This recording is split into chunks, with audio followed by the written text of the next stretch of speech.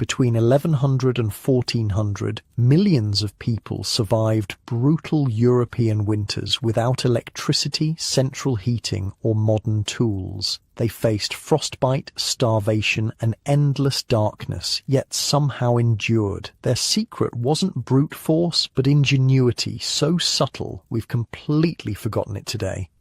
Here's what medieval survival actually looked like, and why it might save your life when modern systems fail. Okay, so if you're here a lot, you know I ask for likes and subscribes, but seriously, where are you guys? Comment your location and time. Sometimes I see someone from California listening at 3 p.m. and I'm like, are you napping? We're heading to medieval Europe in a minute. First, though, get comfortable. Seriously, take a second. Adjust whatever needs adjusting. You're not going to want to move once we start. The cold hits first. Your eyes snap open to darkness and that bone-deep chill that tells you the fire died hours ago. Frost glitters on the inside of your wooden shutters. Your breath hangs visible in the air above you, not like your heated bedroom right now. No thermostat to bump up a few degrees, no electric blanket to switch on.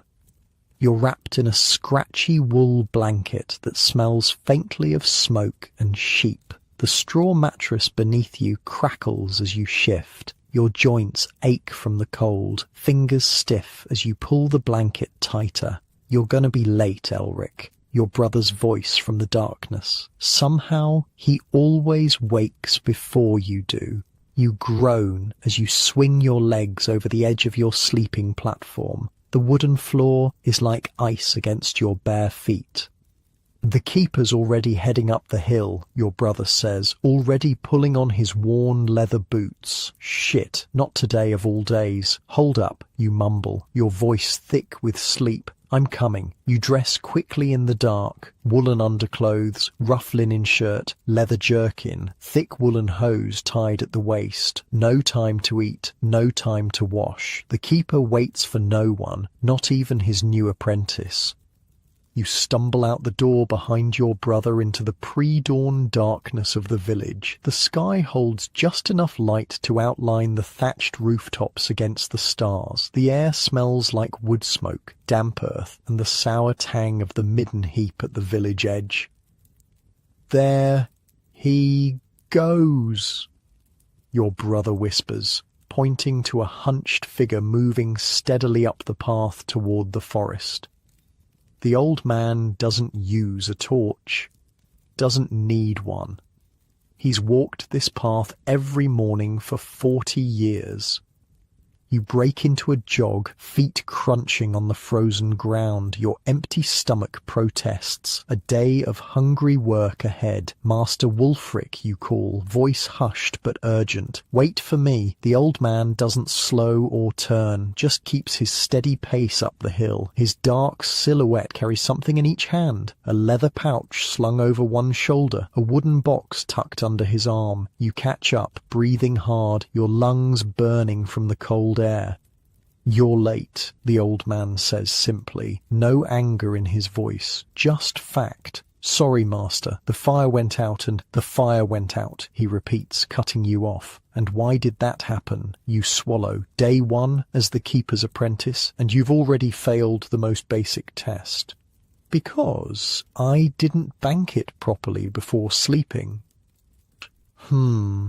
The old man finally stops, turning to look at you. His face is a maze of wrinkles in the dim light, but his eyes are sharp. And what did that cost you this morning? You're about to say something flippant, but stop yourself. The old man isn't asking about convenience. Warmth, time, energy to restart it, wood that we could have saved. He nods, satisfied with your answer. Fire is life, boy. Let it die, and a little of you dies with it. So begins your first lesson from the Keeper of Embers. Wait, you're probably thinking, Keeper of Embers? What kind of job is that? Okay, picture this. In a world without matches, without lighters, without even reliable flint and steel for every household, fire wasn't just important, It was everything. And starting a fire from scratch? That could take hours of work. Hours you didn't have when you were freezing, when food needed cooking, when darkness was falling. So medieval people didn't play around with fire. They developed something far more reliable, a system so effective, so ingenious that modern survivalists haven't even figured it out yet. You follow Master Wulfric as he crests the hill, coming to the small stone hut that serves as the keeper's workshop. It's one of the only stone buildings in the village, aside from the church. That's how important this place is. First task of every morning, he says, pushing open the heavy wooden door. The smell hits you immediately, a complex mix of herbs, smoke, dried clay, and something earthy you can't quite place. We check the bundles. Inside, you can see the faint red glow coming from what looks like dozens of small clay pots arranged on stone shelves, each one about the size of your palm, sealed with wax around wooden plugs. Master Wulfric moves to the nearest shelf and carefully selects one pot. With practiced fingers, he pries out the wooden plug and peers inside. A gentle red glow illuminates his weathered face. Still strong, he murmurs, mostly to himself. He replaces the plug carefully, then marks a small notch in the clay with his thumbnail. You notice now that each pot has a series of notches, some with many, some with few. What are the marks for, you ask? Days, he says simply. This one's been alive for 36 days now. 36 days? You can't hide your disbelief. The fire's been burning in there for over a month? The old man chuckles. Not fire, boy, ember, and this isn't even close to the record. He points to a larger pot in the corner, treated with obvious reverence. That one's been smouldering for nearly 2 months. You stare at the innocuous clay pot. How is that possible? Sit, he says, gesturing to a small wooden stool. I'll show you the secret that keeps our village alive through winter. Master Wulfric moves to his work table, selecting a hollow reed stem about the thickness of your thumb and length of your forearm. The fire bundle, he explains, is the most valuable thing a traveller can carry, more important than gold, more crucial than weapons. He holds up the reed. Elder works best, though reed will do in a pinch. The secret is in the preparation. You watch as he takes a small ember from one of his pots using a metal tool. The ember glows bright orange in the dim room. First, you need perfect embers, not too hot, not too cool. He carefully places the ember inside the hollow reed. Then, you seal both ends. Clay, wax, mud, in an emergency. Leave just enough air holes to keep it alive. He demonstrates, sealing one end with clay, poking a tiny pinhole in it with a needle, then sealing the other end the same way. Too much air, it burns up in hours. Too little, it suffocates and dies. But get it just right. He holds up the finished bundle, and you have fire that travels with you for days, sometimes weeks. That's what's in all these pots, you ask, looking around the room with new understanding. Different types, different materials, different purposes. He points to various shelves. Those are for travellers heading north, those for the shepherds in the hills, those for the charcoal burners. He smiles slightly. Everyone needs fire, but not everyone can keep it alive. That's our job. But why not just use flint and steel, you ask? It seems simpler than this elaborate system. Master Wulfric's expression darkens. Let me tell you about last winter, he says quietly. 3 weeks of rain, everything soaked through. The Oswald family tried for 2 days to strike a spark that would catch. Their youngest, little girl, couldn't have been more than 4, died of cold before they managed it. The room feels suddenly colder as his words sink in. With a fire bundle, he continues, they would have had flame in seconds, no matter the weather, no matter how wet the wood. The ember inside stays protected, stays dry. He places a hand on your shoulder. We don't just keep fire, boy, we keep people alive. Outside, the sun finally breaks over the horizon, casting long shadows through the workshop's small window. The travellers will be coming soon, Master Wulfric says, moving toward a large wooden chest in the corner. They'll need fresh bundles for their journey. He opens the chest, revealing dozens of leather pouches and small wooden containers. Each traveller gets what they need based on their journey. Short trip, small bundle, long journey, multiple bundles to rotate. You move to help him, still marvelling at the system's elegance. No batteries to run out, no fuel to carry, just patient preservation of an existing flame. Some have special designs, the old man explains, showing you a bundle with a clever sliding cover over its air hole. This one lets the carrier control the burn rate. Open it more when you need it hotter, close it to conserve.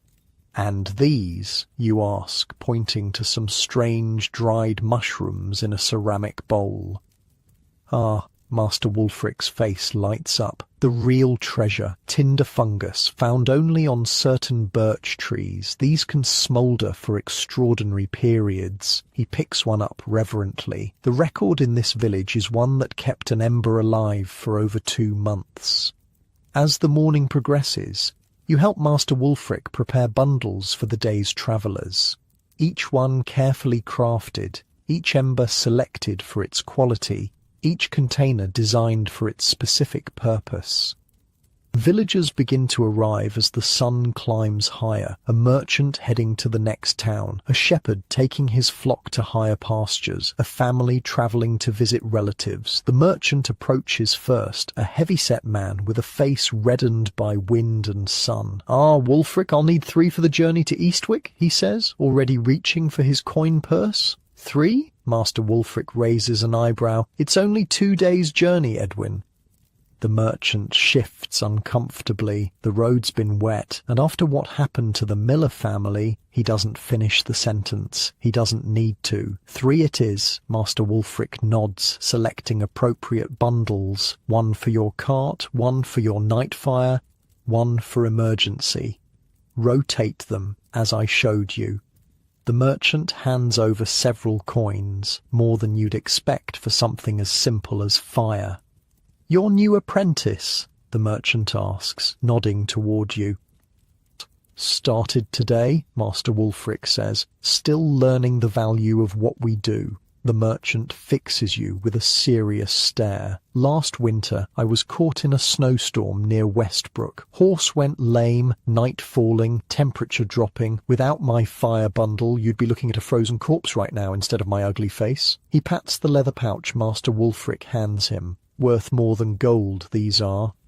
Throughout the morning, more villagers come for their fire bundles. Each has a story. Each treats the humble containers with surprising reverence. In the monastery, Master Wulfric tells you during a quiet moment, they maintain eternal flames. Fire that has burned continuously for generations, never extinguished, passed from one bundle to another in an unbroken chain for hundreds of years.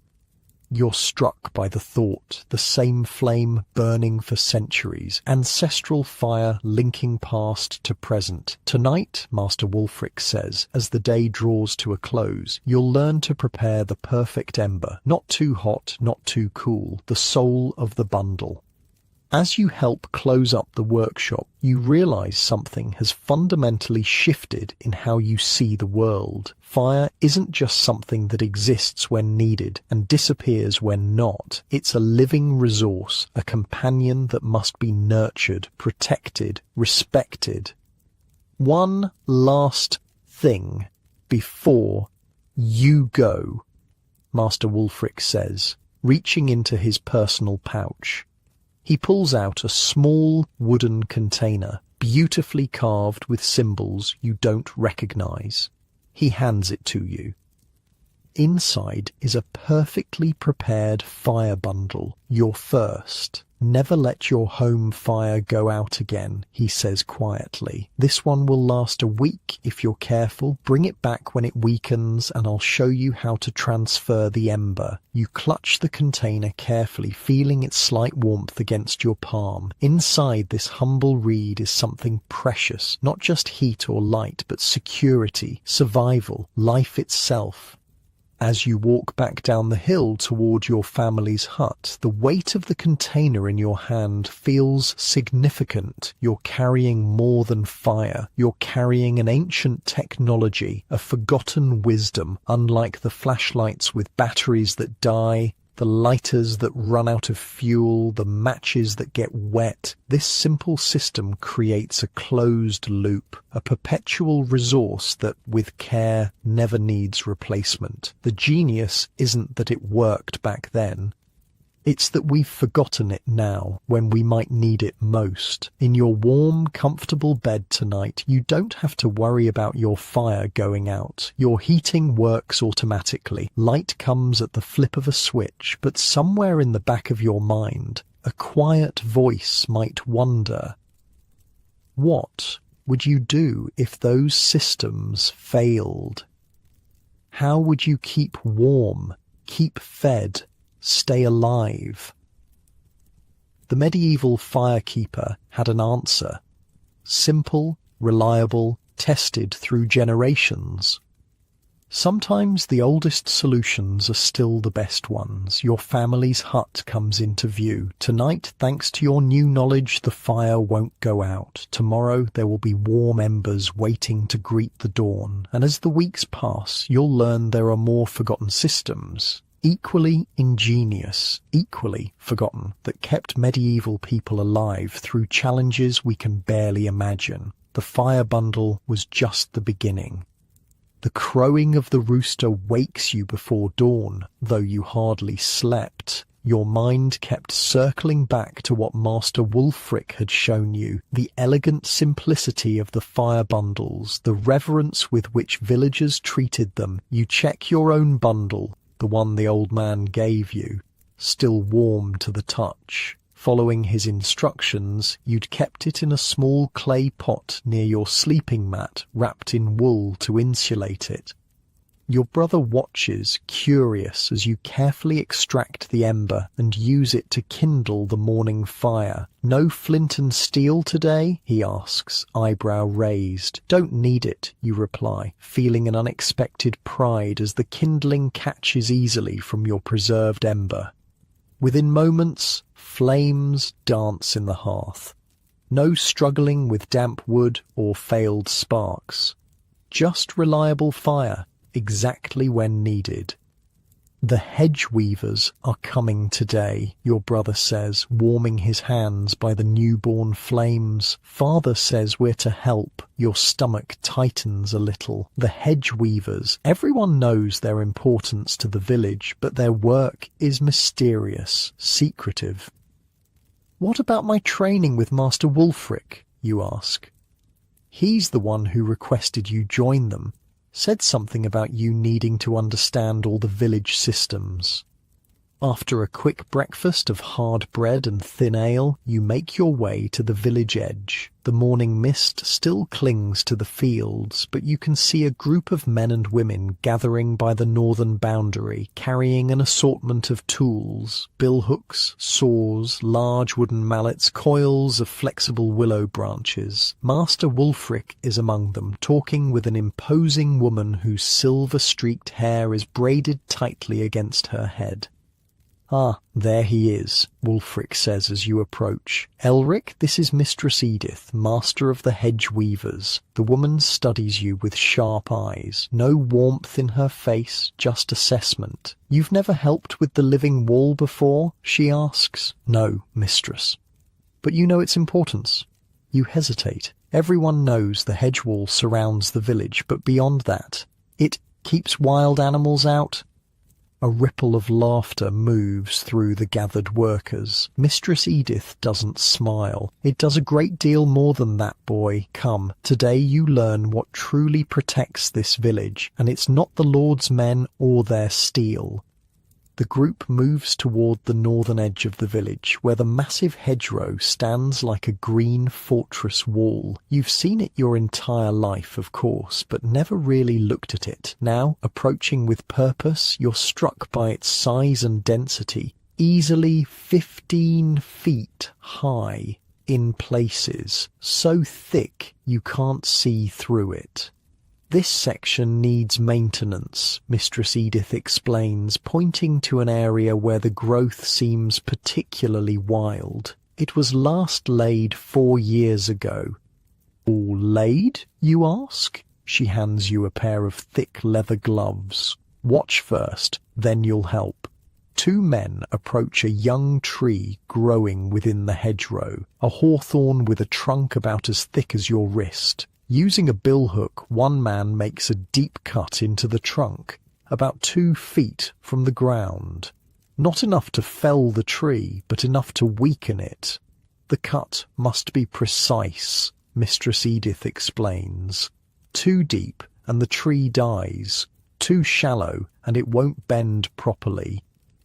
With the cut made, both men grasp the trunk and slowly, carefully bend it horizontal, parallel to the ground. You expect it to snap, but the partial cut allows it to bend without breaking completely. This is hedge laying, she continues. We partially cut the living trees and bend them horizontally. As they heal, they'll grow both upward and outward, creating a living wall that can't be easily cut or burned.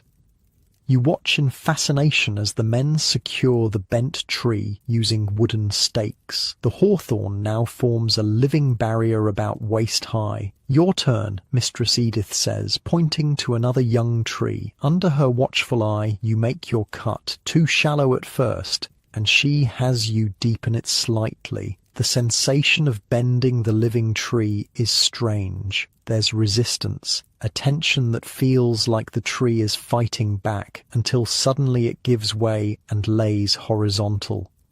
Good, she nods. Now you understand the basic technique, but this is just the beginning of what the living wall does for us. Throughout the morning, you work alongside the hedge weavers. It's harder labour than you expected, and your hands blister despite the gloves. But slowly, you begin to see the genius of the system. Notice what we plant where, Mistress Edith says during a brief rest. She points to different sections of the hedge. Hawthorn and blackthorn provide the structure, with their thorns creating an impenetrable barrier. She's right, the thorns on these trees are vicious, some nearly 2 inches long and sharp as needles. But look closer. What else do you see woven among them? You peer into the dense growth and begin to notice what you'd overlooked before. Apple and pear trees, carefully grafted and woven into the structure. Wild plums, hazelnuts, berries of all kinds. The hedge feeds us, you realise aloud. Mistress Edith nods. A well-maintained hedge provides fruit from spring through autumn. During the famine 3 years ago, these berries kept children from starving. One of the older workers, a man with a heavily lined face, chimes in. My grandfather said in the great hunger of his youth, half the village survived on hedge fruit when the crops failed. And look here, Mistress Edith guides you to another section. Elder, willow, yarrow, comfrey, all with medicinal properties. So it's a living pharmacy too, you say, beginning to understand. Indeed. The same barrier that keeps wolves and raiders out also provides medicine, food, and materials. As the day progresses, you learn how different sections of the hedge serve different purposes. Near the livestock pens, the hedge is particularly dense to prevent predators from reaching the animals. Near the village's main path, there's a carefully disguised opening, a hedge port, they call it, that can be quickly sealed in times of danger. Only villagers know about this entrance, Mistress Edith explains. If raiders come, they'll waste time searching for a way through while we seal this passage. You help as they demonstrate how bundles of blackthorn can be quickly positioned to close the gap, creating a barrier so thorny that no one would dare push through it. The lords in their stone keeps think walls must be dead to be strong, one of the older women says with a snort. Dead stone, dead wood. Our wall grows stronger every year instead of weaker. Some of these hedgerows are older than the villages they protect, another adds. There's a section on the east side that stood for over 200 years, outlived the original village entirely. During the midday meal, bread, cheese and apples harvested directly from the hedge, Mistress Edith explains the yearly cycle of hedge maintenance. We always work in winter, when the sap is down, she says. Cut and weave at the wrong time and you'll kill the living wall. Each section gets maintained every 4 to 6 years, depending on growth. How long does it take to establish a new section, you ask?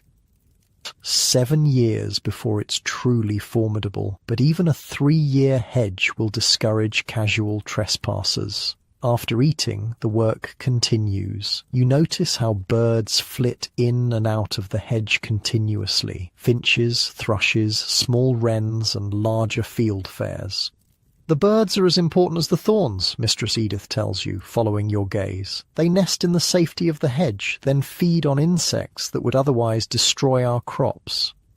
You've never thought about it before, but it makes sense. The fields closest to the hedge always seem to have fewer pest problems. And look there, she points to a narrow trail along the hedge bottom. Fox runs. The hedge provides corridors for wildlife to move between woodlands. But wouldn't we want to keep foxes away from the village? She smiles for the first time. You'd think so, but foxes hunt the rats and mice that would otherwise overrun our grain stores. Everything has its place, its purpose. As the afternoon wears on, you help collect the cuttings from the hedge maintenance. Nothing goes to waste. Straight branches are set aside for tool handles. Flexible willow and bramble are coiled for basket weaving. Even the smallest twigs are gathered for kindling. In spring, Mistress Edith explains, we'll harvest specific plants for dyes, walnuts for brown, elderberries for purple, woad for blue. The more you learn, the more you realize that the simple hedge is actually an intricate multi-purpose system. Defense, food, medicine, tools, pest control, wildlife corridors, all from a living structure that strengthens rather than degrades over time. As the sun begins to set, Mistress Edith leads you to a section of hedge you haven't worked on yet. This is the oldest part of our wall, she says, with reverence in her voice, planted by my great-grandmother's grandmother, nearly 8 generations of protection. The hedge here towers nearly 20 feet high, with a trunk system so dense it resembles a solid wall of wood. The thorny exterior looks truly impenetrable. During the Great Raids 50 years ago, 3 villages in this valley were burned. Ours alone was spared. Raiders tried for 2 days to breach this wall, but couldn't get through. Eventually, they left to find easier targets. You place your hand on the ancient hedge, feeling the rough bark, the solidity of generations of growth. It's like a castle wall, but alive. Better than a castle wall, she corrects. This repairs itself, grows stronger with time, not weaker, and no lord can tax us for its maintenance. That's when you notice something unusual. Symbols carved into some of the older trees within the hedge, intricate patterns that clearly have meaning. What are these marks, you ask? Mistress Edith exchanges glances with the other hedge weavers. After a moment she seems to make a decision. The hedge doesn't just protect our bodies, Elric. It protects our knowledge. She runs her fingers over one of the symbols. Each major plant in the hedge has a purpose. Some have many. These marks remind us of their properties, when to harvest them, how to prepare them. A living library, you murmur. Exactly.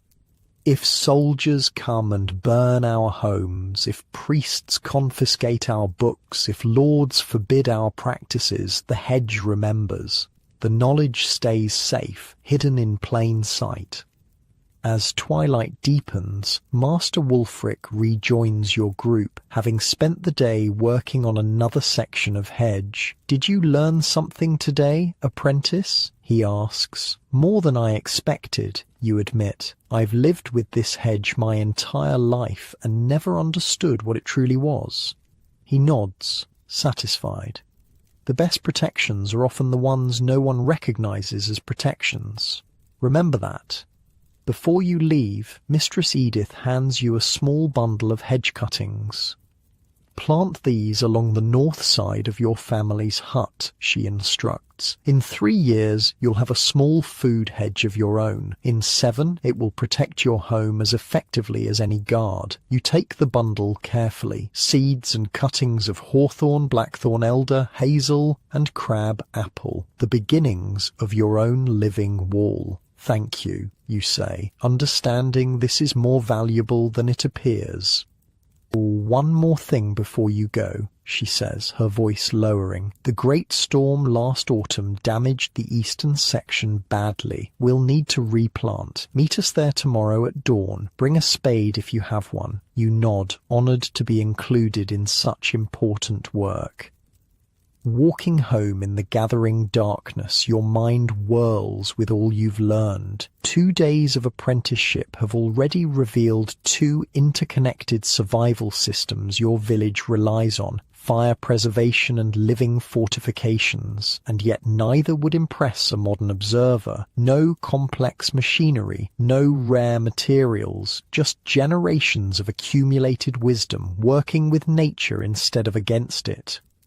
Your brother is waiting when you return home, curious about your day with the hedge weavers. "Did they show you the hawk's nest?" he asks as you warm yourself by the fire, still burning strong thanks to your morning ember. "Hawk's nest? No. Why?" He grins. "There's a pair of hawks that nest in the tallest part of the southern hedge each year. The weavers protect them because they keep the pigeon population in check. The pigeons would destroy our seeds otherwise."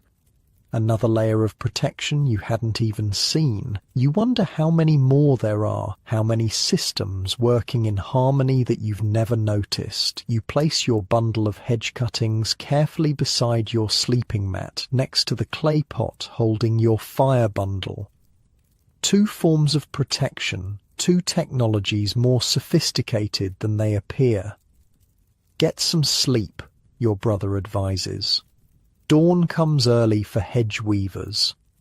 As you drift towards sleep, you can't help but wonder what other forgotten knowledge awaits you tomorrow. The living fence wasn't primitive. It was the ultimate expression of working with nature instead of against it. Modern fences rust, decay, require constant maintenance and eventually fail completely. But somewhere in England there are hedgerows still standing that were first laid by medieval hands. Living walls that have outlasted empires. That's not primitive technology, that's genius.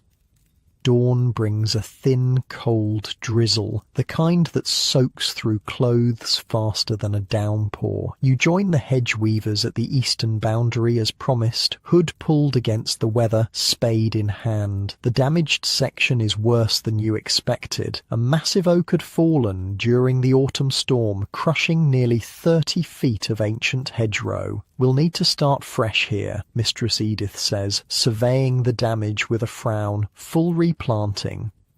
The work is grueling, clearing the fallen tree, digging new trenches for saplings, planting in precise patterns that look chaotic to your untrained eye, but follow Mistress Edith's exacting specifications. "Blackthorn on the outside," she instructs. "Hawthorn behind. Crabapple at 10-foot intervals. Elder at the corners." By midday, your hands are blistered despite the gloves, your back aching from digging in the cold, wet soil. But there's satisfaction in the work, knowing you're rebuilding a protection that might stand for centuries.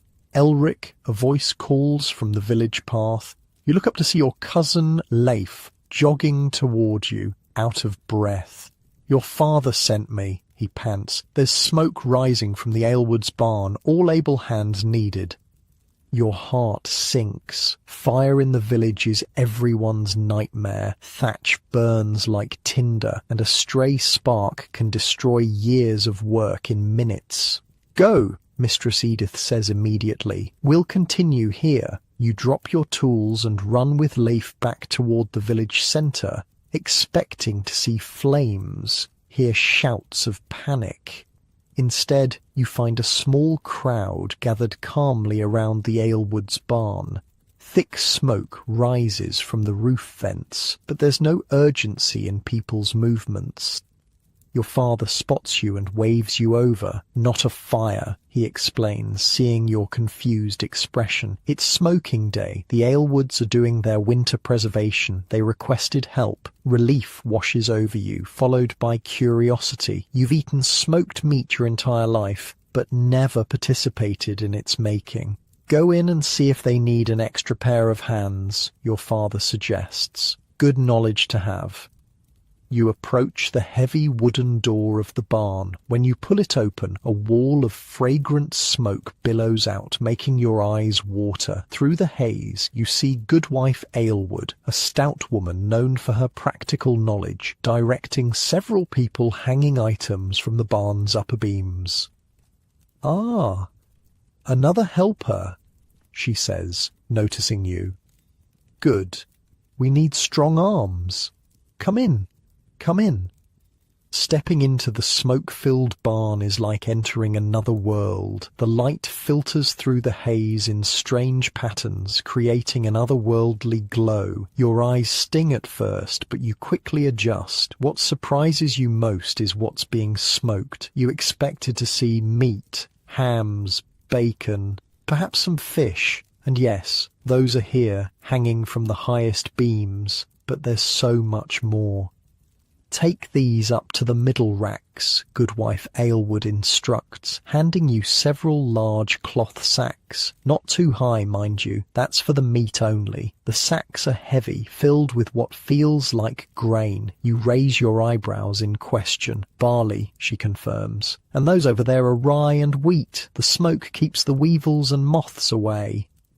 You climb the wooden ladder to the middle level of the barn, where several horizontal poles create a series of racks. Following the instructions of another worker, you hang the sacks so they're fully exposed to the smoke but not directly over the fire pits below. "Why different heights?" you ask the worker, a middle-aged man with a smoke-darkened face.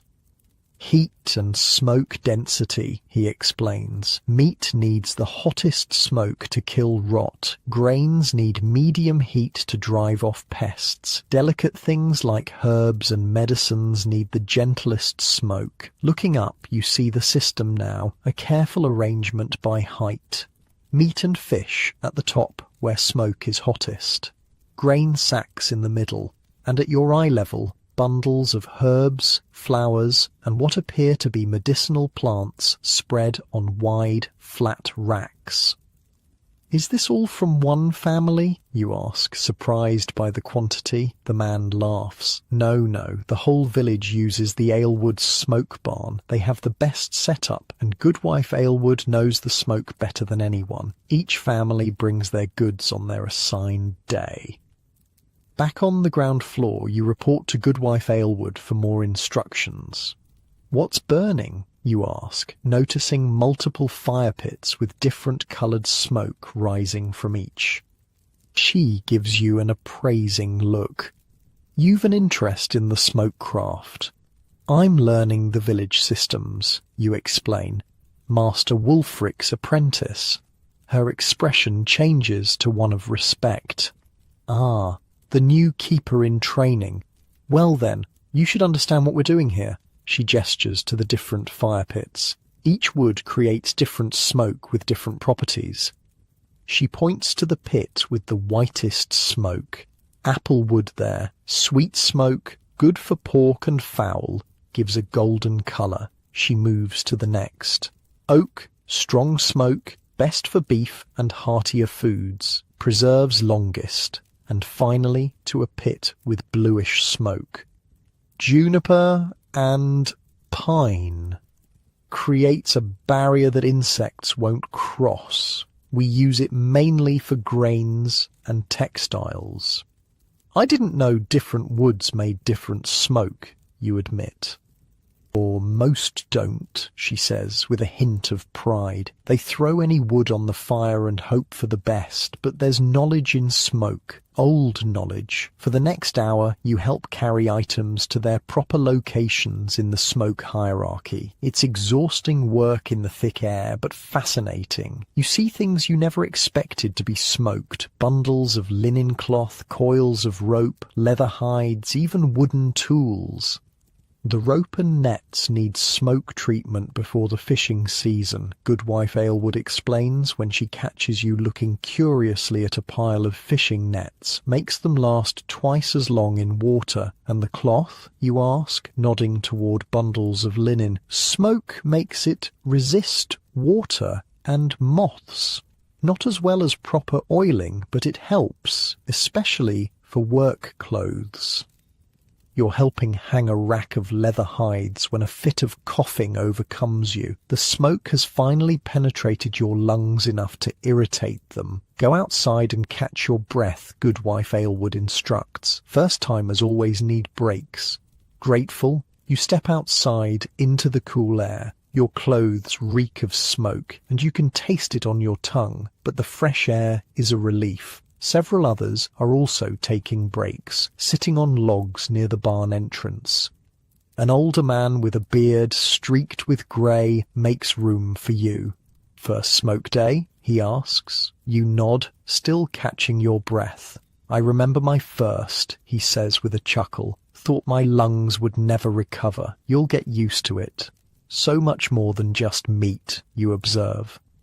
That's what the Southerners don't understand, the man says. They smoke only for flavour. We smoke for survival. He gestures toward the barn. A properly smoked grain sack will stay free of pests for years, not months. Smoked herbs keep their potency through the harshest winters.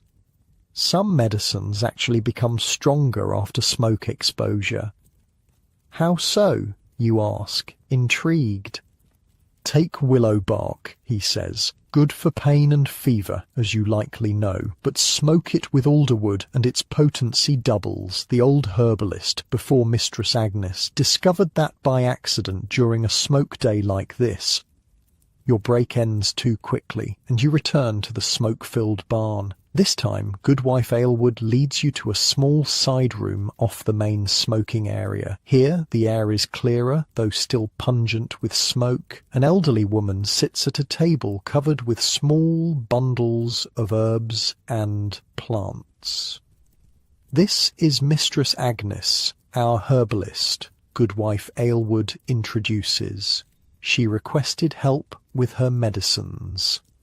The old woman barely glances up from her work, carefully wrapping herbs in linen before tying them with string. You're Wulfric's new boy, she says. Not a question. Yes, mistress. Good. Sit. I'll show you something few understand. You obey, taking a seat across from her at the small table. Her fingers move with surprising dexterity for her age, sorting and bundling various dried plants you can't identify. Different herbs need different smoke, she explains without preamble. Some need the pine smoke to enhance their properties. Others need apple wood to maintain their gentleness. Others still need oak for longevity. She holds up a bundle of dark leaves. This is fever moss, useful for reducing heat in the body, but fresh, it's too strong, can cause visions, confusion.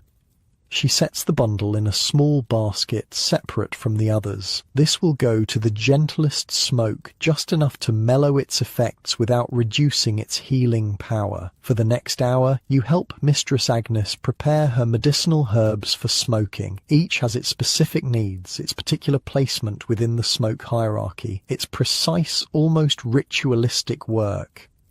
The monks claim all healing comes from prayer, she says after a long silence, but they still send for my smoked herbs when sickness comes to their doors. There's a hint of satisfaction in her voice. Have you always been the village herbalist? You ask. 30 years now.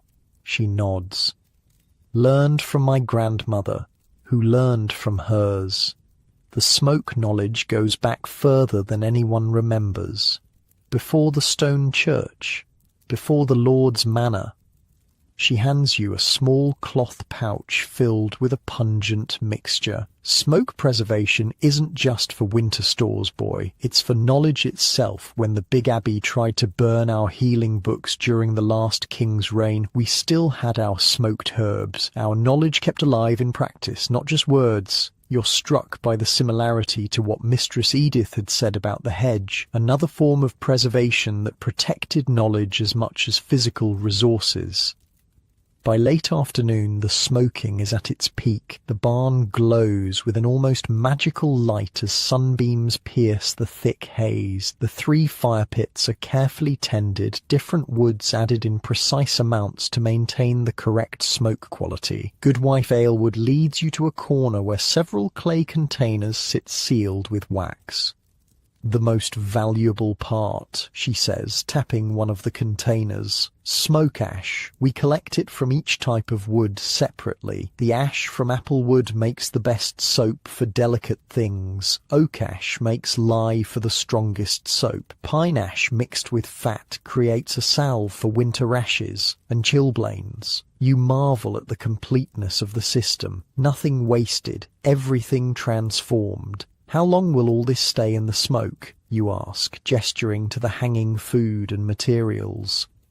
Depends on what it is, she explains. Herbs might need only a day or 2, grains a week. Meats can hang for nearly a month, depending on size and how long we need them to last. She points to an especially large ham hanging from the highest beam. That one's for midwinter feast. It'll smoke for 3 weeks, then keep until winter's heart without spoiling. Your father finds you as the day's light begins to fade. Your eyes are red, your throat raw from the smoke, but your mind is alive with new understanding. Learned something? He asks as you walk home together. More than I expected, you admit. I thought smoking was just for flavour. He laughs. That's what the rich lords think too. They smoke meat to make it taste better. We smoke to survive winter. At home, your mother has a bath waiting, a rare luxury but necessary to remove the smoke smell saturating your clothes and hair. As you scrub, you reflect on the day's lessons. Modern people with refrigerators and chemicals might look at a smokehouse as primitive, but the smoke preservation system you witnessed was anything but simple. It was chemistry and timing, knowledge refined through generations of trial and error. It was alchemy, turning the perishable into the permanent, using nothing but carefully controlled smoke. After bathing, you join your family for the evening meal. Your mother has prepared a stew featuring smoked venison from last season, still perfectly preserved despite being nearly 5 months old. The Aylwards finished their big smoking today, you tell her between bites. Goodwife Aylward showed me the different woods they use. Did she show you the smoke barrels for the beekeepers? Your mother asks. You shake your head, realizing there was yet another aspect you hadn't even seen. They create special smoke from certain herbs, she explains. The beekeepers use it to calm the bees during honey collection. But it has to be exactly the right mixture, or it harms the hive. Another layer of knowledge, another refined technique hidden within what appeared simple from the outside. That night, as you lay in bed, you notice something. Your smoky clothes hanging by the door to air out have attracted no moths. The smell that clings to them despite your bath is keeping insects at bay, exactly as Goodwife Aylward had explained. Protection and preservation, the common themes emerging from everything you're learning. Your fire bundle sits nearby, still safely preserving its ember. Tomorrow you'll need to return it to Master Wulfric to refresh it, just as he instructed. You wonder what new knowledge the old man will share next. 3 days into your apprenticeship, and already the world looks different. Systems and knowledge hidden in plain sight. Survival techniques refined over centuries. Not primitive technology, just different technology. Perfect for its time, and perhaps, you think as you drift towards sleep, still perfect for times when modern methods fail. Morning comes with frozen dew and clear skies, a rare cloudless day that promises little warmth despite the sunshine. You return your fire bundle to Master Wulfric, as instructed, finding him already at work in his stone hut atop the hill. "How was your time with the hedge weavers and the smoking barn?" he asks, carefully examining your bundle. "Eye-opening," you admit. "I never realized how complex those systems were." He nods, satisfied with both your answer and the condition of your fire bundle. Most don't. The best survival methods don't announce themselves as such. He sets your bundle aside and selects a fresh reed. "I'll prepare you a new one. Today, you're to help Mistress Hildegard with her clay work." "The potter?" you ask, surprised. You know of her, of course. Every village needs someone skilled with clay, but you hadn't expected her work to be part of your apprenticeship. "She's more than just a potter," Master Wulfric corrects, already preparing a fresh ember for your bundle. "She creates what some might call batteries." "Batteries?" The word is unfamiliar. "Vessels that store things," he explains. "Not just water or grain, but cold, heat, even preservation itself. Go to her workshop by the creek. Tell her I sent you to learn about the cooling emporas."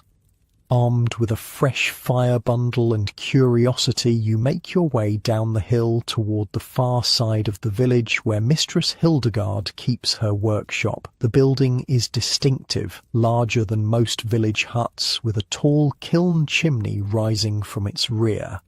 Clay pots, jars, and vessels of all sizes surround it in various stages of completion. You find the mistress herself working a large mass of grey clay with strong, weathered hands. She's older than you expected, with grey streaked hair tied back in a practical knot, but her movements show no sign of age's weakness. "Master Wulfric sent me," you explain after introducing yourself, "to learn about cooling emporas." She studies you for a moment, then nods decisively. About time he sent someone. Knowledge doesn't preserve itself. She gestures to a wooden stool. "Sit, watch first, then help." For the next hour, you observe as she works the clay with practiced precision. Unlike regular pots with single walls, she crafts vessels with double walls, an inner and outer chamber separated by a small gap. "The cooling empora," she explains while working, "is older than the village, older than the church. My grandmother's grandmother made them the same way." Her hands never stop moving as she speaks, expertly forming the complex vessel. "The principle is simple," she continues, "but the execution must be precise." She points to the gap between the vessel walls. "This space will be filled with wet sand. As water evaporates through the porous outer clay, it pulls heat from the inner chamber. Creating cooling without ice, you realize aloud. Exactly. She looks pleased at your quick understanding. In high summer, when the well water turns tepid by midday, these keep drinking water cool and sweet. Milk stays fresh an extra day. Meat doesn't spoil as quickly. She finishes shaping the vessel and sets it carefully on a shelf to dry slightly before firing. Then she selects another partially completed vessel, this one with a different design. This, she says, is for the opposite purpose, a heat battery. The vessel is smaller and denser, with thicker walls and a narrow opening at the top. The clay here is special, she explains, tapping the half-formed vessel, mixed with crushed stone and iron filings from the blacksmith's forge. It absorbs heat during firing, then releases it slowly over many hours. Like a stone that stays warm after sitting near the fire, you suggest. Similar, but much more effective. These can be heated in the morning fire, wrapped in wool, and carried to keep hands warm all day. Shepherds take them on winter watches. Travellers tuck them into bedrolls on cold nights. You think about the practical genius of such a simple object. No need for constant fire, no danger of sparks or flame, just steady, reliable warmth when and where it's needed most. But the most sophisticated, Mistress Hildegard continues, are the preservation chambers. She points to a row of sealed clay vessels on a high shelf. Each is marked with symbols you don't recognize. These create microclimates for storing seeds, certain medicines, even the starter for bread. She selects one and hands it to you. It's heavier than it looks, sealed with wax around its lid. This one preserves parsnip seeds, she explains. Normally they lose their vigor after a year, but properly sealed in a chamber like this, with the right mixture of ash and dried herbs inside, they'll remain viable for 5 years or more. You turn the vessel in your hands, noting the careful craftsmanship. How is this different from just a sealed jar?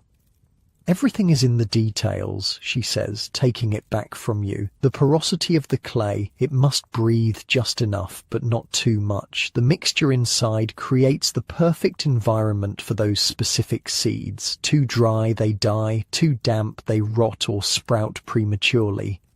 She replaces the vessel on its shelf and gestures for you to follow her outside. Behind her workshop stands a structure you hadn't noticed before, a small, partially underground room built into the hillside. The thick door bears the same symbols you saw on the preservation vessels. The seed bank, she explains, unlocking the heavy door with a key she wears around her neck. Every village should have one, though few do anymore. Inside, the temperature drops noticeably. The walls are lined with shelves holding hundreds of clay vessels, each carefully labelled. The air smells of earth and herbs and something undefinable, the scent of dormant life, perhaps. Seeds from every crop we grow, Mistress Hildegard says, with quiet pride, some dating back 20 years or more. If disease takes our wheat, if floods wash away our planting, if war comes and fields burn, we have what we need to start again. You stare in amazement at the clay library of life surrounding you, and they all stay viable in these vessels? If properly prepared, yes. Each type of seed needs its specific clay mixture, its specific internal environment. She points to different shelves. Those are grains, those root vegetables, those herbs and flowers, each with their own vessel design refined over generations. The technological sophistication hidden in these humble clay pots strikes you deeply. This isn't primitive storage, it's precision environmental control using nothing but natural materials. Back in the workshop, Mistress Hildegard puts you to work, first helping to prepare clay, mixing it with different materials for different purposes, then assisting as she throws pots on her wheel. It's harder than it looks. Your first attempts at forming vessels are laughable compared to her precise creations. Don't worry, she chuckles, seeing your frustration. It takes years to master. Today is just for understanding. Midday brings a short break. You share a simple meal of bread and cheese, eating outside in the winter sunshine. Despite the clear sky, the air remains bitterly cold. Perfect weather for demonstrating the cooling Empora's cousin, Mistress Hildegard says, disappearing briefly into her workshop. She returns with what looks like an ordinary clay pitcher, but with subtle differences you now recognize: double walls, slightly porous outer surface. The warming pitcher, she explains, pouring water from a kettle into the vessel, keeps drinks hot for hours without a fire nearby. She seals it with a cork stopper and hands it to you. Hold it. The pitcher is warm to the touch, but not hot, despite the steaming water inside. The outer layer stays comfortable to hold, she explains, but the inner chamber maintains heat far longer than a normal vessel. By tonight, that water will still be warm enough for washing. How many different vessels do you make? You ask, marvelling at the ingenuity. Dozens of designs, each with a specific purpose. She gestures around the yard at the various pots and jars in different stages of completion: cold storage, heat retention, seed preservation, fermentation control, even moisture regulation for certain crafts. After the meal, she shows you how to prepare the special sand mixture for cooling emporas. It's not just any sand, but a specific blend from the riverbed, washed and sorted to the right consistency, then mixed with certain minerals. Too fine, it blocks the pores and no evaporation occurs, she explains as you sift the sand through a cloth. Too coarse, the water passes through too quickly and the cooling effect is weak. You help her fill the gap in a completed cooling empora with the prepared sand, then add water until it's properly saturated. Now we test it, she says. Inside her workshop, she fills 2 identical cups, one with water from her regular pitcher, one with water from a cooling empora that's been working all morning. She hands both to you. Taste the difference. The first cup is room temperature, slightly stale tasting. The second is remarkably cool and fresh, almost as if just drawn from the deepest part of the well. That's incredible, you say honestly. And this works even in summer, especially in summer. The hotter the day, the stronger the evaporation, the better the cooling effect. She takes the cups back. The beauty is in its self-regulation. No need to adjust it or monitor it. The system responds naturally to the environment. Throughout the afternoon, you learn about more specialized clay vessels, fermentation crocks designed to maintain perfect conditions for transforming cabbage into sauerkraut, wine vessels that keep temperature stable during the crucial early stages, special containers for storing herbs that would otherwise lose their potency. The most complex are these, Mistress Hildegard says, showing you a set of interlocking vessels, the nested preservation system used for our most valuable medicines. The design is ingenious, a small central container for the medicine itself, surrounded by a chamber filled with specific herbs and minerals, all encased in a water-resistant outer vessel. Each layer creates the precise conditions needed, she explains. The monastery pays handsomely for these to store their most precious remedies. As the light begins to fade, Mistress Hildegard shows you to a corner of her workshop where a large clay disc, nearly the size of a millstone, sits near the kiln. The night warmer, she says, instructing you to help her move it closer to the kiln's outer wall. We'll heat it now, while the kiln still burns hot from today's firing.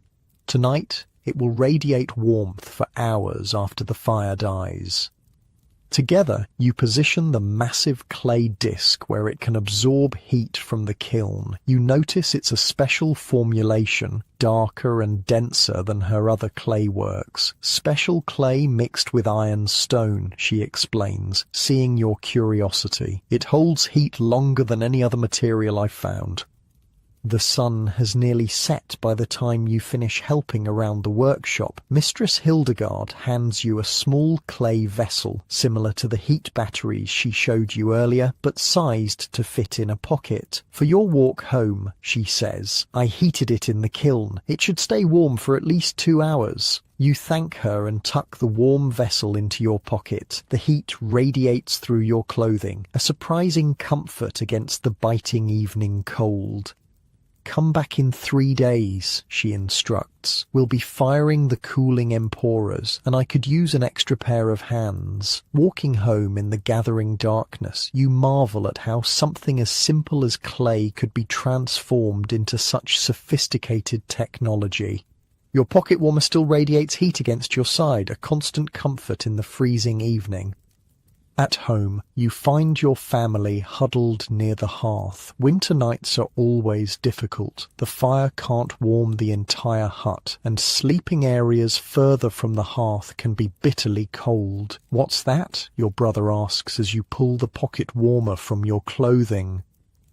"Heat battery," you explain, handing it to him. His eyes widen at the warmth radiating from the small clay vessel. "From the potter?" he asks. "Mistress Hildegard," you correct, "and she's far more than just a potter." Your father examines the heat battery with interest. "I've seen travellers with these, but never knew how they were made. They're just one type," you explain, finding yourself eager to share what you've learned. "She makes cooling vessels too, double-walled with wet sand between, and preservation chambers for seeds and medicines."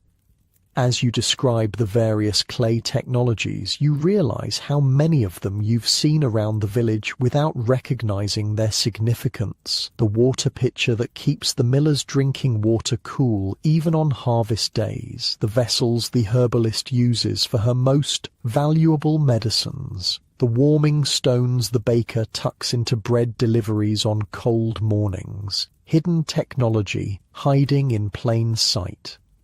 That night, you place your pocket warmer at the foot of your sleeping mat before getting under the blankets. The gentle heat warms your perpetually cold feet, a small luxury you've never experienced before. Such a simple thing, yet so effective. As you drift towards sleep, your mind returns to Mistress Hildegard's seed bank, those humble clay vessels preserving life through winter, through drought, through disaster, ensuring survival not just for one season but for generations to come.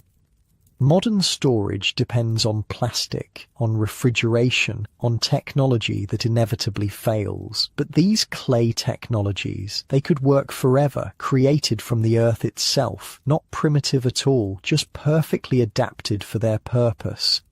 Morning arrives with the soft patter of rain against the thatch. The gentle sound would normally lull you back to sleep, but today there's urgency in the household. Your father's boots have sprung a leak, a disaster in winter when dry feet can mean the difference between health and sickness.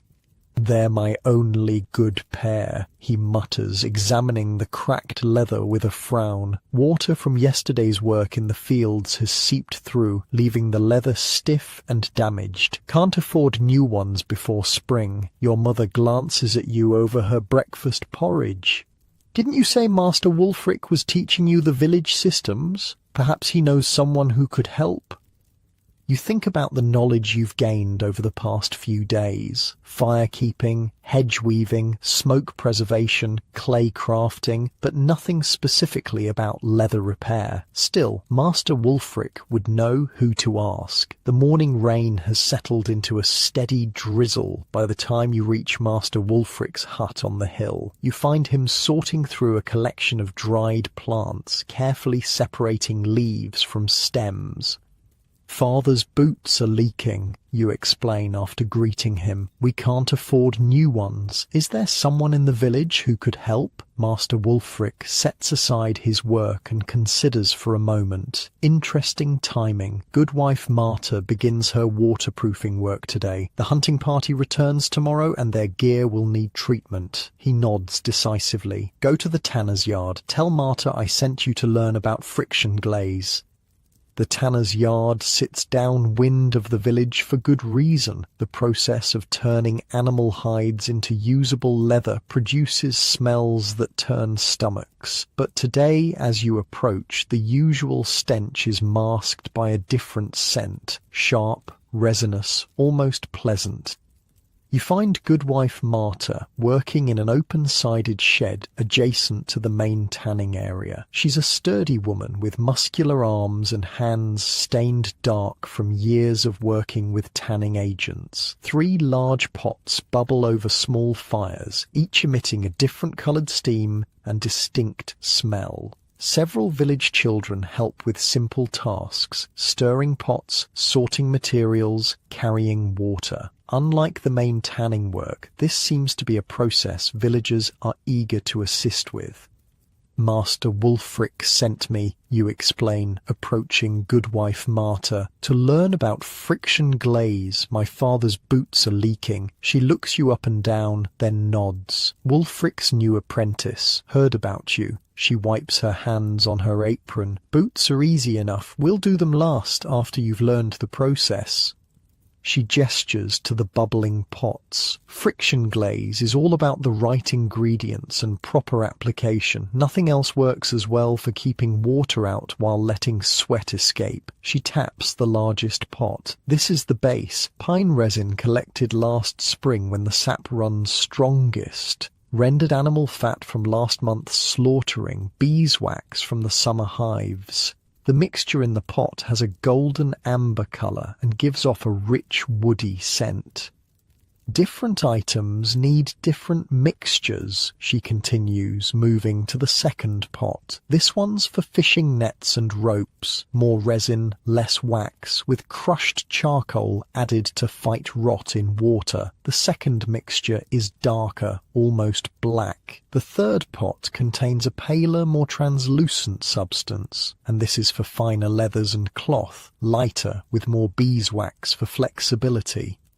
A village man approaches with a heavy woolen cloak draped over his arm. For the hunting trip tomorrow, he explains, handing it to Goodwife Marta. Needs fresh treatment. Perfect timing, she tells you. You can learn on Oswald's cloak. She turns to the man. Come back before sundown. It should be ready by then. After he leaves, Goodwife Marta spreads the cloak on a large wooden table. Though clean, the wool shows signs of wear, with thin spots at the shoulders and elbows. First, we check for repairs needed, she explains, carefully examining the garment. Finding a small tear near the hem, she quickly stitches it with waxed thread. Always repair before waterproofing, otherwise the water finds the weakness. With the cloak prepared, she moves to the first pot and uses a wooden paddle to scoop some of the amber mixture into a shallow bowl. It has cooled enough to form a thick paste. "For now," she says, scooping a generous dollop onto her palm. The secret isn't just the mixture, it's the application. She hands you a smaller amount. Rub it between your palms until you feel the heat build. You follow her instructions, working the waxy substance between your hands. Initially stiff and resistant, it gradually softens as the friction warms it. "Feel that?" she asks. The heat is essential. It opens the fibres, allows the mixture to penetrate rather than just coat the surface. Once the paste has warmed sufficiently, she begins applying it to the cloak with vigorous circular motions. The pressure of her hands is substantial. This isn't gentle treatment, but forceful working of the material. Many people make the mistake of just smearing it on top, she explains, her strong arms never ceasing their motion. That creates a coating that cracks and peels, useless after a few rains. The mixture must become part of the material itself. She guides you to help, showing you how to apply proper pressure, how to work systematically across the fabric. It's hard labour. Within minutes your arms ache and sweat beads on your forehead despite the cool day. This is why it's called friction glaze, she says, noting your exertion. The friction does as much work as the mixture itself. For nearly an hour, you both work the water-resistant paste into every inch of the woolen cloak. Your hands develop a peculiar sensitivity. You can feel where the mixture has properly penetrated and where it hasn't. Good, Goodwife Marta nods, seeing you adjust your pressure over a particularly dense section of weave. You're learning to feel the difference. When the cloak is fully treated, she hangs it near one of the fires. Now it needs to set, not too close to the flame, just enough warmth to help it cure properly. How long will the waterproofing last, you ask, flexing your tired fingers. If done properly, a full season of hard use, more with occasional reapplication to worn spots. She examines your hands. You've got good strength for the work, important for proper penetration. Throughout the day, villagers bring various items needing waterproofing: leather bags, work gloves, wool socks, even wooden tool handles that would otherwise swell and crack from moisture. Each receives specific treatment, different mixtures, different application techniques. A fishing net is dipped in the dark mixture, then worked between strong hands until every fibre is impregnated. Leatherwork gloves receive the lighter paste, applied with special attention to the seams where water might penetrate. The hunters and shepherds rely on this protection, Goodwife Marta explains as you help treat a shepherd's heavy cloak. They spend weeks exposed to rain and snow. Without proper waterproofing, they'd suffer terribly. Wet clothes in winter can kill faster than lack of food. You think about how different this is from modern rain gear. No plastic, no synthetic coatings, yet clearly effective based on the villagers' confidence in the treatment. What makes it better than just oiling leather, you ask as you work on a pair of gloves. Oil wears off quickly, becomes rancid, attracts insects and mold. She shakes her head dismissively. And it doesn't work at all for wool or linen. The friction glaze forms a bond with the material, becomes part of it rather than just sitting on top. She points to a cloak hanging to cure. And unlike oil, it lets the body's moisture escape. You won't get soaked from your own sweat trapped inside. By midday, your arms feel like lead from the constant friction work, but you've developed a rhythm to the process. Each new item presents its own challenges. Dense wool requires more pressure, thin linen needs gentler but more persistent treatment, leather needs special attention at stress points. A young woman arrives with a small wooden cradle. "For my sister's new baby," she explains. "The roof leaks near where she sleeps." Goodwife Marta selects yet another mixture, this one with a different scent, sweeter and lighter. For the baby things, she explains to you. No pine resin, which can irritate delicate skin. We use birch instead, with extra beeswax. The application process is the same. Persistent friction until the mixture penetrates the wood. This will protect the cradle from drips without bringing harsh smells to the baby's bed, Goodwife Marta explains. As the afternoon progresses, you notice how Goodwife Marta adjusts her mixtures for different purposes. Some items receive additional ingredients: crushed charcoal for items exposed to strong sunlight, certain herbs mixed in to repel insects, fine mineral powder for flexibility in extreme cold.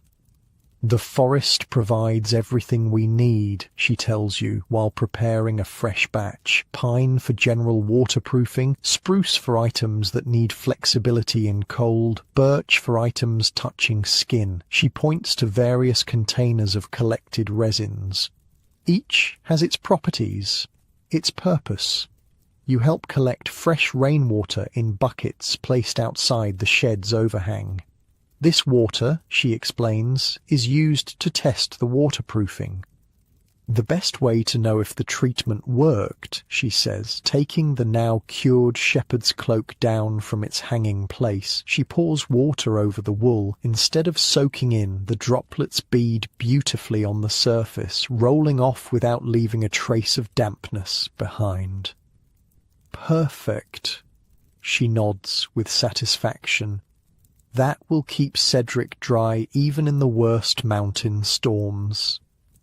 Late in the day, a grizzled old hunter arrives with an assortment of leather goods, a quiver, knife sheaths, and a weather-beaten hunting bag. The eastern forests are flooded this season, he explains. We'll be wading through swamp for days. Need the best you've got, Marta. She selects ingredients with particular care for his equipment, creating a mixture you haven't seen used yet, darker, with a greenish tint. Special blend, she tells you quietly as the hunter steps outside for a moment, with added moss extract for disguising human scent, makes him harder for animals to detect downwind. The hunter's gear receives the most thorough treatment of the day. Every stitch, every seam, every potential entry point for water gets special attention. You help with the simpler pieces, now confident enough in the technique to work somewhat independently.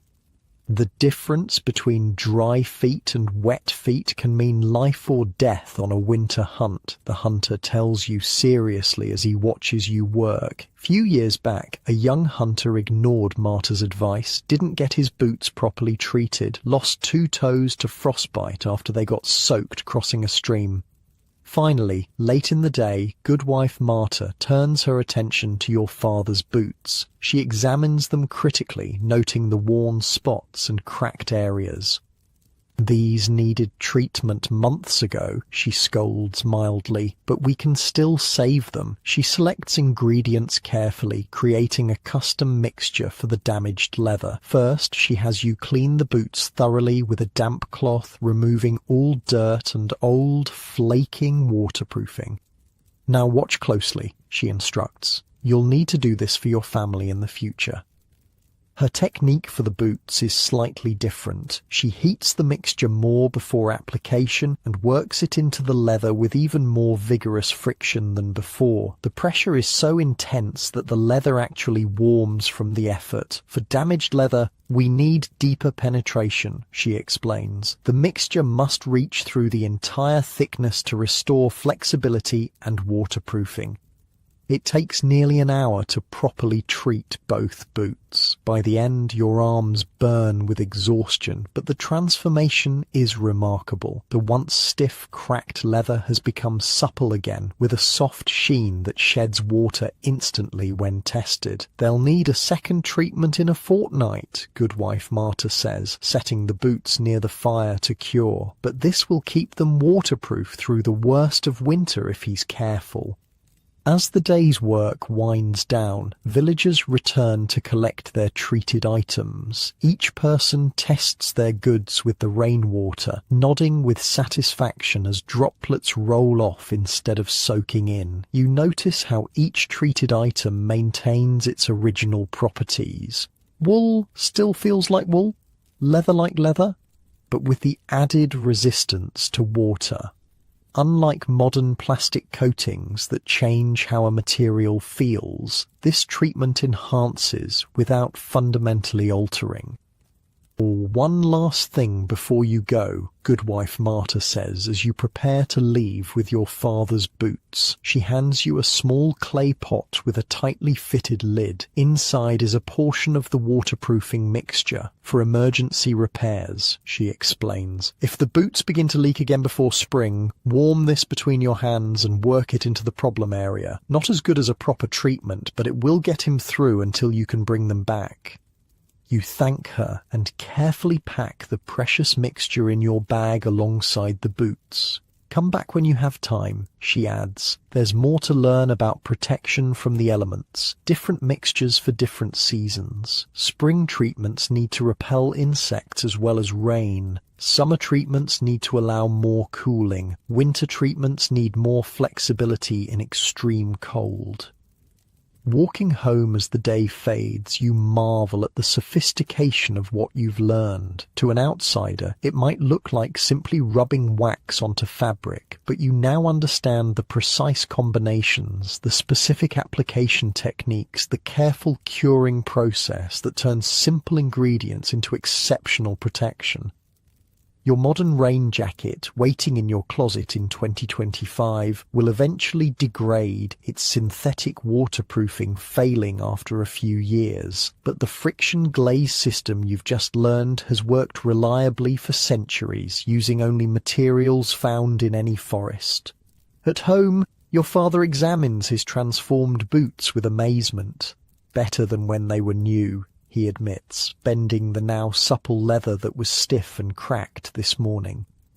That night, rain pounds harder against the thatch, but your thoughts aren't on leaks or dampness. Instead, you find yourself categorizing the village technologies you've learned so far, each one perfectly adapted to its purpose, each one sustainable in a way modern solutions often aren't. The consistent theme emerges again. These weren't primitive stopgaps waiting for better technology. They were sophisticated systems refined over generations to work perfectly with available materials.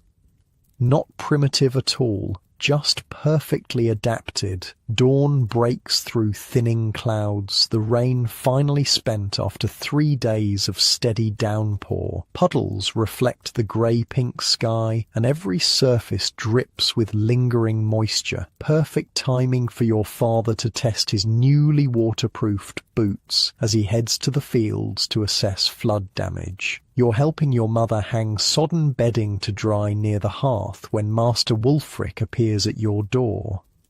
"Good morning," he greets with unusual formality. "I've come to ask a favour." Your mother raises her eyebrows. The old keeper rarely makes personal requests. "My sister's son is ill in Oakwick," he explains. "I've prepared medicines, but I can't make the journey myself. My knees won't handle the forest paths after all this rain." He turns to you. "Would you be willing to deliver them? It's a day's journey there and back if you move quickly." Your mother looks concerned. Oakwick? With the streams likely flooding, and him going alone? "Not alone," Master Wulfric assures her. "He'll travel with Aldwin the forester. No one knows the woods better, especially after storms. You've heard of Aldwin. Everyone has. A solitary figure who spends more time in the forest than the village. Some call him strange, but all respect his unmatched knowledge of the wilderness. It would be good experience," Master Wulfric adds, "for his training." Your mother reluctantly agrees, and within the hour you're prepared for the journey. Sturdy boots treated with Goodwife Marta's waterproofing, a small pack with bread and cheese, and Master Wulfric's precious bundle of medicines wrapped in oiled cloth. You meet Aldwin at the village edge. He's older than you expected, grey-bearded and weathered, with eyes so pale they're almost colourless. He carries a simple staff and wears a cloak that's patched so extensively it's impossible to tell its original colour. "The boys ready?" he asks Master Wulfric, hardly glancing at you. "He is, and willing to learn, if you're willing to teach." Aldwin grunts non-committally. "We'll see. Rain's stopped, but the forest will be treacherous. Streams high, paths washed out, mud slides on the ridge. Which is why I asked for you," Master Wulfric says, with surprising deference. "No one else would find the way today." Something unspoken passes between the two men. Aldwin nods once, then turns to you. "Keep up. Don't speak unless necessary. Listen when I tell you to listen."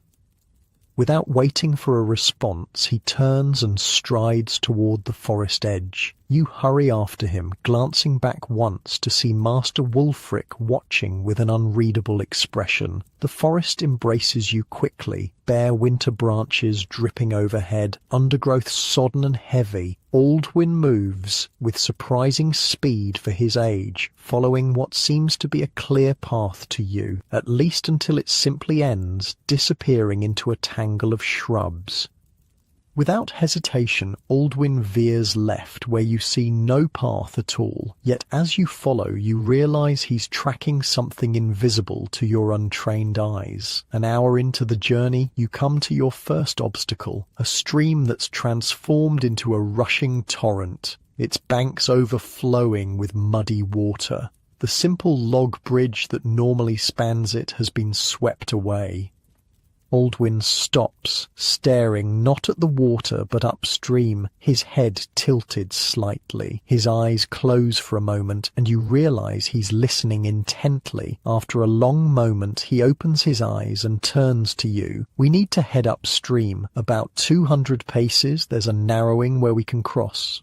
"How do you know?" you ask, seeing nothing but unbroken forest in that direction. Instead of answering, he taps his ear. "Listen, not to the water here, but to how it sounds further up." You try to focus past the immediate rush of the flooded stream. At first, you hear nothing different, but then a subtle change in the water's voice, a higher pitch suggesting faster flow over a narrower channel. "I hear it," you say, surprised. The sound changes. Aldwin nods. The first hint of approval you've seen. Water talks if you know how to listen. Every stream has its own voice. Every change in its course creates a different song. You follow him upstream, and sure enough, the flooded stream narrows between two rocky outcroppings, creating a spot where fallen trees have created a natural, if precarious, bridge. The forest changed in the storm, Aldwin explains as you carefully cross. Landmarks moved, paths washed away, but the sounds, those just transform. Learn to read them, and you're never truly lost. The journey continues, and you notice how often Aldwin stops to listen, head tilted, eyes sometimes closed, absorbing information you can only guess at. He never consults the position of the sun or looks for moss on trees, those navigation techniques you've heard about. Instead, he seems to navigate entirely by sound. When you stop for a brief rest and a bite of bread, your curiosity finally overcomes his instruction for silence. How do you know which way to go just by listening? Aldwin considers you for a moment, perhaps deciding if the question merits an answer. Finally, he speaks. The forest isn't silent. It's constantly telling you where you are, if you train your ears to understand. He gestures around. Every area has its sound signature. The birds of this oak grove differ from those half a mile east where the pines begin. Wind through oak leaves creates different tones than through pine needles. You listen, trying to discern what he means. Beyond the dripping water, you hear bird calls, the rustle of leaves, distant creaks of branches. "Close your eyes," he instructs. "Tell me what direction the nearest stream lies." You close your eyes, focusing on sound alone. The trickling of water seems to come from multiple directions after the rain. I'm not sure," you admit. Listen deeper, not to the rainwater dripping from leaves. That's everywhere. Listen for the constant flow, the sustained voice of moving water. You try again, filtering out the immediate drips and drops. After a long moment of concentration, you detect it, a steady whisper beneath the other sounds coming from your right. "That way," you say, pointing. Aldwin nods. "Good. About 300 paces in that direction. Small stream, flows year-round. Now, what else do you hear?" You concentrate harder. Birds. 4 different calls. And what does that tell you? You hesitate, unsure.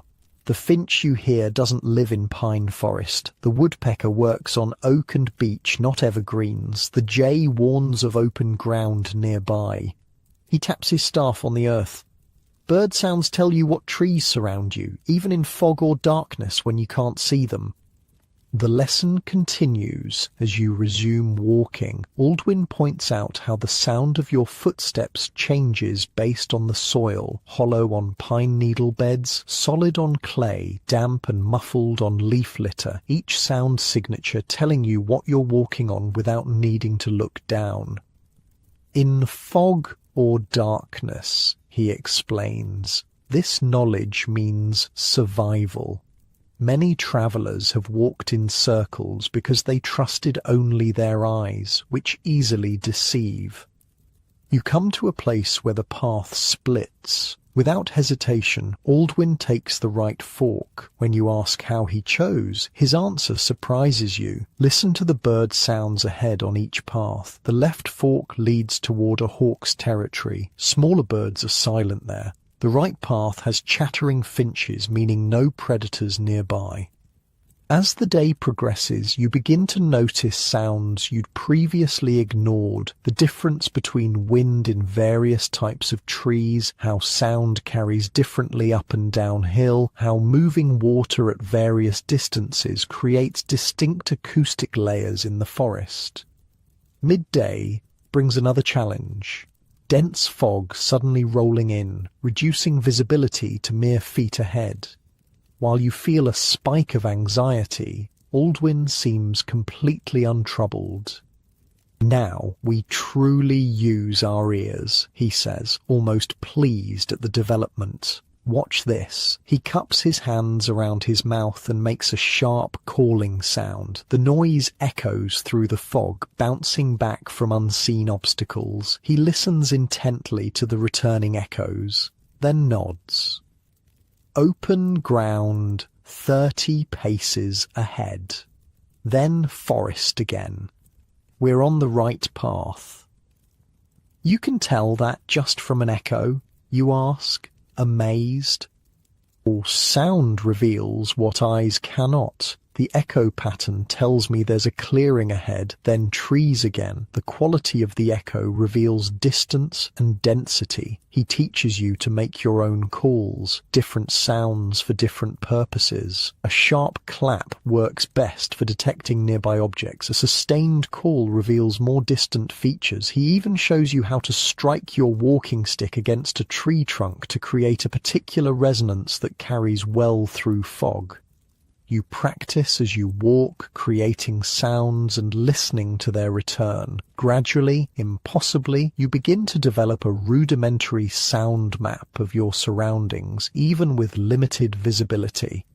Merchants and pilgrims who travelled regularly developed this skill out of necessity, Aldwin explains. They created mental sound maps of their routes, how different regions should sound in different seasons. The birds of summer create different soundscapes than those of winter. The wind voice changes with the density of leaves on trees.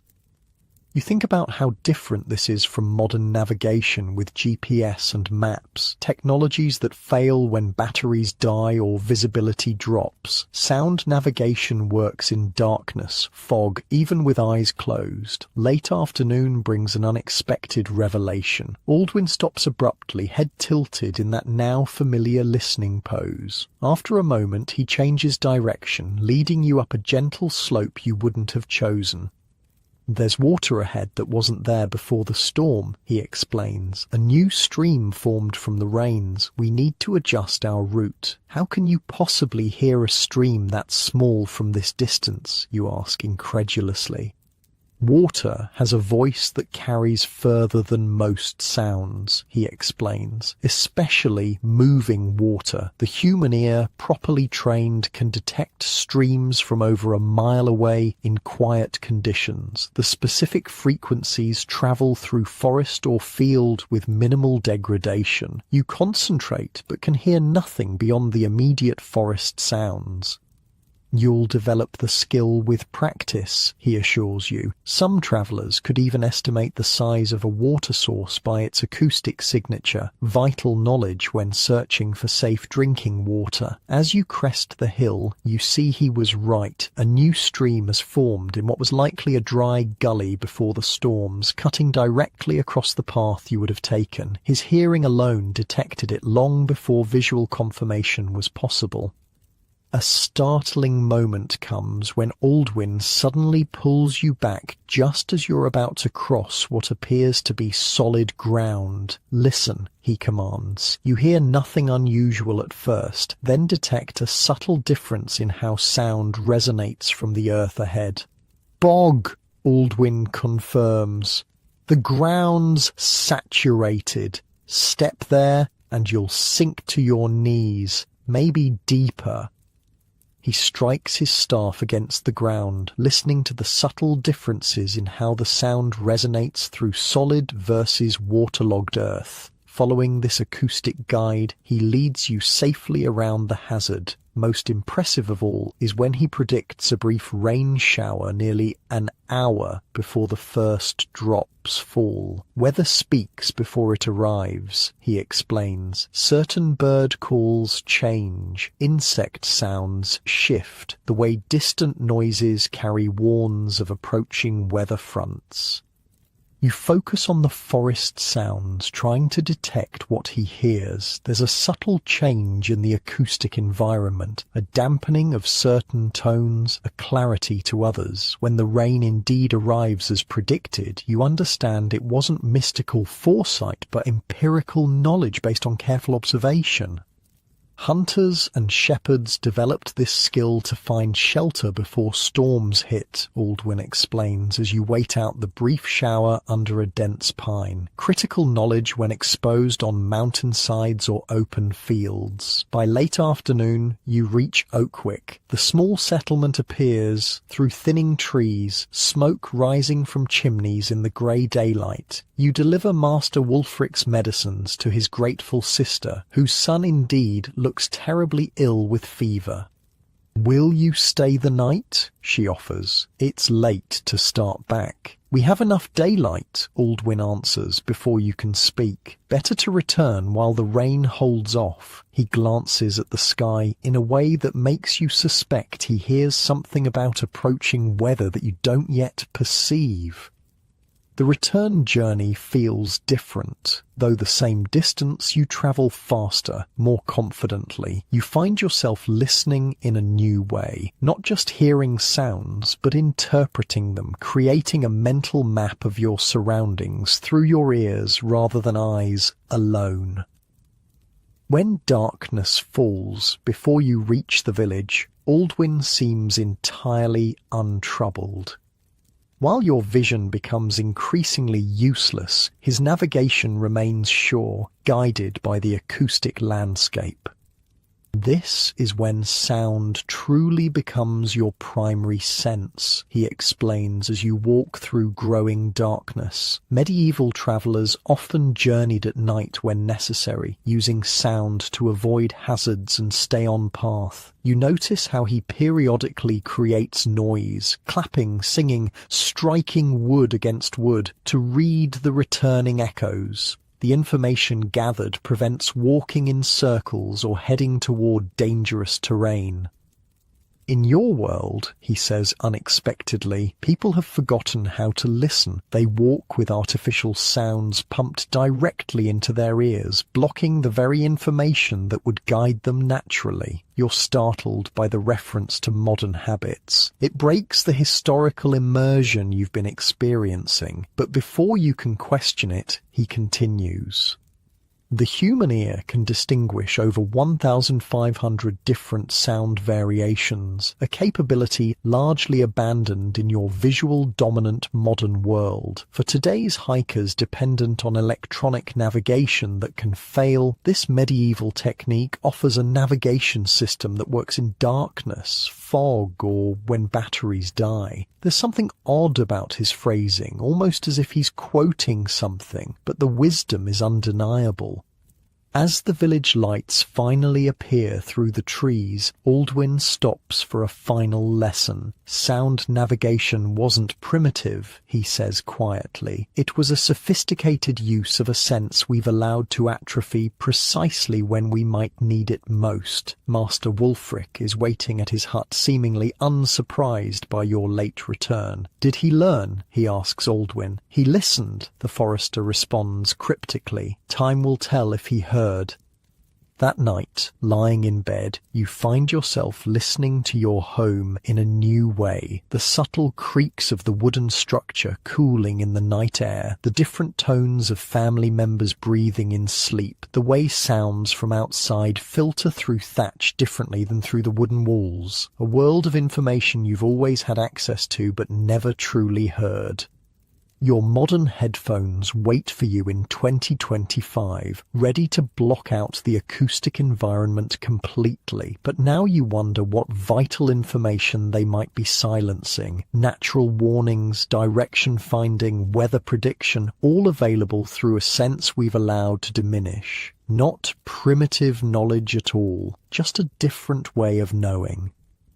Morning comes with stiff muscles and lingering tiredness from yesterday's journey. You rise slowly, legs aching from miles of forest paths. Your mind, however, feels strangely alert, cataloguing the sounds of early morning in a way you never noticed before. The gentle pat of your mother's hands kneading bread dough, the specific creak of your father's footsteps on the packed earth floor, the subtle differences in how the wind sounds through the thatch roof versus around the wooden door frame. Awareness blooms like a new sense, as if Aldwin's teachings awakened something dormant within you. You've been summoned to the village circle tonight, your father mentions casually over breakfast. The remembering begins at sunset. The remembering, you ask, unfamiliar with the term. Your parents exchange glances. We should have told him sooner, your mother murmurs. Told me what? Your father sets down his wooden spoon. It happens every winter solstice. The village gathers to maintain the memory chains. His explanation tells you nothing, but something in his tone suggests importance beyond ordinary village gatherings. Master Wulfric will explain, he adds. He sent word that you should join him at midday. He says it's time you understood the final system. The final system. The phrase stirs both curiosity and a strange sense of culmination. You've learned about fire preservation, living hedges, smoke chambers, clay vessels, waterproofing, and sound navigation. What remains? Master Wulfric isn't at his hilltop hut when you arrive. Instead, you find a simple note. Meet at the Elder Oak, midday. The Elder Oak stands at the village centre, ancient and massive. Generations have gathered beneath its spreading branches for announcements, celebrations, and judgments. When you arrive, Master Wulfric sits on a bench beneath it, talking quietly with several of the village elders. Mistress Edith of the Hedge Weavers is there. So is Goodwife Aylwood from the Smoking Barn, Mistress Hildegard the Clay Worker, Goodwife Marta of the Waterproofing. Even Aldwin the Forester has emerged from his woodland solitude for this gathering. Ah, the apprentice arrives, Master Wulfric says, gesturing you forward. Sit. Today you learn what binds all other knowledge together. You take a seat on the cold ground, aware of the scrutiny from these keepers of village wisdom. Something solemn hangs in the air, a seriousness you haven't felt in your previous lessons. What do all the systems you've learned have in common? Master Wulfric asks without preamble. You consider carefully. They're all methods of survival. Yes, but deeper. What allows them to exist at all? You think about the fire bundles, the living hedges, the smoke preservation, the clay vessels, the waterproofing techniques, the sound navigation, each sophisticated, each refined over generations. Knowledge, you venture, specific knowledge passed down over time. Master Wulfric nods, satisfied, and therein lies the most critical system of all. Before books were common, before most could read or write, how was such complex knowledge preserved? How did we ensure that critical information survived generation after generation? The question hangs in the air. You've never really considered it before.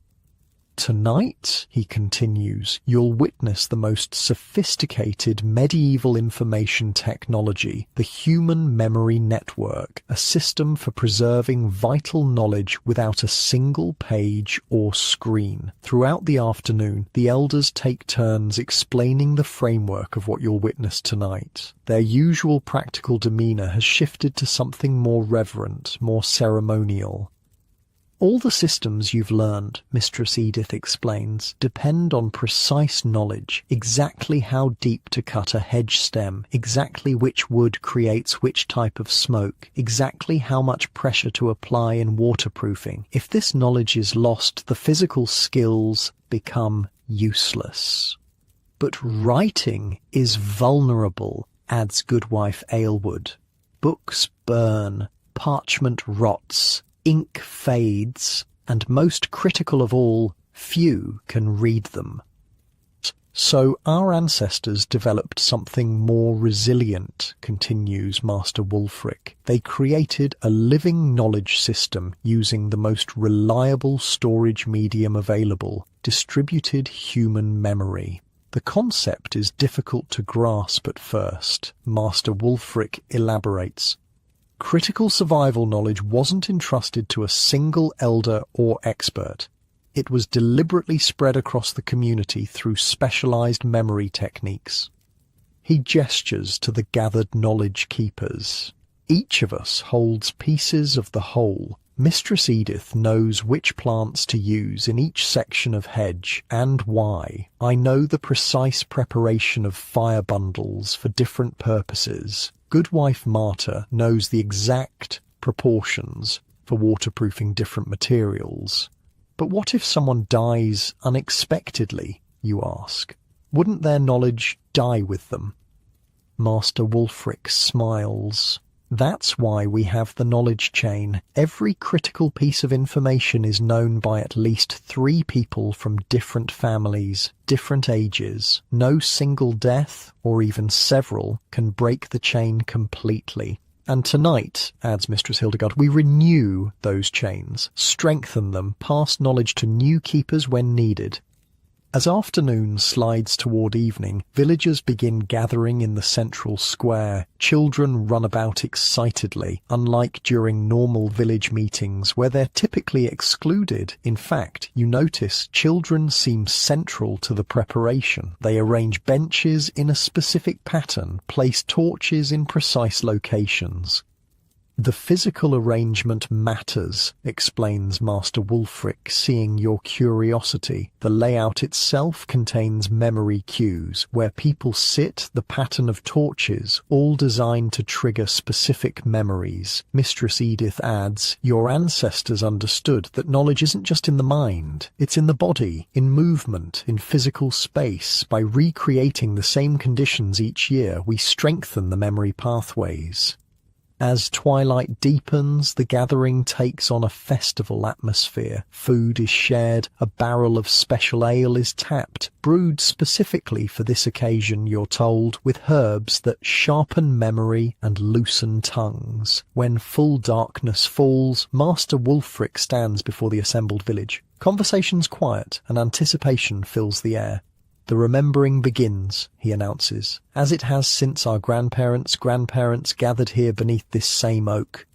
What follows both surprises and mesmerizes you. The first performance comes from an unlikely source. 3 children no more than 8 years old. They step forward and begin a singing game, moving in a circle while clapping a complex rhythm. The song's lyrics initially seem like nonsense, until you listen closer and realize they're actually listing every edible plant in the forest, in order of spring appearance. First comes nettle, bright and stinging, pick with gloves when birds are singing. Dandelion next appears, eat the root to calm your fears. The song continues, covering dozens of plants with specific details about identification, preparation, and medicinal properties, all encoded in a children's rhyming game. The children learn it as play, whispers Master Wulfric, but encoded within is knowledge that could prevent starvation if crops fail. Next comes a group of young women who perform a weaving dance, their movements mimicking the process of creating cloth. As they dance, they sing instructions in precise detail, which plants yield fibre, when to harvest them, how to process each type, which weaves suit, which purposes. The dance and song together form a complete technical manual, memorized through movement and melody. An elderly couple performs a call and response chant about weather prediction, cloud patterns, bird behaviors, wind changes that foretell specific weather events. The rhythmic nature makes any error immediately obvious, ensuring accurate transmission. Swallows high, clear sky remains. Swallows low, prepare for rains. Oak leaves south, the drought will come. Oak leaves north, get building done. The pattern continues for hours. Different groups perform different knowledge pieces: hunting techniques, childcare wisdom, construction methods, disease treatments. Some are solemn recitations, others lively performances. Some involve the entire village, others just specific family lines. Notice how certain knowledge belongs to certain families, Master Wulfric points out. The smithing knowledge passes through the blacksmith's line, the midwife's wisdom through maternal lines. Other knowledge, like edible plants, weather signs, belongs to everyone. You begin to understand the sophistication of the system. It isn't random oral tradition, but a carefully designed information technology using rhythm, rhyme, melody, movement, and social structure to preserve and transmit critical knowledge. The system has built-in error correction, explains Mistress Hildegard during a brief pause between performances. If someone makes a mistake in the recitation, the rhythm or rhyme immediately sounds wrong. Others can correct it before the error becomes permanent. Midway through the evening comes something you recognize, a song about fire preservation. The lyrics detail every step of creating fire bundles, maintaining embers, transferring flame. You realize it's exactly what Master Wulfric taught you, but encoded in a form that makes it nearly impossible to forget. Tomorrow, you'd remember perhaps half of what I taught you about firekeeping, Master Wulfric says, but if I taught you that song instead, you'd remember nearly all of it, even years later. As the night progresses, you notice how certain physical objects are incorporated into the performances. A particular carved stick passes from hand to hand during the farming knowledge recitations. A special coloured stone circulates during the hunting songs. Memory anchors, explains Goodwife Aylward. The object itself triggers the associated knowledge. Some hunters can recall entire migration patterns just by handling their specific memory stone. Most fascinating is how the entire village landscape itself serves as a memory palace. During one recitation about boundaries and land rights, the performers point to specific trees, rocks, and streams, some visible from the gathering, others only in shared mental imagery. The location of certain markers triggers specific memories, Master Wulfric explains. The ancient oak reminds us of the founding story. The bent willow by the stream marks the boundary with the next village. The landscape literally contains our knowledge.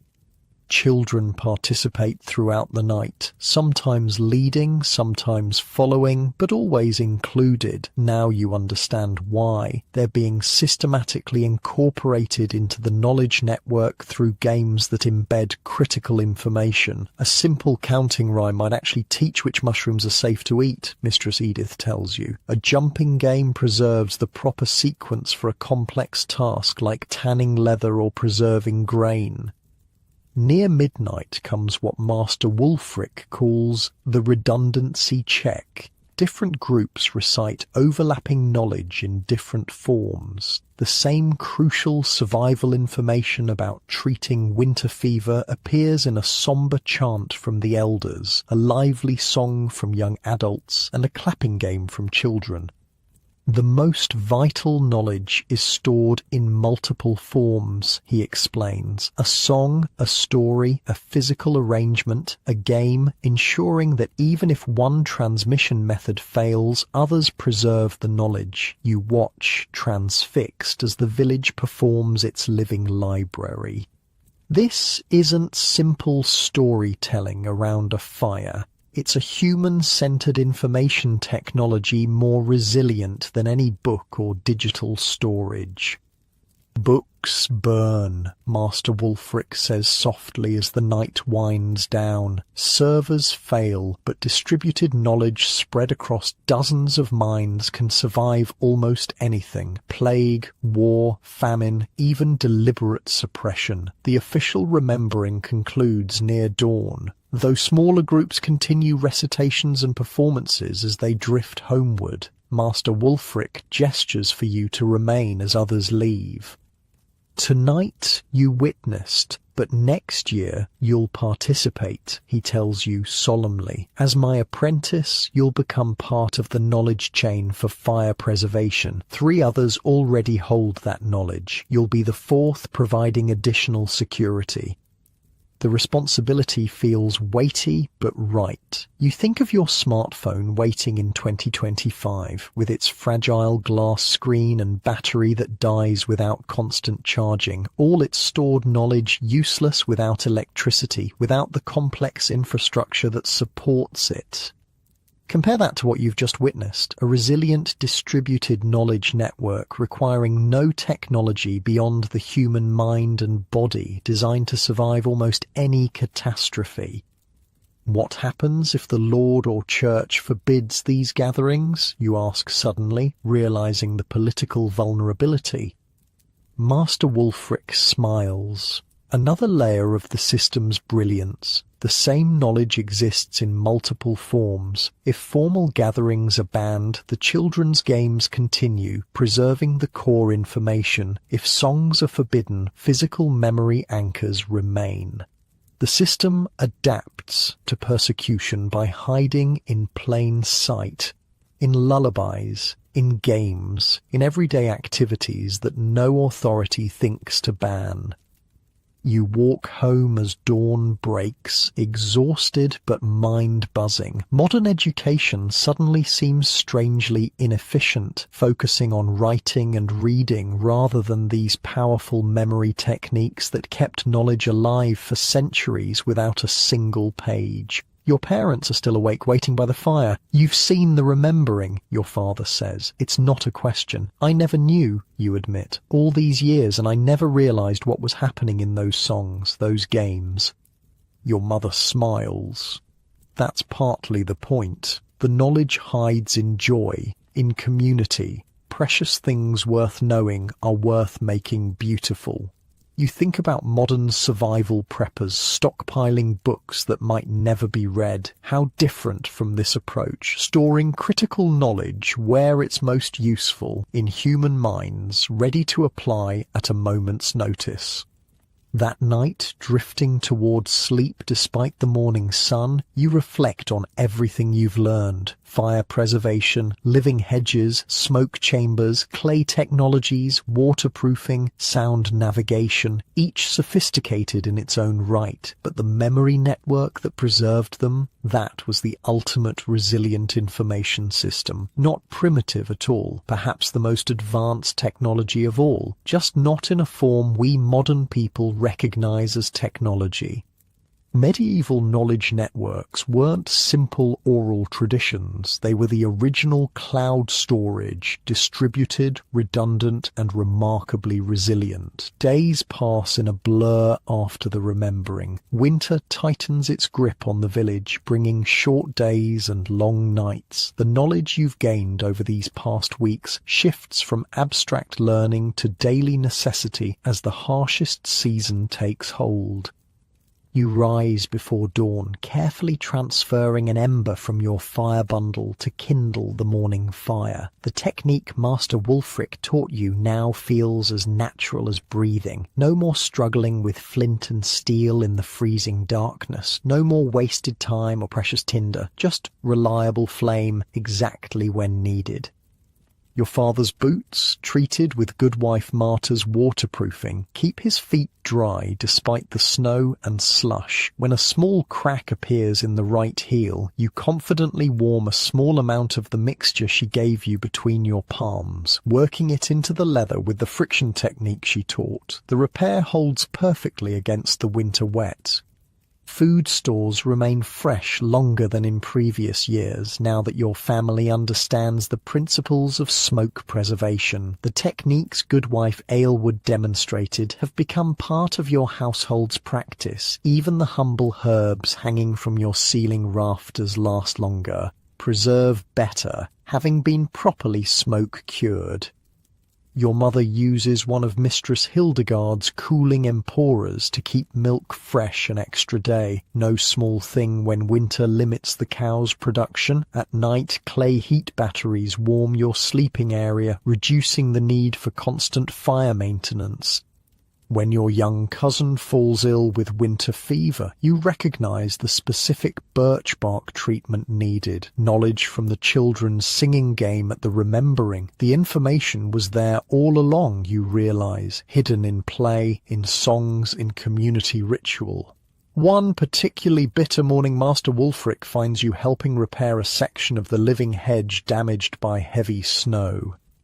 Your training continues well, he observes, watching you carefully bend a young hawthorn to the horizontal position Mistress Edith taught you. You're becoming a keeper of systems. I still have much to learn, you admit, securing the bent stem with practiced movements.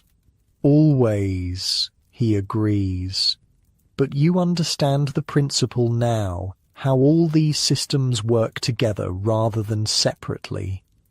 You pause in your work, considering his words. He's right. The past weeks have revealed not just individual survival techniques, but their interconnections, how each supports and enhances the others. The living hedge provides materials for baskets that store smoke-preserved foods. The hedge also shelters certain birds that control insects that would otherwise damage grain. That same grain, properly stored in clay preservation vessels, feeds the village through winter, providing strength for hedge maintenance and waterproofing work. Nothing stands alone. Everything connects. Come, Master Wulfric says, interrupting your thoughts. There's someone you should meet.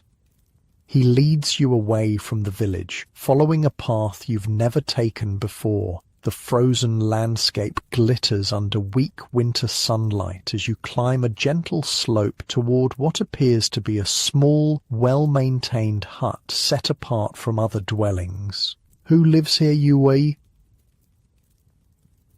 The Memory Keeper, Master Wulfric answers with unexpected reverence. Our eldest, our wisest. She rarely joins village gatherings anymore. Her strength is preserved for more important work. You approach the solitary dwelling with growing curiosity. Smoke rises from its chimney, and the path to its door is freshly cleared of snow despite its isolated location. Master Wulfric knocks gently. The door opens to reveal a woman so ancient her face resembles weathered parchment etched with countless lines of experience. Despite her apparent age, her eyes remain sharp, taking your measure with a single glance. "This is the new apprentice?" she asks, voice surprisingly strong. "He is," Master Wulfric confirms. "He's learned the 7 systems." She nods once, then steps aside. "Come in, then. The cold does my old bones no favours." The interior of her hut strikes you immediately as different from other village dwellings. Every wall holds shelves lined with objects, stones of unusual shapes, bundles of herbs tied with coloured thread, small carved figures, clay tokens painted with symbols. A large loom dominates one corner, weaving patterns more complex than any you've seen before. The old woman settles into a chair near the fire, gesturing for you both to sit. "So," she says without preamble, "you've learned about fire-keeping, living barriers, smoke preservation, clay vessels, waterproofing, sound navigation, and memory networks." "Yes, mistress," you answer, surprised at her directness. "But do you understand what truly made them work?" she asks, studying your face. You hesitate, uncertain what answer she seeks. Integration, she says before you can respond. These weren't separate skills. They were one seamless approach to life. Nothing wasted. Everything with multiple purposes. Systems working together rather than in isolation. She reaches for a wooden cup, sipping what smells like herbal tea before continuing. Today you have... what do they call them? She glances at Master Wulfric. Specialists, he supplies. Yes, specialists. She says the word as if it tastes strange. One person knows only farming, another only building, another only healing, knowledge broken into tiny fragments, each person holding just one piece. You think about modern society, where indeed most people specialize deeply in narrow fields. How different from what you've witnessed here, where knowledge boundaries blur and overlap. Our ancestors couldn't afford such luxury, she continues. The farmer needed to be part healer, part builder, part preserver. The hunter needed to understand plants as well as animals. Everyone needed to grasp how one system affected another. Master Wulfric nods in agreement. The modern world calls this primitive. We call it wholeness. Show me what you've learned, the old woman says suddenly, fixing you with her penetrating gaze. Not just the techniques, but the connections between them. Put on the spot, you gather your thoughts. The fire bundle system preserves flame for the smoker, which preserves food for the village, which provides strength for maintaining the living hedge, which provides materials and protection. You continue tracing connections between the systems, how clay vessels store what smoke preserves, how waterproofing protects what the other systems create, how sound navigation ensures safe passage between communities, allowing knowledge exchange. The memory keeper listens intently, nodding occasionally. When you finish, she seems satisfied. You begin to see, she says, not 7 separate systems, but one integrated approach to life. She rises with surprising agility for her age, moving to a large wooden chest near her bed. From it she removes a small leather-bound book, a startlingly incongruous object in this world of oral tradition. "Can you read?" she asks. You nod, somewhat surprised by the question. "Good. Few can." She hands you the book. This contains diagrams, recipes, measurements for all the systems you've learned, written by my grandmother's grandmother and added to by each generation. You accept the book with reverence, understanding its value in a world where written records are rare. "Why show me this?" you ask. "I thought the memory networks preserved knowledge without writing." She smiles slightly. "Redundancy, child. The same knowledge exists in multiple forms. The memory network is primary. It lives, it adapts, it cannot be destroyed by a single fire or flood. But this," she taps the book, "provides precision when needed. Exact measurements, specific proportions." Master Wulfric adds, "The two approaches complement each other. Memory for resilience, writing for precision." You carefully open the ancient book. Inside, delicate drawings illustrate hedge-laying techniques, fire bundle construction, clay vessel designs. Marginalia, notes, refinements added over generations. This contains the collective wisdom of 15 generations, the memory keeper says quietly. Not just how to do things, but why they work, the principles behind the practices. You realize you're holding something beyond value, a medieval technical manual preserving knowledge that modern society has largely forgotten. You may study it here, under my guidance, she continues, not to memorize by rote, but to understand the thinking of those who develop these systems. The rest of the day passes in quiet study. The memory keeper explains diagrams, answers questions, connects techniques to principles. Master Wulfric occasionally adds insights from his own experience. The winter sun traces its short arc and begins to set while you absorb knowledge both ancient and startlingly relevant. As twilight approaches, the memory keeper closes the book and returns it carefully to its chest.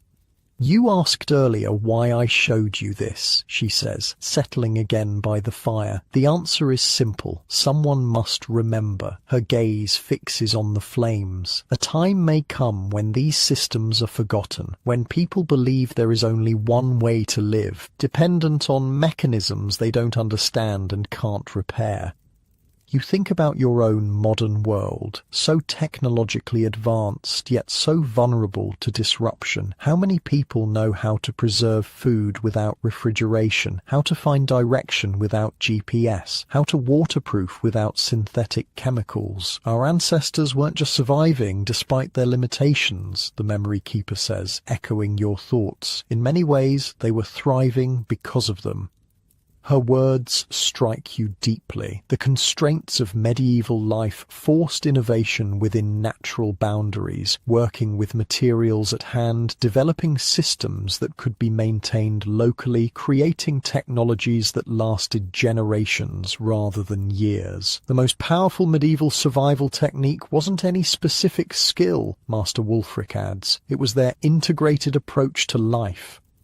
As darkness falls completely, you make preparations to leave. The memory keeper rises once more, this time retrieving a small object from among her collected treasures, a polished stone pendant on a simple leather cord. "For the new keeper," she says, placing it in your hand. "A memory anchor. When you touch it, remember what you've learned, not just the methods, but the mindset." You slip the cord over your head, feeling the smooth stone warm against your skin. Something about its weight feels significant, as if you're accepting a tradition extending back through countless generations. Walking home through the winter night, Master Wulfric is unusually talkative. Each generation thinks itself the pinnacle of progress, he muses. Each believes previous generations were primitive, simple-minded. It's a conceit as old as humanity itself. The stars overhead seem especially bright against the black winter sky, the same stars your ancestors navigated by, told stories about, used to time their planting and harvesting. The greatest survival lesson, Master Wulfric continues, is humility, the willingness to learn from those we've been taught to view as primitive. At home, your family has already retired for the night. You kindle a small flame from your fire bundle, lighting a rush dip to navigate the dark interior. The humble light casts moving shadows across the familiar space, a space that somehow looks different now that you understand the systems that maintain it. Your sleeping area waits, a clay heat battery already warming the blankets, your mother's thoughtfulness. As you settle in, the pendant rests against your chest, a physical reminder of your journey through medieval knowledge. Sleep comes gently, carrying you through the boundary between your medieval experience and modern reality. The pendant seems to fade away, but the knowledge, that remains. Back in your comfortable modern bed, you find yourself thinking differently about the systems that support your daily life. The electric light you switch off without thought, the central heating that maintains perfect temperature without effort, the refrigerator humming in the kitchen, the smartphone charging on your nightstand. Convenience, certainly, but also dependence, vulnerability.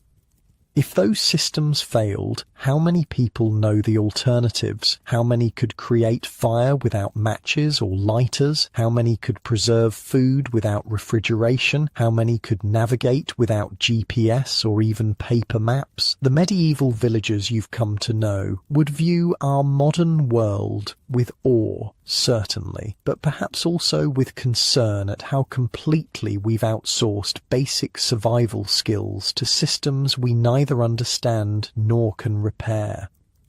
Their village wasn't just surviving despite limitations. In many ways, it was thriving because of them. Constraints forced innovation, cooperation, and a deep understanding of natural processes that many of us have lost. The most sophisticated aspect of medieval survival wasn't any particular technique, impressive as each one was. It was the integrated approach to life where nothing was wasted, where everything had multiple purposes, where systems worked in harmony rather than isolation.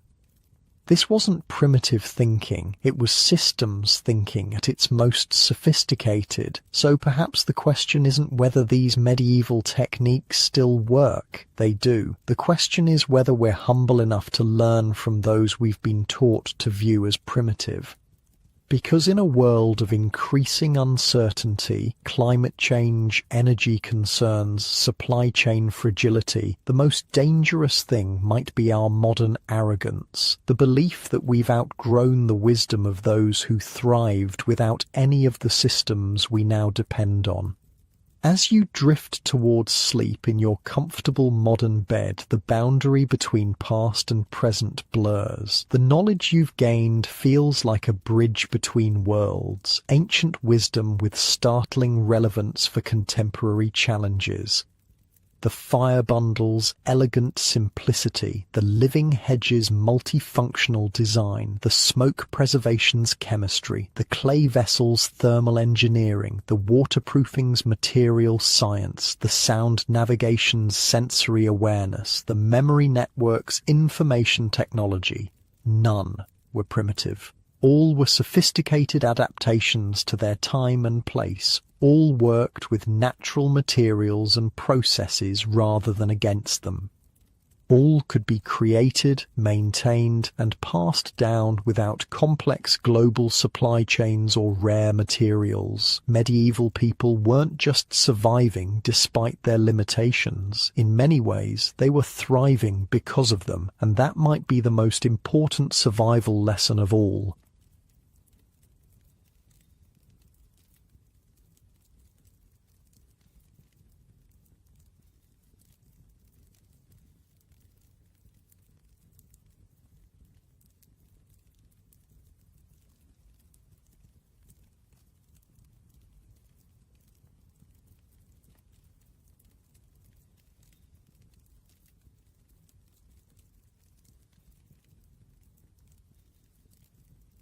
Hey guys, tonight we're plunging tooth first into one of history's most horrifying yet absurdly well-mannered nightmares.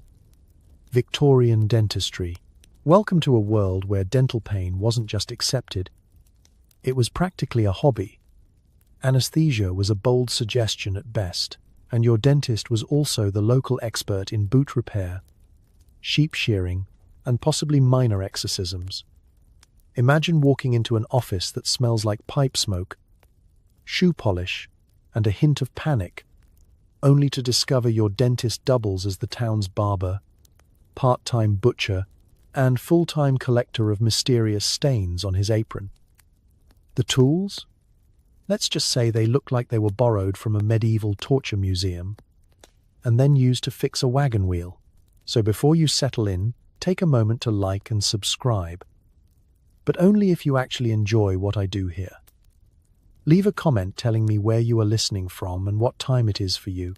Now, dim those lights, maybe turn on a fan for that soft white noise. Get comfortable and prepare your jaw to clench sympathetically for the next hour. Let's pause for a second. Have you ever wondered how people brushed their teeth before toothpaste existed? Or what happened if you needed a root canal in 1840? Did they even have drills? Were dentures made from actual human teeth? Spoiler, yes. Could you survive a cleaning when the only available tool was a pair of pliers last used on a horse? Would you trust someone in a blood-stained apron named Mr. Grindle, gentleman surgeon and partial blacksmith to pull your molar? Congratulations! You've just woken up in 1852 London. The air smells faintly of soot, boiled cabbage, and despair. You've got a toothache that feels like it's personally trying to escape your skull. and the nearest dentist is also the town's barber.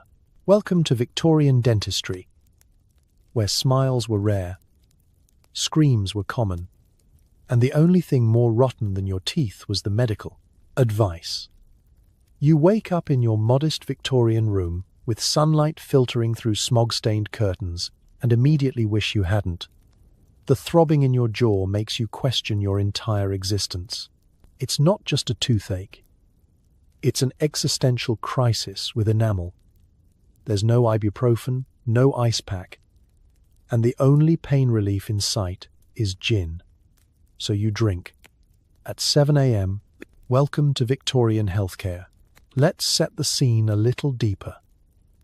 Your pillow is stuffed with straw that crunches every time you move, and the stale air in your rented room smells faintly of old books and new mildew. As your brain surfaces from a night of restless, jaw-clenched dreams, the pain in your mouth feels like it's being orchestrated by a tiny Victorian composer with a thing for symphonic agony. Each heartbeat sends a fresh jolt through your cheek, up your ear, and out through your patience. You try not to open your mouth for fear that half your teeth might fall out in protest. You're not alone in your suffering. In the 1850s, everyone you know has some dental horror story. Friends missing molars, neighbors nursing abscesses. Even the local vicar wears an alarming set of Waterloo teeth that clack menacingly every time he attempts a sermon about the afterlife. It's not just the working class either.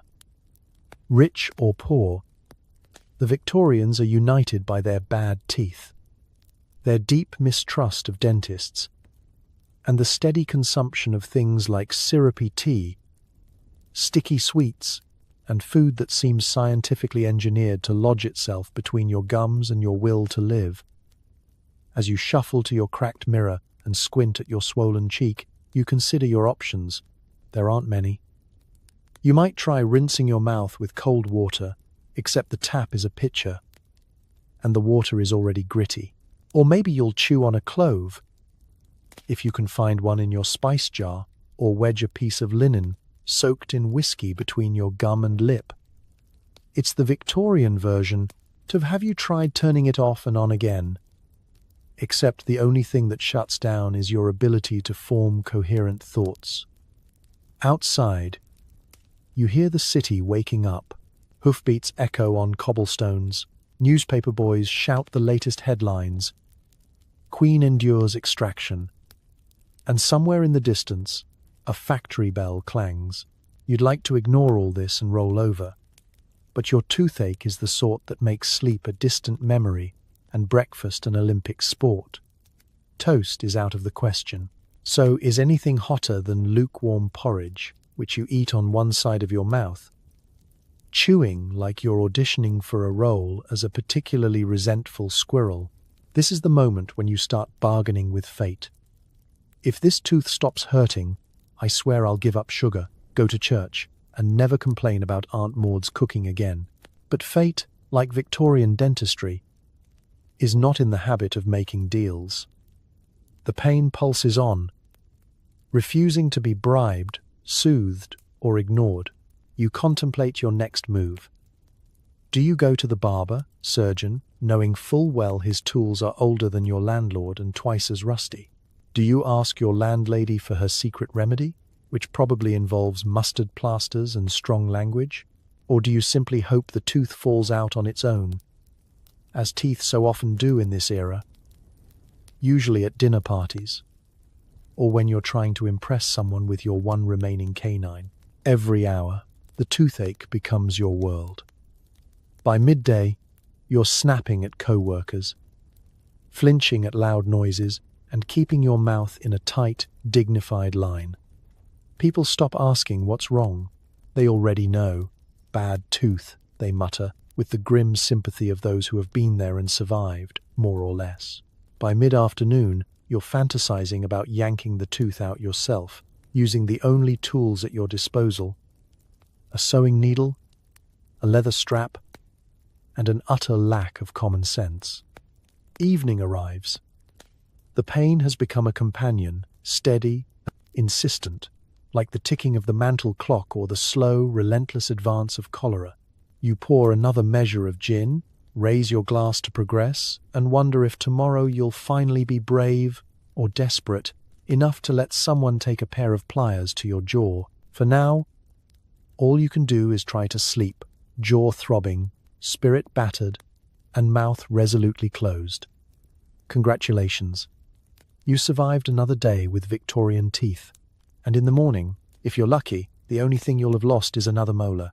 Nung and renegotiating your spiritual contract with any higher power that might care about molars, you surrender to the obvious. You need help. Not the call your dentist kind of help. Victorian Britain hasn't invented that yet.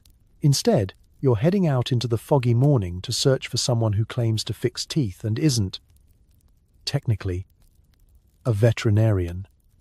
This is trickier than it sounds. The year is 1952, and dentist is a job title with about as much legal protection as vibes manager. The main street is bustling, the air thick with coal smoke and horse manure. You pass shops selling bonnets, corsets, sausages of highly suspicious origin, and finally, a cluster of signs all crammed onto one swinging shingle. Mr. Grindle, barber, tooth drawer, corn remover, bootmaker. Because why specialize? In the Victorian world, multitasking is both a business plan and a threat. You push open the door, a bell tinkles overhead. The smell inside is hard to describe, like a blend of stale pipe smoke, vinegar, something metallic, and a hint of wet dog. Every surface is a little sticky. The waiting area is 3 chairs and an old newspaper, its edges frilled from use and, you suspect, panic gripping. 2 customers are already ahead of you. A grizzled man nursing a foot in a bucket, and a pale woman clutching a bloodied handkerchief to her jaw, each regarding the doorway with the haunted eyes of people who have read the reviews but have no other options. Behind a counter stands Mr. Grindle himself, a man built like a barrel, with enormous mutton chops and hands the size of small hams. He is simultaneously trimming a customer's sideburns, soaking a pair of leather boots, and sharpening something with far too much enthusiasm. You immediately realize you are at the very bottom of a long and unsanitary food chain. He greets you with a cheerful, lost a tooth or just your courage, love, and, not knowing which is worse, you simply nod. In the Victorian age, professional boundaries are more of a suggestion. Anyone could claim to be a tooth drawer, barbers, blacksmiths, grocers. There are even stories of street performers pulling teeth between sets, probably for the audience participation points. The concept of dental school is a joke. The only exam Mr. Grindle has passed involved lifting a cow by the horns. There are no diplomas on the wall, just a disturbing collection of pliers, hammers, and mysterious hooks arranged like a medieval armory. Each tool is multi-purpose. Toenail remover, hoof cleaner, tooth extractor, personality adjuster. Cleanliness? Well, he wipes them down with the same rag he uses for everything else. That's what counts for sterile. You sit. The chair is wooden and sticky, angled oddly, perhaps to discourage escape. On the wall is a faded poster advertising painless extractions and gentle boot repair, no questions asked. You can hear, somewhere, the ominous swish of a leather strop, like a snake warning you off. Mr. Grindle approaches, examining your mouth by shoving a thumb roughly the size of a turnip between your lips. "You've got a right mess in there," he announces, far too loudly for comfort. You try not to think about what his last customer's problem was, or whether they still have all their original body parts. There's no X-ray, no gentle bedside manner, no attempt at small talk beyond. This'll only take a moment, which in Victorian English translates directly to, "You might want to bite down on this." The tools clatter ominously on a tray beside you, some clearly repurposed from other lines of work. It occurs to you that In a few decades, the dentist will be a respected medical professional, trusted with drills, anesthetics, and sterile latex gloves.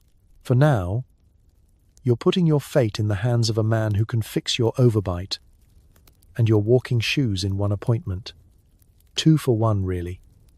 You close your eyes, say a quick prayer, and open wide. Somewhere down the hall, a boot gets banged into shape, a barber's pole creaks, and a woman in the waiting room faints with dignity. This is Victorian dentistry, a confusing hybrid of commerce and carnage, where a winning smile means you survived with most of your face. Welcome to the only place in town where you can get your tooth pulled, your beard trimmed, and your boots resoled by the same person. Ideally, not with the same set of tools. You're sitting in Mr. Grindle's chair, wooden, sticky, slanted for both drainage and escape deterrence, when your eyes wander to a battered handbill tacked up beside the door. Painless tooth removal by the newest scientific method. It boasts, in cheerful lettering that might as well be painted with blood, there's an illustration of a woman reclining gracefully, while a smiling man yanks a molar. She looks relaxed, even serene. You, meanwhile, are sweating through your shirt and gripping the chair like it's about to be thrown overboard. Let's be clear. Painless dentistry, in the Victorian era, is mostly advertising. The painless part is over as soon as you enter the building. There's no Novocaine, no numbing gel, no gentle playlist of whale sounds. Instead, there's a rag to bite, a bottle of gin for courage, and a faint hope that you'll pass out before it gets interesting. The dentist points at the poster with a flourish. See? It's all the rage these days. Science, comfort, and a swift hand. You're starting to realize the definition of swift is relative. So is comfort. The real show begins when Mr. Grindle selects his weapon, a heavy pair of forceps with the patina of 100 years of human suffering. He gives them a quick wipe on his apron, which is now more red than white, and gestures for you to open wide.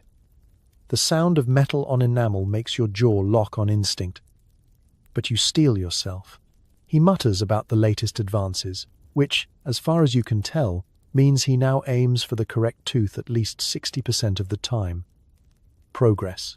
The audience, because there's always an audience, leans in. The man with the foot in the bucket is now on his second round of smelling salts. And even the dog outside pauses mid-scratch to witness the spectacle. Victorian extractions aren't private affairs. They're group entertainment. A little blood sport before lunch. You suddenly understand why the phrase grin and bear it came into vogue. The procedure begins. The forceps clamp down on your tooth, and Mr. Grindle gives it a wiggle, then a wrench, then a yank. So forceful, you see, flashes of your ancestors. The pain is immediate, bright, and personal. A white-hot line that travels up your face and out through your tear ducts. You make a noise somewhere between a yelp and an aria. In the background, the poster woman continues to smile serenely, because she is not real, and also probably fictional even by Victorian standards. The sound is the worst part. The crackle and crunch, the scraping of metal against bone, the pop as something finally gives way. These are the things you will remember in the quiet hours of the night, long after your mouth has healed, but your trust in mankind has not. To distract yourself, you count ceiling stains and wonder which ones are blood and which are just ordinary Victorian mildew. Suddenly, it's over. The forceps rise, triumphant, clutching a molar that looks about 3 centuries older than you feel. Mr. Grindle waves it in the air for everyone to admire, as if he's just landed a particularly stubborn trout. You're handed a rag to bite, your head swimming with equal parts shock and adrenaline. There you are, love. Easy as pie, he announces, as if you haven't just involuntarily confessed your sins to God and every ancestor you can name. You stagger to your feet, spitting blood and pride into the nearest spittoon. The waiting woman nods at you with new respect. The man with the bucket gives you a slow, knowing clap. Outside, the world carries on. The horses keep plodding. The smog keeps rolling. And somewhere, someone is reading that same handbill, convinced that their own painless experience will be different. It won't be. But, as you limp away, jaw throbbing and one tooth lighter, you realize you've survived a rite of passage as old as the empire itself. Victorian dental care. Painless, according to the poster. Unforgettable, according to everyone else. It's the day after your extraction, and you're starting to reconsider everything you thought you knew about pain. Your mouth is a disaster zone, raw, swollen, and leaking just enough blood to make you feel vaguely Victorian. The memory of the forceps lingers, as does the sympathetic round of applause from the other patients. But as you nurse your wound with a compress that might once have been clean, you hear the town's latest gossip. Did you know you can get your tooth pulled while you're asleep now? With magic gas? Welcome to the dazzling new world of anesthesia. Victorian anesthesia is a lot like Victorian plumbing, innovative in theory, unreliable in practice, and sometimes fatal. Around mid-century, doctors and showmen alike begin touting chloroform and ether as the answer to everyone's prayers and lawsuits. If you're wealthy, or at least ambitious, you can request it for your next extraction. Of course, request is a strong word. You mostly hope the dentist has heard of it, and that he's not just experimenting on the side. For the working poor, anesthesia is more urban legend than everyday miracle. A luxury for people who also eat fresh fruit and own more than one pair of socks. So you set off, curious and desperate. The next dental appointment comes with a new kind of anxiety. Will you feel everything, or will you feel nothing? And possibly never wake up again. You're greeted at the door by the same bell, the same stained wallpaper, and a new, slightly nervous sign. Ether and chloroform, now available for the discerning gentleman or adventurous lady. There's even a small price list. Extraction, 1 shilling. Extraction with gas, 3 shillings. Results not guaranteed, no refunds. Inside, the dentist is fussing with a glass bottle and a rag, both of which look like they've been recently borrowed from a chemistry demonstration gone wrong. Here's the future, he assures you, pouring a generous amount of liquid onto the rag. The smell alone is enough to make your toes curl, sharp, sweet, and deeply suspicious. He waves the rag in front of your face, instructing you to breathe deep, but not too deep. And let me know if your heart starts racing or if you feel an uncontrollable urge to dance. Soothing. If you're lucky, the next thing you remember is waking up missing a tooth, but blissfully, also missing the memory of the event. If you're less lucky, you drift in and out, catching snatches of conversation. Careful, that's not the right one. The sound of crunching bone and the distant whistle of a train that might just be your soul departing your body. For some, the gas doesn't work at all, and you're left groggy, nauseated, and still painfully aware of everything. Others wake up halfway through, much to everyone's surprise, especially the dentist, who drops his forceps and makes a mental note to never use just a splash more ever again. Meanwhile, those who do survive tell stories, tales of floating above their bodies, of seeing angels, or, more commonly, rats, and of feeling like they've just returned from the Crimean War. Victorian newspapers love these stories. Woman survives painless surgery, declares herself queen, and every week another dentist tries to drum up business by promising the ultimate in comfort and safety. But anesthesia is a gamble. Sometimes, the patient never wakes up. Sometimes, they wake up too soon, or with a permanent twitch. There are reports of patients who, convinced they had died, refused to pay their bills. You can't charge a ghost, sir. For the dentist, it's equal parts opportunity and occupational hazard. By the end of the century, anesthesia is here to stay, but still treated with respect and a little terror. The average Victorian would rather brave a second-rate extraction than risk a third-rate anesthetic. You finish your story by sipping gin, not for the pain, but to steady your nerves. After all, tomorrow you might be the next one to breathe deep and hope for the best. In the world of Victorian dentistry, comfort is always optional.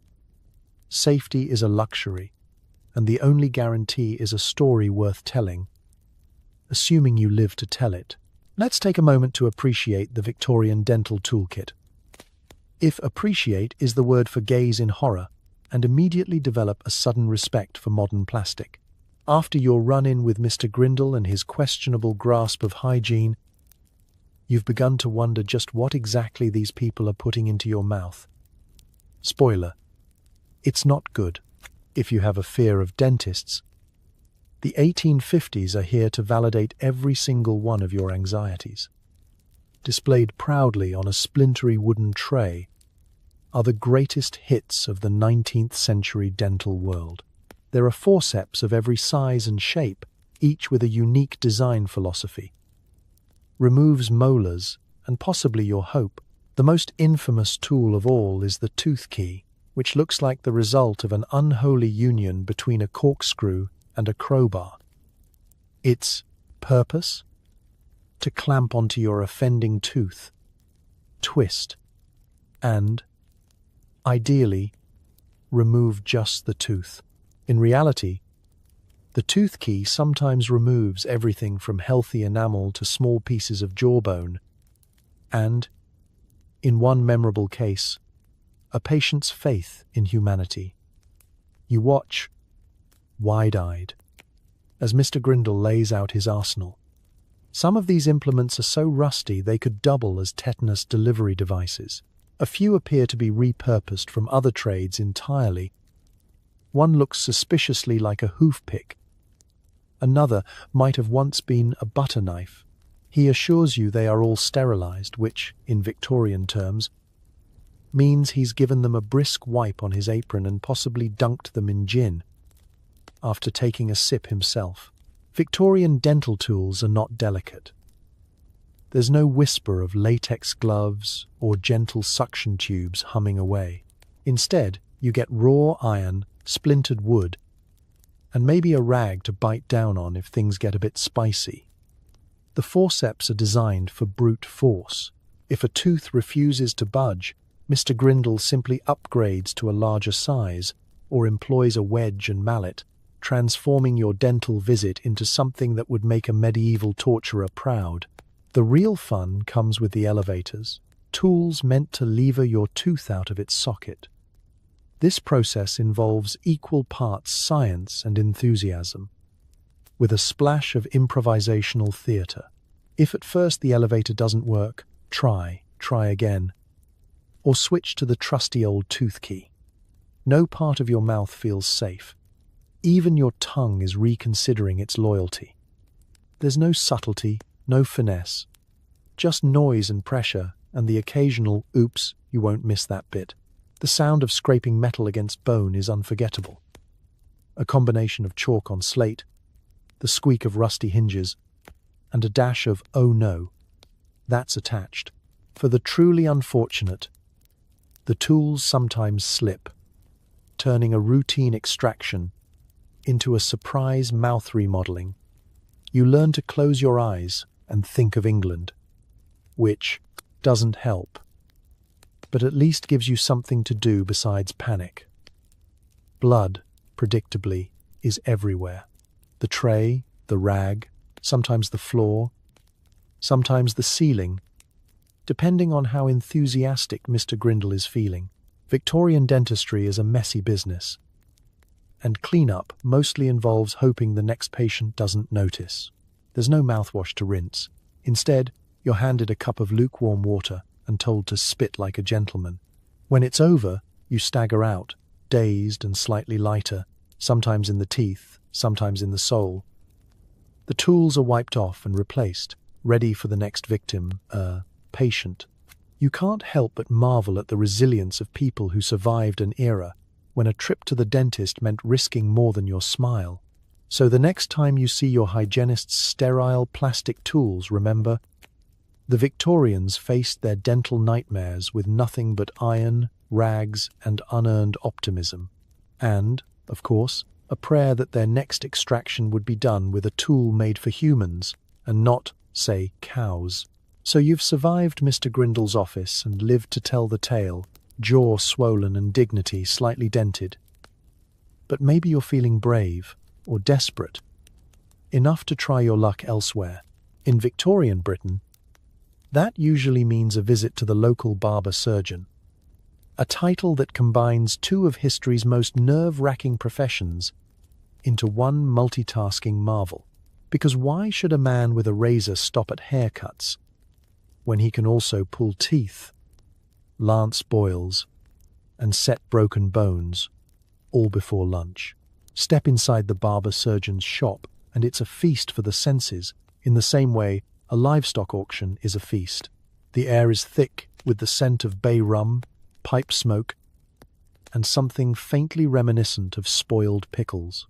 Rows of jars and bottles crowd every shelf, filled with mysterious powders, questionable tonics, and what you pray are leeches but might be someone's lunch.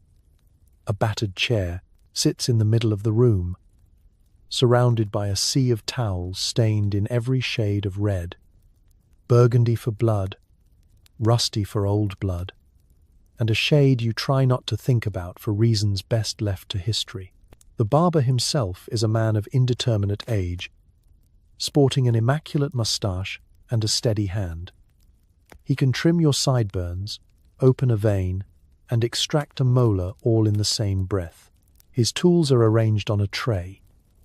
Straight razors, scissors, tweezers, lancets, and of course a collection of forceps that look suspiciously similar to Mr. Grindle's, only shinier and with a little more swagger.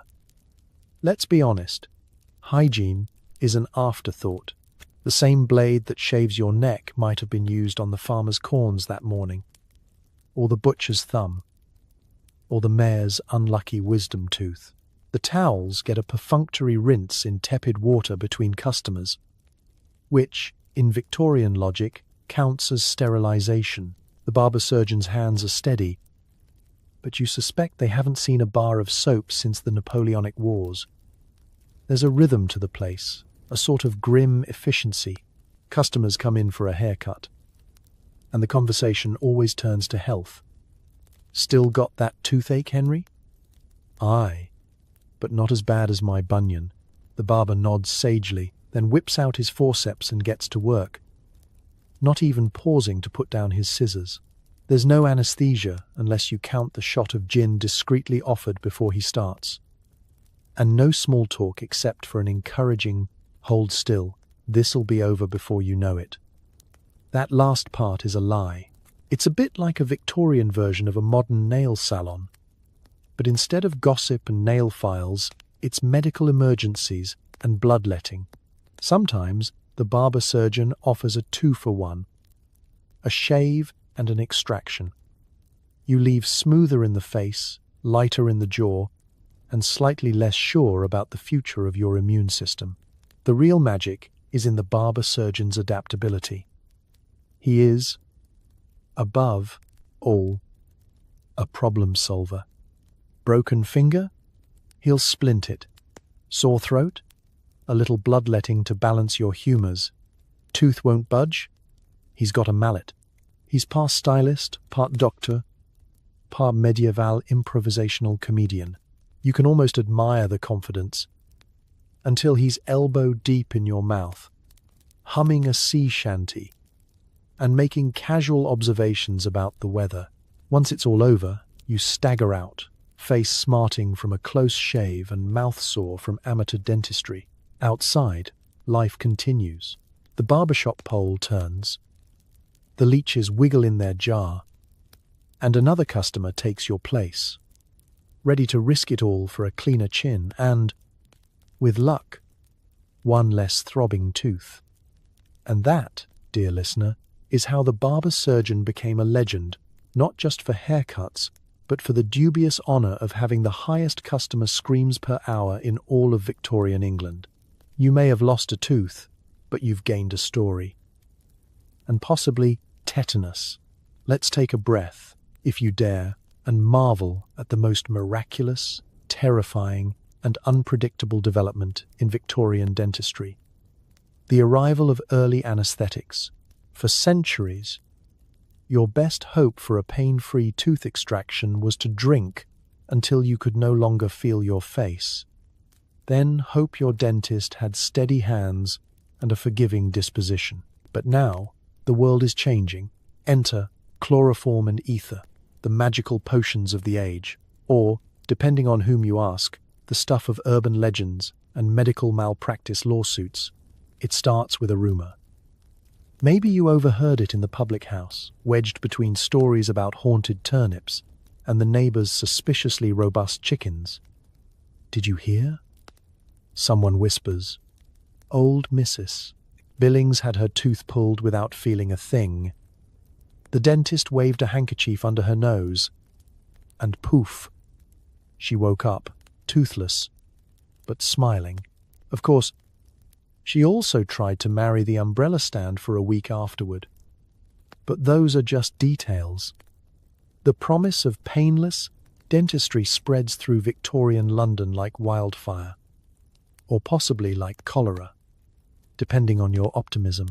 People line up outside the fancier dental parlours, clutching coins and hope, desperate to believe that the dark era of bite the belt and scream is finally over.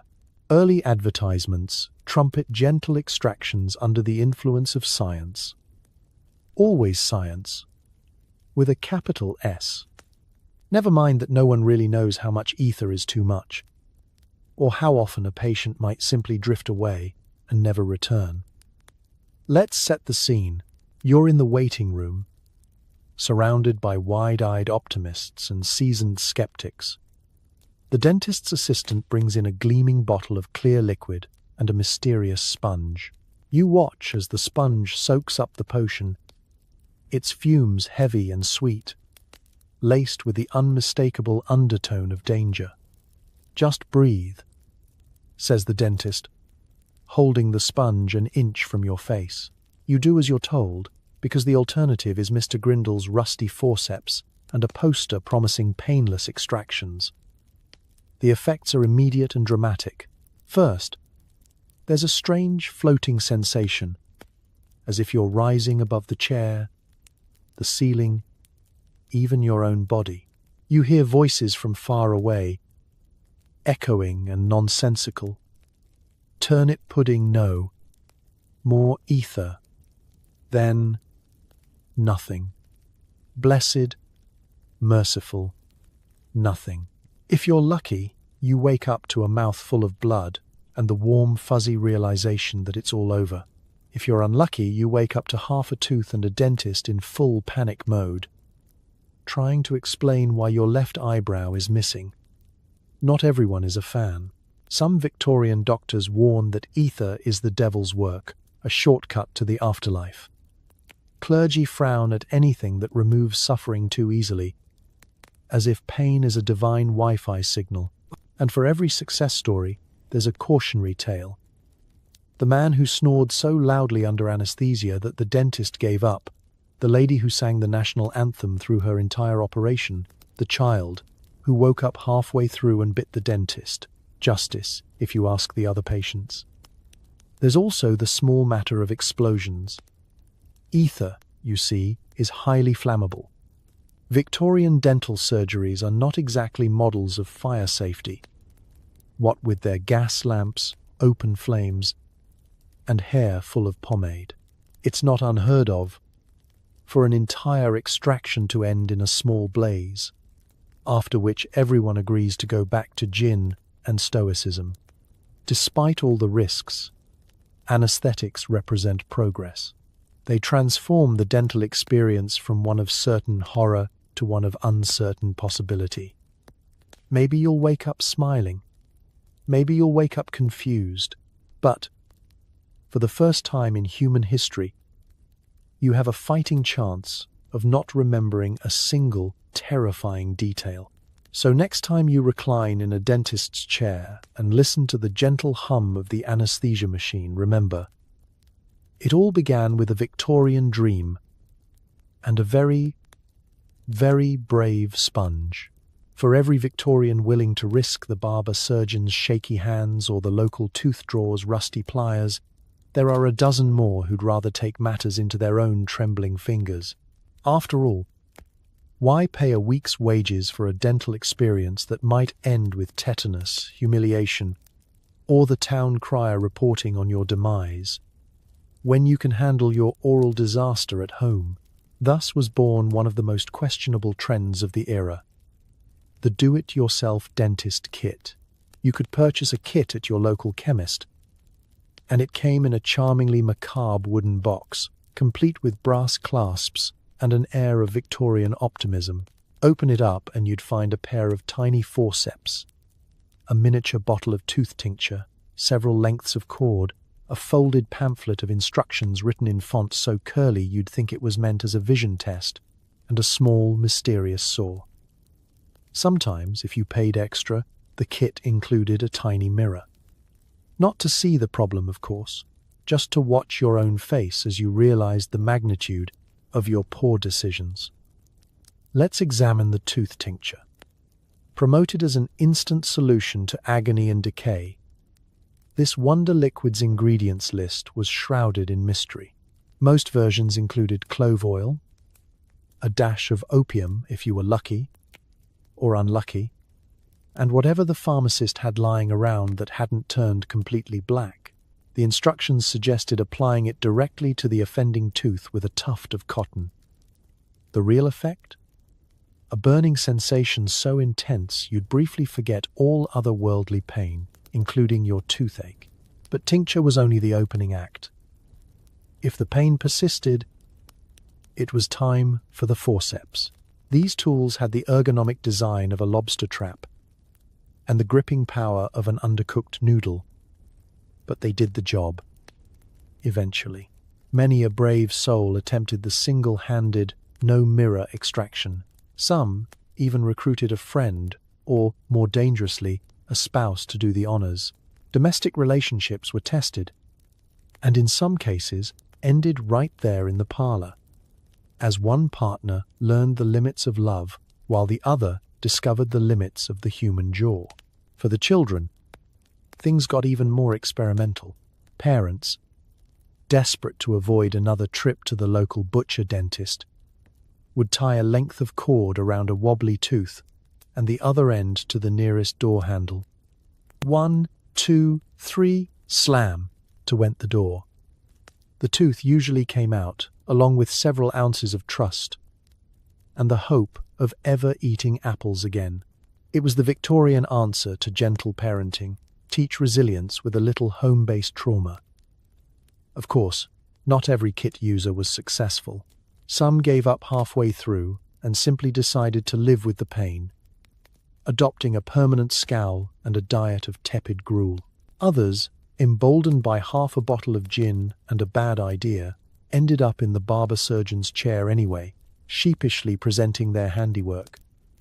A mangled gum, a tooth still attached by a thread, and the distinct scent of burnt clove oil trailing behind them. But even with its risks, the DIY dentist kit was a source of pride. It represented Victorian grit, self-reliance, and a spectacular ability to ignore medical advice.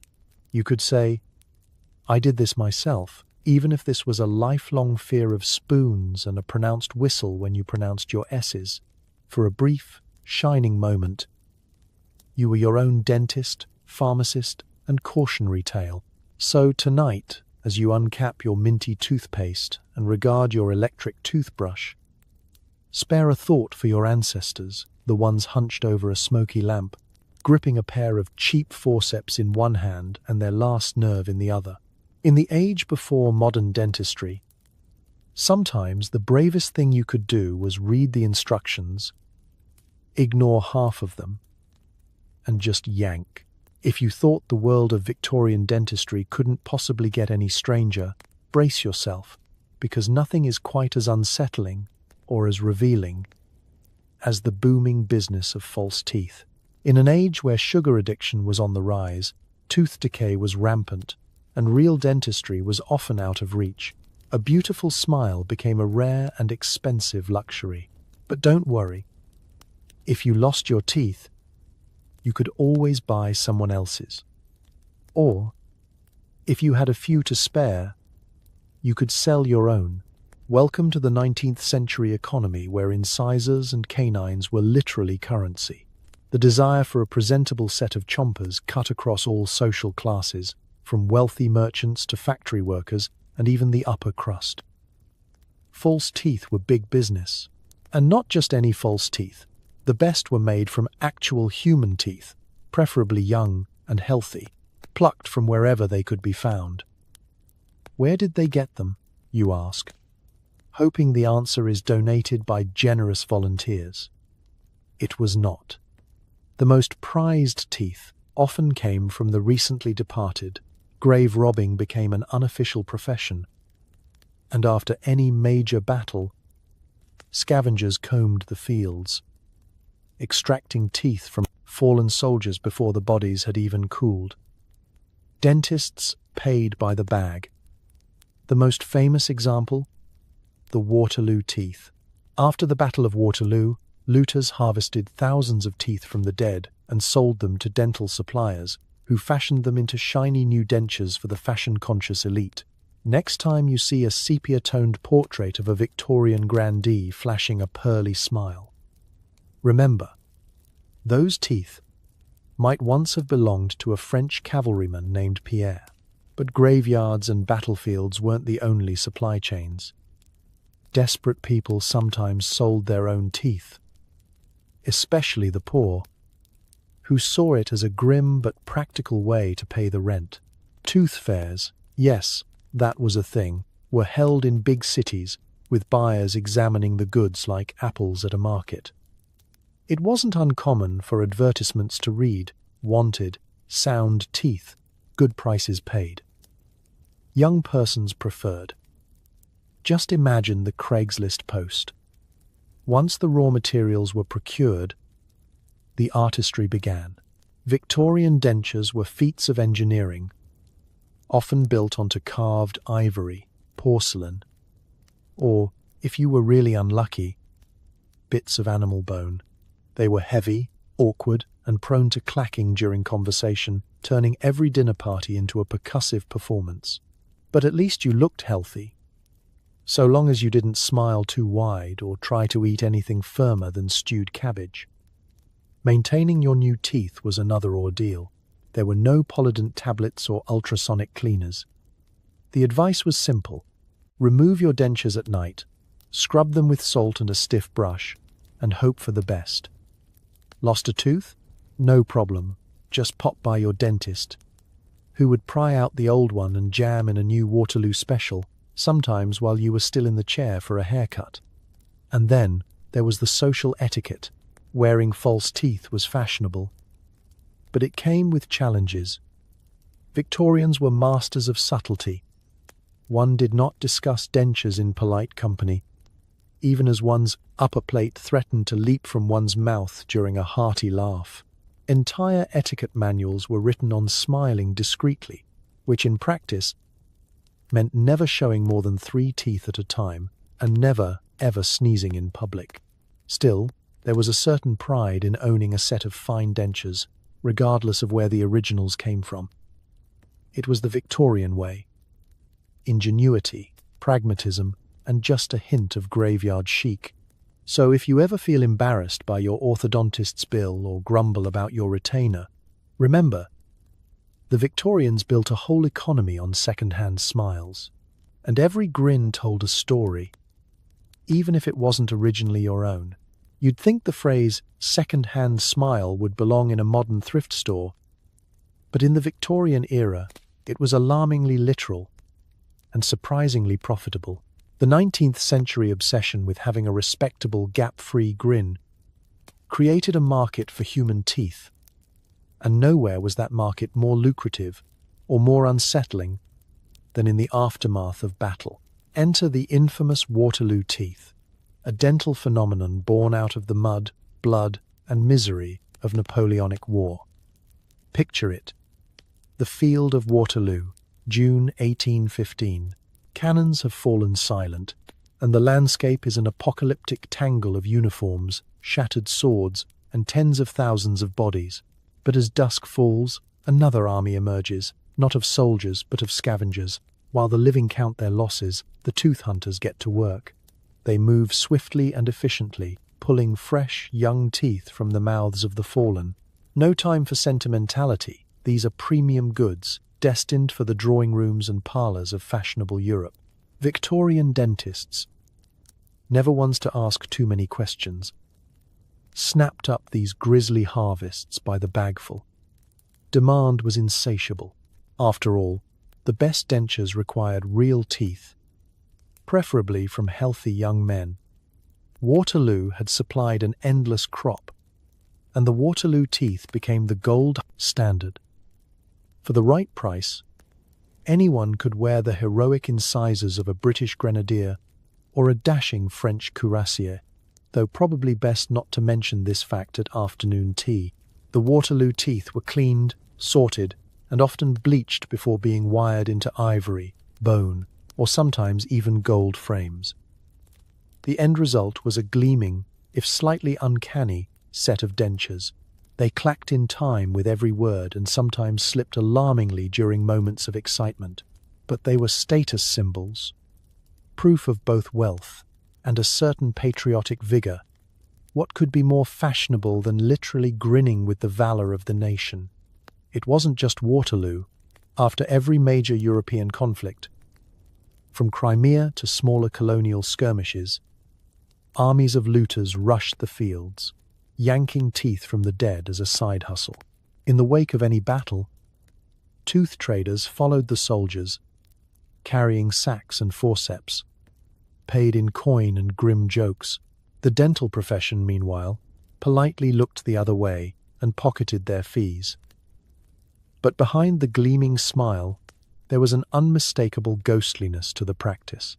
Imagine, if you will, sitting for a portrait, dressed in your best finery, grinning wide for the new photographic technology, and flashing the teeth of a man who died, charging a cannon. There was a superstition that haunted many a new denture wearer. What if the spirit of the original owner came with the teeth? Did the ghost of a French soldier make you crave garlic? Was your sudden urge to march in formation a dental side effect?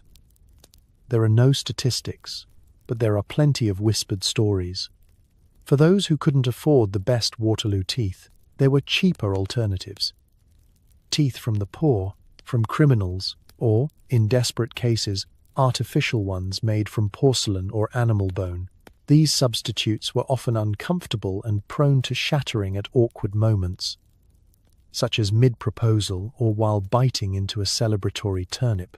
Nothing said romance in the Victorian era quite like spitting out half your smile during dessert. As the century wore on, the supply of battlefield teeth dwindled, and science eventually caught up. Porcelain and vulcanite replaced human teeth in dentures. The black market dried up, and so did the ghost stories. Mostly. But the legend of Waterloo teeth lingered.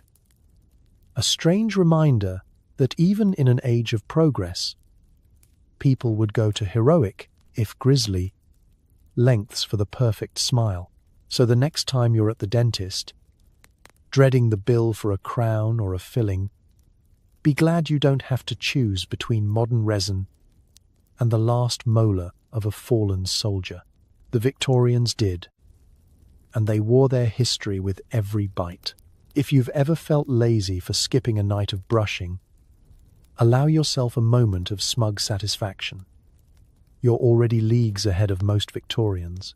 The standards of dental hygiene in the 19th century were a terrifying blend of optimism, superstition, and questionable home science. For every well-meaning bather with a brush and a dream, there were 10 more improvising with kitchen leftovers, herbal lore, or products that should have come with a skull and crossbones on the label. Victorian cleaning practices didn't just fail to save your teeth. They sometimes seemed purpose-built to finish the job decay had started. Let's start with the basics. The toothbrush. Yes, it existed, but it was nothing like the ergonomic, neon-handled marvels sitting in your bathroom cup. A Victorian toothbrush was typically fashioned from bone or wood, with bristles made of boar hair, badger fur, or whatever stiff, bristly substance the local animals could spare. It was the kind of thing you could use to clean your shoes or sweep the hearth if your mouth survived the first go-round. They weren't replaced very often, either. One toothbrush might last a family for years, or even be shared among siblings. That's right. Family brushing time. A fun, little round of guess who ate the onions. Toothpaste, as a concept, was even more dubious. The average Victorian dentifrice could include just about anything you could grind up or scrape together. Recipes ran the gamut: powdered charcoal, burnt bread, chalk, cuttlefish bone, salt, and, because why not, brick dust. The wealthy sometimes imported fancy tooth powders made from oyster shells, talc, and the essence of soap. The less fortunate did their best with a handful of soot or a dab of mustard. Instructions suggested that a good cleaning was meant to leave your mouth tingling and your gums pleasingly pink, which was code for actively bleeding. If the sensation faded before lunchtime, clearly you hadn't scrubbed hard enough. Mouthwash was no safer. There were dozens of miracle elixirs on the market, each one promising to banish bad breath and toughen your gums.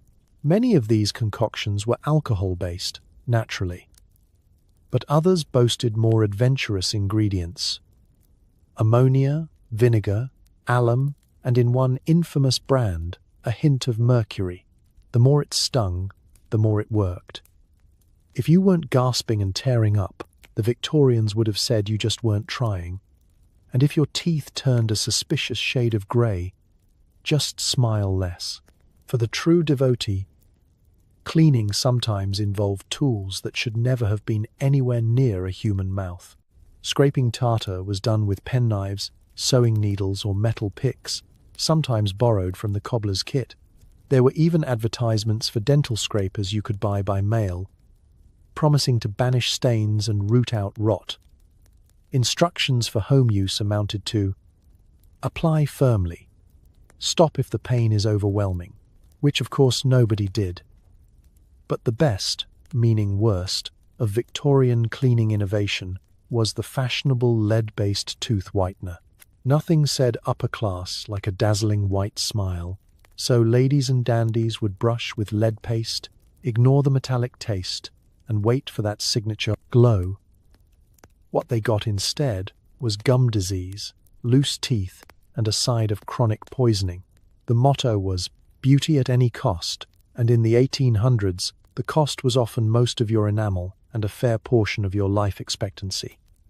So next time you fret about forgetting to floss, take comfort. You're not reaching for the brick dust or sharing a boar bristle brush with 6 siblings. Modern dental care may be a chore, but it doesn't come with the risk of instant lead poisoning or the subtle terror of a family toothbrush. In the age of Victorian hygiene, cleaning your teeth could kill you, and sometimes it nearly did.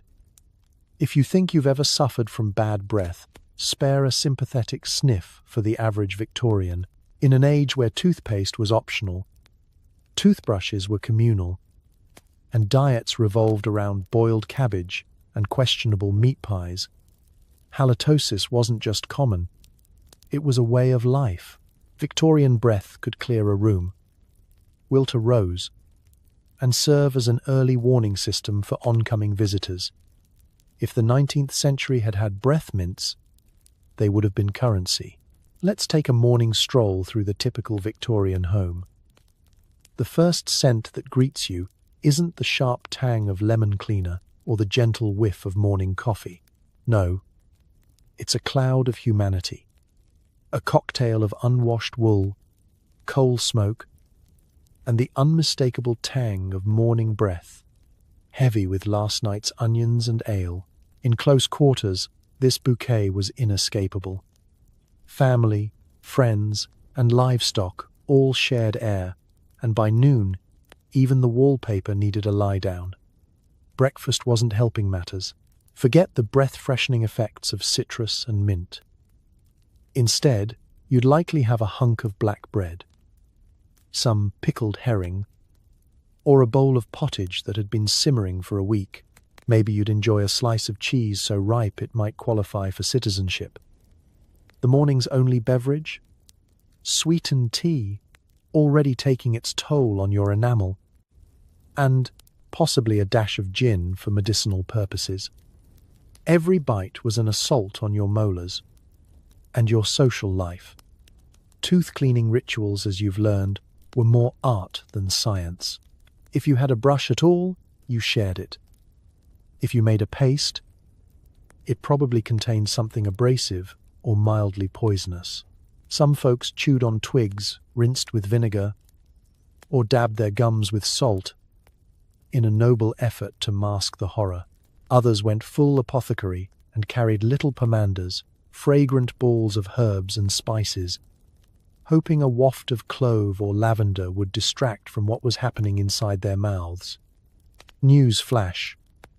It rarely worked. Then there was the great Victorian diet.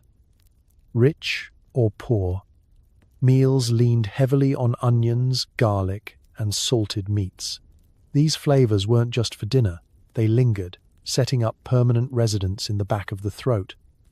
Spices like cinnamon and mint were expensive, so most breath remedies were out of financial reach. The upper class occasionally indulged in candied violets or imported licorice, but even they had to face the brutal reality of graveyard teeth and festering gums. The poor did their best with the occasional sprig of parsley and a polite turn away from company during conversation. Social norms adapted accordingly. Victorians were famously reserved, but the tradition of stiff, formal distance wasn't just about manners, it was practical. You simply didn't get close enough to anyone to risk catching a full blast of their oral bouquet. Letters and poetry extolled rosy lips, but nobody ever mentioned the scent. Even romantic moments were carefully staged.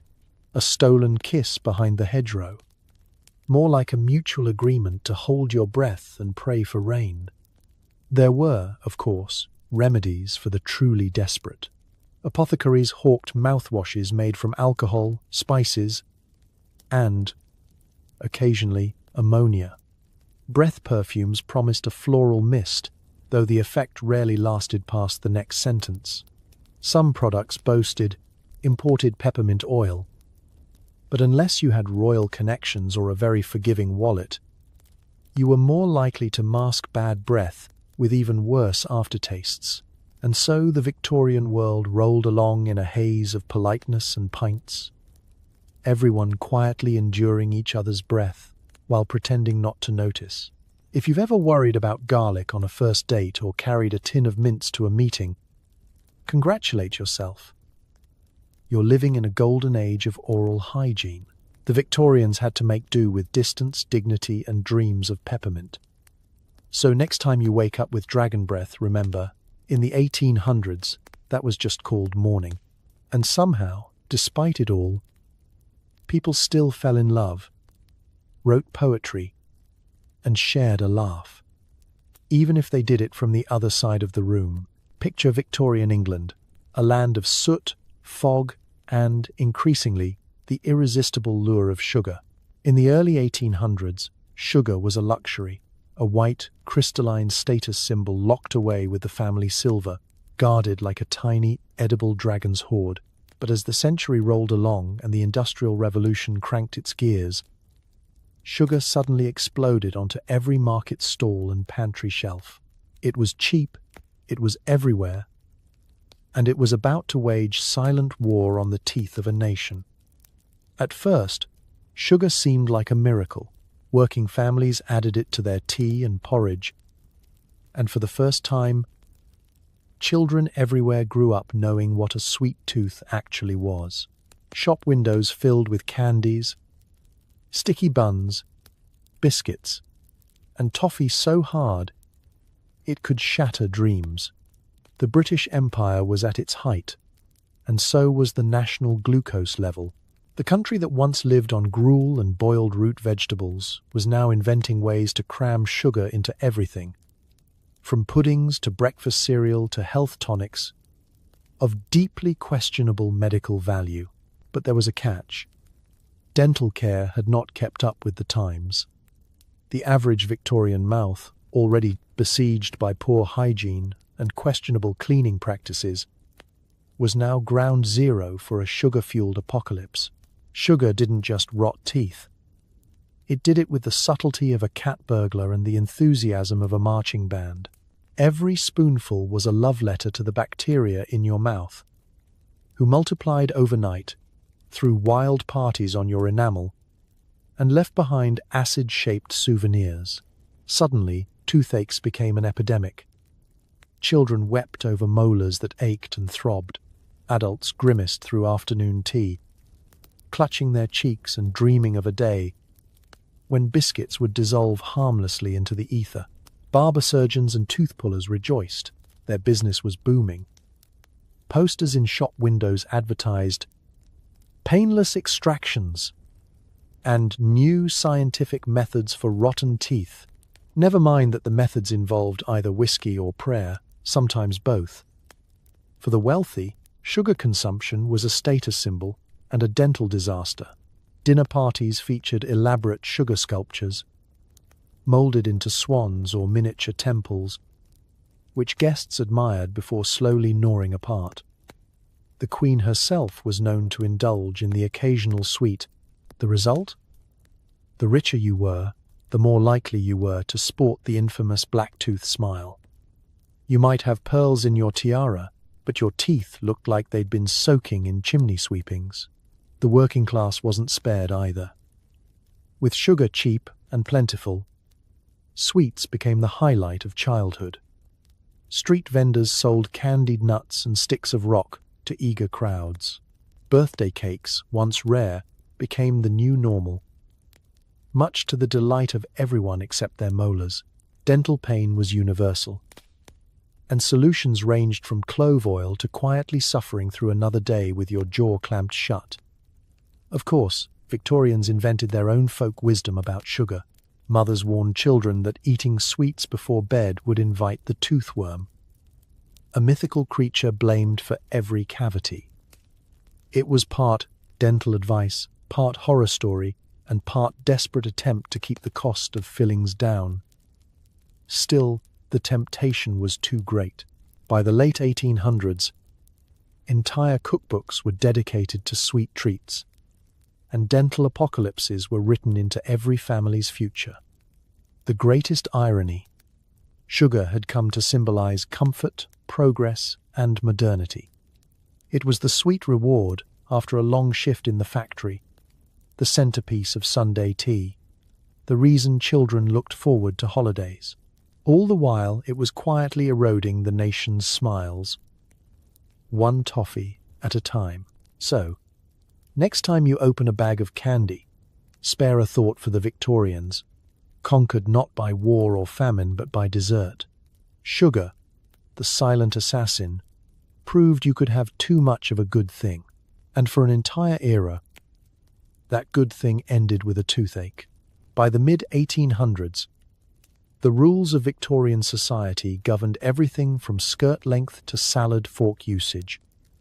But nowhere was fashion more ironic or more painful than in the pursuit of a perfect smile. In an era obsessed with appearances, your teeth were suddenly the most visible badge of health, virtue, and social standing. Nothing said refined like a row of dazzling, even, or at least present, teeth. Naturally, no one had them. The cult of the smile was everywhere. Society columnists praised actresses for their pearl-white grins. Etiquette guides insisted that ladies show modest teeth, neither too broad nor too thin. If you were lucky enough to have your own teeth, intact and mostly white, you were considered almost suspiciously virtuous. Rumors swirled about people whose smiles were unnaturally radiant, the Victorian version of accusing someone of using Photoshop. The problem, of course, was reality. Very few people had what anyone today would call a photogenic smile. Centuries of bad diets, neglected cleaning, and sugar's silent assassination meant mouths were often a patchwork of blackened stumps, brown stains, and ominous gaps. Smiling too wide at a dinner party was like showing off your medical records. Risky, a bit taboo, and guaranteed to elicit whispered commentary. Desperation, however, is the mother of invention. The wealthy went to incredible lengths for the right look. There were tooth powders imported from Paris, promising a gleam to rival the moon, and lead-based polishes that delivered a blinding white for all of a month, before your gums rebelled and your teeth threatened to mutiny. Some socialites even dusted their teeth with starch or flour before a soiree, the way you might powder your nose before a selfie. The result was less dazzling radiance and more ghost at the bakery. But trends rarely make sense in the moment. Fake teeth, preferably Waterloo teeth, were a fashion accessory. Wearing a full set was a sign you had both money and the right connections. There were even catalogues, complete with sketches and swatches, advertising different shades and styles. You could choose the classic English, the continental arc, or the very daring royal display. For the right price, your dentist might even gold-plate a tooth, so you could flash some bling every time you uttered good evening. It was a strange time to be alive, and a dangerous time to eat apples. The poor, meanwhile, adapted in their own way. Smiling became an art of subtlety. Keep your lips together, master the mysterious half-smirk, and laugh quietly into your handkerchief. It was the dawn of the British stiff upper lip, where reserve was less about emotion and more about concealing a molar gap the size of Cornwall. Children were warned not to smile at strangers, partly for safety, partly for public health. Even etiquette books weighed in, warning women not to bare the teeth wantonly, lest they appear coarse or worse, forward. The only thing more scandalous than a wide smile was a loud one, so society events were filled with gentle titters and the kind of polite grins that wouldn't scare a parlour cat. Modest display of the teeth, the experts advised, is a virtue, and in an age when even a modest smile was a dental miracle, modesty was the only safe option. The obsession with teeth even leaked into the world of art and photography. Portrait painters strategically softened mouths, while early photographers begged their subjects to hold steady and keep your lips demure. If you spot a Victorian portrait with a toothy smile, it's either a rare moment of candor or someone showing off new dental work for posterity.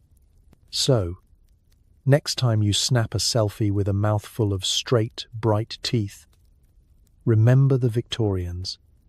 Their smiles were fought for, faked, and fiercely policed. The fashion of a smile was serious business, equal parts social ladder, status symbol, and high-stakes dental gamble. In the end, the best accessory wasn't jewelry or a silk cravat. It was the courage to show your teeth, no matter what was left of them. For much of the Victorian age, dental care was a sort of Wild West. Barber surgeons with rusty forceps, bootmakers moonlighting as tooth pullers, and more than one amateur enthusiast who believed a steady hand and a strong stomach were the only credentials needed. But the world was changing. Progress was coming for the mouth, one extraction at a time. By the middle of the 19th century, a strange and wondrous figure emerged on the high street, the professional dentist. At first, nobody quite trusted them. Who would? They wore immaculate suits, spoke in reassuring tones, and hung polished brass plaques outside their offices. This was suspicious. The British public, used to agony and chaos, viewed the new dental specialist with the same skepticism reserved for door-to-door miracle elixir salesmen or anyone with consultant in their job title. Still, toothache is a great motivator.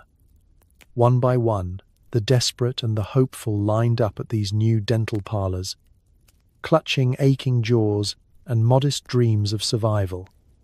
Inside, the world looked shockingly modern. There were waiting rooms with potted ferns and actual reading material. Instruments gleamed under gaslight, clean, arranged, and not a hoof-pick among them. The air was scented not with panic and blood, but with lavender and coal tar soap.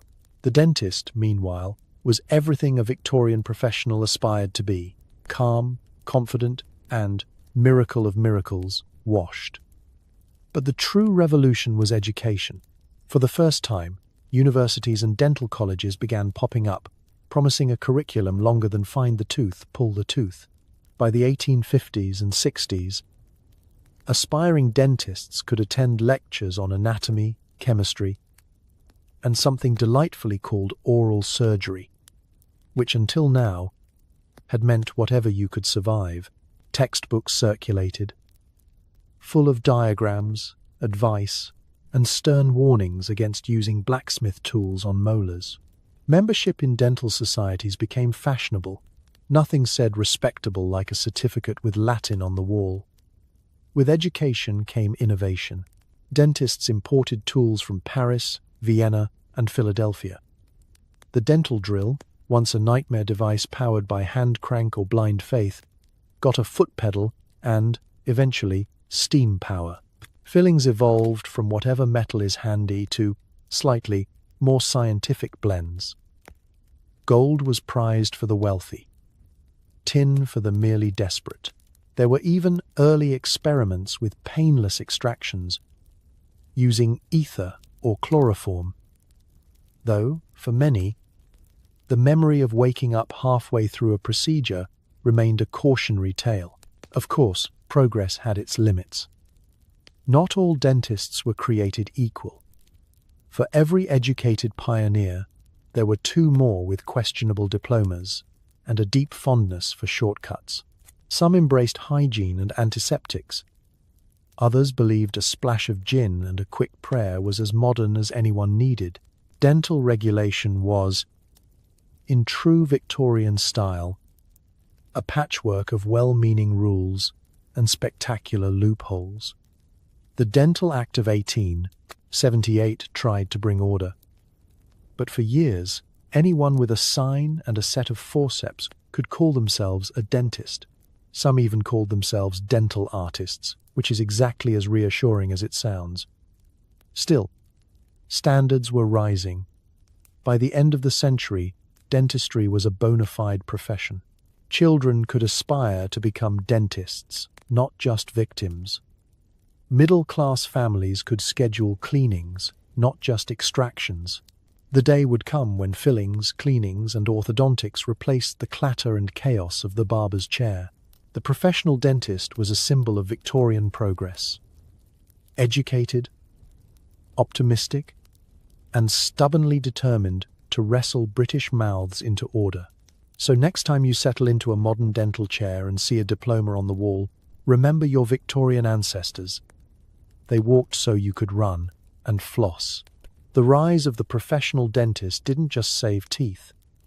It gave the world a reason to smile again. Not even royalty could escape the tyranny of Victorian dentistry. If you think a crown protects you from toothaches, Queen Victoria herself is here to set the record straight, along with the shape of her jaw. After more than one unfortunate visit to the palace dentist. Yes, even Her Majesty, Empress of India, mistress of a quarter of the globe, found herself at the mercy of 19th century dental science.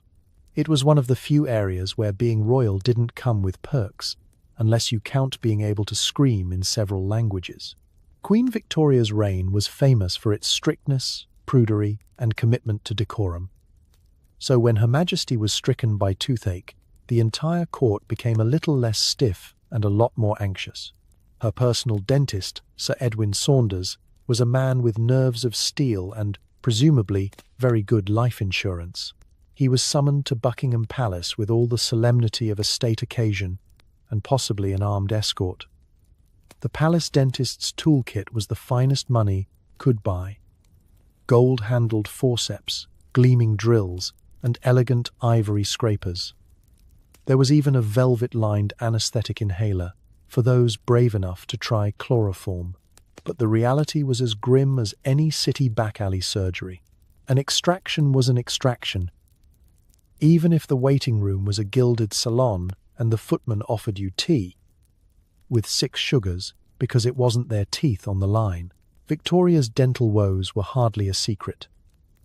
She was known to suffer from recurring abscesses and, on several occasions, required extractions, each event meticulously recorded in her diaries.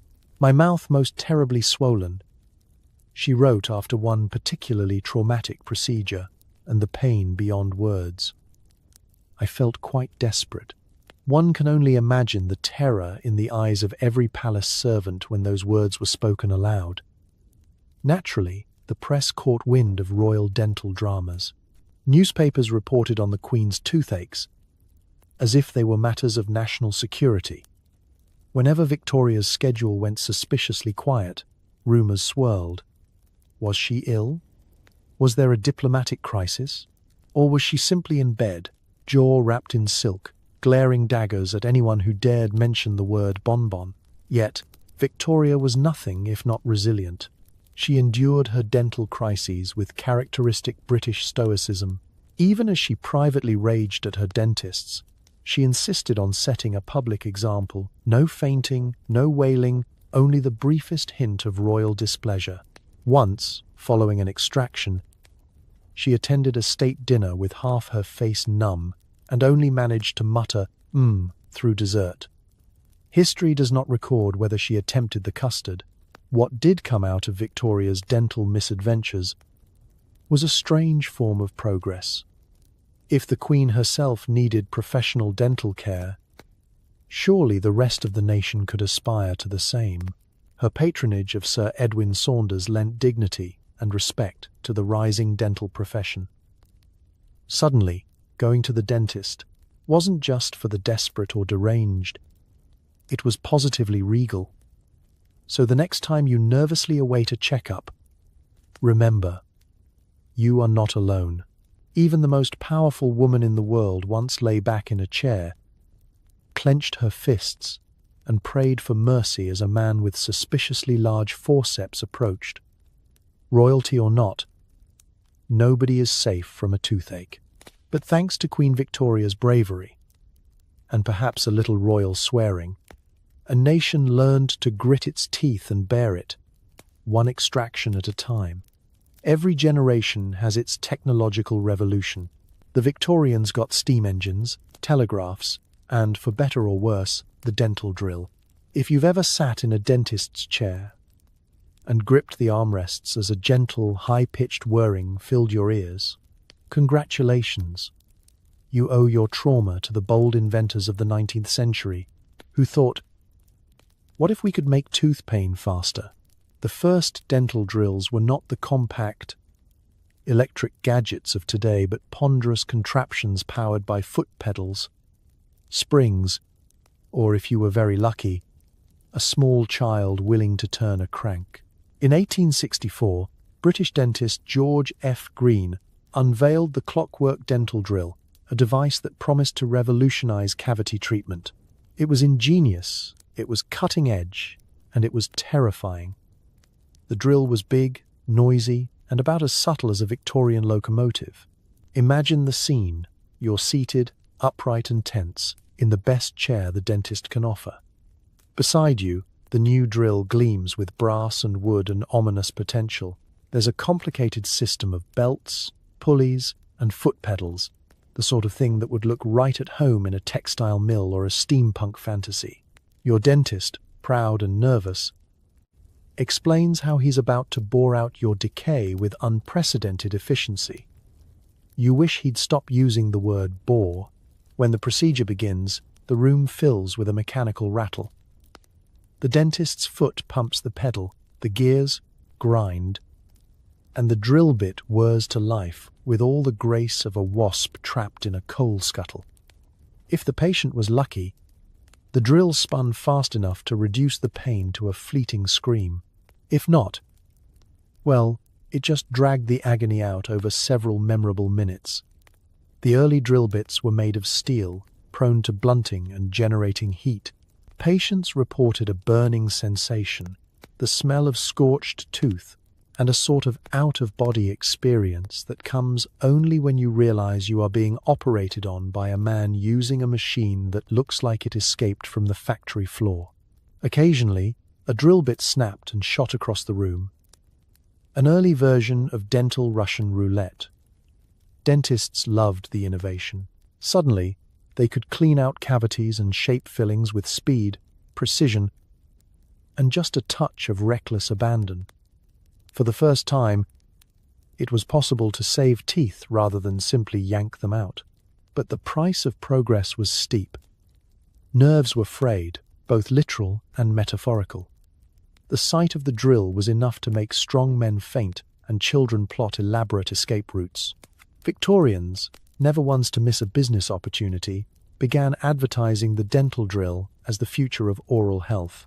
Posters depicted serene patients calmly submitting to the new rapid relief, while in reality, most people left the chair pale, sweaty, and newly suspicious of all things mechanical. Still, word spread. Dental schools adopted the technology, and ambitious inventors set about refining it, making it smaller, faster, and, eventually, electrically powered. By the end of the 19th century, the hand-cranked terror of the dental world had become the symbol of modern dentistry. It paved the way for fillings, crowns, and all the procedures that today's patients approach with a blend of dread and gratitude. So next time you hear that familiar whir, remember, it started with a foot pedal, a pile of gears, and a Victorian dentist's dream. The invention of the dental drill was a mixed blessing. More smiles saved, more nerves frayed, and a proud tradition of chair gripping that continues to this day. By the late 1800s, Victorian dentistry was clawing its way toward legitimacy. But nothing spread the gospel of gleaming smiles quite like a little public spectacle. If you thought getting your wisdom teeth pulled was traumatic, imagine it happening on a stage, in front of an audience, sometimes accompanied by music, cheers, and the occasional fainting spell. Welcome to the world of the traveling dental show. The concept was brilliantly bizarre.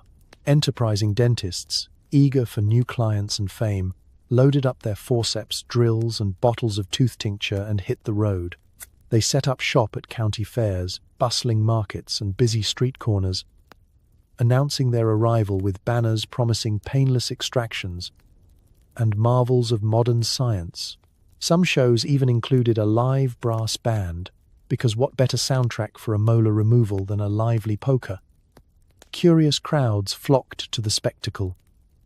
Children elbowed for a better view.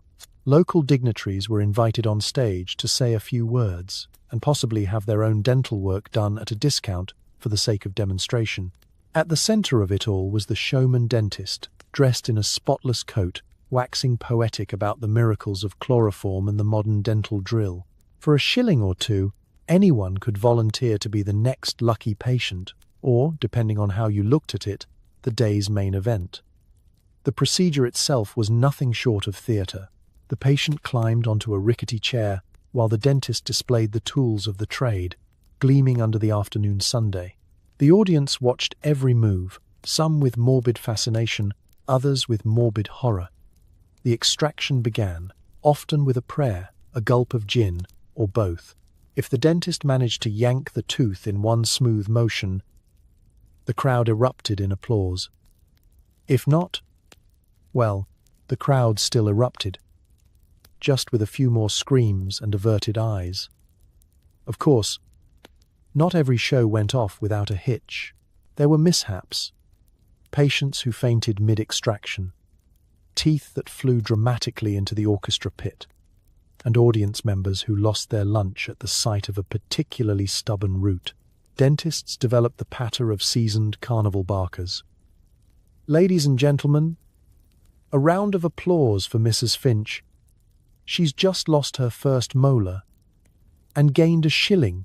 If all else failed, the band struck up another tune to cover the screams. In between extractions, the dentist hawked miracle cures, tooth powders, soothing syrups, and breath elixirs with ingredients best left unexamined. Bottles flew off the table, promising not just dental health, but courage, luck, and allegedly marital bliss. The bravest souls took home a souvenir, sometimes a pulled tooth in a tiny box. A gruesome reminder that modern science had, at last, reached their mouths. But beyond the spectacle, these shows served a purpose. They introduced new techniques, educated the public, and, most importantly, removed the stigma around dental care. No longer was dentistry a shameful backroom ordeal. It was entertainment, progress, and a badge of bravery. If you could face the dentist on stage, you could face anything. By the turn of the century, the traveling dental show faded away, replaced by clinics, regulation, and a more private sense of dignity. But for a time, dentistry went public, and the humble tooth extraction became an unlikely star. Next time you sit in a quiet, sterile waiting room, remember, your great-great-grandparents once cheered, gasped, and maybe even danced for a good old-fashioned public extraction. And that, perhaps, is why they all had stories worth smiling about. When you picture dental care, you probably don't imagine a crowded Victorian pub, thick with tobacco smoke, laughter, and the clang of tankards. But for much of the working class, this was the emergency room, the dentist's office, and the therapy couch, all rolled into one. Welcome to the era when a toothache could be solved with a pint of ale, a brave friend, and the sort of optimism only found at the bottom of a mug. Dentistry was expensive, and professional dentists, even the self-taught, certificate on a napkin variety, were out of reach for many. Barber surgeons charged a fee, and the new dental parlors were strictly for those with coin to spare. For everyone else, there was the local pub, the community's one-stop shop for courage, distraction, and a little dental drama. Picture it, a long wooden table, sticky with decades of spilled beer and questionable decisions. A man clutches his jaw in agony, surrounded by well-meaning friends. The bartender, a seasoned veteran of everything from marital disputes to impromptu wrestling matches, glances over and raises an eyebrow. Tooth bothering you, is it? A knowing nod. The barkeep reaches under the counter and produces an old pair of pliers, the kind usually reserved for stubborn corks or repairs to the door. Tonight, they have a more personal job to do. Step 1. Anesthetic. Not ether or chloroform, but gin, whiskey, or the pub's own house blend. The patient downs 2 or 3 shots, grimaces, and signals he's ready. Sometimes a friend holds him steady, sometimes several do, just in case the patient has a change of heart. The crowd draws closer, the storytelling pauses, and someone starts humming a funeral march, just for effect. Step 2. The extraction. The barkeep positions the pliers, squints at the offending tooth, and mutters words of encouragement. There are no surgical gloves, just rolled-up sleeves and a willingness to get the job done. With a quick twist and a heartfelt apology, the tooth is yanked free. Sometimes it comes easily. Sometimes it comes with a sound not unlike stepping on a snail in heavy boots. The patient howls, the crowd winces, and the barkeep drops the tooth into a mug for safekeeping. Step 3. Celebration. The victim is handed another drink on the house. The pliers are wiped off on someone's apron, and the pub erupts in cheers. Someone may even start a collection for the patient. A few coins for bravery, or perhaps just to help pay for the next inevitable visit. The extracted tooth is passed around as proof of courage, or, if the evening is slow, dropped into the fireplace with a flourish. This was dental care, Victorian style, fast, affordable, and public. The process wasn't sanitary, and the risk of infection was high. But in a world without antibiotics, you took what you could get. For some, the memory of pain-free moments bought with booze and bravado was enough to keep them coming back. For others, the missing tooth became a badge of honor, a reminder that they'd faced down agony with nothing but a crowd of friends and the cheapest gin in town. So, next time you fret about your dental deductible or grumble about waiting rooms, spare a thought for the poor man's dentist. In the pubs of Victorian England, dental problems were solved with grit, pliers, and a round of drinks, leaving everyone a little lighter, a little braver, and, quite often, a tooth or two short of a full smile. If you think today's kids have it rough with orthodontists and the annual No Cavity Club photo, spare a moment for Victorian children. In an age when childhood meant chimney sweeping, cold porridge, and the ever-present risk of being startled by a goat, dental care was just another lesson in survival. For the smallest Victorians, a loose tooth was less an exciting milestone and more a looming threat, a reminder that pain comes for us all, even before your 10th birthday. The first challenge was food. Children's teeth faced a daily assault of bread hard enough to qualify as a building material, turnips boiled into glue, and the new scourge of cheap, sticky sweets. Sugar wasn't just a treat, it was a rapidly spreading epidemic, and the little ones loved it almost as much as it loved destroying their enamel. It's no wonder Victorian portraits show children with tight, closed-mouth smiles. Those weren't shy grins, they were acts of self-preservation. But the real horror began when a child's tooth wobbled. There were no colourful plastic boxes or tooth fairies in sight. The extraction toolkit usually involved household items and grim determination. A mother might tie a length of string around the offending tooth and attach the other end to a doorknob, then wait for a sibling, or fate, to slam the door. A father with a flair for drama might go for the quick yank with pliers method, or, for truly loose teeth, invite the family dog to give the string a tug during playtime. The process was a family affair, with plenty of unsolicited advice and an audience of siblings eager for entertainment. If the operation succeeded, everyone applauded. If not, well, there was always tomorrow, and possibly another tooth to try again. For children whose nerves, or parents, failed them, the barber surgeon was the next stop. These professionals didn't believe in gentle bedside manner. Open wide, they'd command. And with a grip honed by years of multitasking between haircuts and amputations, the tooth was gone, sometimes along with a little dignity and the will to ever eat an apple again. And what about pain relief? Forget topical gels and numbing sprays.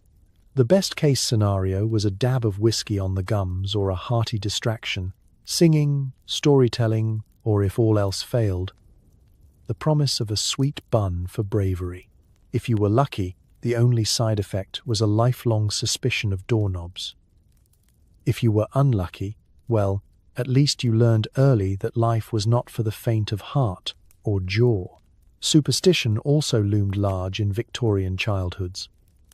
Some parents believed that burying a lost tooth in the garden would ensure the new one grew straight. Others tossed teeth into the fire, hoping to keep witches at bay. There was even a notion that swallowing your own baby tooth would grant you strength, though more often it just led to a brief parental panic and an awkward story at bath time. Despite the misery, Victorian children grew up sturdy, or at least, as sturdy as a person with half a set of molars could be. They learned resilience, creativity, and how to keep a secret, especially if it involved the fate of a missing tooth. So next time a child wails over a wobbly incisor, spare a thought for their ancestors who faced dental destiny with string, pliers and a song. Childhood has never been easy. But in Victorian England, it was truly tooth and nail. It's easy to assume that, in the Victorian era, wealth solved everything. After all, the upper crust had silk sheets, warm baths, and servants who called them sir even before coffee. But when it came to dentistry, money didn't buy comfort, it just bought options.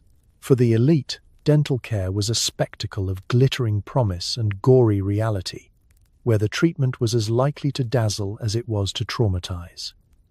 Let's begin in the marble foyer of an exclusive dental salon. Here, you wouldn't find any barbers with rusty pliers.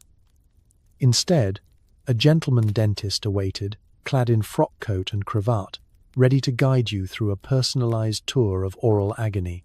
There were gas lamps and Turkish carpets, and perhaps even a piano in the waiting room to soothe frayed nerves. Some offices employed a footman whose only job was to mop up nervous sweat and reassure you that everything was quite the fashion. The instruments gleamed with promise and a little menace, gold-handled forceps, jewel-inlaid mirrors, and the latest in European dental drills all promised a pain-free, luxurious experience. Some of these tools, it must be said, looked more suited to a royal jeweler than a medical man. But prestige was everything. To the rich, a well-appointed mouth was as essential as a well-tailored waistcoat. It was proof of breeding, restraint, and access to the best science money could buy. The treatments themselves were as bold as any Victorian adventure.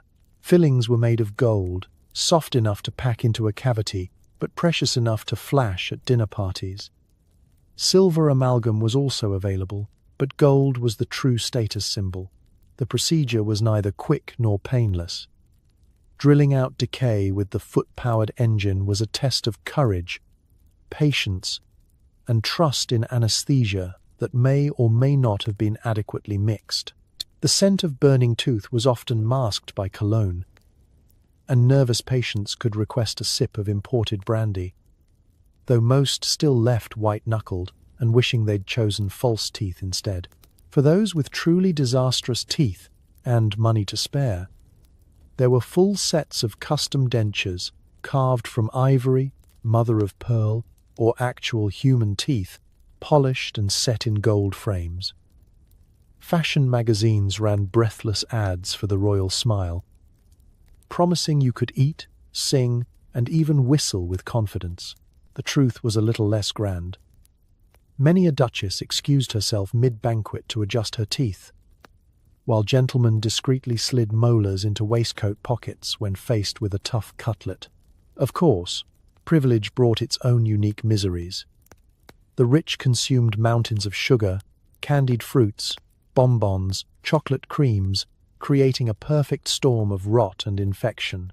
The black-toothed smile became so common among the aristocracy that it was sometimes seen as a sign of wealth, a sort of perverse dental badge of honor. At least you had the money to fix or replace what sweet indulgence had destroyed. Despite the pain and pageantry, rich Victorians clung to the promise of dental perfection. Letters of recommendation were written for the best dentists, and a society dinner could turn into an impromptu showcase of who had the newest, shiniest fillings.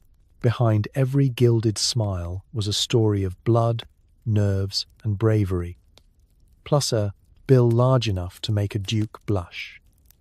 So next time you admire a golden filling or porcelain crown, remember, in Victorian England, the road to dental beauty was paved with gold and more than a little gore. The rich suffered for their smiles, and the world watched, one dazzling, occasionally wobbly grin at a time. Victorian England was a golden age for miracle cures and quick fixes, especially for anyone desperate to escape the misery of a toothache. If a pain persisted in your mouth, and you weren't ready to risk the barber's pliers or the dentist's foot-powered drill, there was always the allure of a bottle, something small, mysterious, and promising more relief than science could possibly justify. Enter the era of snake oil and mouth elixirs. medicine for the hopeful, the gullible, and the dangerously optimistic. Shop windows all over London displayed rows of colourful bottles with dazzling labels. Dr. Larkin's magical dental drops, Professor Figg's tooth elixir, instant relief, Mrs. Prendergast's soothing cordial for teeth and gums. The fonts alone could cure a headache, and the claims were even bolder. These potions promised to end tooth pain, whiten teeth, cure bleeding gums, and, if you read the fine print, possibly restore your social life, romantic prospects, and general sense of well-being. They were the Victorian answer to late-night infomercials, except you could buy them in every pharmacy, market, or from a man with a suitcase on the corner.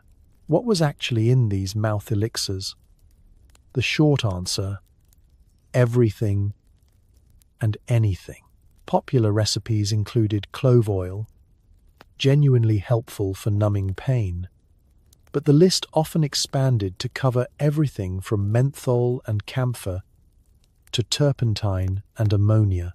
Some elixirs were more like cocktails, equal parts alcohol, syrup, and whatever else the manufacturer could dissolve before the authorities caught on.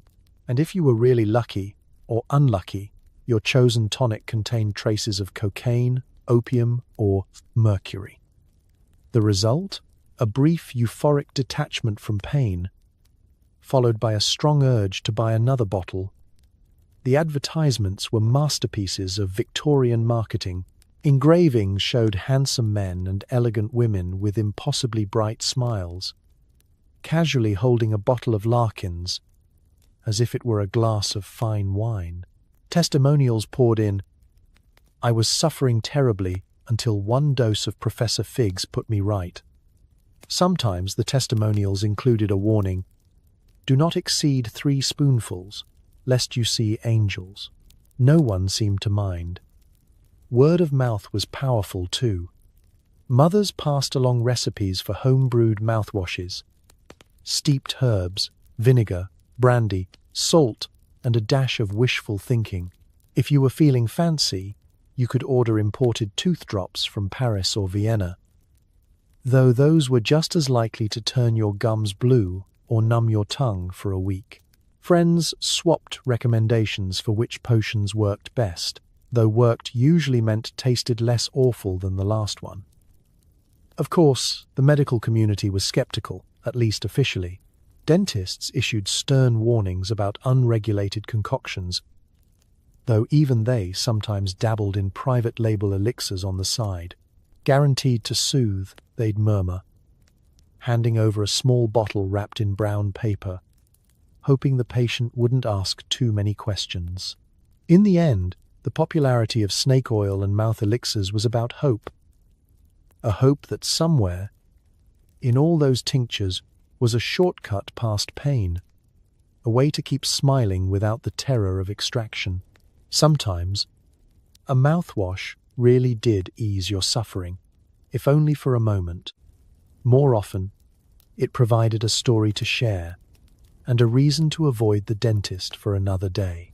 So the next time you swish with minty mouthwash or squeeze gel onto your toothbrush, remember, the Victorians would have traded a week's wages for such simple certainty.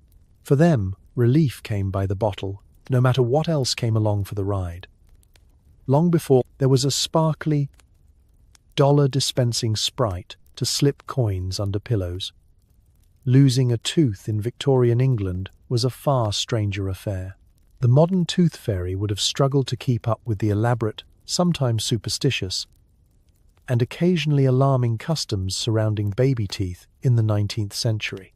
For Victorian children and parents alike, the ritual of losing a tooth was less about reward and more about survival, both physical and spiritual. It started with a wobbly tooth, usually greeted by siblings with a mix of horror and glee.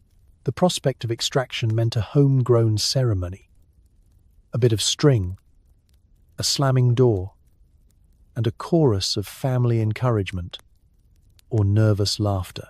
Once the tooth was finally freed, accompanied by cheers tears, or both, the real challenge began. What should you do with this tiny, suspiciously bloody souvenir? For Victorians, the answer mattered. Lose it carelessly, and you risked more than a gap-toothed smile. Folklore and superstition clung to baby teeth like barnacles. In many families, it was thought that witches could use a child's lost tooth to cast curses or summon misfortune. To avoid this dreadful fate, parents were advised to burn the tooth in the kitchen fire, bury it in the garden, or, if they were particularly cautious, hide it in a mouse hole. The reasoning was simple. If nobody could find your old tooth, nobody, especially not supernatural mischief makers, could use it against you. Some believed that tossing a tooth into the hearth ensured the next one would grow in straight and strong. Others held that feeding the tooth to an animal, ideally a chicken or mouse, would help a child grow new teeth as strong as a beast. You could also recite a little rhyme or chant a prayer to protect your child from toothaches, bad luck, or, more rarely, the urge to chew on inedible furniture. There were, of course, parents who opted for a more pragmatic approach. Teeth were stashed in snuff boxes, sewn into keepsake bags, or displayed in jars, testaments to the family's resilience and the child's gradual march toward adulthood. While it's tempting to imagine rows of Victorian mantelpieces adorned with baby teeth, most families quietly disposed of them, fearing the consequences of lingering spirits or the embarrassment of losing one to a nosy neighbor. So, where does the tooth fairy fit in? The modern version, sparkles, coins, and pillows, didn't really exist. But by the end of the Victorian era, ideas were beginning to shift. Popular magazines and imported storybooks began to mention benevolent sprites and magical creatures who rewarded bravery and good hygiene. By the early 1900s, stories of the tooth fairy appeared in print, mingling with older superstitions and evolving family rituals. For Victorian children, the first glimmers of the fairy tale were just that: a rumour, a hope, a promise that losing a tooth might someday earn you more than a pat on the back. Of course, the reward of the era was usually a stern lecture about growing up, a bit of broth for dinner, or, if you were very lucky, a peppermint. Coins under the pillow would have to wait for future generations. But the seeds were planted. The notion that losing a tooth could bring a little luck, a little magic, and perhaps a brief moment of wonder in a world not always kind to the young. So, as you slip a coin under your own child's pillow, remember the Victorians. Their tooth fairy was more fire and folklore than glitter and gold, but even then, every lost tooth came with a story, and sometimes, that's the most magical thing of all. At the very end of the Victorian era, dentistry took a leap into the future, a future lit up, quite literally, by the discovery of X-rays. Suddenly, dentists had a way to peer beyond the gums, to see hidden decay, impacted teeth, and all the dark secrets lurking beneath the surface. It sounded miraculous. It was also, in true Victorian fashion, more than a little terrifying. The story began in the 1890s, when German physicist Wilhelm Röntgen announced his discovery of a mysterious new kind of ray that could pass through flesh and show the bones beneath. Within months, enterprising dentists in England and America were snapping up crude X-ray machines, eager to experiment on their most trusting or most unlucky patients. In the era of "if it's new, it must be good," the X-ray was advertised as a miracle of science, safe, painless, and sure to revolutionize dentistry. What they didn't mention was the fine print. Nobody really understood how X-rays worked, let alone how much exposure was safe. Early dental X-rays required patients to sit absolutely still for several minutes while their heads were clamped into place with leather straps and iron braces. The machine itself looked like a cross between a stovepipe and a medieval torture device. With thick glass tubes and humming wires, As the dentist lined everything up, he'd calmly ask his patient not to blink, twitch, or think about all the times he'd spilled mercury in the back room. When the moment came, there was a faint crackle, a strange blue glow, and the odd sensation that you were being cooked from the inside out. Nobody wore protective gear. Not the patient, not the dentist, not even the curious onlookers who gathered to watch the spectacle. Why would they? Lead aprons were decades away, and radiation was still thought of as a kind of healthy tonic.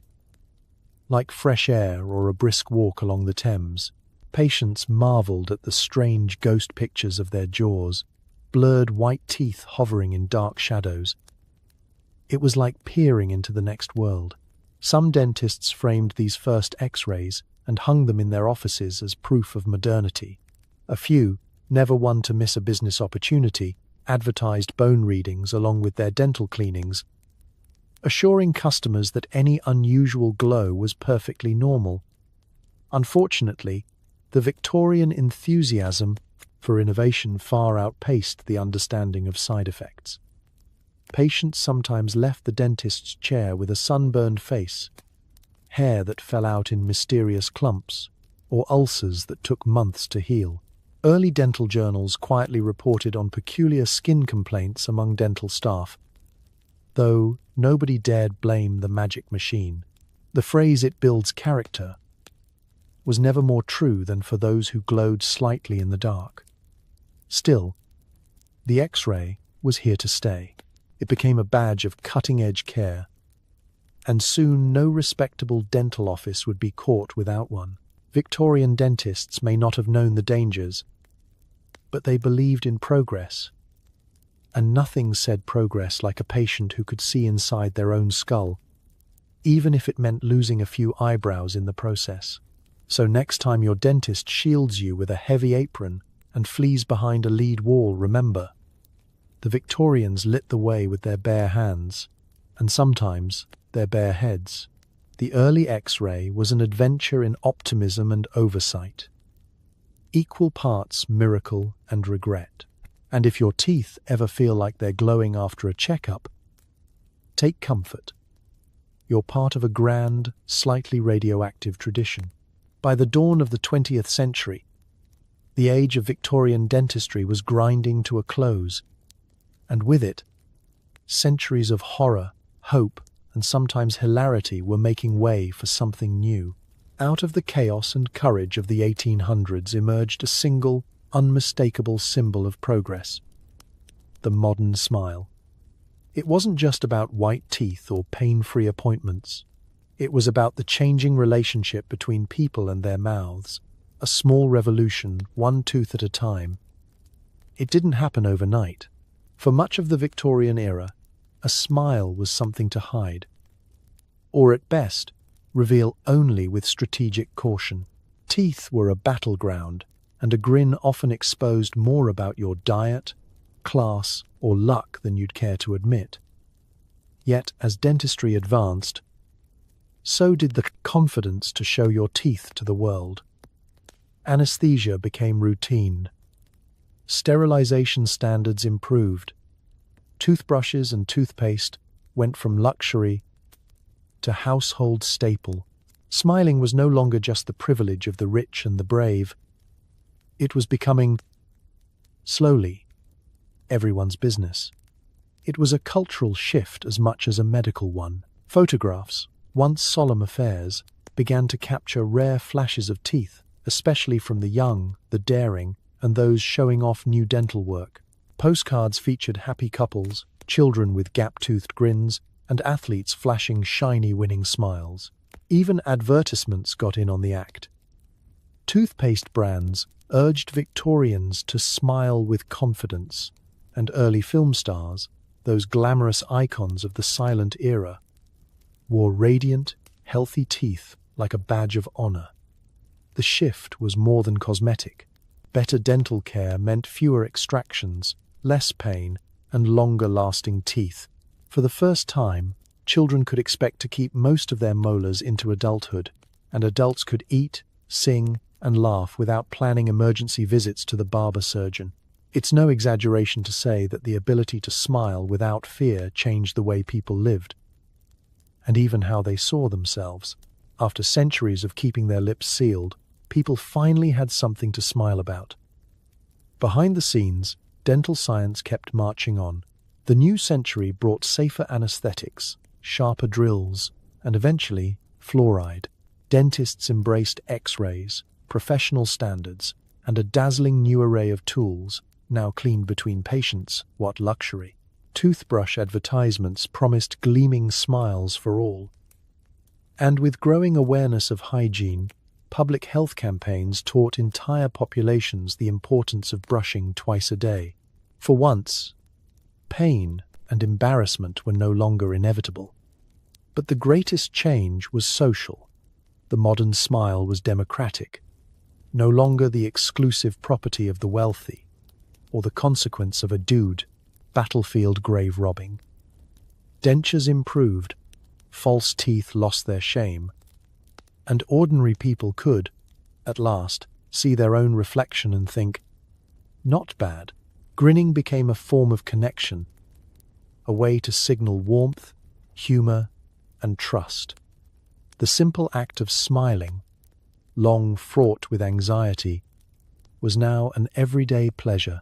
So tonight, as you brush your teeth under bright electric lights and check your smile in the mirror, remember, you're the inheritor of centuries of dental struggle, invention, and stubborn hope. The modern smile changed the century, not with a single dazzling grin, but with millions of ordinary, joyful, unashamed ones.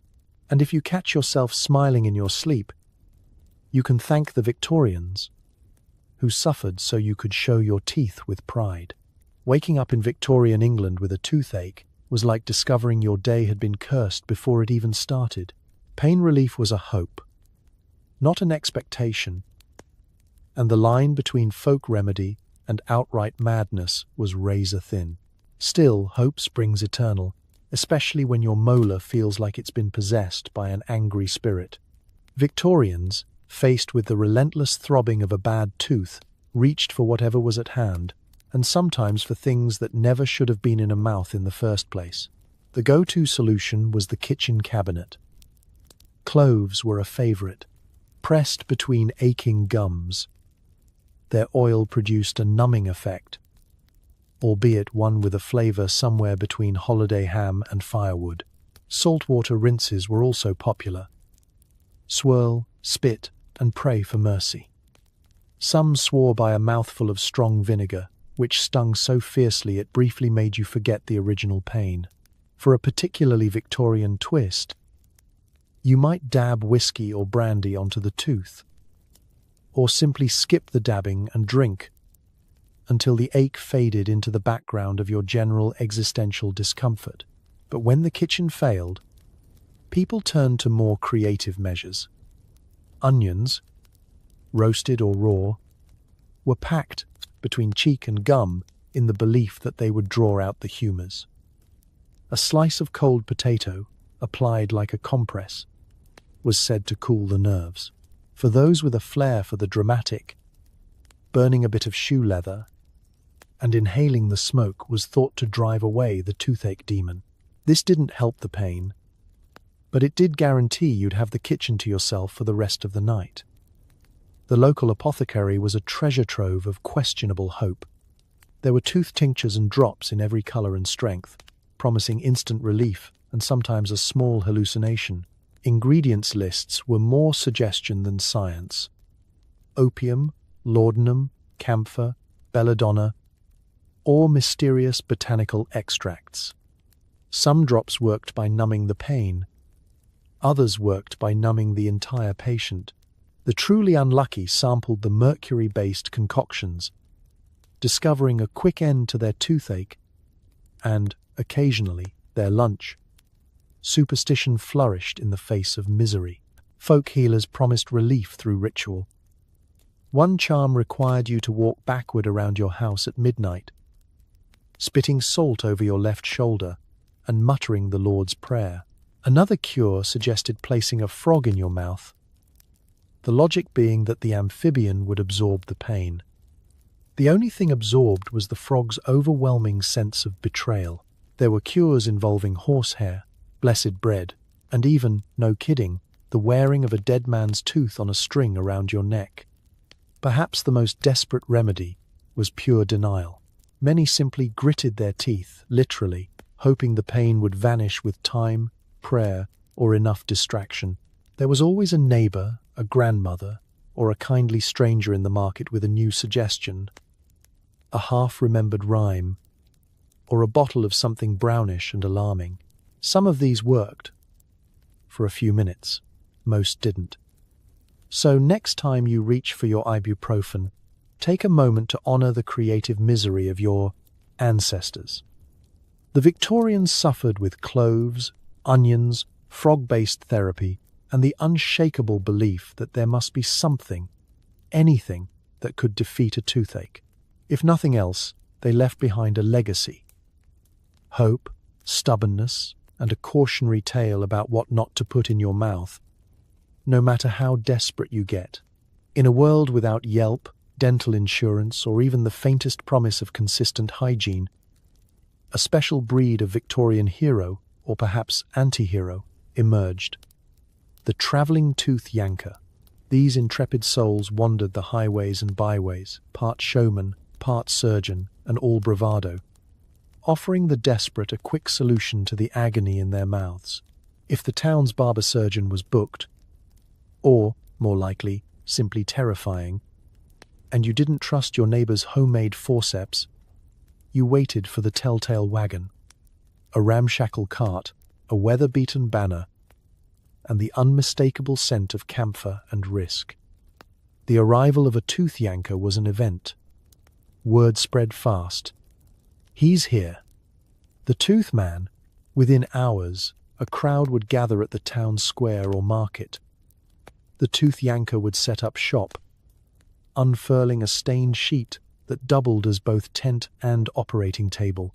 His toolkit, a battered satchel full of gleaming, mismatched pliers, hooks, and ominously large forceps, was his badge of office.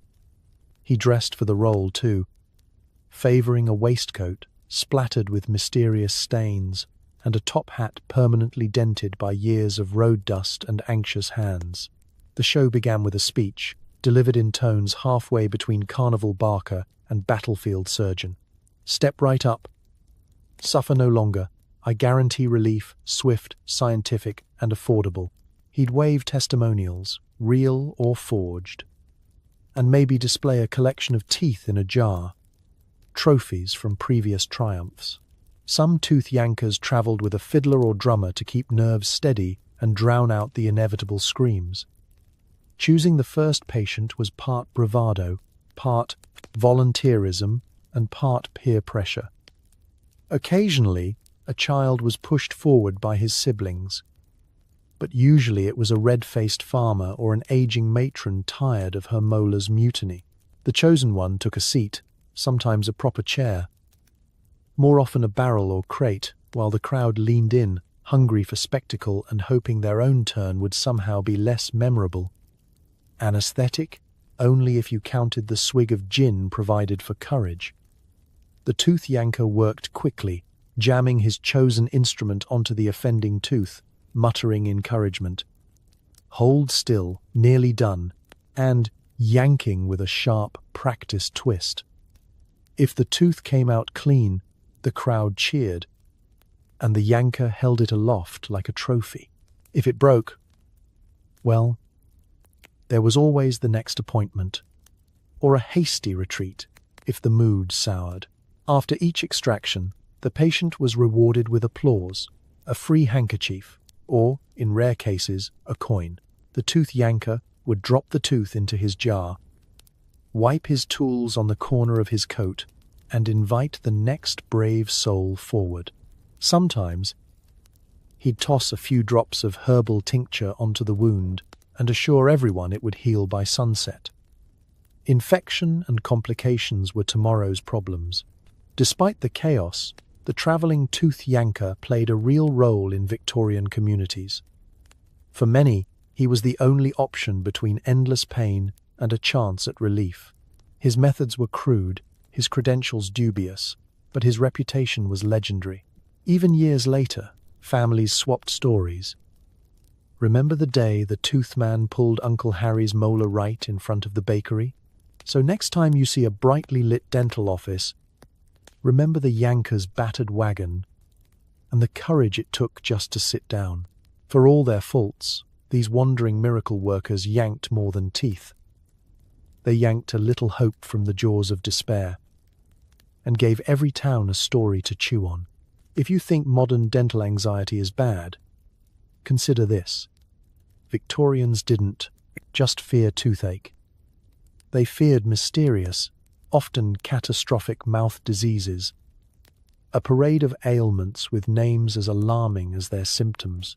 The dental profession was still new, science was half guesswork, and every swollen gum was seen as a potential omen. In a century famous for fog and melodrama, the inside of a Victorian mouth was its own grim mystery novel.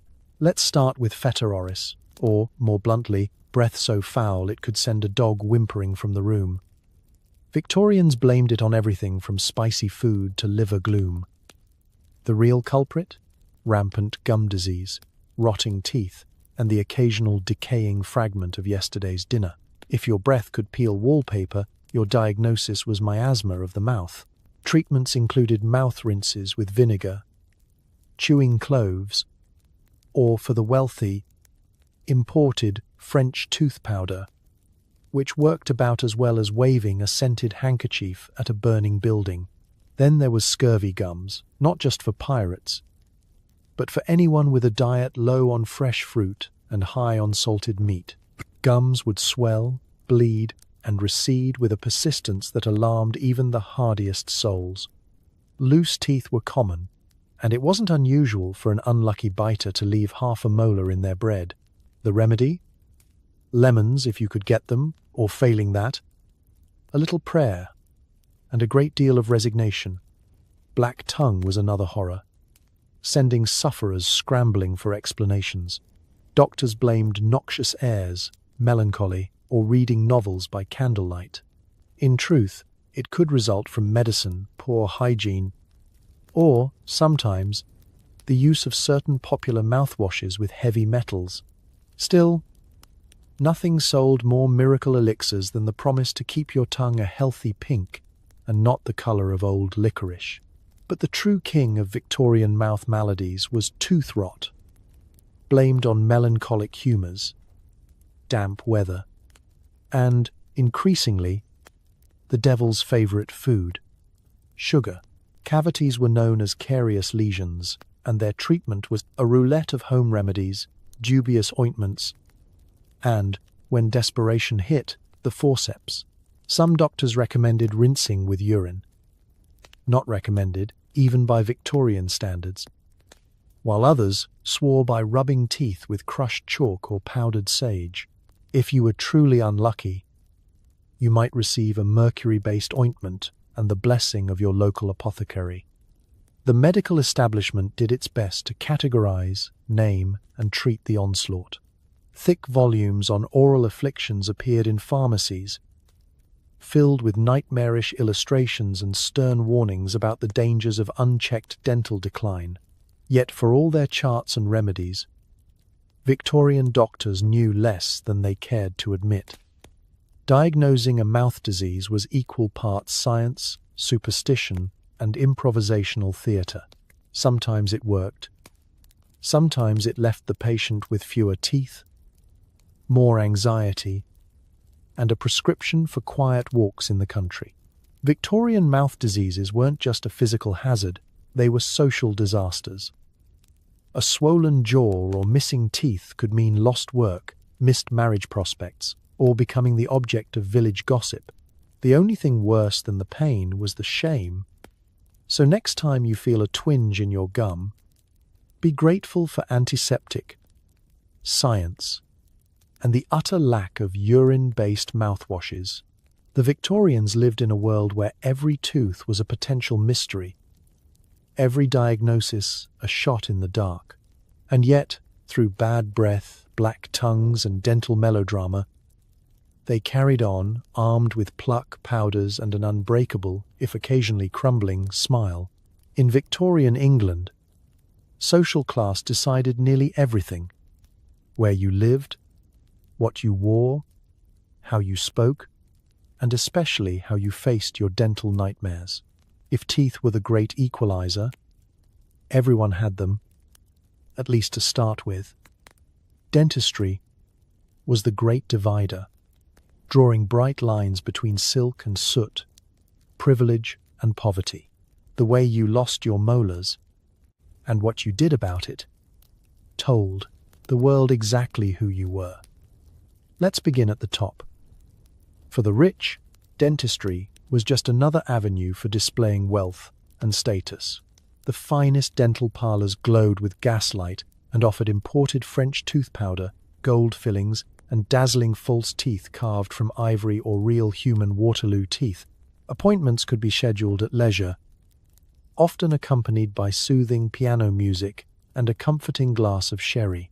The dentist might even make a house call, bringing along a velvet-lined case of instruments, starched linens, and enough anesthetic to make anyone's memory of the ordeal pleasantly fuzzy. Their tools were elegant, their fillings precious, and their dentures, well, as convincing as 19th century craftsmanship allowed.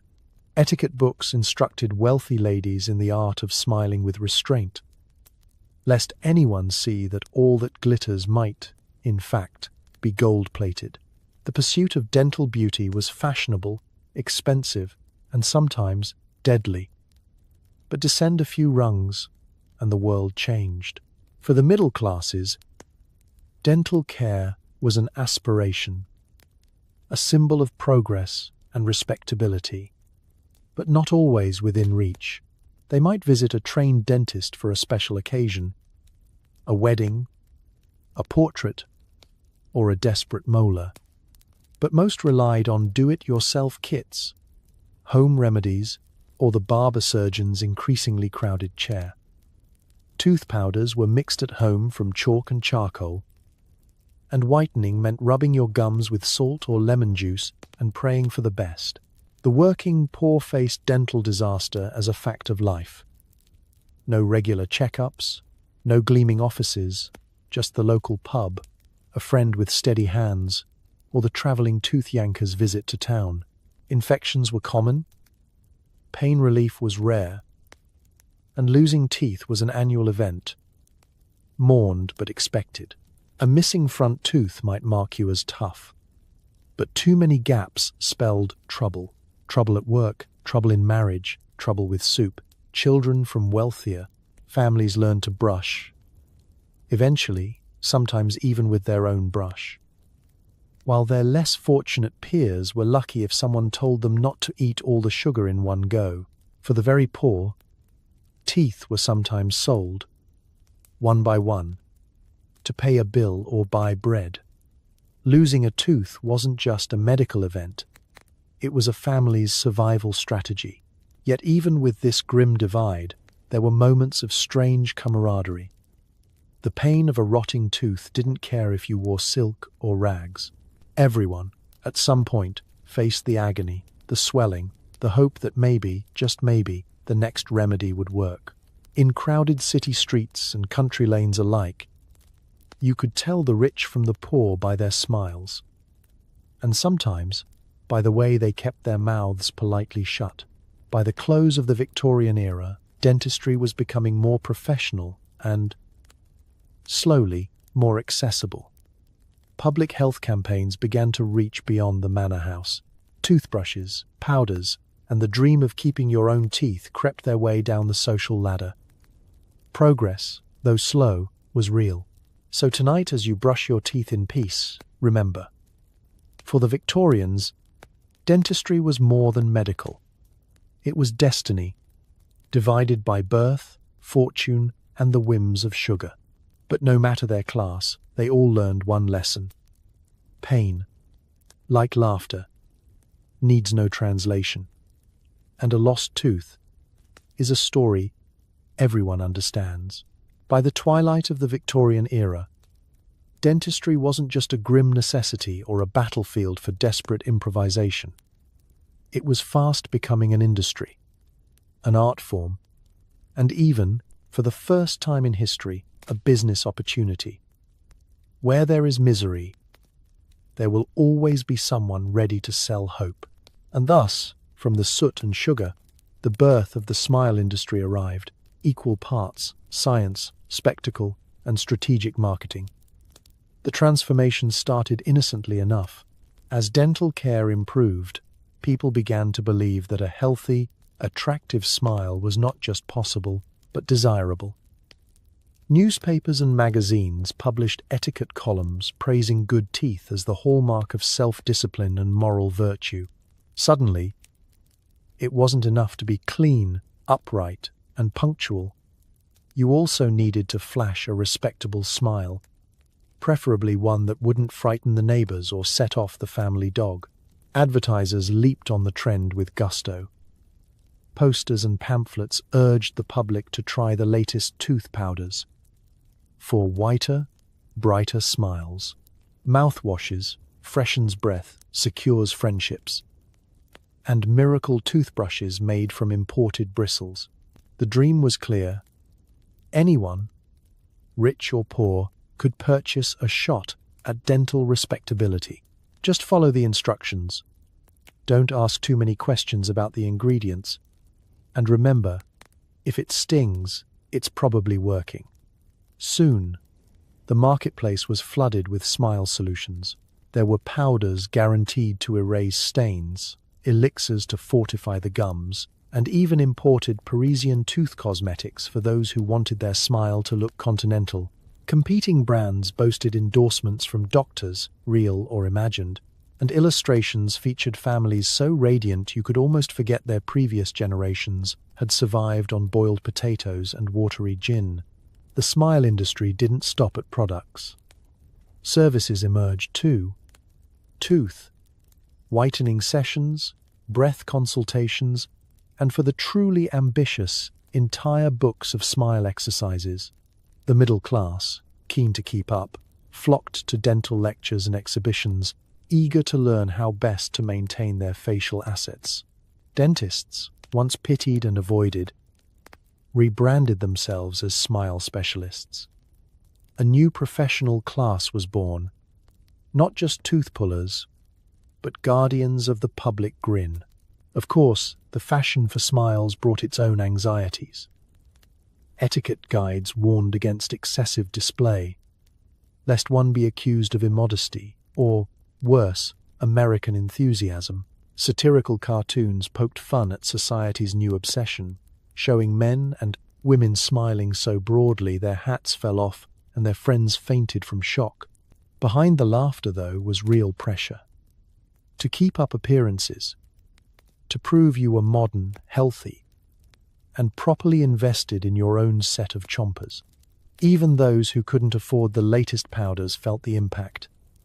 Children were scolded for neglecting the teeth. Factory girls swapped recipes for homemade breath fresheners. The dream of a winning smile, once the luxury of royalty, now belonged to the masses, at least in theory.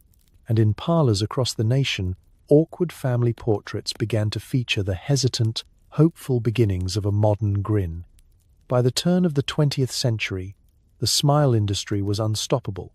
It would shape not just commerce, but culture, fueling everything from Hollywood glamour to the orthodontic empires of today. Victorians had lived through the worst of dental history, but in the end, they found something to celebrate. Not just survival, but the confidence to show their teeth, however imperfect, to the world.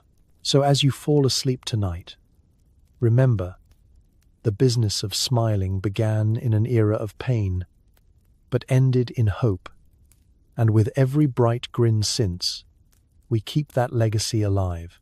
So tonight, as you lie in bed, safe and snug, maybe run your tongue across your teeth and thank modernity for every last fluoride-coated miracle. Because once upon a time, the simple act of flossing could have been replaced by, well, screaming, Think about it. You live in an age where a dental checkup comes with anesthesia, sterile gloves, and gentle background music. Not a screaming contest with a man holding pliers in one hand and a pint in the other. You can walk into a clinic without seeing blood on the walls or hearing someone faint in the waiting chair. You can get a cavity filled without first updating your will. That's progress. The Victorians didn't have that luxury. They smiled through agony, drank through pain, and called it fortitude. Their bravery was impressive. Their breath, less so, but they survived. Through infection, through ignorance, through decades of medical trial and error, so we could one day open our mouths and say, "Ah," without fear of death. So as you drift off to sleep, wrapped in warmth, clean sheets, and the faint hum of a world that's figured out how to numb pain, give a quiet nod to the Victorians. They walked so we could chew comfortably. They screamed so we could smile. Because history may be gruesome, but it's also proof that people have always been stubbornly hopeful, willing to endure the unbearable, if only to keep smiling through it. Sleep well, my friend. Your teeth are safe now. Between 1347 and 1353, the Black Death claimed 25 million lives across Europe, wiping out up to 80% of the population in some cities. The plague was swift and merciless, but for those who survived, life continued in a radically transformed world. Here's what happened after the Black Death devastated Europe. Hey, quick thing before we start. If you actually listen to these regularly, hit like or subscribe. I always wonder where everyone's at, so comment your city and what time it is. Weird to think some of you are having breakfast in London while I'm recording this at night here in the States.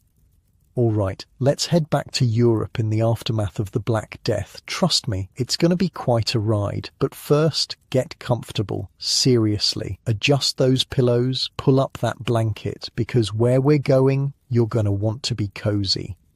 Your eyes open to darkness. The straw mattress beneath you is damp from the night's moisture that seeps through the walls of your small home. For a moment, everything feels normal. That familiar, scratchy texture against your skin, the smoky smell from last night's fire, the distant sound of a rooster, then it hits you. The silence. No voices in the street, no clanging of the blacksmith's hammer, no children laughing or crying, just nothing. You're probably wondering, wait, how unusual would this really be? Well, imagine your neighborhood completely empty except for maybe every fifth house. That's what we're talking about here. You rise and step onto the packed dirt floor, cold against your bare feet. Not like your warm carpet or wood floors today. Medieval floors were usually just compressed earth, sometimes covered with rushes or straw that wouldn't be changed for months. Yeah, not exactly the pinnacle of hygiene, which didn't help with the whole plague situation. I spent way too long researching medieval sleeping arrangements for this. Turns out most people slept on simple straw mattresses, often with their whole family and even animals nearby for warmth. Privacy? Not a concept they were familiar with, and these weren't memory foam mattresses. Just sacks stuffed with whatever was available. Straw, hay, sometimes wool if you were lucky. As you step outside, the morning sun illuminates a village transformed. The blood-red sunrise feels appropriate somehow. Down the lane where the baker's shop once filled the air with the smell of fresh bread, the door hangs open. No one has been there for weeks. The baker and his entire family gone. In your head, you're thinking, is anyone even left? The rational part of your brain knows there must be others, but the emotional part feels utterly alone in this moment.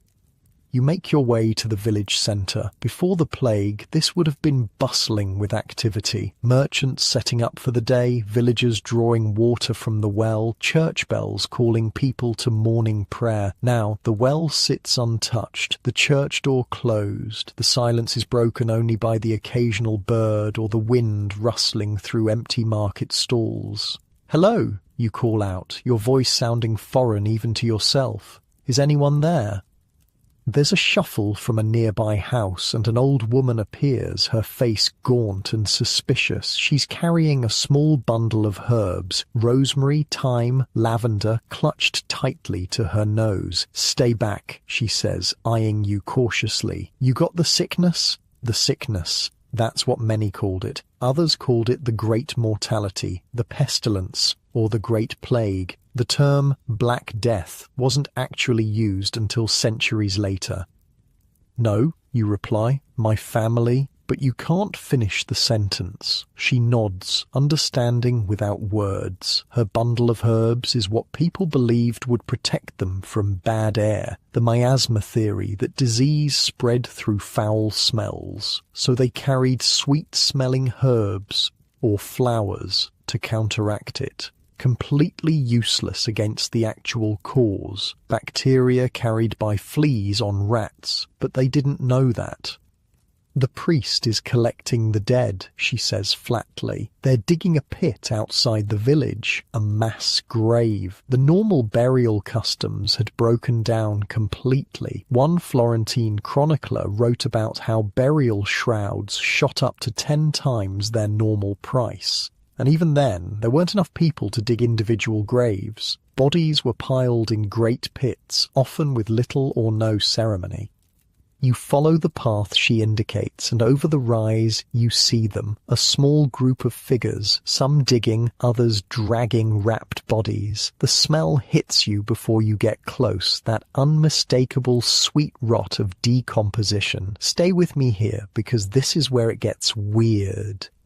The person in charge of this grim work isn't the priest as you'd expect, but a local butcher. The priest died 2 weeks ago. The butcher, with his experience handling dead flesh, has become the default undertaker.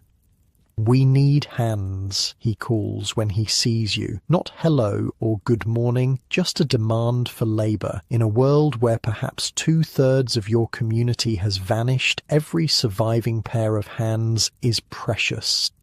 Picture this. By mid-1349, in places like Florence, Italy, so many people had died that the survivors couldn't keep up with the burial needs. They'd dump bodies in large trenches, layer them with a thin covering of soil, add another layer of bodies, more soil, and so on. Some of these mass graves have been discovered centuries later during construction projects, revealing the grim efficiency of plague-time burial practices. The next few hours blur as you help move the dead. These are people you knew, the miller's wife, the cooper's son, an entire family from the edge of the village. Their bodies are bloated and discoloured, many with the telltale black swellings in the armpits or groin that gave the plague one of its names, the pestilential buboes. "Or last week," the butcher says as you pause to catch your breath, "a man from the next village came looking for food, said there wasn't a single living soul left there, everyone dead or fled." Imagine that reality for a second. Entire villages just gone. Archaeological evidence has confirmed this happened. We've found abandoned medieval villages where excavations suggest sudden abandonment during the plague years. By midday, your stomach is growling. You realise you haven't eaten since yesterday. With the baker dead, where will bread come from? With so many farmers dead, who will harvest the crops? This is where the first major economic shift began. Food prices skyrocketed immediately after the plague hit a region. According to that Florentine chronicler I mentioned, the food suitable for the sick, cakes and sugar, reached outrageous prices. Chicken and other poultry were unbelievably expensive. You make your way to what once was the marketplace, hoping to find someone selling something, anything edible. There's a single vendor there, an old man with a cart containing a few withered vegetables and a small sack of grain. Around him, a handful of survivors argue over the prices. 6 pennies for a loaf? A woman shouts. That's robbery. Take it or starve, the vendor replies coldly. There's no one left to work the fields.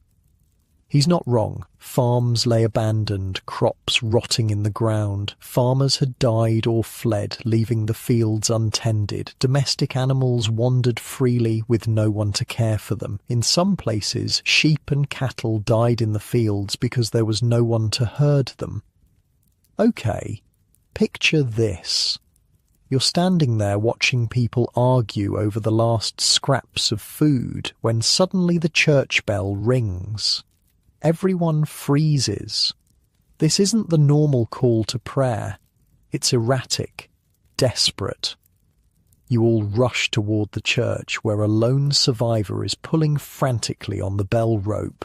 "Riders," he shouts, coming from the east. Fear ripples through the small gathering. Riders could mean many things, none of them good. Bandits taking advantage of weakened villages. Officials coming to collect taxes despite the devastation. Or worse, people fleeing from another plague outbreak, potentially bringing the disease back to your village. The small crowd debates what to do. Some want to hide, others to stand their ground. In your head, you're screaming, "This is how I die, either by bandits or by plague." But before a decision can be made, the riders appear at the village edge. It's the Lord's son returned from a nearby town with several armed men and a wagon of supplies. His father, the local lord, died of the plague months ago. "I've brought grain," he announces, his voice carrying across the square, "and I need workers for the fields. I'll pay double the usual wage." This moment right here, this is history pivoting. See, before the Black Death, peasants were essentially bound to the land, working for whatever the Lord decided to give them, which wasn't much. But with so many dead, the surviving workers suddenly had leverage. Labour shortages meant that workers could demand higher wages and better conditions. The young lord continues, "I need 10 strong people to prepare the fields for planting, 10 pennies a day each." A murmur runs through the crowd. 10 pennies is an unheard of wage. Before the plague, you might have earned 2 pennies for a full day of backbreaking labour. "And what of our own lands?" someone calls out. "We have fields too, if we could get seed." The Lord hesitates, calculating. "Work my fields first, and I'll ensure you have seed for your own." There's a collective hesitation. The old order would have demanded immediate obedience, but the world has changed. Finally, a few step forward, agreeing to the terms. Others hold back, suspicious of promises. And this negotiation, this wasn't something that would have happened before. The massive death toll had disrupted the entire social hierarchy. As one chronicler observed after the plague, once the plague had finished, anybody who could get a hold of whatsoever kind of cloth or found the raw materials to make it became rich. Similarly, survivors inherited goods and wealth from their deceased family members. A person who previously had nothing could suddenly find themselves quite rich. You spend the afternoon helping distribute grain from the Lord's wagon. As the sun begins to set, you return to your empty home. The silence still unnerves you, but there's something else now, a strange sense of possibility. What was once your parents' home is now yours. The tools your father crafted are now yours to use or sell.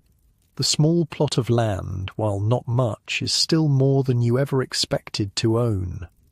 As you light a small fire in the hearth, you consider the day. 24 hours ago, you were overwhelmed by grief and shock. Now there's still grief. That won't fade for years, maybe never. But there's also something unexpected, opportunity. Because here's the twist. While the Black Death was unquestionably one of the worst disasters in human history, killing millions and leaving survivors traumatized, it also accidentally created opportunities that wouldn't have existed otherwise. Land became available. Wages increased. Social mobility became possible in a way it hadn't been before. This isn't to say things were suddenly great. They weren't. The psychological toll was immense. Petrarch, an Italian poet who lived through the plague, wrote to his brother, "I would, my brother, that I had never been born, or at least had died before these times." He doubted that people of the future, that's us, could possibly understand their suffering. You lie back on your straw mattress, so different from your comfortable bed today. The emptiness of the house presses in on you. Before the plague, you would have been crowded in with parents, siblings, maybe grandparents or other relatives. Now it's just you. As you drift towards sleep, you wonder what tomorrow will bring in this new, emptier world. Will more survivors emerge from hiding? Will the crops be planted in time? Will the plague return? Unlike your peaceful bedroom tonight, with its security and comfort, a medieval survivor of the Black Death would fall asleep each night with profound uncertainty about the future. Yet despite that uncertainty, life would continue. And as we'll see tomorrow, the social fabric of Europe wouldn't just recover, it would transform completely. The grief and horror of mass death would gradually give way to something unexpected, a social revolution that would help pave the way for the modern world. But that's a story for another part of our journey. The second morning after the plague feels different. There's a strange energy in the air. Not hope exactly, but something shifting. You step outside to see a few more people in the village square than yesterday. Some faces you recognize, others are strangers who've wandered in from neighbouring settlements where they were the only survivors. The Lord's Son is organising workers for the fields, still offering those unheard-of wages. But today, something unexpected is happening. A well-dressed man you've never seen before is arguing with him, loudly. "This is my land now," the stranger insists, waving a piece of parchment. "My cousin died with no heirs. I have the legal right." The Lord's Son looks ready to draw his sword. "Your cousin was my father's tenant. This land belongs to my family." And here we see another weird side effect of the plague. Property disputes were absolutely everywhere. When people died without clear heirs, distant relatives showed up making claims. Court records from the years after the plague are packed with inheritance cases. Imagine a family tree being pruned so severely that branches that never expected to inherit anything suddenly had legal claims. A crowd gathers to watch the argument. Next to you, an old farmer spits on the ground. Let them fight over it. Meanwhile, who plants the crops? We'll all starve by winter. He's not wrong. While the nobility and emerging merchant class fought over who owned what, practical matters, like food production, hung in the balance. You can inherit all the land in England, but if nobody's growing food, what good is it? "You worked for the old lord, right?" asks a woman beside you, a child clutching her skirt. "Will you work the fields again?" You hesitate. Before the plague, you'd have had no choice. But now there are options. 10 pennies is good wage, you say, testing the waters. "The tanner in the next village is offering 12, she replies casually, "for anyone who can help him process hides. He lost both his apprentices."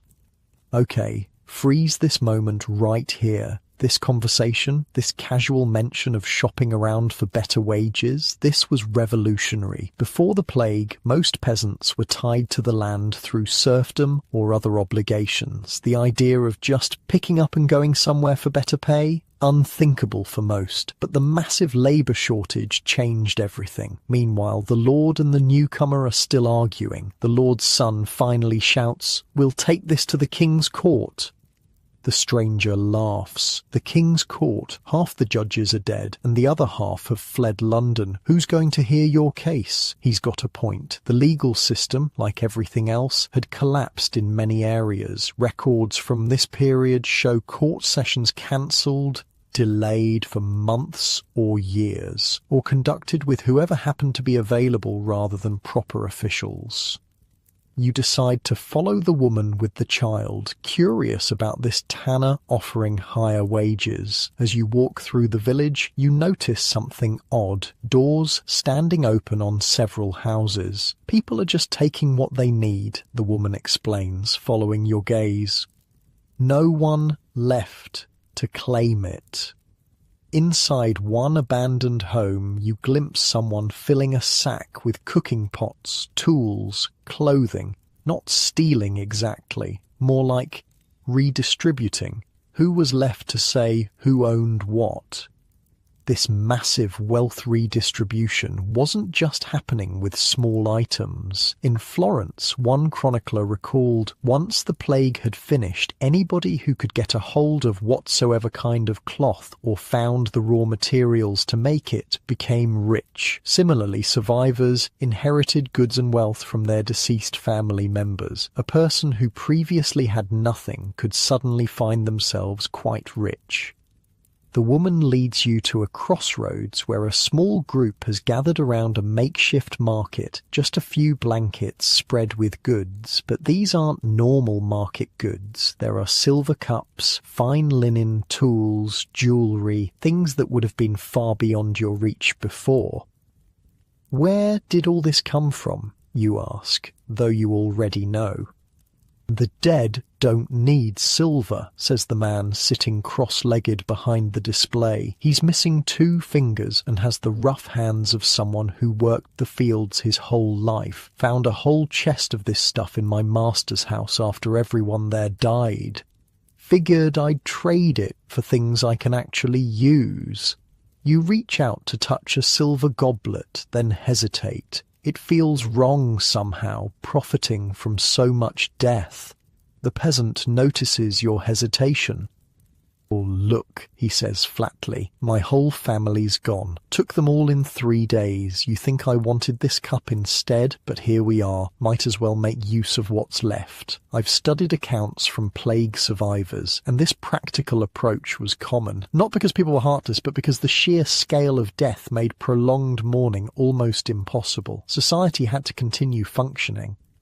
You trade a small knife you've carried for years for a wool blanket that would have cost you a month's wages before. As you fold it, the woman touches your arm. "The tanner's this way," she says, nodding down a path. "If you're interested." The tan yard sits at the edge of a neighbouring village, the sharp smell of urine, lime and animal hides hitting you long before you see it. Tanning was one of those necessary but deeply unpleasant medieval trades that nobody wanted to live near. The process used urine and animal brains to prepare hides. Yeah, really appetizing, I know. The tanner himself is a burly man with forearms like tree trunks. He looks up from scraping a hide as you approach. "You here to work?" he asks without preamble. "Maybe," you reply cautiously. "Heard you're paying 12 pennies. 15 now," he says. "Lost another worker yesterday, not to the plague. He just took off with some silver he found in an abandoned house, going to try his luck in London." The tanner spits. "Fool, city's got hit worse than anywhere." And he was right about that. Urban centres, with their crowded conditions, suffered death rates sometimes exceeding 50–60% of the population. In contrast, some isolated rural areas lost only a third of their people. Cold comfort, but it meant different recovery patterns. "Never tanned before," you admit. The tanner shrugs. "Can you follow instructions? Not afraid of mess? That's all I need. I can teach the rest." Before you can answer, there's a commotion from the village centre. Bells ringing, shouts. You and the tanner exchange glances and hurry toward the sound. A rider on a lathered horse has arrived, bringing news from the nearest large town. A crowd gathers as he gulps water from a proffered cup. "The bishop's declared all debts to the church forgiven," the messenger announces. "Says it's God's mercy for survivors." Murmurs run through the crowd. Church forgiveness of debts was a big deal. Many peasants were perpetually in debt to religious institutions that owned vast tracts of land. "What of the king's taxes?" someone calls out. The rider laughs, a harsh sound. King's collectors tried to enter 3 villages. 2 were driven off with pitchforks. The 3rd hasn't been seen since. This was real, by the way. Tax collection broke down completely in many areas. Some collectors were attacked, others simply found ghost towns with no one left to tax. Records show royal revenues plummeted. "And the guilds in town?" asks an older man, likely a craftsman. "Are they taking new members?"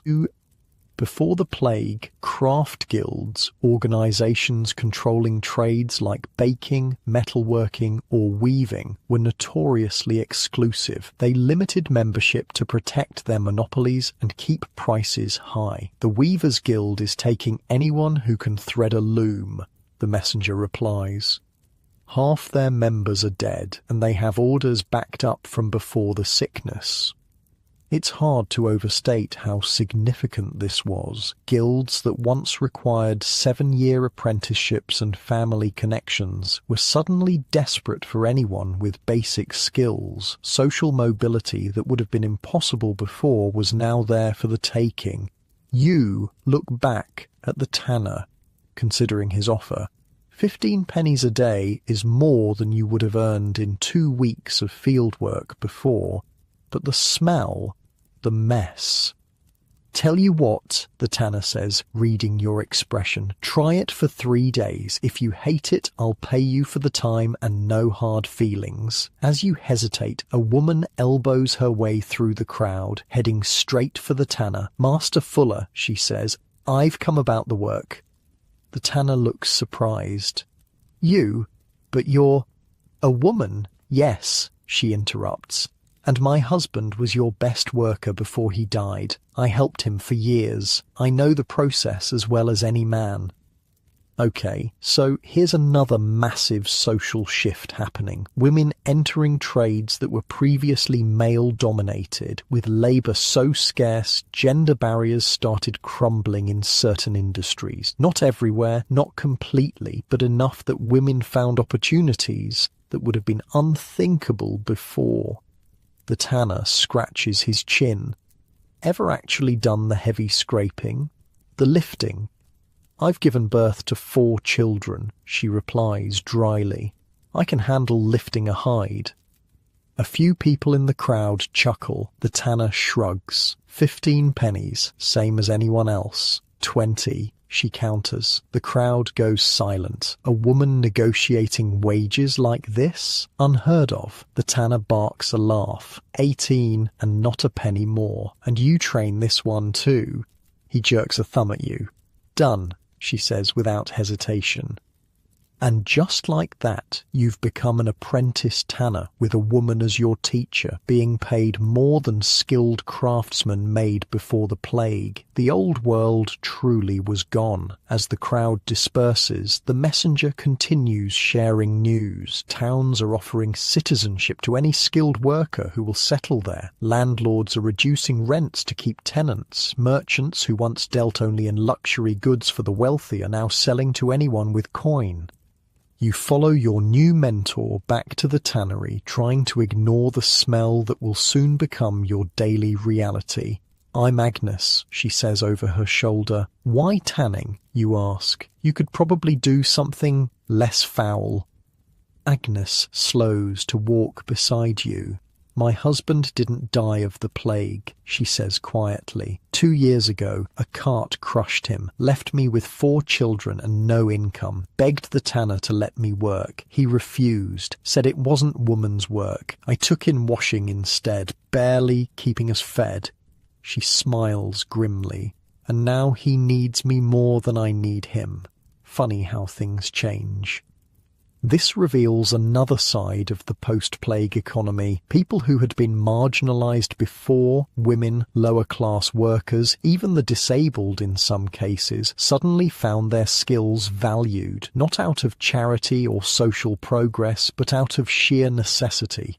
At the tannery, Agnes doesn't waste time. She throws you a stained apron and points to a pile of raw hides.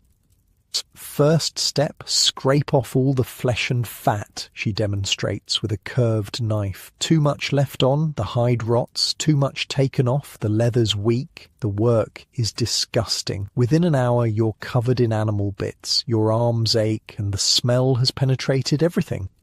But there's something strangely satisfying about the transformation, taking a raw, bloody hide and beginning its conversion into something useful. By midday, your stomach is growling despite the stench. Agnes calls a break, and you both rinse your hands in a bucket before sharing a simple meal of bread and cheese that the tanner provides. He never fed workers before, Agnes comments, seeing your surprise. Food costs are up threefold, and he knows we could walk away and find work elsewhere by sunset. This was part of the new reality. Employers had to offer not just higher wages, but better conditions to attract and keep workers. Some Italian cities even passed laws limiting how luxuriously workers could be treated, trying to prevent employer competition from driving up costs too much. "Where are you sleeping?" Agnes asks as you eat. You realize you haven't thought about it. Your family home is in the next village over. Walking back and forth each day would be possible but tiring. He has a shed out back. Agnes nods toward a small structure. 2 workers used to share it. Now it's empty. Not much, but it's shelter. After lunch, she shows you the next steps in the process, soaking the scraped hides in a mixture of water, lime, and urine. Yes, actual human urine collected in vats. Medieval tanning was not for the squeamish. "Everyone contributes," Agnes says with a straight face, pointing to a bucket in the corner of the shed. By evening, your body aches from unfamiliar labour, and you reek so badly you doubt you'll ever smell normal again. But as the tanner counts out your first day's wages, 18 small silver coins that glint in the fading light, you feel something unexpected: independence. Before the plague, your path would have been set. You'd have worked the same fields as your parents and grandparents, handed most of your harvest to the Lord, and lived or starved by forces beyond your control. Now, with those coins heavy in your palm, you have choices. You think of the silver goblet at the makeshift market. With a week's wages, you could buy such treasures for yourself. But then what? You can't eat silver, can't warm yourself with it. Instead, you walk back to the market as dusk falls and trade one of your precious coins for a thick candle, a small loaf of bread, and a piece of hard cheese. Practical things, survival things. In your borrowed shed that night, by candlelight, you eat better than you would have on a normal day before the plague. Tomorrow, you'll earn more coins, maybe save them, maybe trade for tools or clothes. The future is uncertain, but for perhaps the first time, it feels like your choice to make. As you drift towards sleep on a pile of straw that doesn't feel so different from your mattress back home, you realize something. In this strange new world where death has taken so much, it has also perversely given something back, a measure of freedom. Unlike your comfortable bedroom tonight, with its security and predictability, medieval survivors like you faced a world where all the old rules had suddenly changed. Terrifying, yes, but also filled with possibilities that would have been unimaginable just months before. And as the social fabric continued to unravel and re-knit itself in the coming months, those possibilities would only multiply, bringing both opportunity and conflict as Europe stumbled toward a new normal in the plague's devastating wake. 3 months into your new life as a tanner's apprentice, and the stink doesn't even bother you anymore. Agnes says that's how she knows you've become one of them. When you stop noticing the smell, everyone else still gives you a wide berth when you walk through the village, though. "It's better than perfume these days," Agnes jokes as you both scrape hides under the summer sun. Nobody wants to get close enough to give you the plague. She's not entirely wrong. People have developed strange ideas about how the disease spreads. Some believe it travels through bad smells, the miasma theory, while others are convinced it's carried in looks or breath. The stench of the tannery might be repulsive, but at least it keeps people at a distance. The tannery has been busy. With so many people dead, there are more cattle per survivor, which means more hides to process. Your hands have grown calloused, your arms stronger, and your coin purse heavier. Master Fuller, calls a voice from the road. A well-dressed man on horseback, clearly a merchant of some kind, approaches with a handkerchief held to his nose. The tanner straightens, wiping his hands on his apron.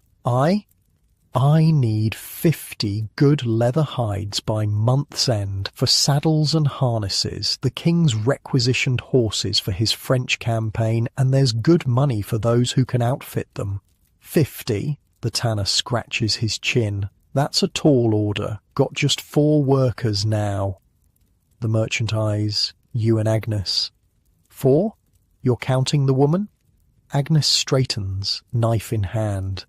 I finished more hides last week than the 2 men combined.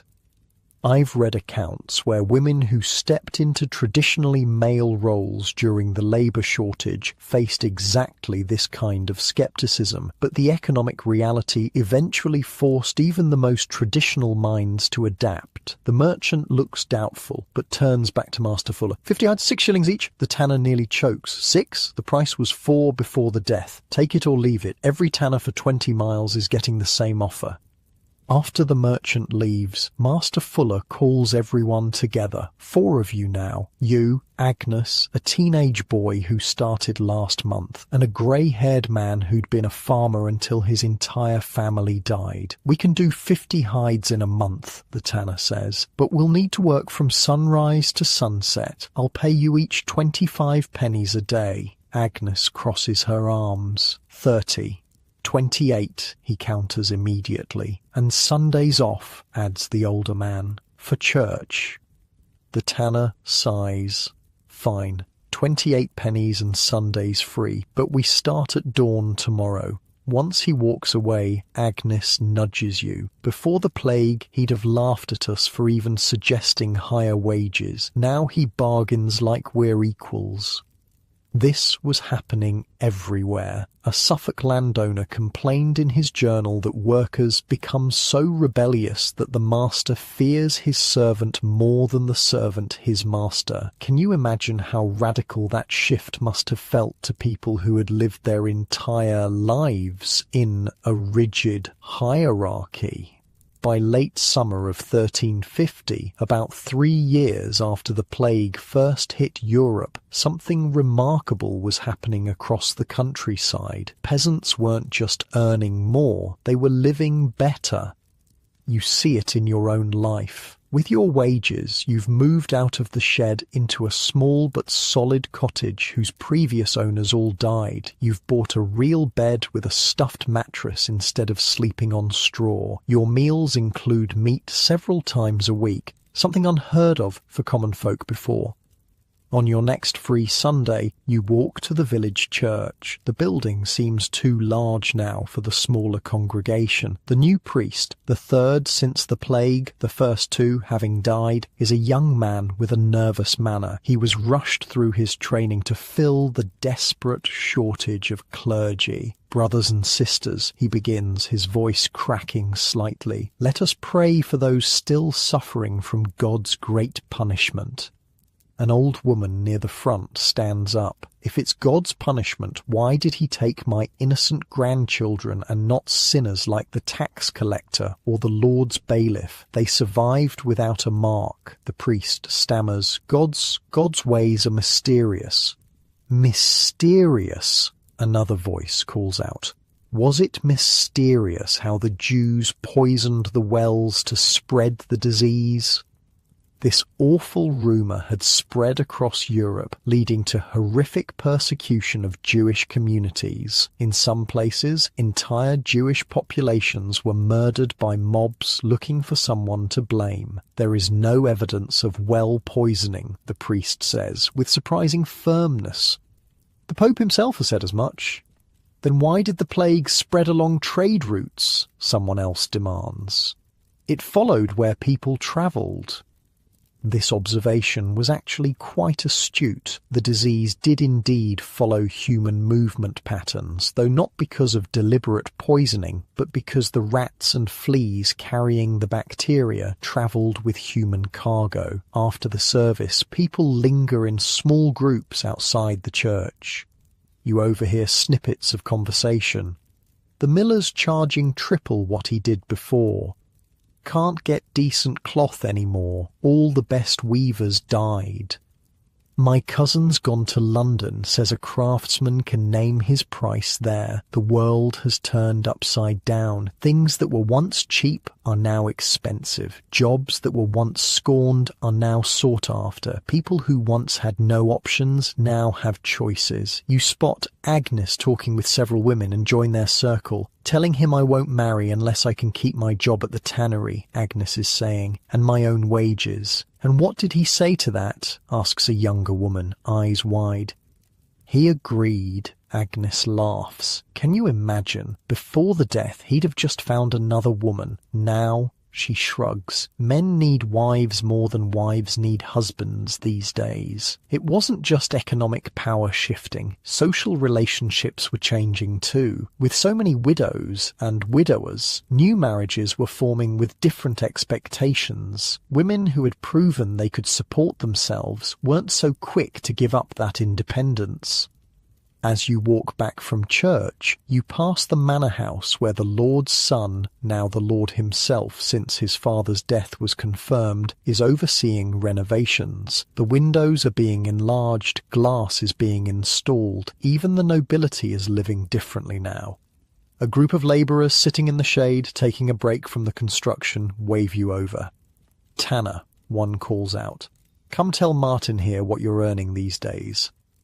You hesitate, then share your daily wage. The workers whistle appreciatively. See, the first man says to his companion, and he's just an apprentice. I told you we should ask for more. The Lord will never agree, Martin replies. Then we all walk off the job, shrugs the first man. See how fast his fancy windows get finished then. This collective bargaining power was unprecedented. Before, a lord might have had troublemakers flogged or worse. Now, workers were organising in ways that would eventually lead to the famous uprisings, like the 1381 Peasants' Revolt. The following week brings something new to your life. A visitor from a large town 20 miles away. Master Fuller, the visitor addresses the tanner. I represent the Tanners' Guild of St. Alban. We've heard of your operation here. The tanner frowns. What of it? You're producing leather without guild oversight, without standardized quality. Been tanning 30 years, Master Fuller spits. My leather's better than half your guild's. Nevertheless, the visitor continues, the guild requires all tanners to be members, or to cease operation. Agnes whispers to you, before the plague they'd have shut him down without a second thought. Guilds controlled everything. Master Fuller laughs. And if I tell you to go back to your guild and kiss my arse, the visitor's face reddens. The guild has authority. Half your guild is dead, the tanner interrupts. And I hear the rest can't keep up with demand. You need me more than I need you. The visitor changes tactics. Join the guild and we'll ensure no one undercuts your prices. We set the rates for all members. And the membership fee? Or normally £5, the visitor says, but given the circumstances, we could reduce it to £2. Master Fuller considers this. £1, and I keep my current workers without them needing guild approval. They haggle a while longer before reaching an agreement. After the visitor leaves, you ask, why join at all? You said yourself they need you more than you need them.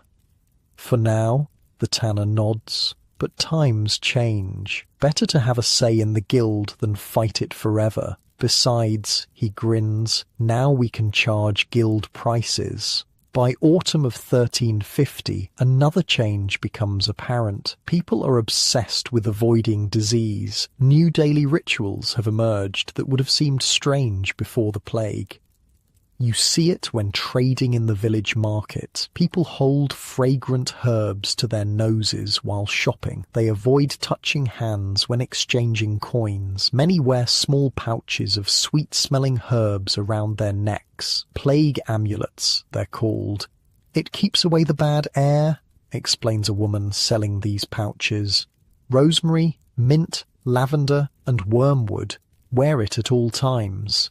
You've noticed Agnes wearing one, though she seems embarrassed when you point it out.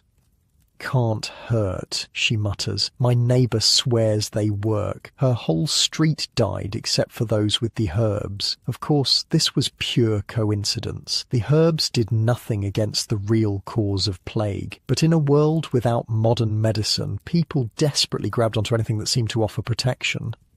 Other new habits have emerged too. People boil water before drinking it. They burn the clothing of the dead instead of reusing it. They quarantine newcomers to the village for days before allowing them to mix freely. Some of these practices, though based on flawed understanding, accidentally did help reduce disease transmission. Boiling water kills many pathogens. Burning contaminated clothing eliminates flea habitats. Quarantine can prevent contagion spread. Through tragic trial and error, medieval people were developing public health measures that actually worked. One evening, as you're finishing work, you notice smoke rising from the edge of the village. Following it, you find a group burning a huge pile of straw mattresses and old clothing. Winter cleaning, explains an older woman overseeing the burning, getting rid of anything that might harbour the pestilence before the cold drives us all indoors.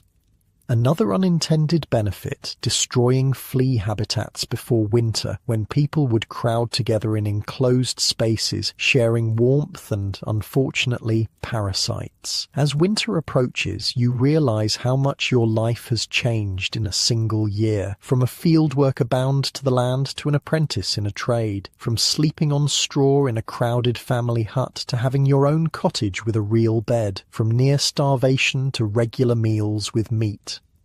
But there's something else too, a newfound respect. People who once would have ignored you now negotiate with you. Your opinion matters. Your skills have value. You are no longer just another pair of hands in the field, interchangeable and disposable.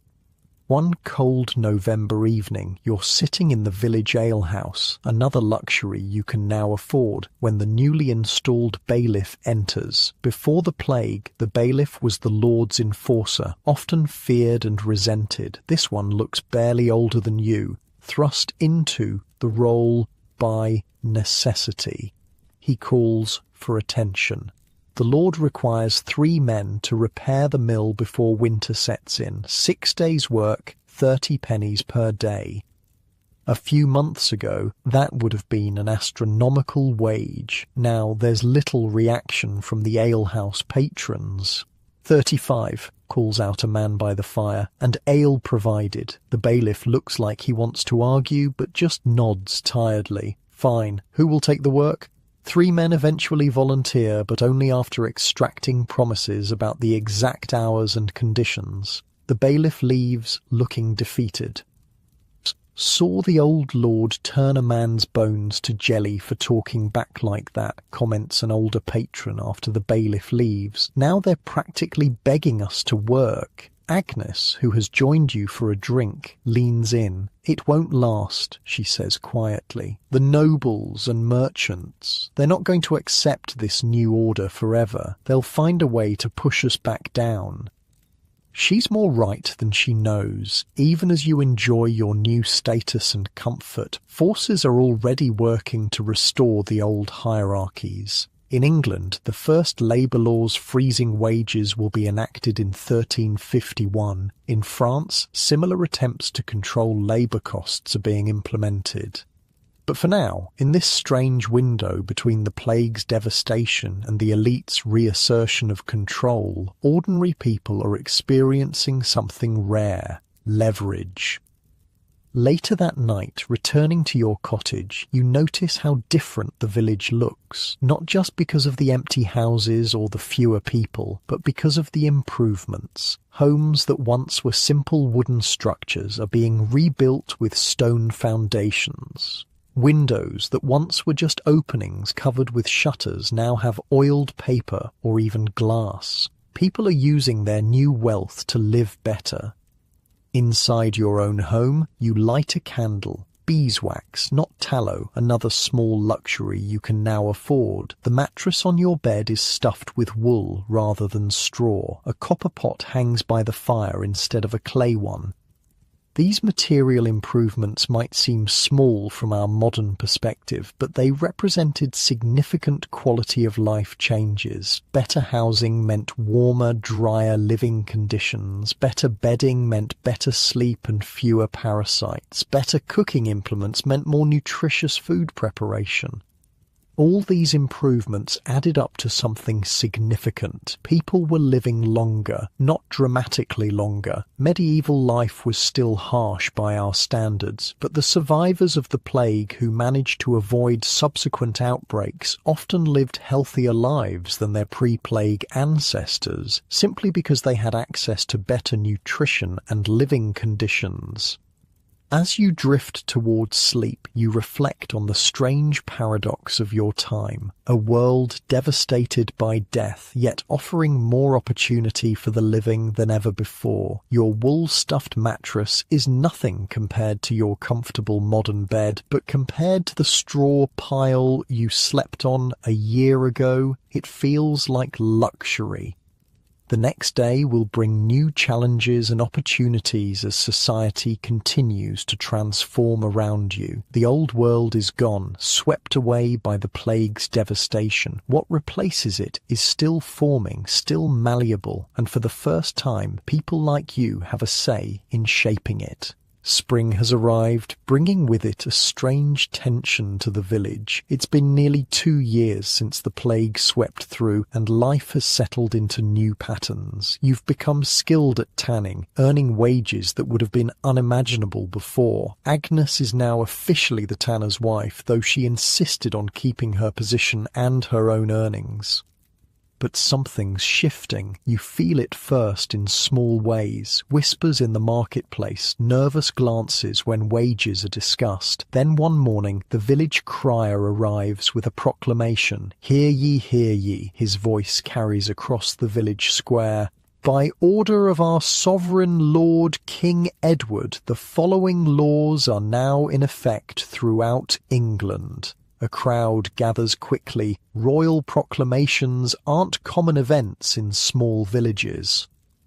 All labourers, craftsmen and servants, the crier continues, reading from a scroll, shall accept the same wages and terms as were paid in the year 1346, before the great mortality. A murmur ripples through the crowd. 1346 wages, that's less than half what most people are earning now.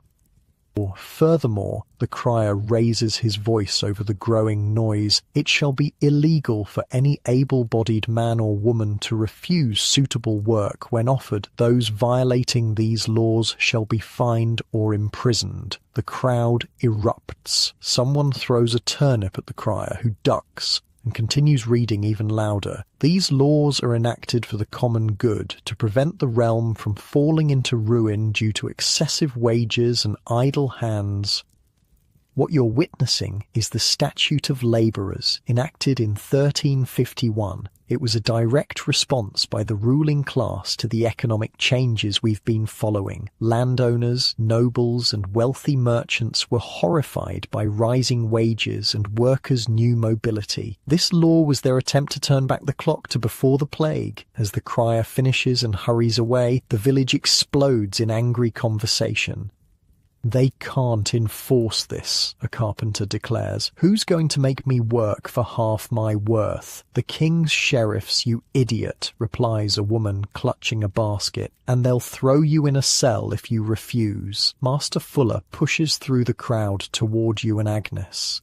His face is thunderous. Back to the tannery, now.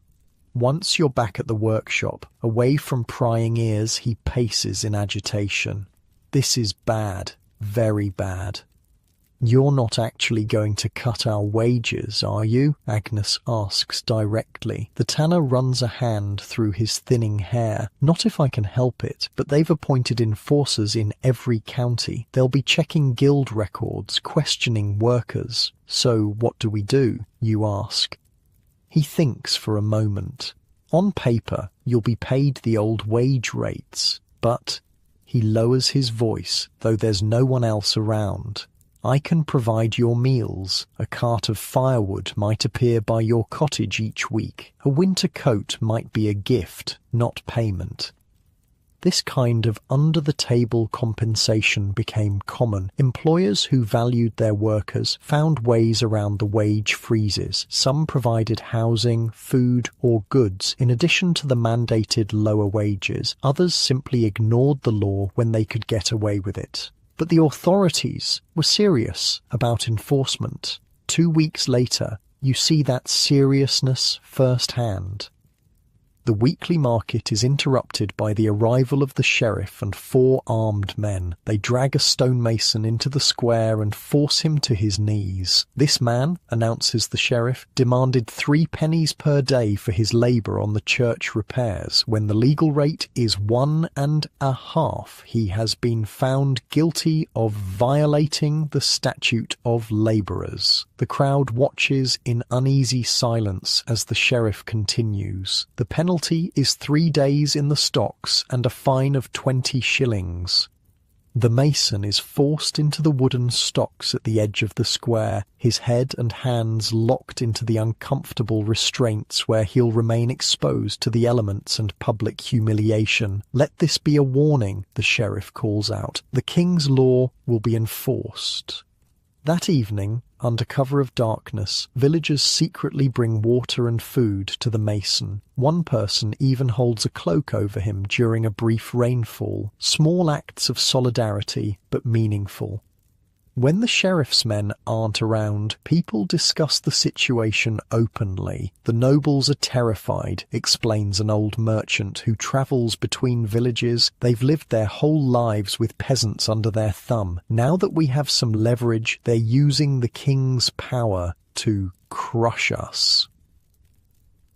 Can they really turn everything back to how it was before? Someone asks. The merchant snorts. They can try, but there are fewer workers now, and that's a fact they can't change with any law. He's right. The fundamental economic reality, a drastically reduced workforce, couldn't be erased by legislation, but the ruling class had centuries of experience maintaining control, and they were using every tool at their disposal. A month after the proclamation, the tanner calls everyone together again. The guild has been ordered to keep detailed records of all workers and their wages, he explains grimly. Inspections will be random. Anyone found receiving extra compensation will be fined, along with their employer. So our arrangement, you begin, has to stop, he finishes, looking genuinely regretful. They're watching too closely now. Just like that, your income is cut in half. The comfortable life you've built begins to crumble at the edges. The small luxuries go first. No more meat with every meal, no more fine candles. Then larger sacrifices follow. You have to give up the cottage you were renting and move back to the tanner's shed to save money. You're not alone in these reversals. Across the village, people who had begun to improve their circumstances find themselves pushed back down. The brief window of opportunity seems to be closing, but humans are remarkably adaptable, especially when motivated by self-interest. New forms of resistance emerge. Need a hand with that garden? asks a farmer's widow one evening as you're struggling to dig a small plot behind the tannery shed. "I can't pay you," you admit. "Didn't offer it for coin," she replies, "but I've got more turnips than I can eat, and that leather vest you're making looks about my size." Bartering becomes the new currency, direct exchanges of goods and services that bypass the regulated wage system. It's technically against the spirit of the law, but harder to track and punish than straightforward wage violations. Other forms of resistance are less subtle. Work slowdowns become common. If you're being paid half what you're worth, why work at full speed? "Taking your time with those hides," Agnes observes one afternoon as you methodically scrape at a pace that would have earned you a scolding months ago. "Worth half the pay, half the effort," you reply. She glances around to ensure no one's listening. "Just be careful. The master's under pressure from the guild. They've started fining workshops that don't meet quotas. This pressure creates tension between workers and employers, both of whom are caught in a system neither created." Master Fuller, once reasonably fair in his dealings, grows snappish and demanding as guild expectations increase while his workforce's motivation decreases.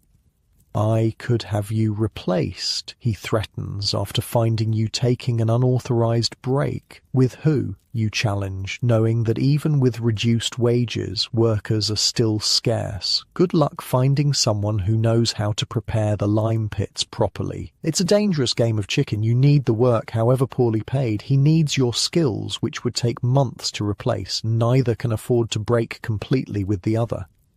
The situation in cities is even more volatile. When a travelling peddler visits the village, he brings news from London. The guilds there have hired thugs to intimidate workers, he tells the crowd at the alehouse. Anyone suspected of accepting higher than legal wages gets a midnight visit. Men have been beaten, workshops vandalised. "And how are people responding?" someone asks. The peddler leans in. Workers are organising too. Secret meetings, codes to identify each other. Some talk of revolt, though that's dangerous talk. He taps his nose meaningfully. The walls have ears these days. Indeed, another development of this period was the rise of informants. Authorities offered rewards for reporting wage violations or worker organisations. Neighbours informed on neighbours, creating an atmosphere of suspicion. One morning, you arrive at the tannery to find Agnes looking pale and worried. "Martin was arrested last night," she says quietly. Martin, the older man who worked alongside you, had become something of a mentor. "What for?" you ask, though you can guess. "Sheriff said he was organising workers planning to demand higher wages again." She rubs her arms nervously. "They said he'll be made an example." 2 days later, that example is made public. Martin is brought to the village square, his hands bound. The sheriff reads the charges: incitement, conspiracy to violate the labour statutes, insubordination. The punishment is severe. Public branding on the face with an F for false, meaning oathbreaker, followed by imprisonment. As they heat the branding iron, the crowd grows restless. There are mutterings, angry glances. For a moment it seems like they might intervene. The sheriff senses it too and calls his men into a tighter formation around the prisoner. The tension builds until one of the wealthier villagers, a merchant who's benefited from lower wages for his workers, steps forward. "If I pay his fine, will you spare the brand and jail?" he offers. The sheriff considers, then nods curtly. Money changes hands, and Martin is released with just a warning. The crowd disperses, crisis averted for the moment. Later, you ask the merchant why he intervened. "Don't mistake me for some champion of workers," he replies frankly, "but a branded imprisoned man produces nothing and buys nothing. Bad for business, and a riot would be even worse." It's a coldly practical answer, but it illustrates something important. The economy still needed to function. Even with the restrictive laws, there was a limit to how far authorities could push before the system itself would break down. This uneasy balance continued through 1351 and 1352. The laws remained, the punishments were real, but on the ground, 1,000 small compromises and adjustments allowed life to continue. Some workers simply moved to areas with less stringent enforcement. You consider this option yourself after hearing that coastal towns are paying double the legal rate for skilled workers, the local authorities turning a blind eye out of practical necessity. "I could go to Bristol," you mentioned to Agnes one day. "Start fresh where no one's watching so closely." "And be a stranger with no connections when the next plague outbreak comes," she counters. "At least here we have a community, people who'll help each other." She has a point. Despite the economic repression, social bonds have strengthened among survivors. People who lived through the horror of the plague together share a connection that newcomers wouldn't have. By late 1352, 5 years after the plague first appeared in Europe, a peculiar new normal has established itself. On paper, the old hierarchies are reasserted. In practice, a complex web of workarounds and resistance keeps workers from slipping back to their pre-plague status. You see it at the Christmas feast in the village church. The new priest, the nervous young man, has been replaced yet again, leads prayers before the community meal. Looking around, you note how the seating arrangement has subtly changed from years past. Before the plague, the noble family would have been separate, elevated. Craftsmen and peasants would have known their places, rigidly defined. Now, while there's still a hierarchy, the boundaries are blurrier. The Lord's son turned Lord sits only slightly apart. Conversations flow more freely between ranks. Everyone has lost someone. Everyone has had to adapt. The food, too, tells a story. Despite the wage restrictions, ordinary people are eating better than they did before the plague. There's more meat, more varied dishes. With fewer mouths to feed and the same amount of agricultural land, food production per person has actually increased. After the meal, an impromptu dance begins. You find yourself partnered with a merchant's daughter, something that would have raised eyebrows before. As you move through the steps of a circle dance, you catch snippets of conversations from around the room.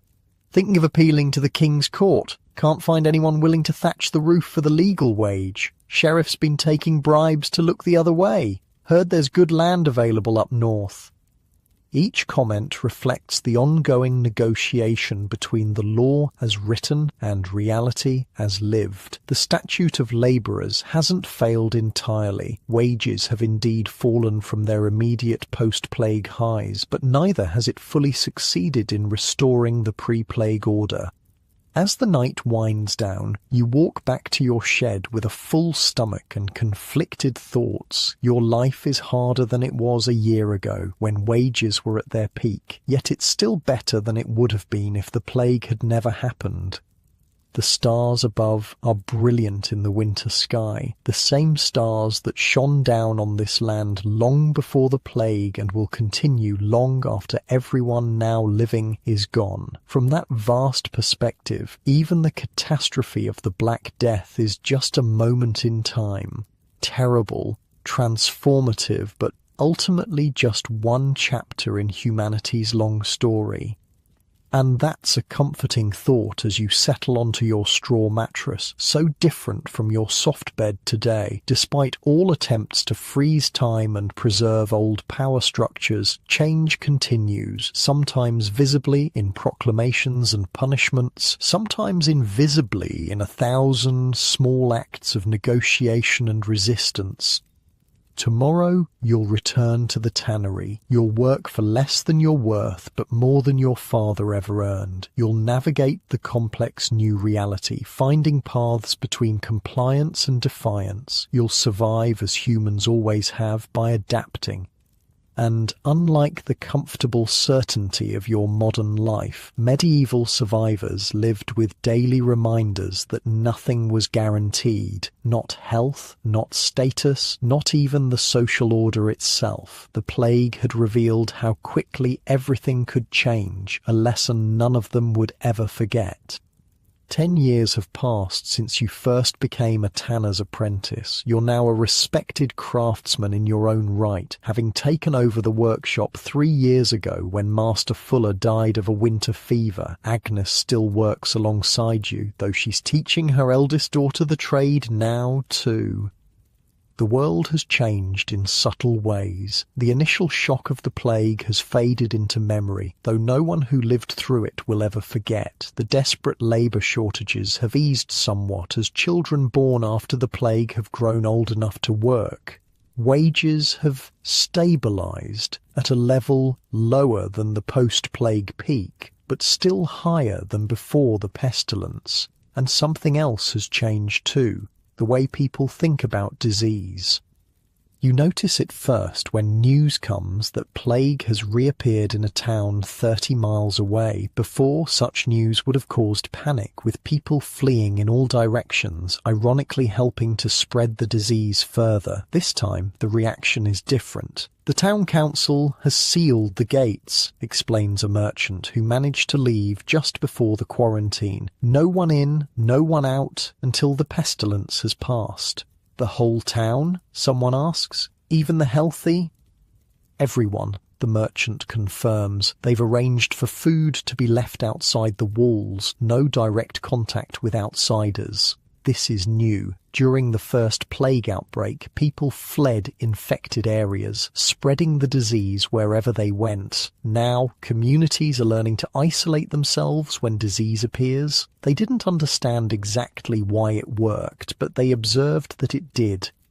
Your village headman calls a meeting to discuss preparations should the plague reach you. The atmosphere is remarkably calm, not because people aren't afraid, but because they now have strategies beyond prayer and flight. We should appoint plague wardens, suggests the miller, to check for signs of sickness in each household. Others nod in agreement. The idea of designated officials monitoring public health was taking root across Europe. Venice had established a permanent health magistracy, what they called a health office, to oversee sanitation and monitor diseases. And we'll need a place to isolate the sick, adds Agnes, away from the village centre. They settle on an abandoned barn at the edge of the village, which will be cleaned and prepared as a pest house, a place where the infected can be kept separate from the healthy. As the meeting breaks up, the local priest approaches you. "I need leather," he says, without preamble. "50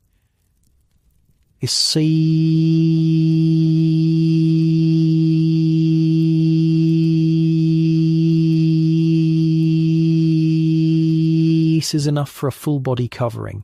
"What for?" you ask, curious. "Protection," he replies. "I've heard of a physician in France who treats plague victims while covered from head to toe in leather, with a mask like a bird's beak filled with aromatic herbs. He believes it keeps the poisonous air at bay." What he's describing is the early version of what would become the iconic plague doctor costume: a leather or waxed canvas coat, gloves, boots, hat and a mask with glass eye openings and a beak-like protrusion filled with herbs and spices. While designed based on the flawed miasma theory, the idea that disease spread through bad air, the covering actually did provide some protection against flea bites, which were the real disease vector. You agree to provide the leather, curious to see this strange outfit. When it's completed a week later, the effect is both comical and terrifying. The priest looks like some strange Birdman hybrid, but the purpose is deadly serious. "If the plague comes," he explains, showing how the eye holes are covered with glass, "I can minister to the sick without falling ill myself." Word of the costume spreads, and soon others are requesting similar protective gear. You find yourself developing an unexpected specialty in medical protective wear, adapting designs based on feedback from users. This kind of practical innovation was happening across Europe, with universities having lost up to 2/3 of their physicians during the plague. Medical knowledge was becoming less theoretical and more experimental. People tried different approaches, noted what worked, and shared that knowledge. When summer arrives, bringing hot weather and worries about disease, your village implements another new practice: warning systems for infected houses.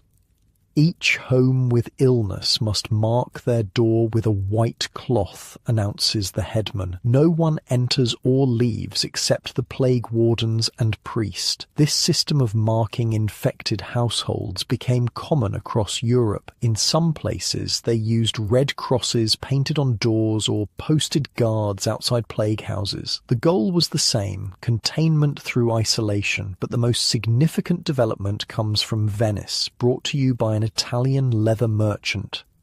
They've built a special facility on an island in the lagoon, he tells you as you negotiate over a shipment of tanning supplies. Any ship with suspected illness aboard must anchor there for 40 days before entering the city. 40 days? You're skeptical. That seems excessive.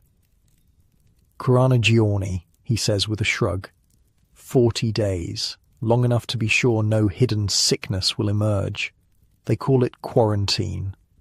This was indeed the birth of modern quarantine, the word itself coming from the Italian for 40 days. The practice began in the Venetian-controlled port of Ragusa, modern Dubrovnik, in 1377, then spread to Venice and other Mediterranean ports. Does it work, you ask?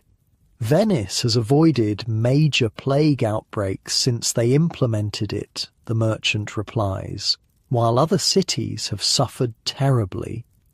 The concept soon extends beyond ports. When a messenger arrives from a neighbouring village where illness has appeared, he's not allowed past the village boundary. Instead, he must leave his messages in a bucket of vinegar at a designated spot where they're retrieved only after soaking for hours.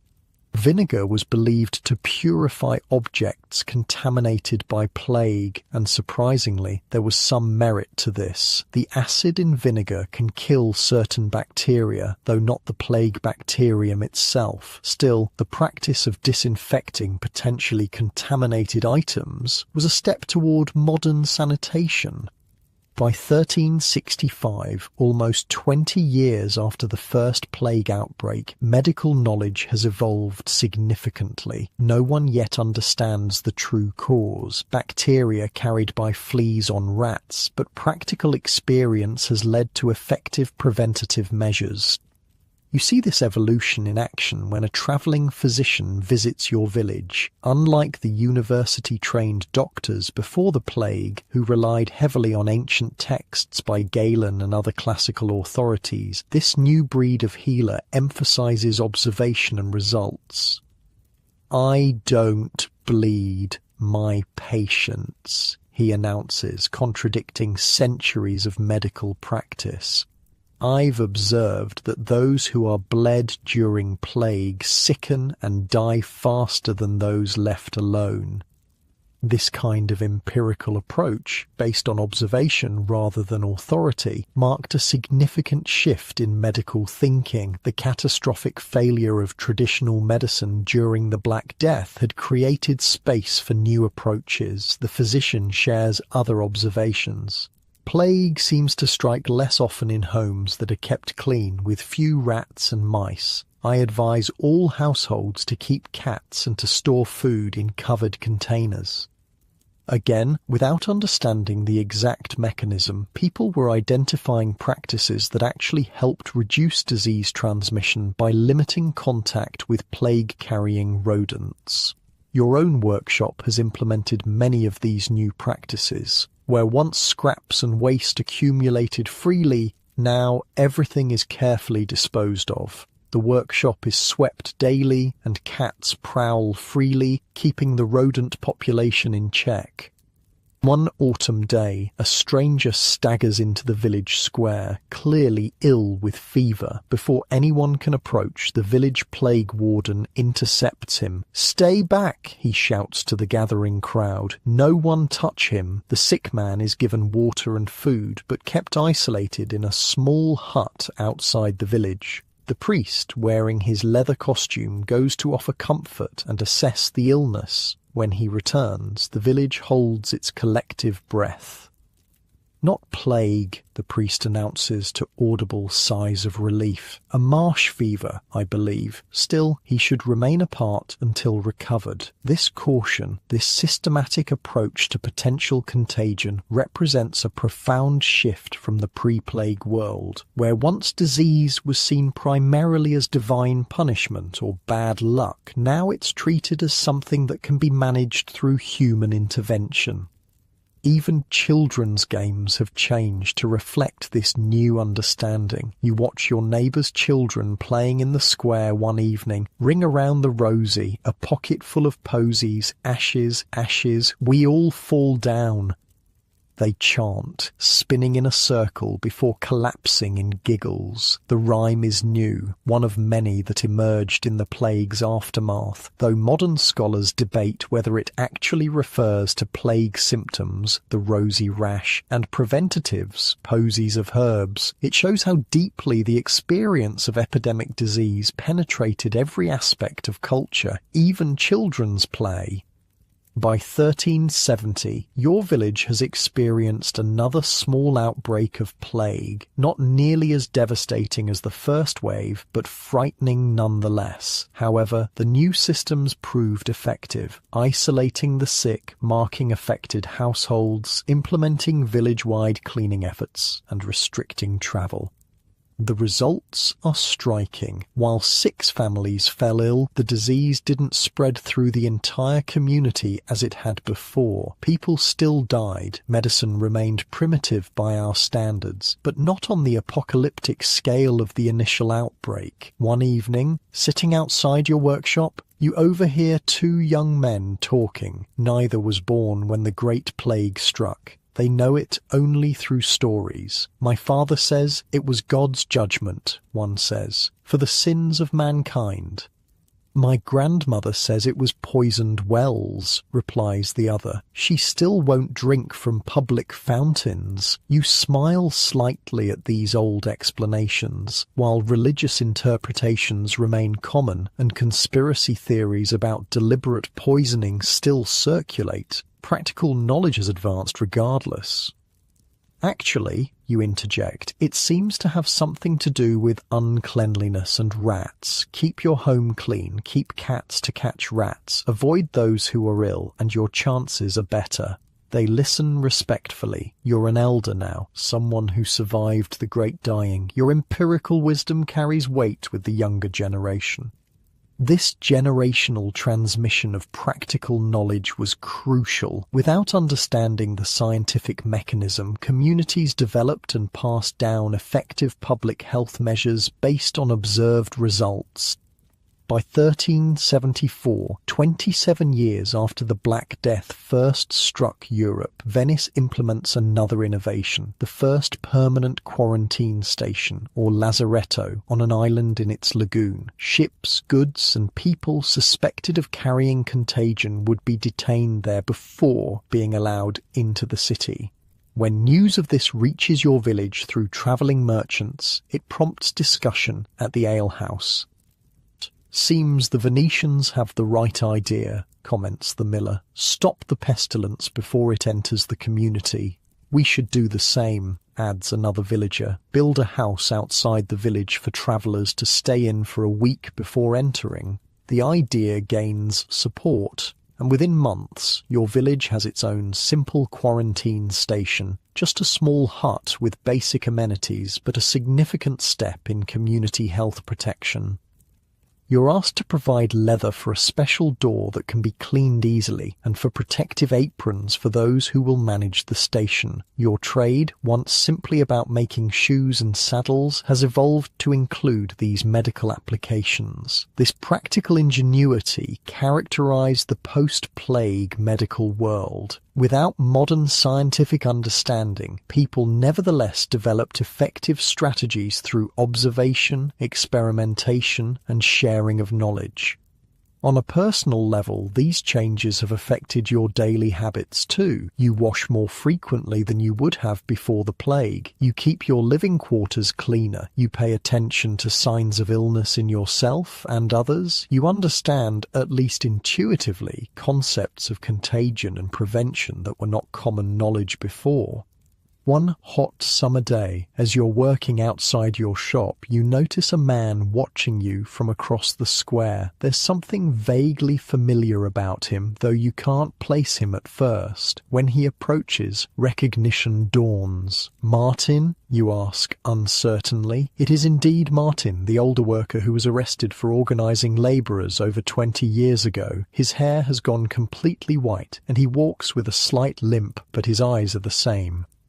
"Didn't think you'd remember me," he says with a smile. You invite him to sit, offering a cup of ale. He takes it gratefully, explaining that he's been travelling through the region, working where he can. "Things have changed," he observes, looking around the village. "Some things." You agree. Wages never went back to what they were right after the plague, but they're still better than before, and there are fewer people to lord over us. "I meant the plague markers," he clarifies, nodding toward a house with a white cloth tied to the door, not indicating plague itself, but a general illness that warranted caution. "In my father's day, illness was private. Now it's everyone's business." He's identified something profound. The shift from health as a personal matter to a community concern. This public health approach, born of necessity during the plague years, represented a fundamental change in how society approached disease. As the sun sets and Martin prepares to continue his journey, he leaves you with a thought that captures the strange duality of your post-plague world. "The pestilence took half of everything we knew," he says, "but it taught the survivors to hold on to what remained with both hands." It's a sentiment that resonates as you return to your workshop. The plague was undoubtedly one of history's great catastrophes, yet the world it left behind wasn't simply a diminished version of what came before. It was something new, a society that had learned, adapted, and in some ways improved, even through unimaginable suffering. As darkness falls, you close up the tanner's shop and head home. Unlike your medieval counterpart, you'll sleep in a clean, comfortable bed in a world where pandemic disease is largely controllable through the medical knowledge that began developing in those crucial years after the Black Death. The medieval survivors didn't have that comfort, but they had begun the long journey of understanding that would eventually lead to modern medicine, one careful observation and practical innovation at a time. 30 years have now passed since the Black Death first swept through Europe. You've grown older, your once dark hair now streaked with grey. The tannery has prospered under your management, and you've trained several apprentices who've gone on to establish their own workshops in neighbouring villages.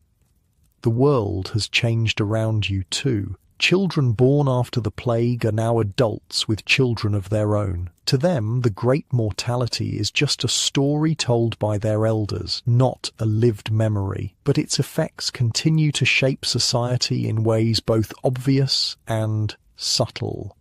It's a cool autumn morning in 1380 when the royal tax collector arrives in your village. His appearance causes an immediate stir. Tax collectors are never welcome visitors, but lately they've become even more despised.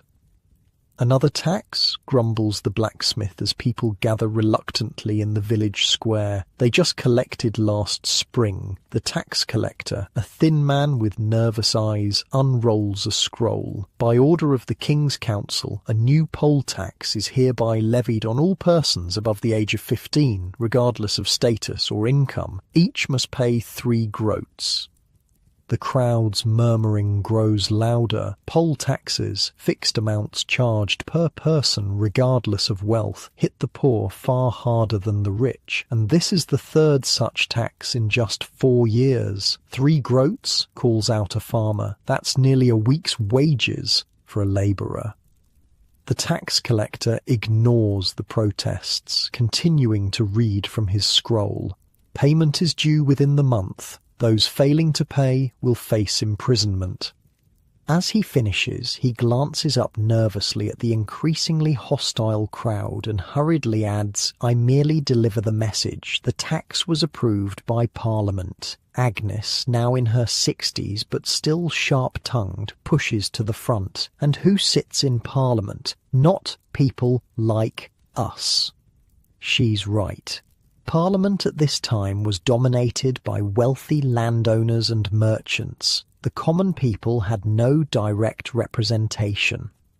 After the tax collector leaves, escorted to the village boundary by the headman, the crowd doesn't disperse. Instead, the conversation grows more heated. First they forced wages down with their statutes, says a mason. Now they take what little we earn with these poll taxes.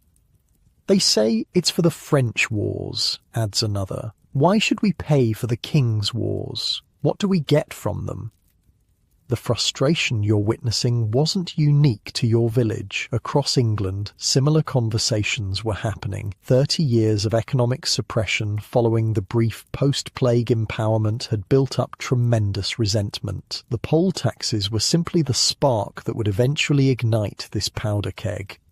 Later that evening, a stranger appears at the alehouse, a man in simple clothes who nevertheless speaks with unusual education. He buys a round of drinks and listens to the villagers' complaints about the new tax. "It's the same everywhere," he says finally.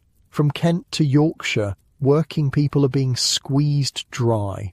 "And what's to be done about it?" asks a young farmer bitterly. "They have swords, we have ploughshares." The stranger leans forward. Men are organising. In Essex, in Kent, secret meetings, talk of action.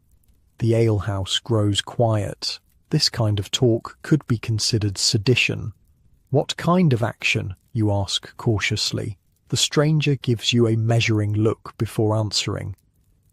"A petition, at first. Thousands of voices together might be heard where dozens are ignored. And if not..." He leaves the implication hanging.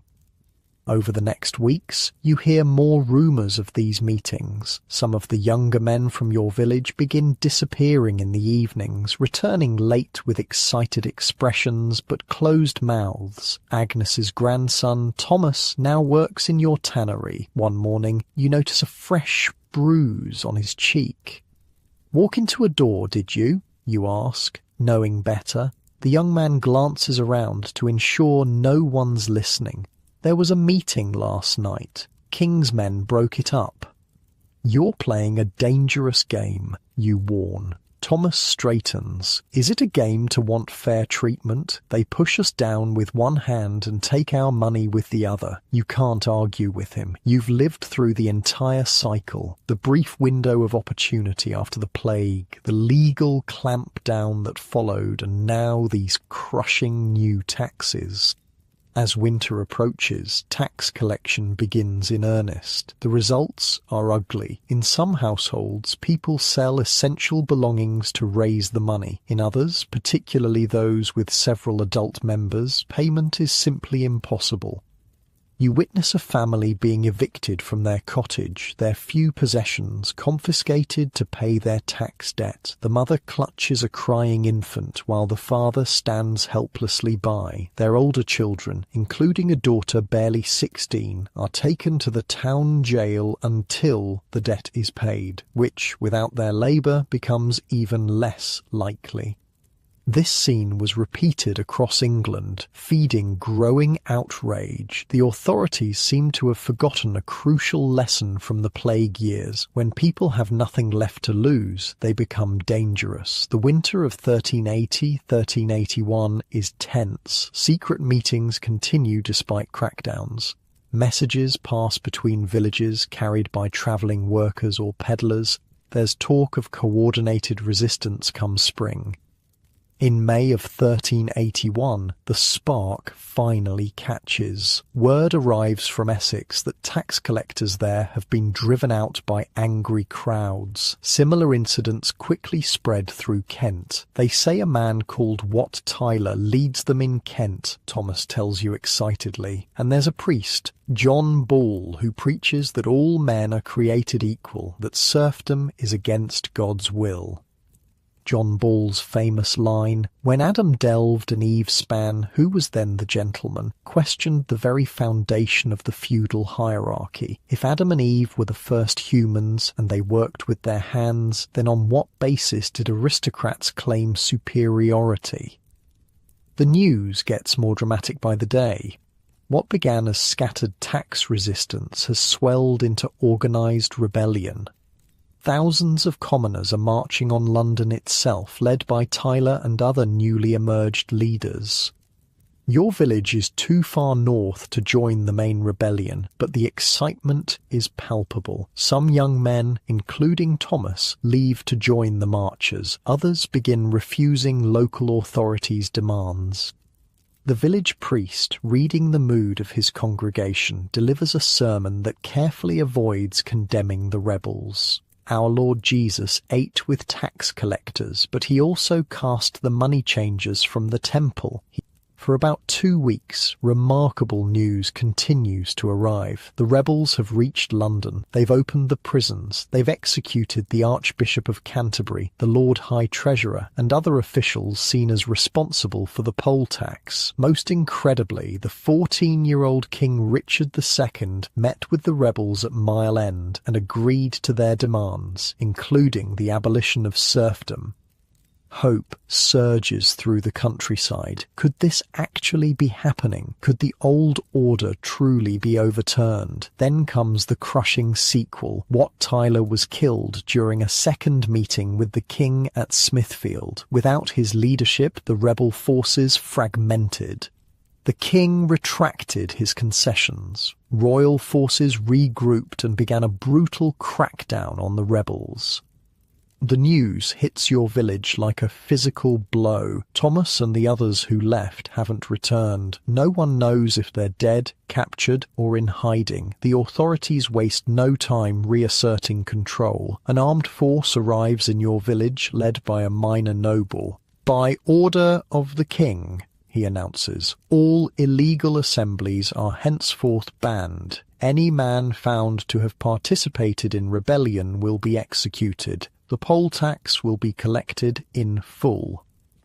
To demonstrate their seriousness, they drag the village headman into the square. This man failed to report seditious meetings, the noble declares. His punishment is 40 lashes. You watch, sickened, as the headman is tied to a post and flogged until his back is a bloody mess. He's left there as a warning while the armed men go house to house, searching for any sign of rebel involvement. When they reach your tannery, the noble wrinkles his nose at the smell, a reaction you've seen 1,000 times. "Any of your workers join the rabble in London?" he demands. You think of Thomas, who might very well be dead already. "No, my lord, we've been busy with spring orders." He studies you suspiciously, but has no evidence to the contrary. Before leaving, he adds, "The king requires leather for his army's equipment. You'll provide 10 hides, top quality, as a loyalty tax." It's not a request. After they leave, Agnes emerges from where she'd been hiding in the back of the workshop. "You lied to protect Thomas," she says quietly. "I did, you admit, though I may have damned myself in the process." She takes your hand, her skin papery with age. "This isn't over," she says with surprising conviction. "They've won today, but they've shown their fear. They wouldn't bring armies to crush peasants if they weren't afraid. In the weeks that follow, the extent of the repression becomes clear. Hundreds of rebels are executed. Those who can't flee are forced to identify their leaders. Communities are collectively punished with special taxes and loss of traditional rights. But Agnes was right about one thing. The authorities' response betrayed their fear. The rebellion had come shockingly close to success. For a brief moment, the common people had forced the most powerful figures in the realm to listen to their demands. One evening, as you're closing up the tannery, a hooded figure slips inside. When he pushes back his hood, you're startled to see Thomas, thinner, with a healing scar across his forehead, but very much alive. Thomas, your grandmother's been sick with worry. I couldn't come back until now, he explains. They were hanging anyone who'd been in London. Were you there? Did you see the king? Despite yourself, you're curious about events you've only heard described second-hand. I was there when the Savoy Palace burned, he says, naming the luxurious London residence of the king's uncle, John of Gaunt, which rebels had destroyed. I saw the Tower of London opened and the prisoners freed. For 3 days London belonged to the people. His eyes shine with the memory, despite the rebellion's failure. And now, you ask? His expression darkens. Now I'm a wanted man. I need to leave England. There are ships in the northern ports taking wool to Flanders. I thought perhaps with your connections to the merchants you should refuse. Helping him could mean your own death if discovered. But you remember being his age. Remember the hope of those early post-plague years when it seemed the old order might truly change. I know someone, you say finally, a wool merchant who owes me a favour, but you'll need to hide until arrangements can be made. For the next week, Thomas hides in your cellar while you contact the merchant. Eventually, a plan is made. Thomas will be smuggled out disguised as the merchant's servant, bound for Bruges. The night before he's to leave, you sit together sharing a jug of ale. Do you regret it, you ask, joining the rebellion? Thomas considers the question seriously. We failed, he admits, but for a moment they saw us, not as serfs or labourers or tanners, but as men whose voices mattered. He takes a drink before adding, "That's worth something." It's a perspective that historians would later validate. While the peasants' revolt was crushed, it left lasting impacts. The poll tax was abandoned. Though serfdom wasn't abolished outright, the practice declined more rapidly in England than elsewhere in Europe. Perhaps most importantly, the idea that common people could organise effectively to demand rights had been demonstrated, a dangerous precedent from the authorities' perspective. Thomas leaves before dawn, and you never learn his ultimate fate, but his parting words stay with you. The world my children will know won't be the same as the one my grandfather lived in. We've changed things even if we don't live to see it. Indeed, though the immediate aftermath of the revolt brought harsh repression, the long-term trajectory couldn't be reversed. The plague had set in motion economic and social changes that would eventually undermine the feudal system entirely, regardless of laws and crackdowns. In France, similar tensions led to the Jacquerie Rebellion of 1358. In Florence, the Ciompi Revolt of 1378 saw textile workers briefly take control of the city government. Across Europe, the lower classes were increasingly willing to risk everything to challenge a system they now recognized was not divinely ordained but humanly constructed and therefore could be changed. As an older member of the community, you're now in an unusual position. You remember both the world before the plague and the tumultuous decades after. You've seen how profoundly society can change, even when powerful forces resist. You understand, in a way the young rebels don't, that change often comes slowly, in fits and starts, with reversals along the way. Later that summer, news arrives that the young King Richard II has dismissed some of the most hated officials responsible for the poll tax. It's a small concession, but perhaps a sign that some lessons have been learned. The village gradually returns to normal, or what passes for normal in this transformed world. The tannery continues its work. New apprentices replace those who've moved on. The rhythms of rural life reassert themselves.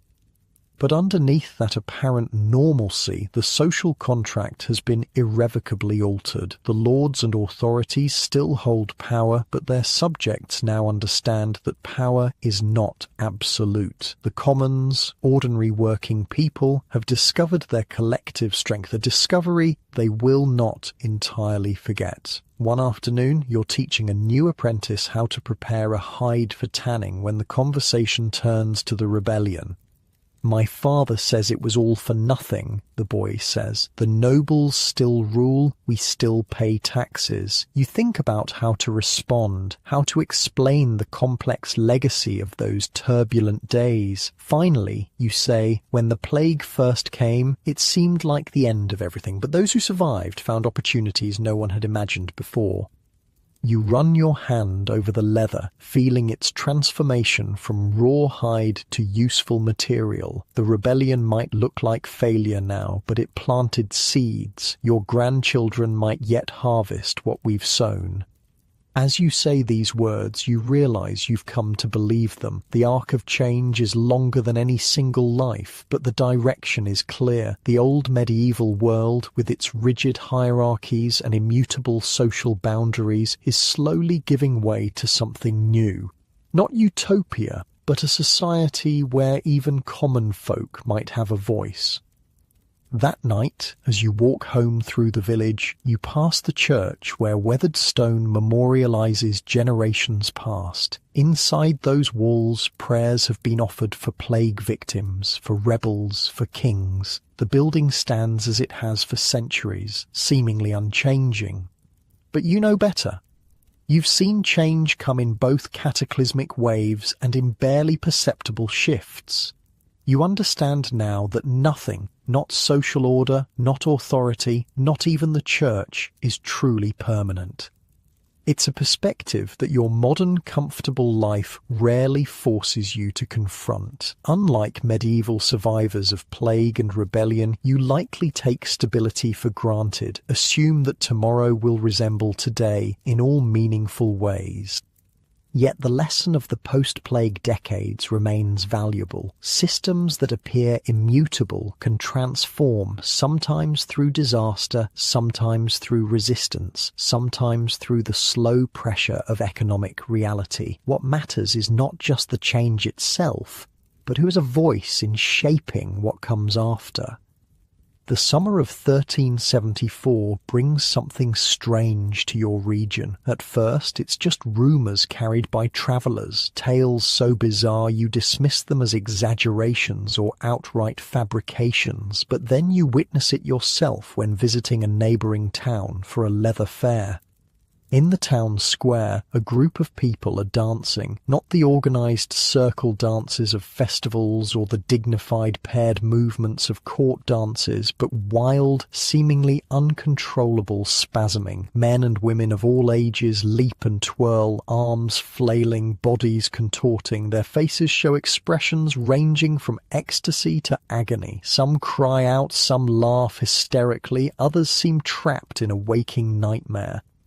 Most disturbing is the duration. They've reportedly been dancing for hours. As you watch, one woman collapses, foaming at the mouth. Others dance until their feet bleed through their shoes, yet still continue. What is happening to them? You ask a bystander.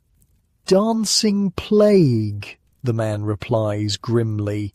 "Started 3 days ago with just one woman. Now look, 20 or more."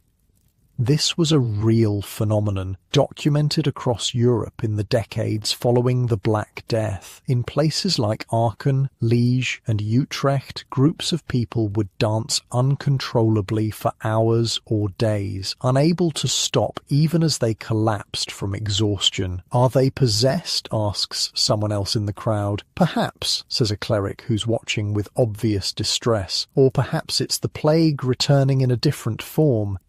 Others have their own theories. "It's from dancing over unmarked plague graves," says an old woman. "The dead are jealous of the living."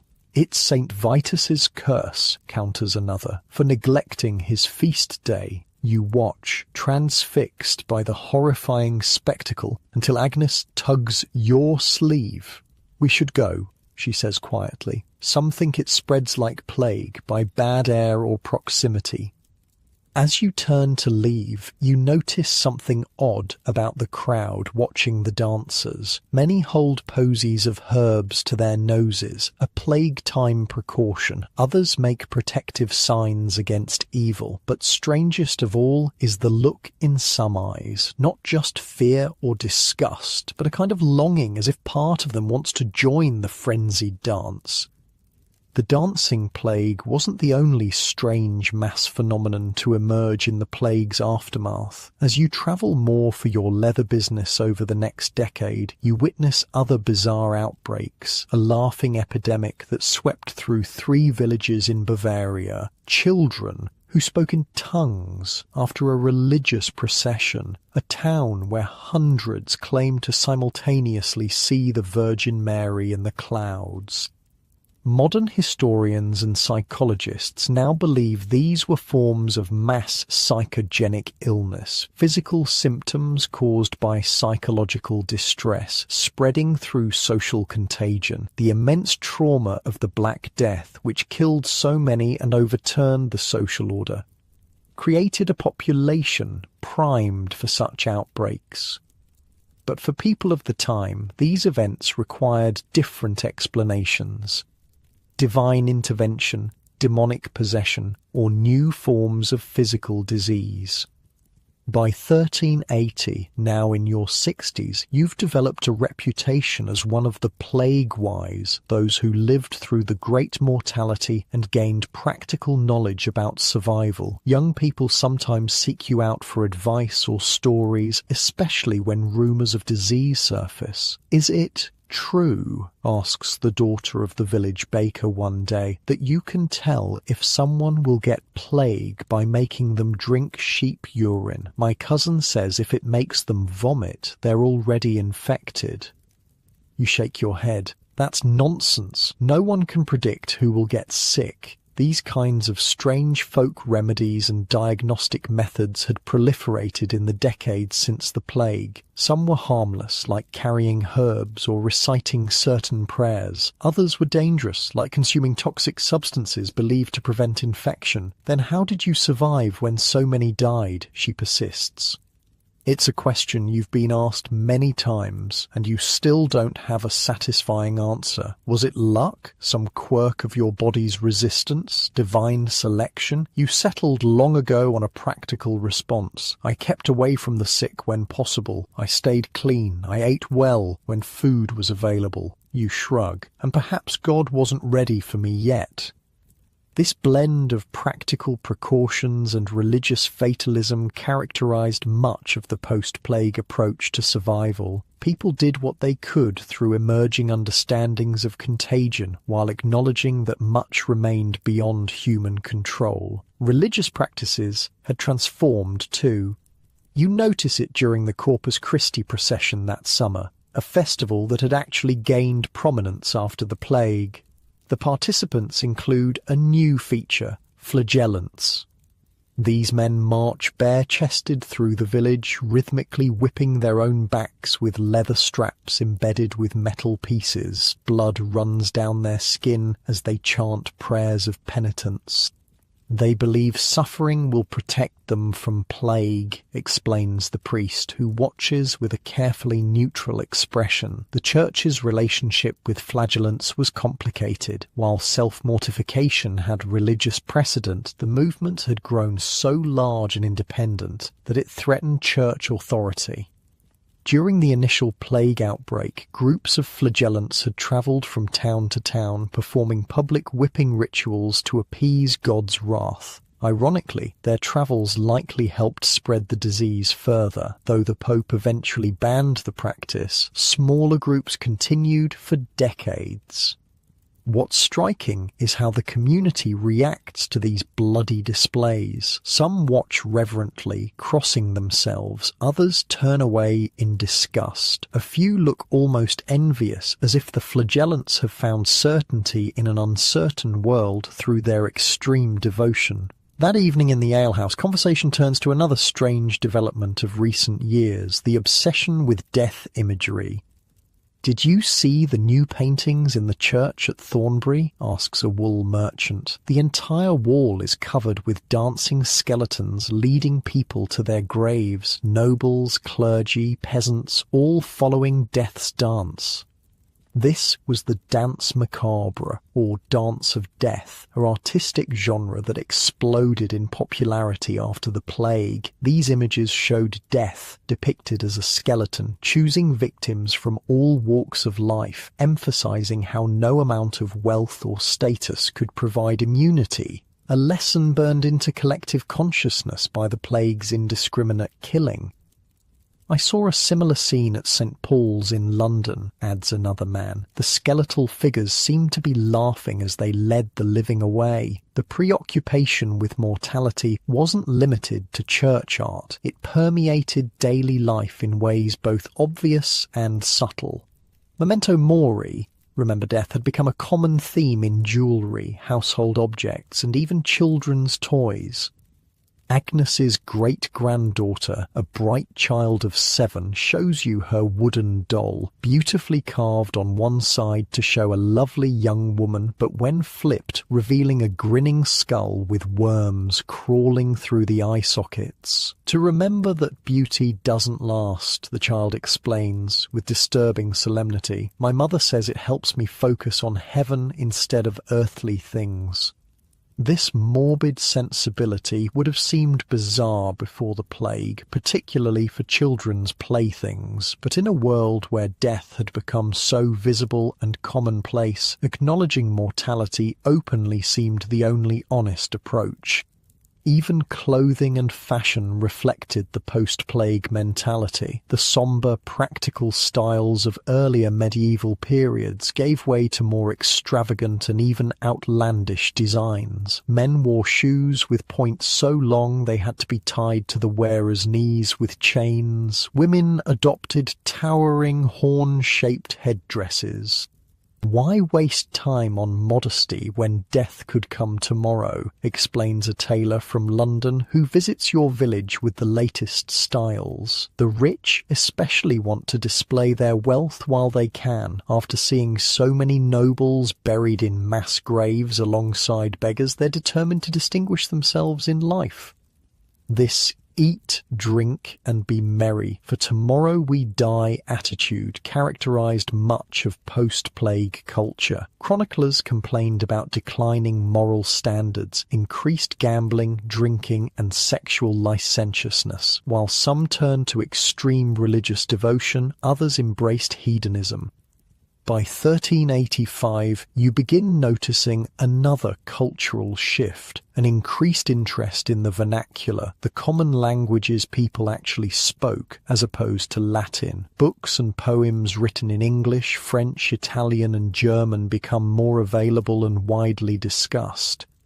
This too was a plague effect. With so many clergy dead, Latin literacy had declined. Meanwhile, the empowerment of the working classes had elevated their languages. Works like Geoffrey Chaucer's Canterbury Tales in English or Giovanni Boccaccio's Decameron in Italian reflected this new reality. A travelling scholar stops at your workshop seeking leather for book bindings, and you ask about this trend.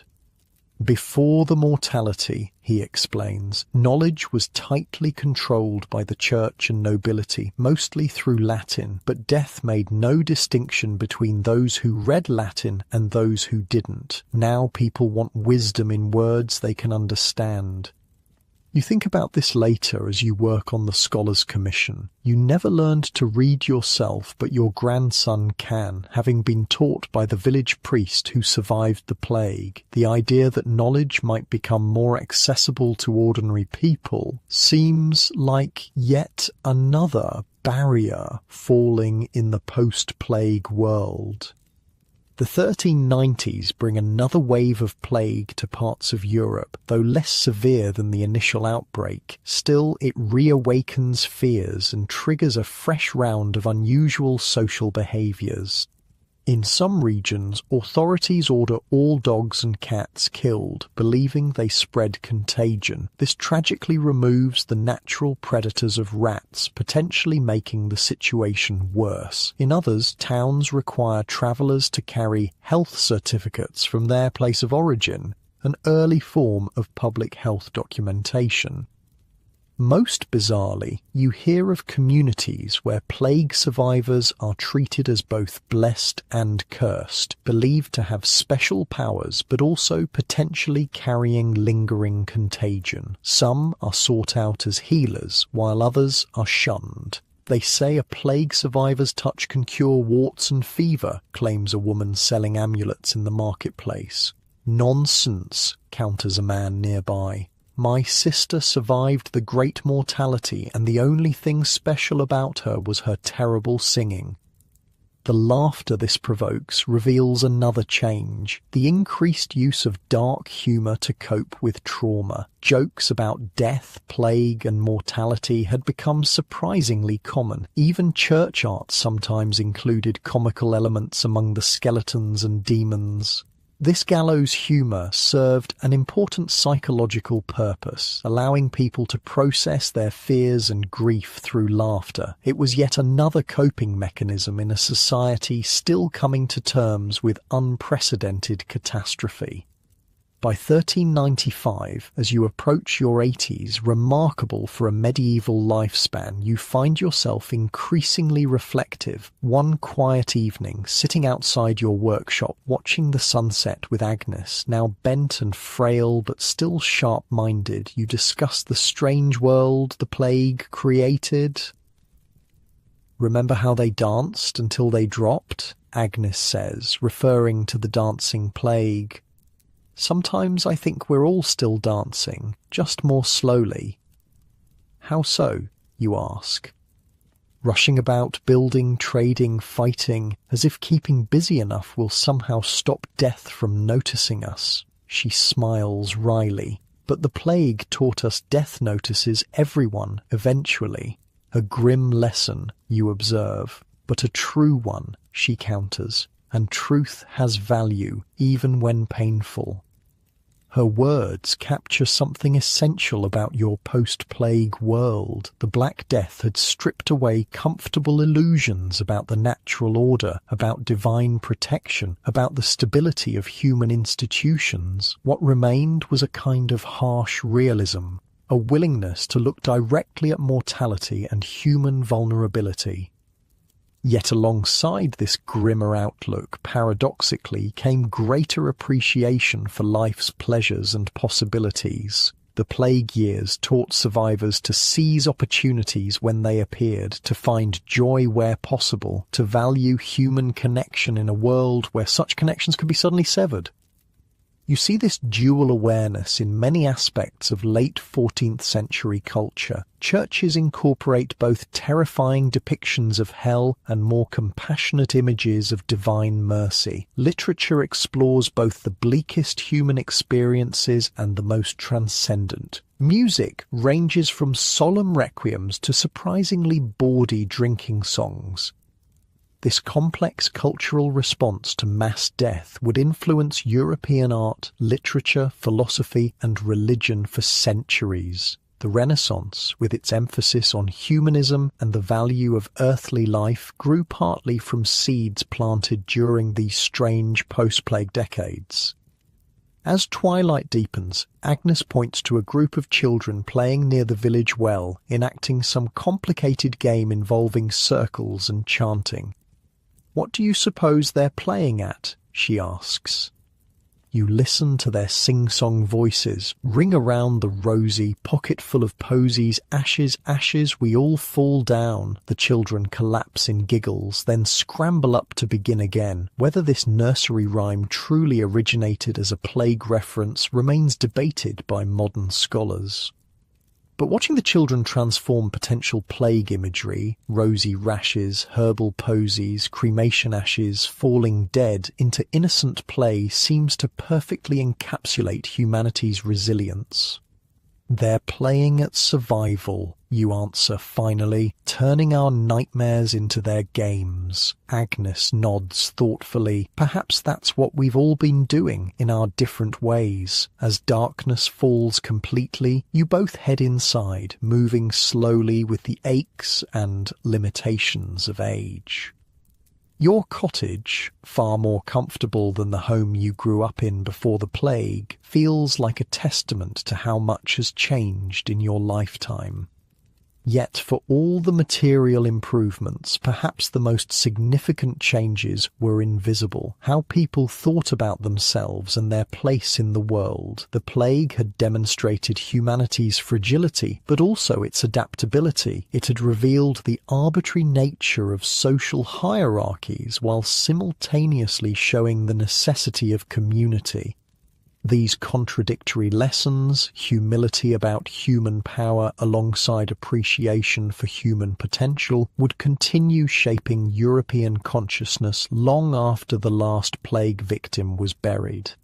As you prepare for sleep, so different from your modern bedtime routine with its electric lights and instant comfort, you reflect on the strange journey from apocalypse to adaptation that you've witnessed. The dancing plagues, death obsessions, and bizarre behaviors were not just footnotes to the Black Death story, but essential elements of how humanity processed unprecedented trauma. Unlike your comfortable bed tonight, a medieval elder would settle onto a simple mattress, perhaps still occasionally jolted awake by memories of those terrible plague years, yet also carrying the hard-won wisdom that life continues, adapts, and even flourishes in the aftermath of catastrophe.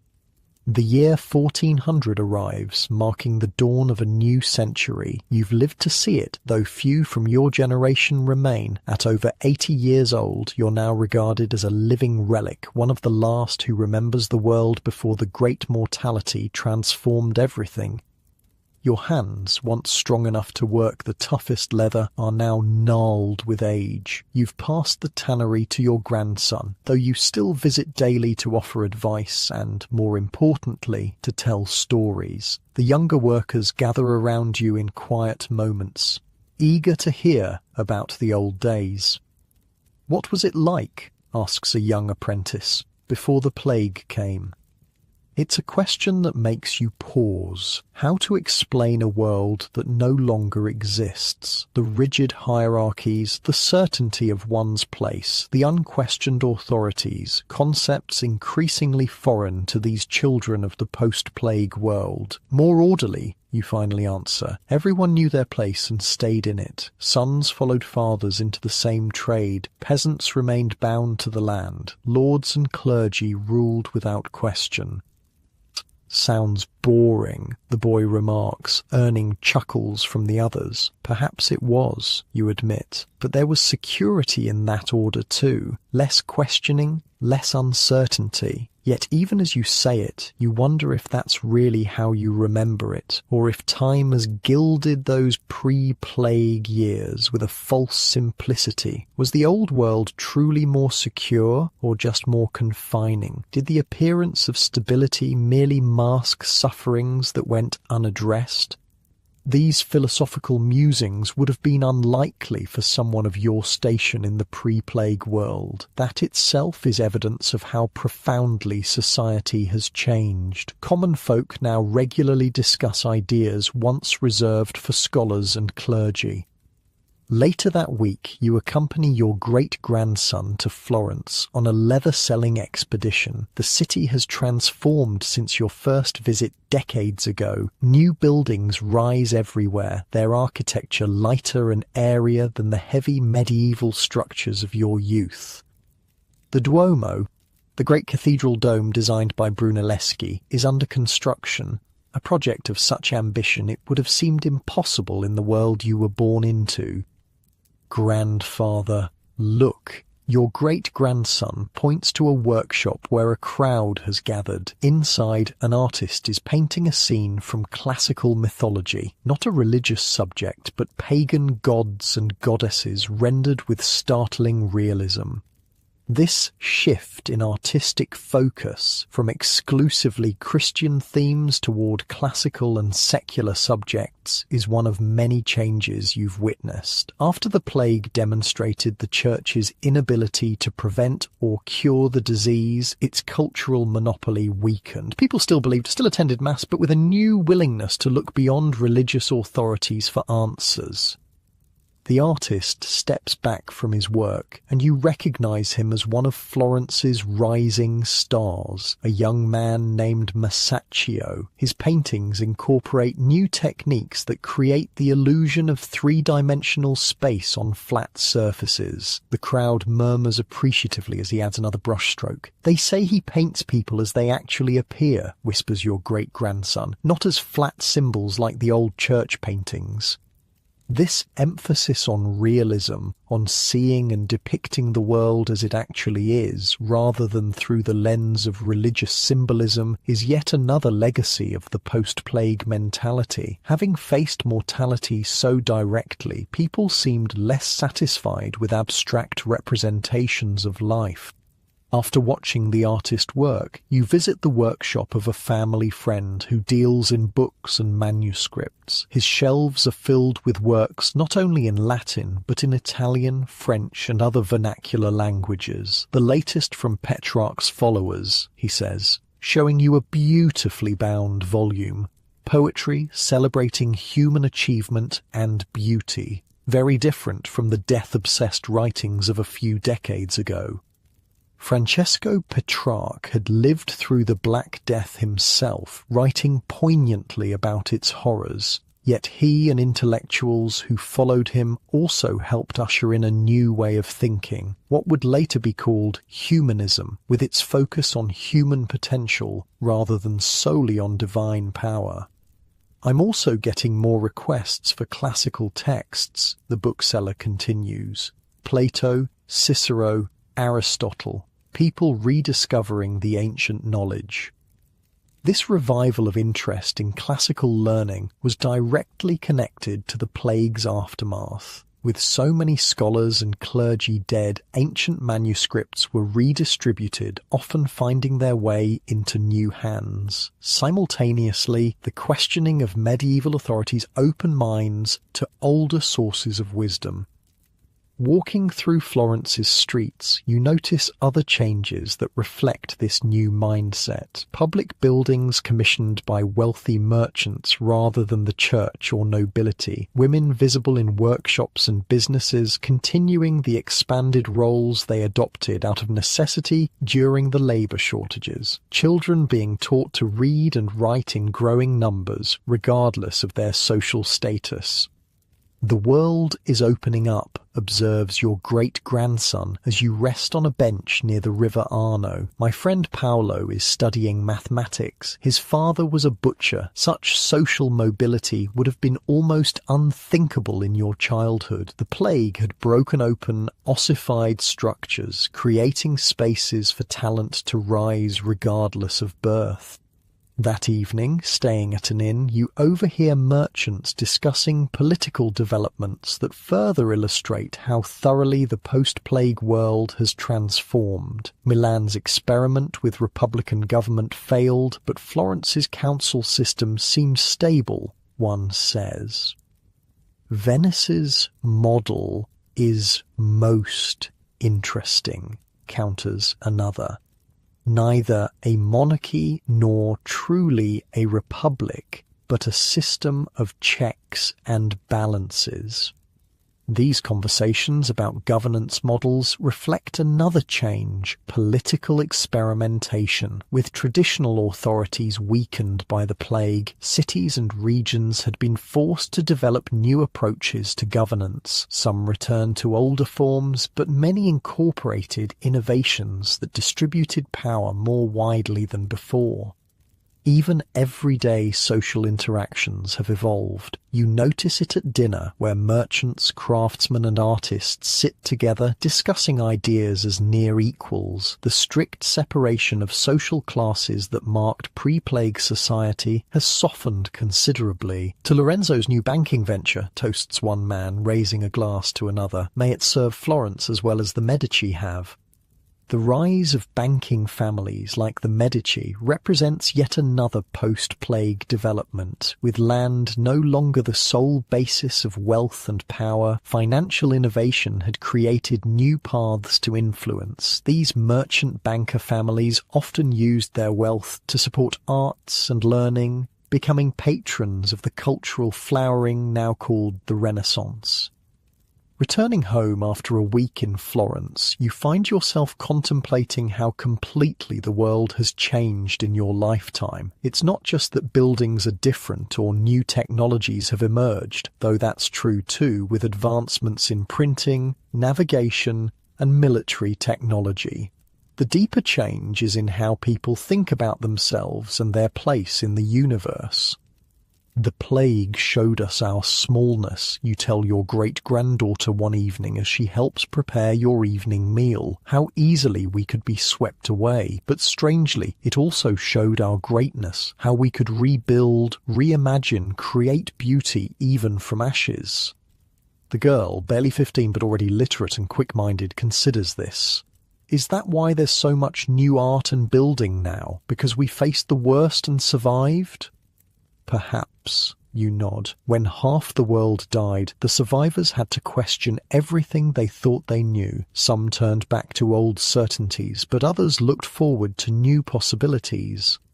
This generational perspective, your ability to compare the pre-plague world to what came after, is increasingly rare. As the 15th century progresses, fewer and fewer living people remember the world before 1347. The changes that seemed revolutionary to you have become simply the way things are for your great-grandchildren.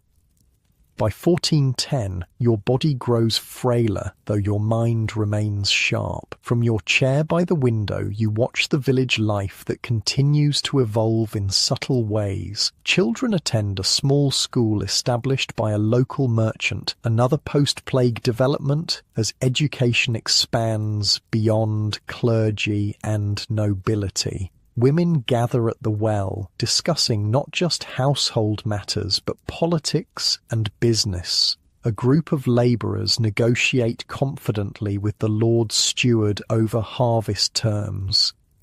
None of these people consciously think of themselves as living in a post-catastrophe world or a period of rebirth, yet every aspect of their lives has been shaped by the plague's long shadow and the opportunities that emerged from devastation. One spring morning in 1411, a visitor arrives. A scholar from the university at Bologna who's travelling through the region collecting stories from plague survivors. There are precious few left to interview. I'm documenting first-hand accounts, he explains, before they're lost forever. Future generations should know what happened, how the world changed. You invite him to sit and offer what memories you can. Some details have faded with time, but others remain vivid. The eerie silence of abandoned villages, the desperate attempts at protection with herbs and prayers, the shocking social reversals as labourers suddenly gained leverage. The most important change, you tell him after hours of conversation, wasn't visible. It was in how people thought about authority, about what's possible, about their own worth. The scholar nods, writing rapidly. That matches what others have told me. The plague didn't just kill people, it killed certainties. And from their grave grew new ideas, you add. After the scholar leaves, promising to send word when his compilation is complete, though you doubt you'll live to see it, you reflect on this strange role you've acquired, a human bridge between world ages, a keeper of memories that would otherwise vanish completely. That summer brings news that would have shocked your younger self. The son of a former serf from a neighbouring village has been appointed to a university faculty. Such a leap across social boundaries would have been nearly impossible before the plague reshuffled society's deck. Similar stories abound throughout Europe. The rigid feudal structure hasn't disappeared entirely. Nobility still exists, wealth still concentrates, power still corrupts, but the system has become more permeable, with talent and initiative increasingly able to overcome accidents of birth. The stories you hear from travellers suggest similar patterns across Europe, though with regional variations. In England, the formal end of serfdom approaches. In Italy, city-states flourish under innovative governance models. In Germany, technological innovation accelerates, particularly in Gutenberg's development of movable type printing, which will soon revolutionise knowledge dissemination. This isn't to say the post-plague world is some utopia. New problems have emerged alongside new possibilities. The warfare between England and France has intensified. Religious controversies simmer. Economic inequality persists, albeit in different forms. The plague returns periodically, though never again with the devastating force of the Black Death. Yet the trajectory seems clear. The medieval world, with its rigid hierarchies and unquestioned traditions, has given way to something more dynamic, more open to change and possibility. By the winter of 1412, you sense your own end approaching. Your family gathers close. 3 generations descended from you and Agnes, who passed 5 years earlier. Tell us one last time, asks your youngest great-grandchild, about the world before the sickness came. You smile weakly. It was a different world, child, narrower in some ways, but also more certain. People rarely questioned their place or purpose. The church explained everything from the movements of stars to the fates of souls. Lords ruled, peasants obeyed, and few imagined alternatives. And after, prompts an older grandchild? After, you pause, gathering your thoughts. After, nothing could be taken for granted. If half of humanity could vanish in a few years, what other impossibilities might prove possible? If a peasant could demand wages like a craftsman, what other social rules might bend? If prayers and penances couldn't stop the pestilence, what other authorities might be questioned? You cough and someone offers water. After drinking, you continue. The plague didn't just kill people, it killed a world view, and from that death came rebirth. The word hangs in the air. Rebirth, or in Italian, rinascita. Later generations would call it the Renaissance. Recognizing that something profound had shifted in European consciousness following the plague years. As winter deepens, you feel yourself growing weaker. Your family keeps vigil, a luxury many plague victims never had. In lucid moments, you share final observations and advice, attempting to distill a lifetime spanning 2 worlds into wisdom your descendants can carry forward. The plague taught us life's fragility, you tell them, but also its preciousness. It showed us authorities can fail, but communities can endure. It revealed our vulnerability to forces beyond control, but also our capacity to rebuild and reimagine. On a cold February morning in 1413, you slip away peacefully, a gentle end contrasting sharply with the chaotic horror of plague deaths you witnessed decades earlier. Your family mourns, but also celebrates a life that spanned humanity's darkest hours and the dawn that followed. They bury you with both Christian rites and some of the newer humanist elements that have emerged, readings from classical philosophers alongside biblical passages acknowledging both spiritual and earthly wisdom. Your grave marker bears a simple epitaph, witness to ending, witness to beginning. In the decades that follow your passing, the Renaissance accelerates. Brunelleschi completes his revolutionary dome in Florence. Gutenberg perfects his printing press, democratizing knowledge as never before. Columbus sails west, expanding European horizons literally and figuratively. Artists like Leonardo and Michelangelo create works that celebrate human potential alongside divine glory. None of these developments erase the trauma of the Black Death. Indeed, many directly emerge from it, from the questions it forced, the spaces it cleared, the certainties it shattered. The plague demonstrated humanity's fragility, but also its resilience, its mortality, but also its creativity. And so the plague's legacy proves paradoxical. From history's greatest catastrophe emerged some of its greatest flowerings. The Renaissance, the Reformation, the scientific revolution, the gradual disintegration of feudalism, the rise of more democratic governance models. Today, as you lie comfortably in your modern bed with its hygienic materials and precisely engineered support, you exist in a world shaped by these transformations. The journey from medieval catastrophe to modern comfort passed through centuries of questioning, experimentation, and reimagining what human society could be. The Black Death reminds us that history's darkest moments sometimes contain seeds of renewal, not because suffering is necessary for progress, it isn't, but because catastrophe can clear space for previously unimaginable possibilities, can force reconsideration of assumptions so deeply held they were invisible until challenged. As you drift towards sleep, perhaps there's comfort in this cyclical pattern of human experience, that endings contain beginnings, that devastation can precede renewal, that the story never truly concludes but continues evolving across generations. And in that continuous unfolding, may you find peaceful rest, knowing that you too are part of history's long and winding tale. Hey guys. Tonight we're venturing deep into the most mysterious, suspiciously pungent, and absolutely eyebrow-raising corners of history. The weirdest foods people actually ate in 19th century London. Yes, you heard that right. Tonight's menu features dishes so bizarre you'll be grateful your fridge only contains expired hummus and a questionable bag of baby carrots. If you think you've seen it all after that one weird thing you ate on a dare in college, buckle up. Victorian London is about to challenge everything you thought you knew about dining out. So before you settle in, take a moment to like and subscribe, but only if you actually enjoy what I do here. Leave a comment telling me where you are listening from and what time it is for you.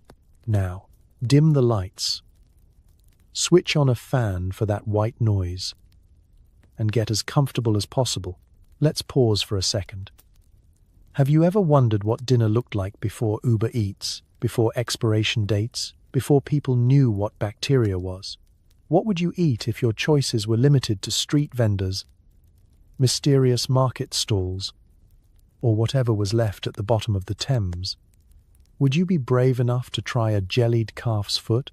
Could you drink gin for breakfast and still make it to work without eating an entire block of pickled whelks? How about pudding made with real animal blood? Was it as bad as it sounds?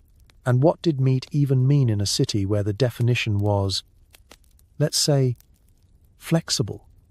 Congratulations. You've just woken up in 1854, the height of Victorian London. The city smells like a combination of coal smoke, cheap gin, and the fish section of a very unlucky pet store. You're hungry, you have 3 pennies, and you're about to discover that sometimes mystery meat really means don't ask, don't tell. You shuffle through the fog and find yourself face to face with a street vendor selling hot eel pies from a battered cart. Don't worry, everyone else looked just as confused as you do. Welcome to Victorian comfort food. River eels, minced, spiced, and baked into a pie. It's fishy, chewy, and slightly terrifying, but at least you're not eating whatever's in the Thames behind you. Let's set the scene. It's a grey London morning, and the only thing thicker than the pea soup fog is the stench rising from the muddy banks of the Thames.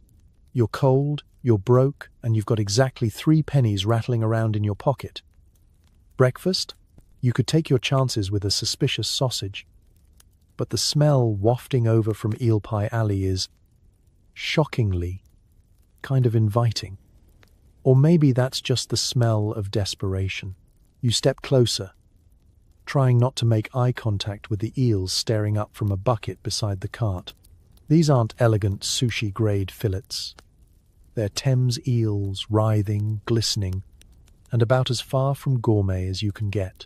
In Victorian London, eels were everywhere, slithering through the river, twisting in barrels, and, more importantly, cheap enough for the average Londoner to afford. Forget fancy salmon or imported cod, eel was the people's protein.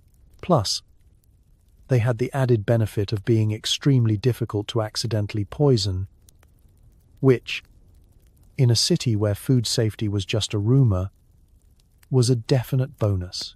The vendor, a man with more grime than hair, flashes you a gap-toothed grin and scoops a generous dollop of something gelatinous into a pastry crust. The pie sizzles as it's pressed shut, a hiss of steam mingling with the mist. You can smell onion, pepper, a little parsley, and underneath it all, the distinct tang of river fish that refuses to be ignored. Your first bite? Warm, flaky pastry gives way to a filling that's both creamy and just a little bit rubbery. If you close your eyes, you might almost believe you're eating chicken. If chicken lived underwater and had the texture of an old bicycle tire. As you eat, it's impossible not to notice your fellow diners. There's the chimney sweep, still covered in soot, scarfing down his pie like he hasn't seen food in days, and probably hasn't.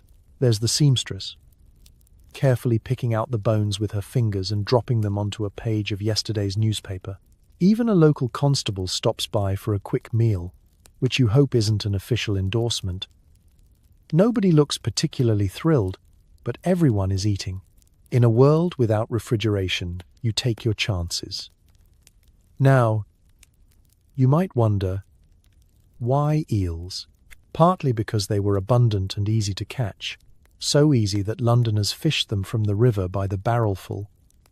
Partly because, compared to beef or pork, eels were affordable for the working class, and partly, let's be honest, because everything else in the Thames was just a little bit more terrifying. You could do a lot worse than an eel pie in a city where mystery meat was a legitimate food group. There's also a practical side. Eels are slippery survivors. The Thames was polluted with everything from sewage to chemical runoff, but eels just kept on living. It's as if their sole purpose was to be eaten by Victorians who'd run out of options, and they were remarkably versatile. You could bake them, boil them, stew them, or, if you were feeling bold, jelly them. Yes, jellied eels. The dish that proves some people will eat absolutely anything if you add enough vinegar and courage. For Londoners, eel pies weren't just food. They were fuel. Workers queued up for them before shifts in factories. Mothers fed them to children with the promise that eel would put hair on your chest. Possibly a side effect of all the river minerals. Street vendors made their fortunes, or at least avoided starvation, selling pies to anyone with enough teeth to chew them. As you finish your eel pie, licking flaky pastry from your fingers, you realize it's not the worst thing you've eaten. Maybe you're even a little grateful. Because when it comes to Victorian street food, sometimes it's better not to know what else is on the menu. You survived Eel Pie Alley. Wear it like a badge of honor, or at least as an excuse never to complain about fish sticks again. It's breakfast time in 19th century London, which means one thing. Alcohol is cheaper than tea, and seafood is absolutely not limited to dinner. You grab a quick shot of gin and a bowl of pickled whelks, chewy sea snails marinated in vinegar and regret. There's no toast, No eggs, just the taste of the ocean, and last night's bad decisions. Let's paint the scene. The sun, such as it is, barely makes it through the fog and coal smoke as you step out of your cramped tenement, eyes stinging, stomach rumbling. The street is already busy. Vendors hollering, horses clattering by, someone singing off-key about lost love, or possibly lost shoes. You are not here for a serenade. You are here for sustenance. Or at least, something that will dull the pain of your hangover and the memory of that job you promised to look for but never did. And there, on the corner, beneath a splintery sign that reads Whelks and Gin, Best Value, stands your breakfast hero, a woman in a battered shawl, ladling pickled sea snails into chipped bowls and pouring gin that smells faintly of cleaning solvent. You consider the options. Tea? That's a luxury. Coffee? Not unless you like it roasted with chicory and hope. But gin, oh, gin is for everyone. Gin is there for you at dawn, at dusk, after heartbreak, before bad decisions, and sometimes during. In 19th century London, gin isn't a beverage, it's emotional infrastructure. You take your bowl of pickled whelks. They glisten in their murky vinegar bath, plump and curling, like tiny ocean ghosts. They smell briny and slightly medicinal. The first bite is a challenge, rubbery, salty, with the unmistakable flavor of seaside pebbles and a gentle aftertaste of "Are you sure about this?" It's not so much a meal as a dare. You chase it with a slug of gin, harsh, sharp, and immediately warming. It lights a small illegal fire in your stomach and makes the second whelk go down a little easier. Around you, Londoners are hunched over their bowls, faces set in that special British way that says, if I don't acknowledge the horror, maybe it will just be over soon. A dock worker in a threadbare cap chews slowly, eyes closed, like he's hoping to astral project himself to a better breakfast. Two children share a bowl, daring each other to eat the biggest whelk, while a toothless man offers unsolicited opinions on Queen Victoria and the comparative merits of eel versus whelk. Nobody here is trying to impress anyone. In a world where most meals are about survival, breakfast is just the first hurdle. The combination of gin and pickled whelks is strangely effective. The gin numbs your taste buds, the whelks provide chewable calories, and the vinegar, well, the vinegar ensures you'll never quite forget this meal, no matter how hard you try. You think about modern breakfasts, eggs Benedict, avocado toast, cold brew coffee. All that luxury, all that choice. Here, it's a question of what won't kill you before noon. For the Victorian working class, pickled whelks are cheap, filling, and, most importantly, don't require a stove or even a proper table. They're eaten standing up, leaning on a rain-soaked barrel, washed down with gin that might double as lamp fuel. There's something almost heroic about it. Breakfast is not about pleasure, but perseverance. As you tip your empty bowl back to catch the last drops of vinegar, you realize you've made it. You survived the breakfast of regret. You are now officially ready to face another day in the world's weirdest city, powered by gin, mollusks, and sheer British stubbornness.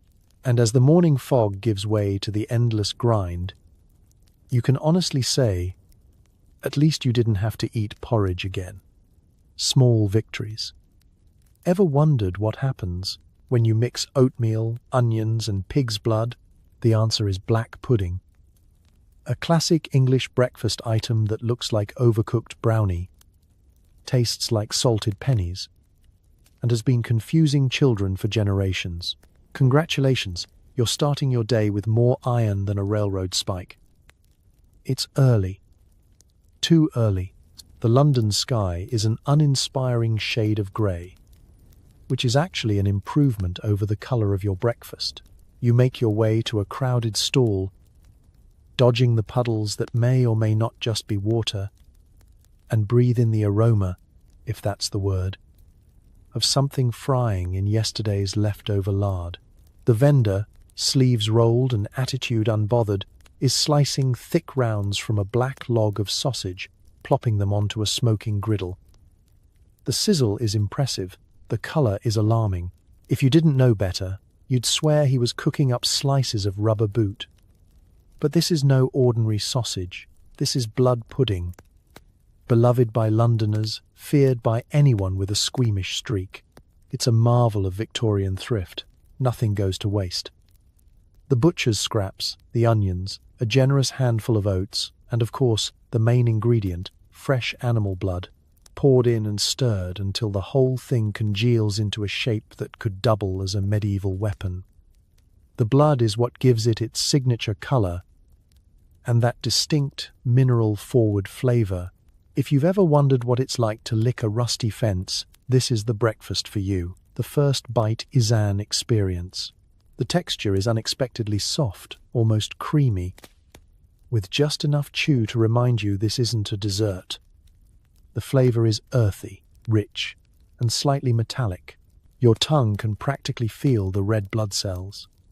You chew thoughtfully, pretending you're a sophisticated foodie, but inside you're just hoping no one will notice if you quietly hide the rest under your bread. Around you, Londoners are tucking in with gusto. Some slather their blood pudding with brown sauce. No one is quite sure what's in brown sauce, but it's legally required to put it on anything remotely British. Others eat it plain, savouring every salty, iron-packed mouthful. Children are less enthusiastic, poking their slices with forks and making faces behind their mothers' backs. But they eat it anyway. In this city, you don't turn down breakfast, even if it stares back at you. Black pudding isn't just a food, it's a symbol. It says, we're practical, we're tough, we're willing to eat things other people throw away, as long as we can call it a delicacy. It's the culinary equivalent of patching your socks with more sock. And if you're really lucky, today's batch is made with pig's blood, not something even more mysterious. In some shops, you might even get white pudding, a cousin made with fat and oatmeal. But that's only for the truly adventurous, or those who have run out of black. Breakfast in Victorian London is about survival, but it's also about ritual. The sound of the griddle, the sharp smell of onions and lard, the chatter of people swapping stories and gossip, all mixed together in a chorus that says, this is life. You may not have much, but you have blood pudding, and that means you're part of something. You belong to a city that takes its leftovers seriously and makes breakfast out of whatever's left when the butcher is done. As you wipe your mouth with a slightly sticky napkin, you can't help but feel a weird sense of pride. You survived black pudding. You got your iron for the week. And tomorrow, you'll probably eat it again. Because nothing wakes you up quite like a slice of sausage that's more metal than meat. Breakfast of champions, or at least survivors. You head to the market, greeted by the sight and smell of meat stalls where the phrase, "Don't ask, don't tell" is a way of life. The labels say beef, but is it really? Horse, cat, and even the occasional dog have made their way into London's sausages. You take a bite and hope for the best. There's a reason they called it mystery meat. The Victorian market is a spectacle. Cobblestones sticky with old fat, barrels full of something unidentifiable, and enough noise to wake the dead, or at least make you wish you were. It's not so much a food court as a food gamble, where every purchase is a roll of the dice, and every butcher has a story about where their fresh meat came from. The air is thick with the mingled smells of brine, sawdust, offal, and the sharp tang of vinegar, meant to hide the fact that half the cuts are well past their prime. You drift from stall to stall, pretending you know the difference between rump steak and something that used to bark. Prime beef bellows a man who looks like he's never seen a cow in his life. You ask for a penny's worth, and he winks, hacking off a chunk that might be brisket, or, judging by the colour, might be anything at all.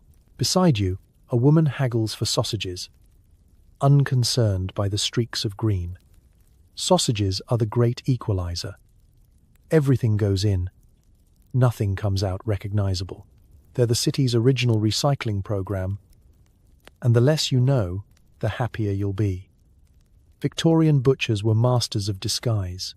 If you could mince it, spice it, and stuff it in a casing, you could sell it. Some days the beef was actually horse, especially during lean times. Other days it was cat, stray dog, or whatever had the misfortune of wandering too close to the riverbank. Londoners pretended not to notice. Food inspectors existed, but their standards were optimistic. If it didn't kill you immediately, it passed. You buy a sausage roll, marveling at its ability to taste like absolutely nothing except salt, pepper, and regret. The pastry flakes in your hand, leaving behind a greasy residue you'll carry with you for the rest of the day, both physically and emotionally. Somewhere in the distance, a dog barks. You try not to make eye contact with your food. A favorite local delicacy is saveloy, a bright red sausage that's been boiled until the last trace of flavor has waved a tiny white flag. No one really knows what's inside, and it's probably better that way. Some say it's mostly pork. Others say mostly is doing a lot of work. You eat it with mustard so strong it could legally be classified as a cleaning agent, and you're grateful for it. At least the mustard is honest. Some stalls offer fresh pies, their tops golden and promising. The filling, however, is a mystery even Sherlock Holmes wouldn't want to solve. It could be mutton, it could be rabbit, or it could be leftovers from last week's batch of something. The only certainty is that it's hot, filling, and unlikely to contain any actual vegetables. You watch as a woman counts out her pennies, debating between two pies that look identical. She picks the left. The right might have been yesterday's. You're not the only one playing this game. London's poor eat what they can, when they can, and everyone has a story about the time they bit into something unexplainable. There's camaraderie in uncertainty. At least you're not alone. Some joke that mystery meat is how the city builds character, and possibly antibodies. As you finish your sausage roll, you feel a strange sort of triumph. You survived the market's culinary roulette. You're a little braver, a little more suspicious, and a lot more appreciative of whatever comes in a can with a label you can trust. In Victorian London, dinner isn't about flavour, it's about luck, resilience, and having the courage to keep chewing, no matter what. Lunchtime arrives, and the most popular street food is, of course, boiled cow's heel. Served as gelatinous slices in cloudy broth, it's more slippery than satisfying, but apparently good for your joints, if you can swallow it without gagging. Let's set the scene. You're standing at a bustling street corner, pressed between a hot potato vendor and a man selling questionable meat pies. The line at the cow heel stand is already winding down the block. You can't help but wonder, are people here for nutrition, or just to see if anyone actually manages to keep the stuff down? A giant iron pot bubbles menacingly, releasing clouds of steam that carry the distinct aroma of wet leather, damp hay, and something your dentist would consider a cautionary tale. The vendor, arms bare and apron flecked with broth, is wielding a cleaver with the confidence of someone who has seen things and lived to tell about them. You approach, coin in hand, and watch as he fishes a quivering, translucent slab from the pot, the skin jiggling with a kind of pride only a cow's foot could muster. "Bit of salt?" he asks, tossing in a handful whether you agree or not. The cow heel lands in your bowl, swimming in a greasy soup whose contents are anyone's guess. There are rumors that the broth has been simmering for days, topped up with whatever's left after the morning rush, onions, carrots, and the occasional lucky horseshoe. You take your first bite. The texture is complex. Gelatinous on the outside, fibrous underneath, and somehow managing to squeak against your teeth. It's warm, it's slippery, and it feels a bit like chewing on your own courage. You try to focus on the flavor, earthy, beefy, and deeply committed to lingering long after you've swallowed. There's a reason Victorians believed in cow heel's restorative powers. After eating it, you feel like you've survived something monumental. Possibly the dish, possibly your own gag reflex.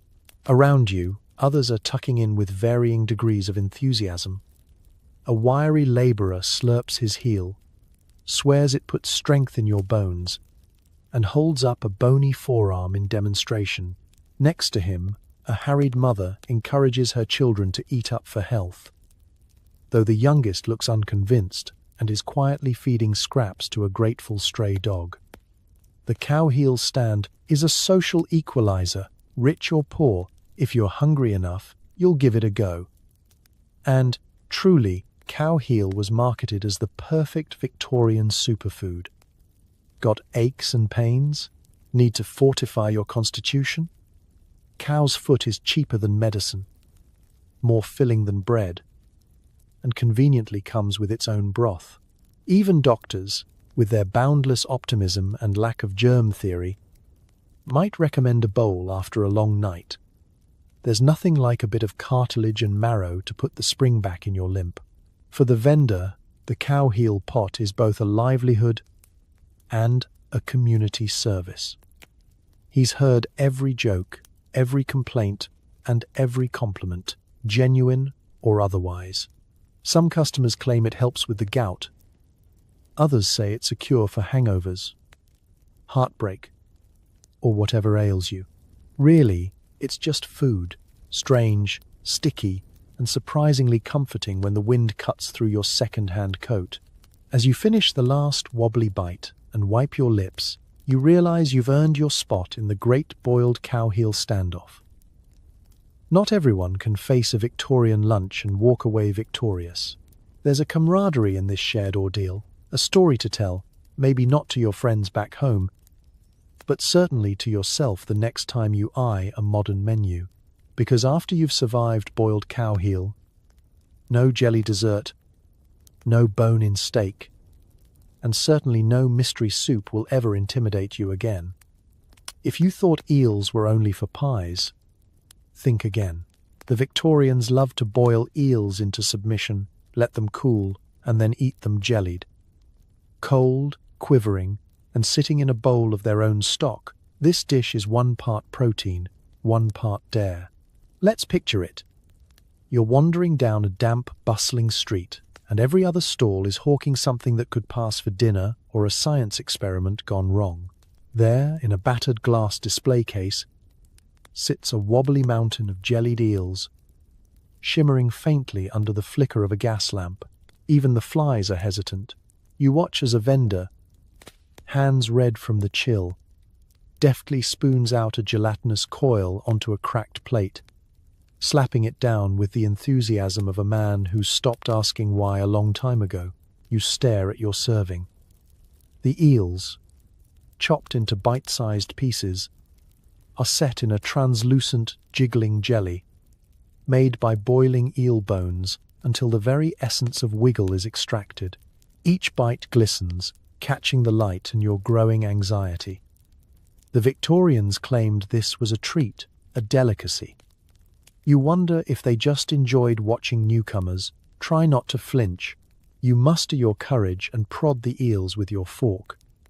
They wobble in a way that's oddly hypnotic, like Victorian aspic but fishier and somehow more suspicious. The first bite is cold, briny, and oddly refreshing, with a texture somewhere between firm noodle and underwater marshmallow. The jelly is savory, almost salty sweet, and clings to the eel like a damp handshake that lasts a little too long. Jellied eels weren't just a food, they were an institution. Working-class Londoners would gather at eel stalls, catching up on gossip while slurping down mouthfuls of gelatinous fish. Some swore by a splash of malt vinegar or a dash of pepper to cut through the slipperiness, while the brave, or just the unbothered, ate them plain, savouring the delicate blend of fish, bone and jelly. Children dared each other to swallow whole pieces without chewing. Grandmothers said it built character. You're not sure what it's building for you, but it's probably not appetite. Part of jellied eels' popularity came from practicality. Eels were cheap, abundant, and stubbornly immune to the Thames' many horrors. As long as you had a pot and some patience, you could have protein for the week. And the jelly made it possible to store the dish without refrigeration, a luxury for most. In a world where freshness was measured in hours, anything that didn't rot before lunchtime was considered a win. Of course, the experience wasn't for everyone. There were always those who recoiled, and even in Victorian times, food critics could be savage. Some described jellied eels as an acquired taste, which is British for good luck with that. Others declared them invigorating or fortifying, while quietly reaching for the bread. Your fellow diners eat with casual indifference. A man in a battered cap slurps his eels with gusto, pausing only to complain about the lack of pepper. Two dock workers argue over whose mum makes the best jelly, waving their forks dangerously. Even the local stray cat eyes the plate, uncertain. You finish your portion, heart pounding not from excitement but from the sheer weirdness of what you've just done. You survived jellied eels, the dish that separates tourists from locals, and optimists from realists. There's a sense of accomplishment, a badge of honour, and possibly a lingering question about what else Victorians considered edible. And as you walk away, you decide some food is an adventure, some is a test, and some, like jellied eels, is simply proof that when you're hungry enough, nothing is too slippery to eat.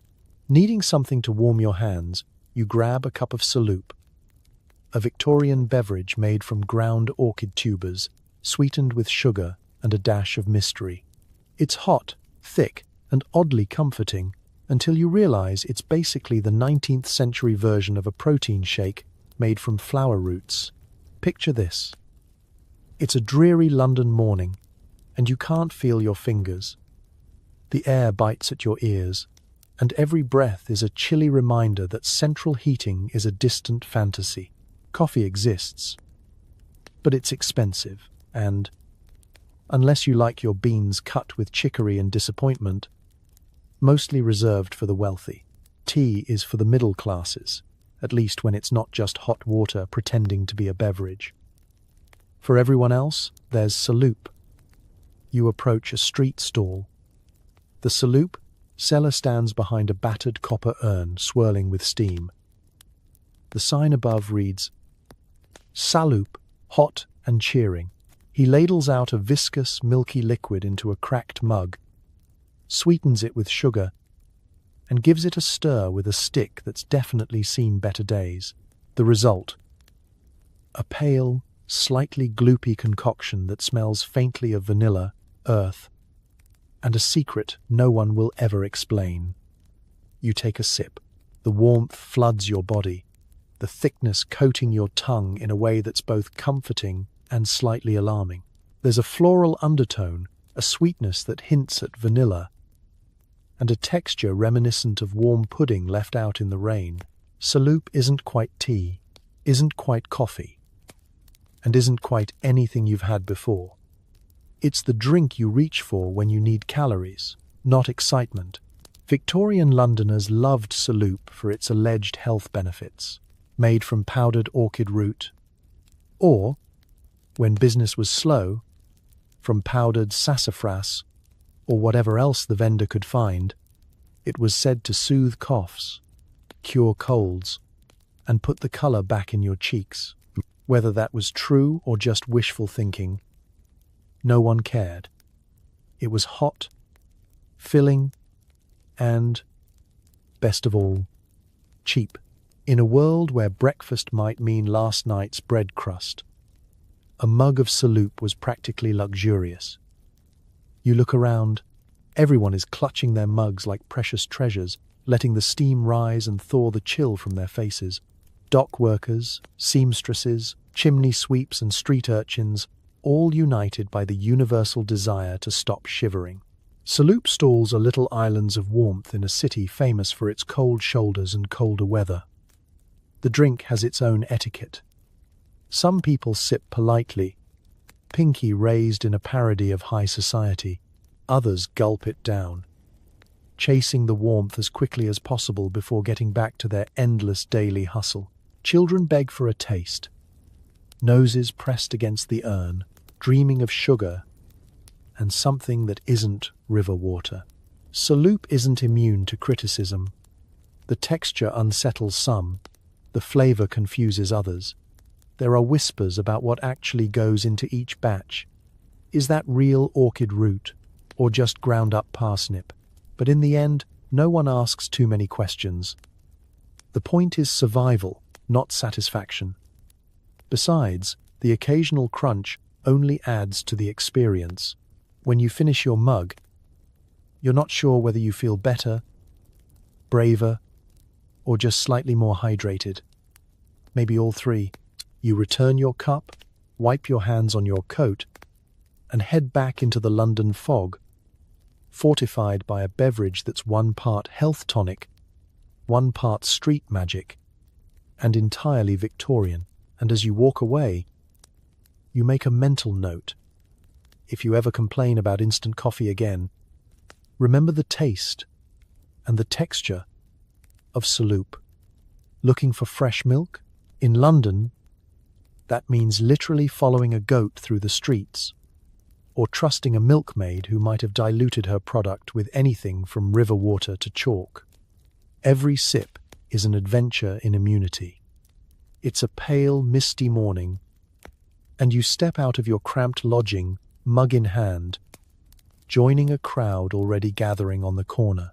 Down the street comes the milkmaid, rosy-cheeked, hair tucked beneath her bonnet, arms corded from carrying pails heavier than most Victorian hopes.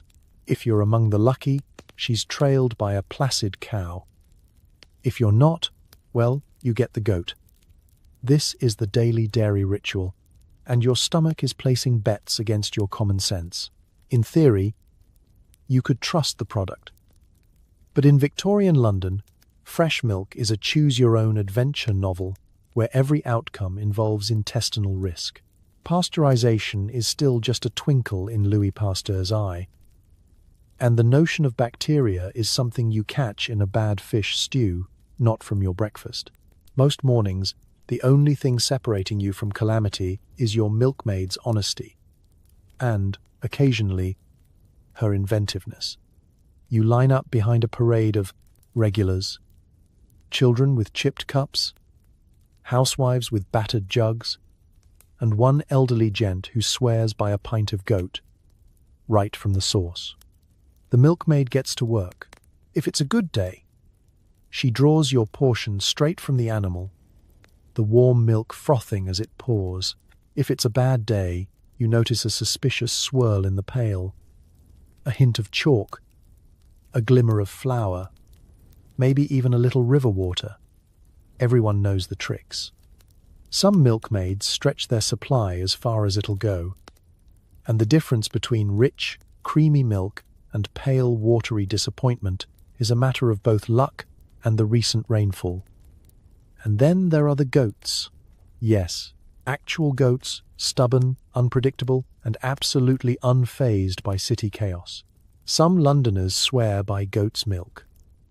Good for the nerves, the milkmaid claims, as her four-legged assistant munches contentedly on someone's laundry. If you're particularly keen, you can pay for a cup drawn right there, ensuring both freshness and a light dusting of goat hair.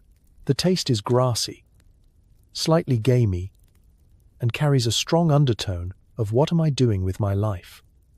On the street, milk isn't just a drink, it's a spectacle. Children cluster around, hoping for a sip or, better yet, a chance to try milking the goat themselves. Housewives chat over the pails, swapping tips for disguising sour milk or sweetening it with a splash of whatever's left from last night's gin. Every so often, a fight breaks out over whose turn it is for the cow, with the goat owners looking quietly smug until the goat decides to make a run for it. The wealthy, of course, have private dairies, their milk bottled and delivered with all the ceremony of a state visit. For everyone else, it's street milk or nothing. When winter hits and the animals dry up, creative substitutes flood the market. Almond water, rice milk, or milk that's just boiled water, and optimism. The dangers are real, unpasteurized, adulterated, and transported in open pails. Milk is a breeding ground for more than just good stories. Illness is common. Doctors warn against milk fever and the stomach complaint, but unless you're rich or remarkably paranoid, you take your chances. After all, you need something to stir into your morning tea, and water alone is just too risky. Still, there's a sense of pride in the ritual. You take your cup, pay your penny, and sip with caution, savoring the creamy days and surviving the watery ones. Each swallow is a testament to your constitution. Modern milk will never impress you again, unless, perhaps, it comes straight from the goat and with a story worth telling. As you head home, you realize you've participated in one of London's most enduring acts of faith, trusting the milkmaid, the goat, and your own hard-earned immunity. One sip at a time. Dinner means soup. But this isn't your grandma's split pea. Victorian street soup is thick, salty, and sometimes contains things that aren't supposed to be there, like grit, twine, or the occasional stray fingernail. Spoon carefully. It's nearing dusk in Victorian London, and you find yourself jostled along the crowded pavement, lured by the scent of something savoury drifting from a battered cauldron on the curb. Hot pea soup, the vendor bellows, steam pouring off his ladle and swirling into the cold air. The line is already 3 people deep, everyone clutching their chipped bowls and battered mugs. For the price of a halfpenny, you too can join the great British tradition of culinary optimism, hoping for comfort, bracing for chaos. You approach, coins ready, and watch as your soup is slopped into a tin vessel with all the delicacy of a rugby scrum. The colour is a robust green, if by robust you mean murky with mystery. The aroma is oddly inviting, a blend of peas, salt, smoke, and a dash of something you can only describe as London street. The first spoonful is hearty, hot, and filling. The second comes with a hint of crunch, and you quickly learn the Victorian rule: best not to investigate. Victorian pea soup is a masterclass in resourcefulness. The base is dried peas, boiled down until they surrender their shape and dignity. Into the pot goes whatever the vendor can spare. Bones for flavour, a ham hock if you're lucky, scraps of root vegetables, and a generous helping of yesterday's leftovers. It's thick, salty, and engineered to keep a working stomach full well into the night. If you happen upon a bit of meat, count yourself fortunate. If you find something less pleasant, say a sliver of twine, a pebble, or the infamous fingernail, just consider it a little extra texture. Around you, London's hungry huddle over their bowls, blowing on the surface and swapping tales of the best pea soup stall in the city. For some, it's the flavour that matters. For others, it's the portion size. For most, it's just the convenience of a hot meal for less than a penny. Street urchins scrape every last drop. Mothers use the thick soup to fill up hungry children, and labourers devour it as a prelude to another shift. The soup's heat wards off the chill, and the salt, intentional or otherwise, ensures no one eats too fast. Of course, not all soup is created equal. Some vendors stretch their batches with extra water, flour, or, if they're feeling particularly bold, a scoop of something swept from the floor. Still, you eat, grateful for the warmth and the way it lingers in your belly. Health concerns are for the rich and the delicate. For everyone else, a little bit of grit is just proof you're still alive. Conversation around the soup pot is brisk and pragmatic. Regulars argue about which vendor adds the most ham bone, which uses the least mystery ingredients, and which spot has the best odds of finding an actual vegetable. Jokes about protein surprise are as much a part of dinner as the soup itself. One man claims to have found a button.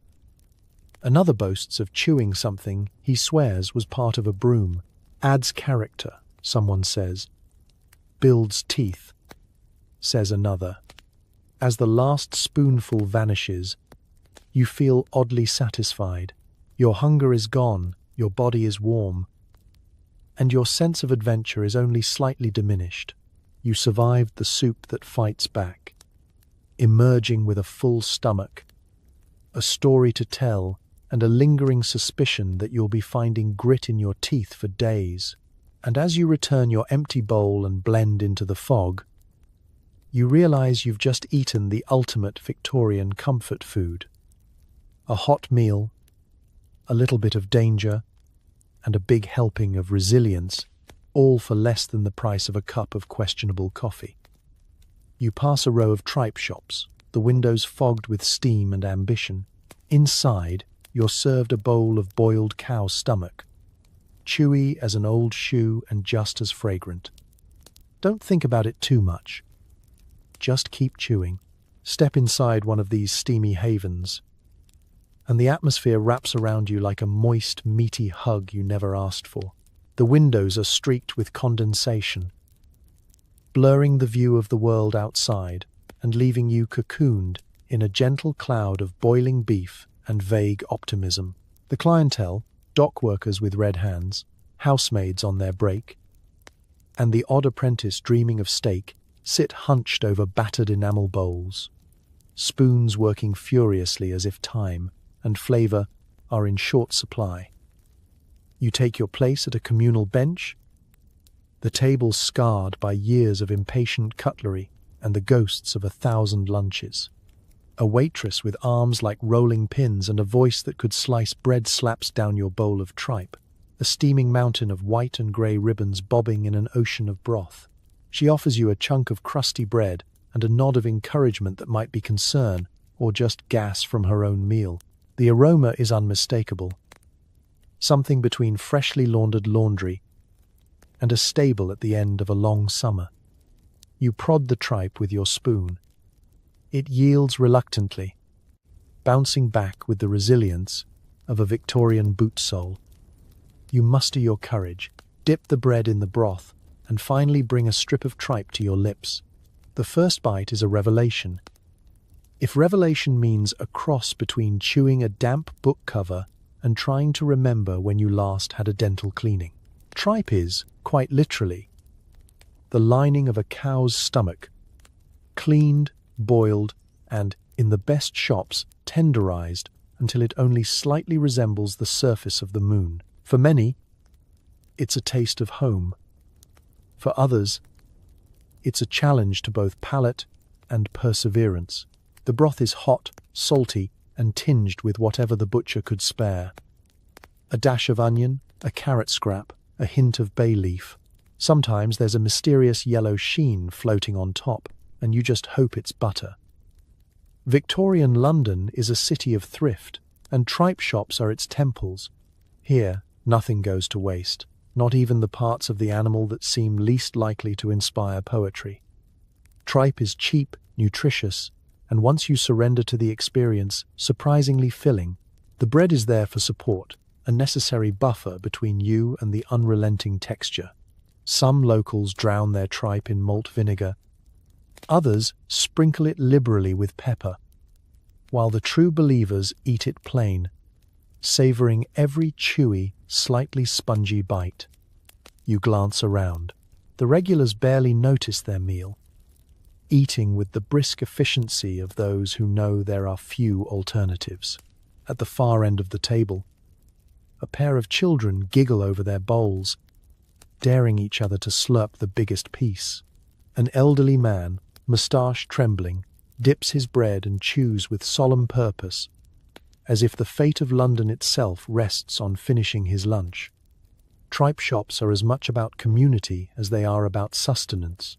The air is alive with conversation, gossip about neighbours, complaints about the weather, whispered news of a pie shop opening across the street. Every so often, someone claims to have found the perfect way to cook tripe, a secret recipe involving cloves, beer, or an hour of prayer. The rest of the table nods, but no one ever seems convinced. Eating tripe is less about pleasure than perseverance. You chew, you swallow, you keep chewing. There's an odd satisfaction in it, a sense that you're part of a long, chewy tradition stretching back generations. In a world where luxury is for the few, tripe is for the many.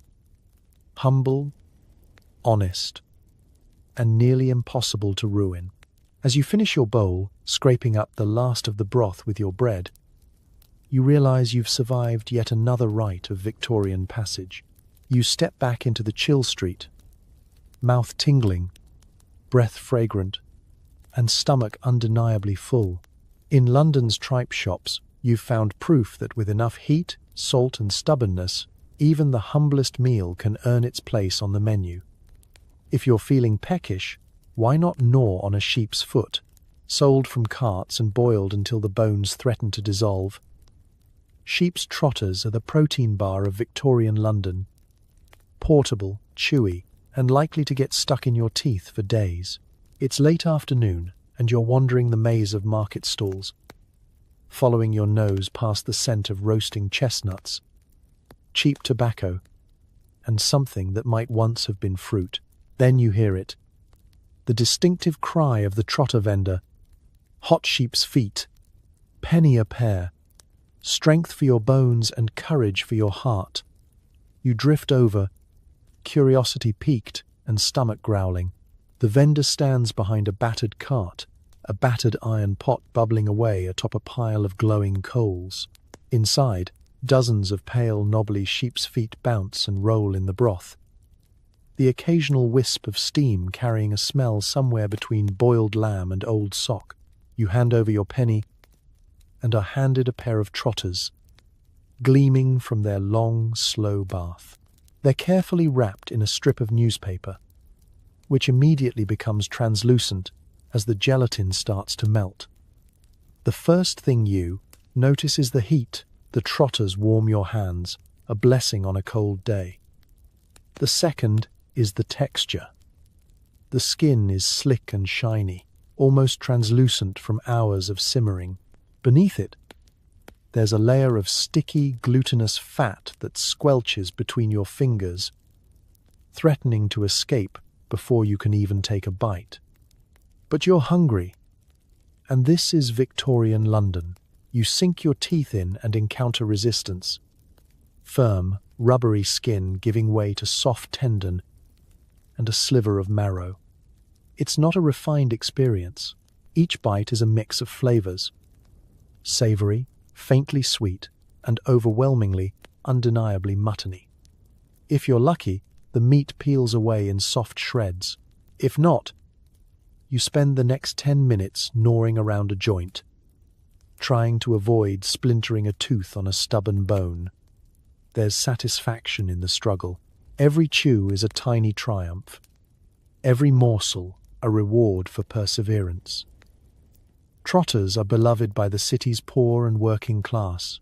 In a world where good meat is a rare treat, feet are abundant, cheap, and surprisingly filling. They're pure Victorian thrift, the original nose-to-tail eating. Vendors claim they'll build your constitution, put colour in your cheeks, or fix whatever ails you. Old wives' tales abound.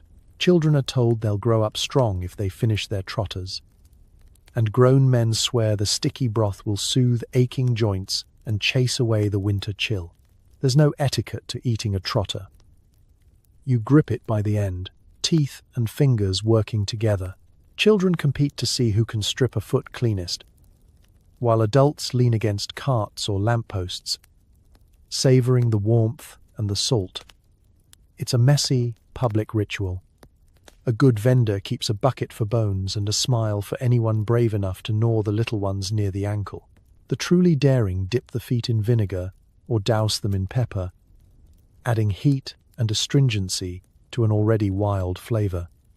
Sheep's trotters are social too. A snack shared on street, corners, at the docks, or on the steps outside a factory. For a penny, you buy both food and fellowship. There's always a joke about eating on the hoof, or someone showing off their trotter technique, and when you're done, you toss the bones into the gutter, wipe your hands on your coat, and feel a strange sense of pride. As you finish, tongue searching for bits of gelatin still glued to your teeth, you realize you've eaten like a true Victorian Londoner. Resourceful, unafraid, and never wasteful. You're full, if not completely satisfied, and ready to face whatever else the city has to throw at you. Because in London, the only thing tougher than the sheep's feet is the person chewing on them. Craving dessert? Cheap candies made from questionable sugars, wax, and the occasional toxic dye are handed out to children everywhere. They're bright, they're sweet, and if you survive childhood, your dentist will never forgive you. Picture yourself at the end of a long, gritty Victorian day. Pockets empty but for a single copper, and the vague hope of something sweet. The air is chilly, the streets are a patchwork of shadows and gaslight. But at the corner, hope shimmers in glass jars. There stands the Candyman, his moustache waxed, his fingers stained by the rainbow of treats he sells. His cart is a vision, jars crammed with boiled sweets, sugar plums, ribbons of taffy, and hard candies in colours so bright you'd need to squint. It's a glorious display, and also a chemical experiment gone rogue. You join the throng of children jostling for a glimpse. Hands sticky from the last meal, eyes wide. Coins clutched with a seriousness usually reserved for prayer. Each child waits for their turn to pick a penny's worth. The choices are endless. Or so it seems. There are sugar plums, basically hardened balls of sugar. Licorice whips, sometimes licorice, sometimes wishful thinking. And boiled sweets with a glossy shine and a centre that may or may not contain an NEA2 actual flavour. You select a sugar plum. It rattles into your palm, suspiciously hard and suspiciously heavy for its size. The first lick is pure sweetness, followed by a sudden hit of, what is that, anise? Almond? Or is that just the taste of whatever dye was on sale? You keep sucking, savouring a faint tingle on your tongue that you hope isn't the first sign of lead poisoning. In the world of Victorian candy, artificial flavour could mean almost anything. And artificial colour sometimes meant actual poison. Bright reds from lead oxide, greens from copper, yellows from arsenic, all for the joy of eating a sweet that glows brighter than your hopes for adulthood. It isn't just the ingredients that are questionable. The sugar itself might be mixed with flour, chalk, or even sawdust to stretch the profit margin. The shape could be irregular, the texture oddly crunchy, but for Victorian children, this is pure magic. A moment of pleasure in a world of hard bread, harder rules, and chores that never seem to end. You watch as a boy crunches a barley sugar twist, eyes lighting up despite the effort. Two girls share a licorice whip, daring each other to chew through the toughest bit. In the background, a mother warns her child, "Only 3, or you'll lose your teeth before your birthday." The child nods and immediately buys 4. Candies are currency too, swapped and traded, hoarded in pockets, even used to settle playground bets or bribe a younger sibling. The market is bustling. The air is a symphony of giggles and sugar rush squeals. For a few moments, nobody cares that the sweets are as much danger as delight. Of course, the consequences come later. Dentists, those rare and fearsome professionals, spend their days pulling molars and sighing over blackened stumps. There are stories of children whose tongues turned blue, green, or allegedly fell off entirely. But most simply, accept that a sweet is worth the risk. In a city where most meals are brown and boiled, a mouthful of neon sugar feels like a celebration. You finish your sugar plum, teeth a little sore, spirit just a touch brighter. You've tasted Victorian joy in its purest, most reckless form. As you wipe your hands on your coat and head home, you can't help but grin. Just don't show your teeth. Oysters are everywhere, served raw or cooked, and cost less than a loaf of bread. Everyone eats them until the Thames runs out, and suddenly oysters are for the rich again. Enjoy them while they last. It's another brisk day in Victorian London, and you're weaving through the crowd when you catch the unmistakable scent of brine and seaweed. At nearly every street corner, oyster carts and stalls gleam in the pale sunlight. Shells stacked in precarious towers, a testament to just how much Londoners love their shellfish. You join the queue, everyone does. Chimney sweeps, fishwives, dock workers, even the odd clerk with ink-stained fingers. This is democracy in action. The city's greatest equalizer is not the courtroom or the church, but the oyster stand. The vendor, apron streaked with seawater, works quickly, prying open shells with practiced ease. With a quick flick, he deposits the oyster onto a chipped plate, or, for those in a hurry, straight into your hand. Vinegar and pepper are offered for the adventurous. Some slurp their oysters raw, straight from the shell, seawater running down their chin. Others prefer them grilled, baked, or drowned in the infamous brown sauce. No matter the method, it's filling, protein-rich, and, most importantly, affordable, at least for now. Victorian oysters are not a delicacy, but a daily staple. The Thames is so full of them that even the poorest can feast. They are sometimes mixed into pies, tossed into stews, or served atop thick slices of bread. What passes for oyster toast in the homes of those who can't remember the taste of beef? Children crunch shells between their teeth. Adults claim oysters give strength to the legs, and there are rumors they even ward off winter colds. Every meal is improved with an oyster or six. The taste is, in a word, bold.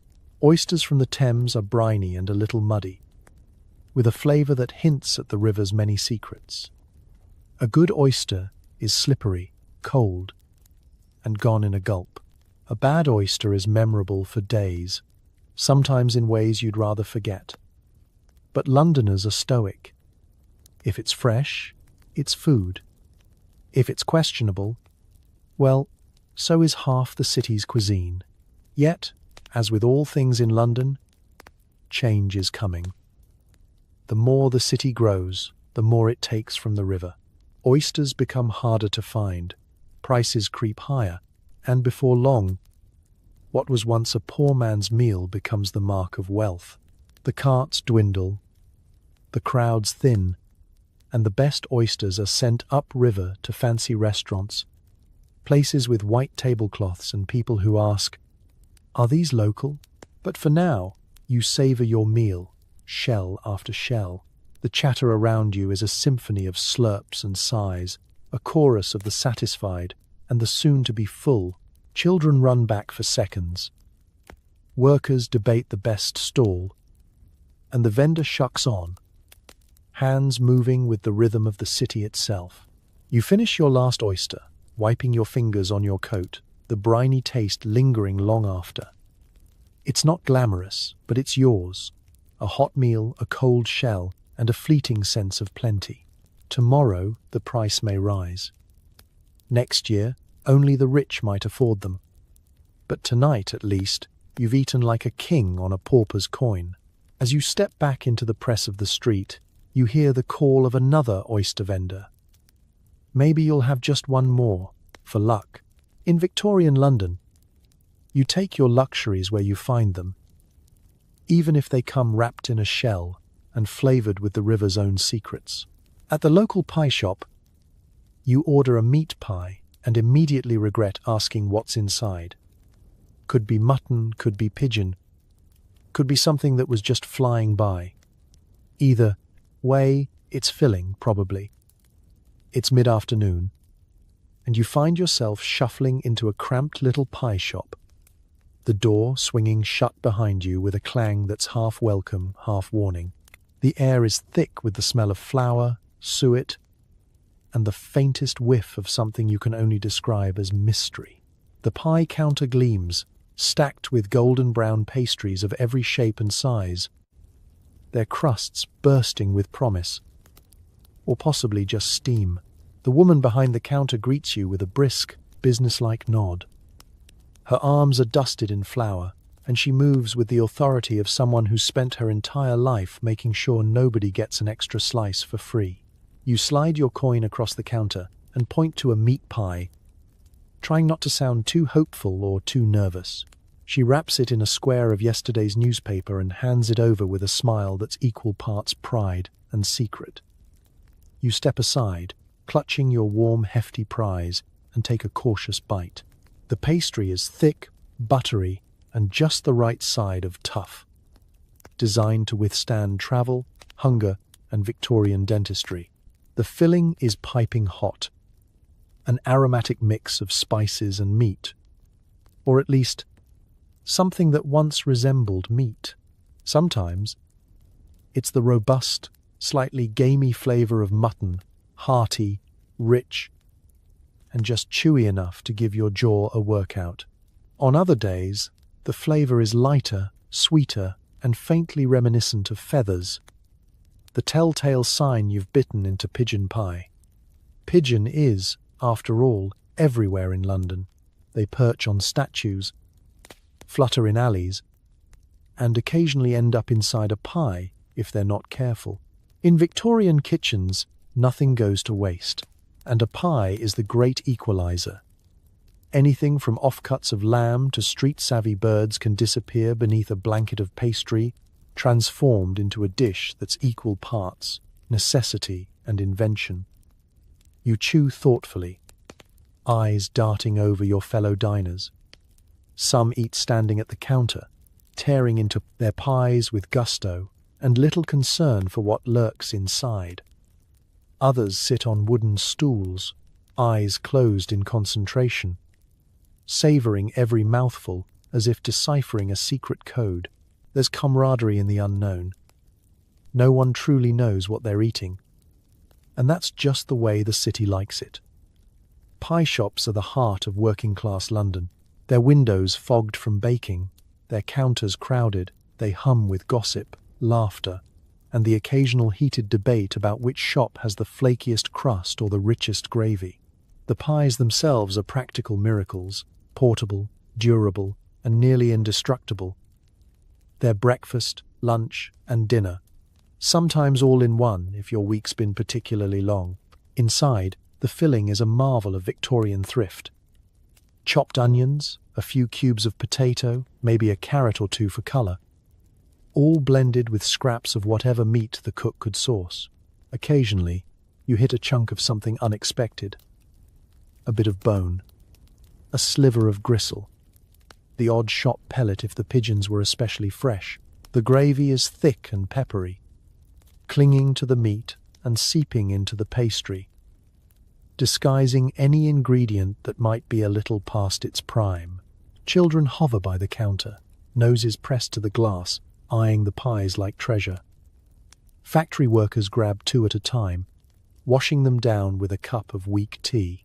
Even the city's stray dogs lurk outside, hoping for a crust or two tossed their way. Every bite is a small leap of faith, a culinary gamble, and a reminder that in Victorian London, a full stomach is sometimes the only luxury that matters. You finish your pie, wiping the crumbs from your coat, not much wiser about what you've just eaten, but entirely satisfied. Maybe it was mutton, maybe pigeon, maybe something that made a wrong turn near the kitchen door. It hardly matters. In the grand tradition of London's pie shops, the secret is safe, and so is your appetite. For now, forget butter. This toast is but, served with beef dripping, the collected fat from the previous night's roast. It's greasy, it's salty, and it's either delicious or your cardiologist's worst nightmare. It's early morning in Victorian London. The city's just beginning to stir, street sweepers yawning, horses clopping past, and the first wafts of coal smoke curling up into the grey sky. Your stomach growls, demanding something warm and substantial. At the corner of the market, you spot your salvation. A small, bustling stall with a sign that reads, simply, "Dripping toast, a farthing a slice." You get in line behind factory hands, errand boys, and a respectable-looking woman in a shawl who clearly knows a good deal when she sees one. The vendor is a marvel of multitasking, one hand wielding a thick loaf of yesterday's bread, the other ladling golden, shimmering beef dripping from a battered tin. The bread is sliced thick, dropped onto a well-used griddle, and doused in hot fat that sizzles and seeps through every crumb. If you're lucky, you get a slice with a few crispy bits, flecks of roasted onion, a shred or two of beef, or the elusive jelly that forms at the bottom of the dripping pot, prized by children and adults with strong constitutions alike. You accept your dripping toast with both hands. The paper it's served on becomes translucent in moments, and a river of fat threatens to run down your wrist if you don't eat quickly. You bite in, first a crisp edge, then the soft, hot center, and finally the undeniable punch of salt, umami, and guilt. This is not food for the faint-hearted. It's food for those who need to work, who need fuel, who don't have time for the niceties of butter or the luxury of jam. Every bite is an edible engine, stoking the fires for another day in the factory, at the docks, or simply enduring the cold. There's no polite way to eat dripping toast. It coats your lips in a glossy sheen, leaves your fingers greasy, and may or may not leave a telltale stain on your shirt.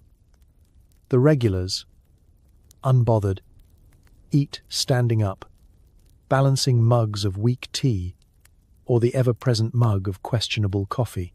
You see children dunking their slices, savoring the way the bread soaks up every last drop, while their mothers swipe the crusts clean with a practiced, loving efficiency. For many Londoners, dripping is more than breakfast. It's survival. In homes where meat is a rare luxury, every scrap of fat is carefully saved. After the Sunday roast, the dripping is strained, cooled, and scraped into a jar for the week ahead. Housewives guard their supply like treasure, doling it out for toast, for frying, or for the children's sandwiches. Some even add a pinch of salt or a sprinkle of pepper, turning simple fat into a flavor bomb worthy of memory. There are variations, of course. On the best mornings, the dripping is rich and beefy, flecked with savory bits from the pan. On leaner days, it's stretched with lard, a little flour, or a suspiciously thick layer of bread for texture. Some swear by adding a dash of vinegar or even a bit of mustard, cutting through the richness with a burst of tang. The health risks? Let's just say nobody talks about cholesterol. And the concept of good fat is still a century away. The only thing that matters is calories and the strength to get through another day. Dripping toast is cheap, filling, and gloriously decadent in a world where most luxuries are out of reach. You finish your breakfast, fingers shining, heart pounding, and lips tingling with salt. You wipe your hands on your trousers, thank the vendor, and step back into the swirl of city life, a little heavier, a little stronger, and maybe, just maybe, a little happier. Because in Victorian London, breakfast isn't about refinement or restraint. It's about making the most of what you have, feeding your hunger, and savoring every greasy, glorious bite before the world demands everything you've got. Friday night means fried fish served from street stands, wrapped in old newsprint, and smelling faintly of yesterday's headlines. A meal for the masses, and the future inspiration for fish and chips, minus the chips. The sun has just set over Victorian London, and the streets are alive with the kind of buzz that only comes when the work week ends and hunger sets in. Lamps flicker, and the fog swirls just enough to make the city seem mysterious and new. You weave through the crowds, your path illuminated by the orange glow of street lanterns and the even brighter beacon of a battered frying cart. Here, a crowd of Londoners gathers, clutching coins and sniffing the air like hopeful bloodhounds. This is the fried fish stand, the true people's restaurant. The air is thick with the scent of sizzling oil and something delightfully crispy. The vendor, a wiry man in a flour-stained apron and a hat that may once have been white, works the griddle with lightning speed. He dunks fillets of white fish, if you're lucky, cod or plaice, if you're not, river special, in a simple batter and lets them sizzle in a vat of hot fat until they emerge golden and hissing. With the practiced flick of his tongs, he drains the excess oil and deposits each steaming fillet onto a square of old newspaper, headlines and all. You pay your penny, take your parcel, and try not to burn your fingers as you bite in. The crust is crisp and shatters with each bite.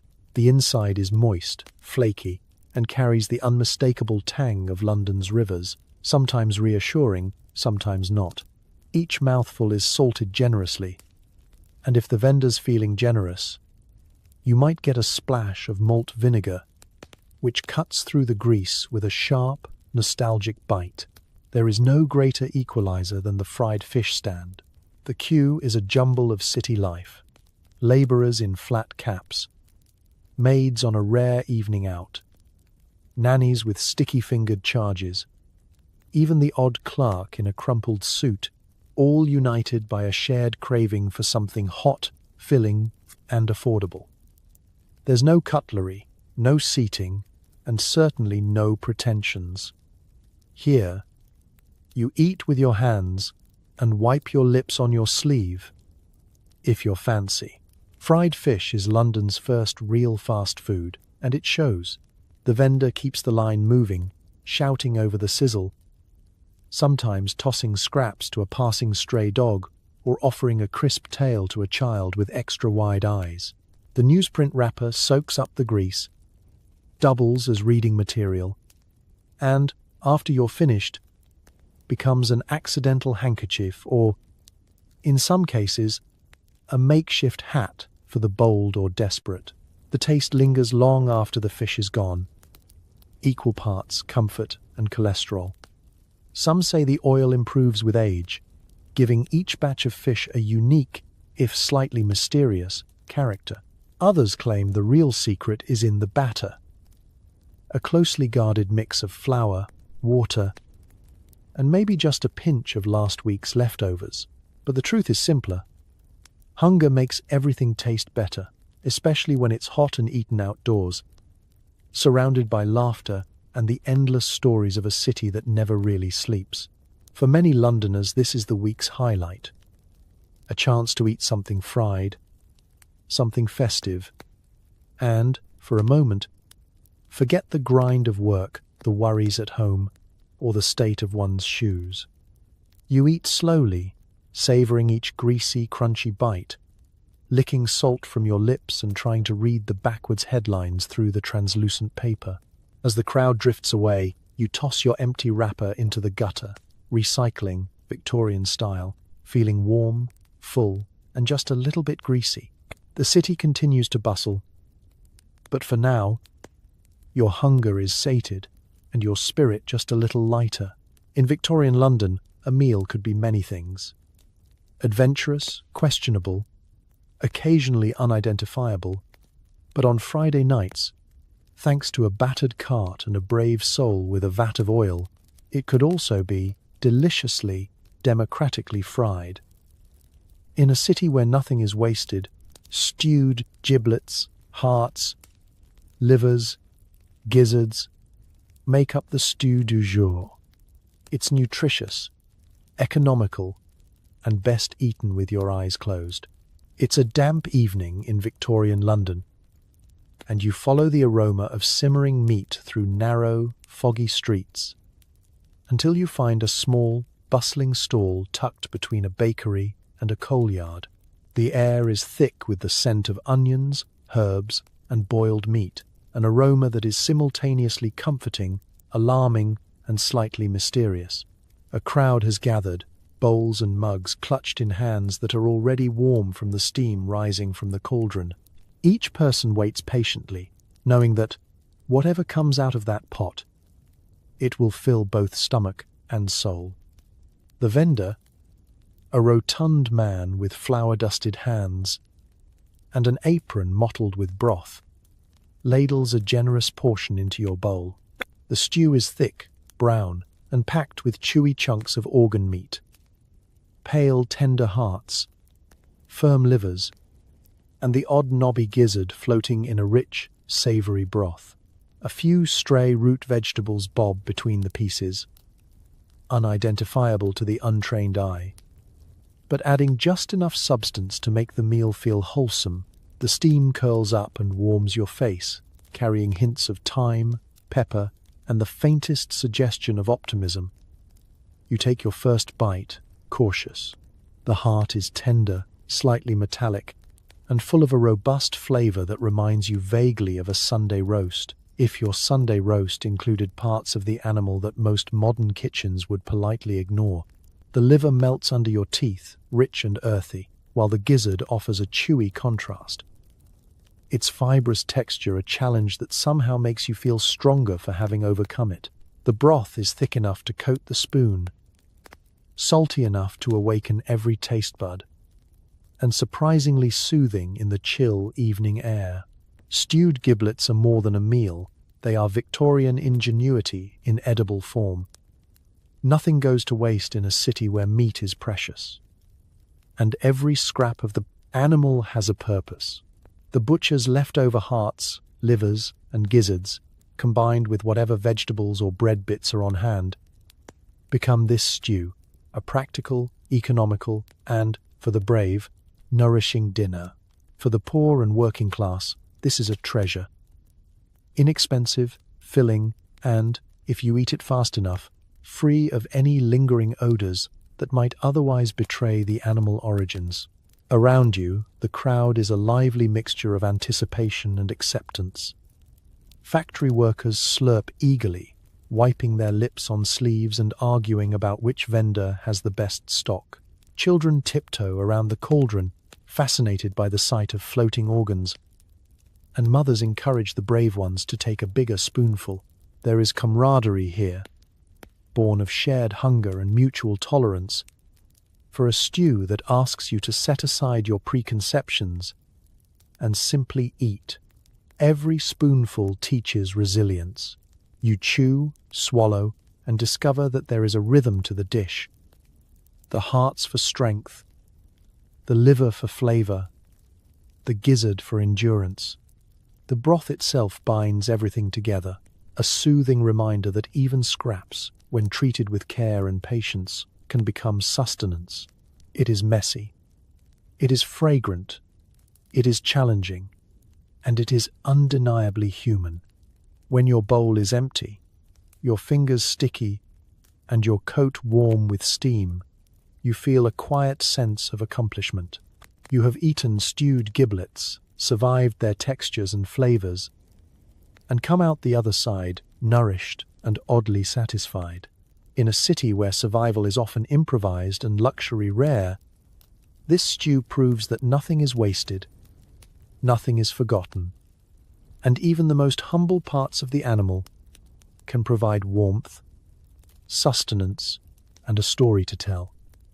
And as you step back into the misty street, the scent lingering in your coat and the warmth spreading through your chest, you realize that in Victorian London, even the scraps are a feast. You're thirsty, but beware. Rice milk and almond water are popular. Alternatives, sometimes flavored with real ingredients, sometimes just water with a whiff of almond. If it smells like marzipan, you're probably fine. It's mid-morning in Victorian London, and the fog hangs low over the cobbled streets.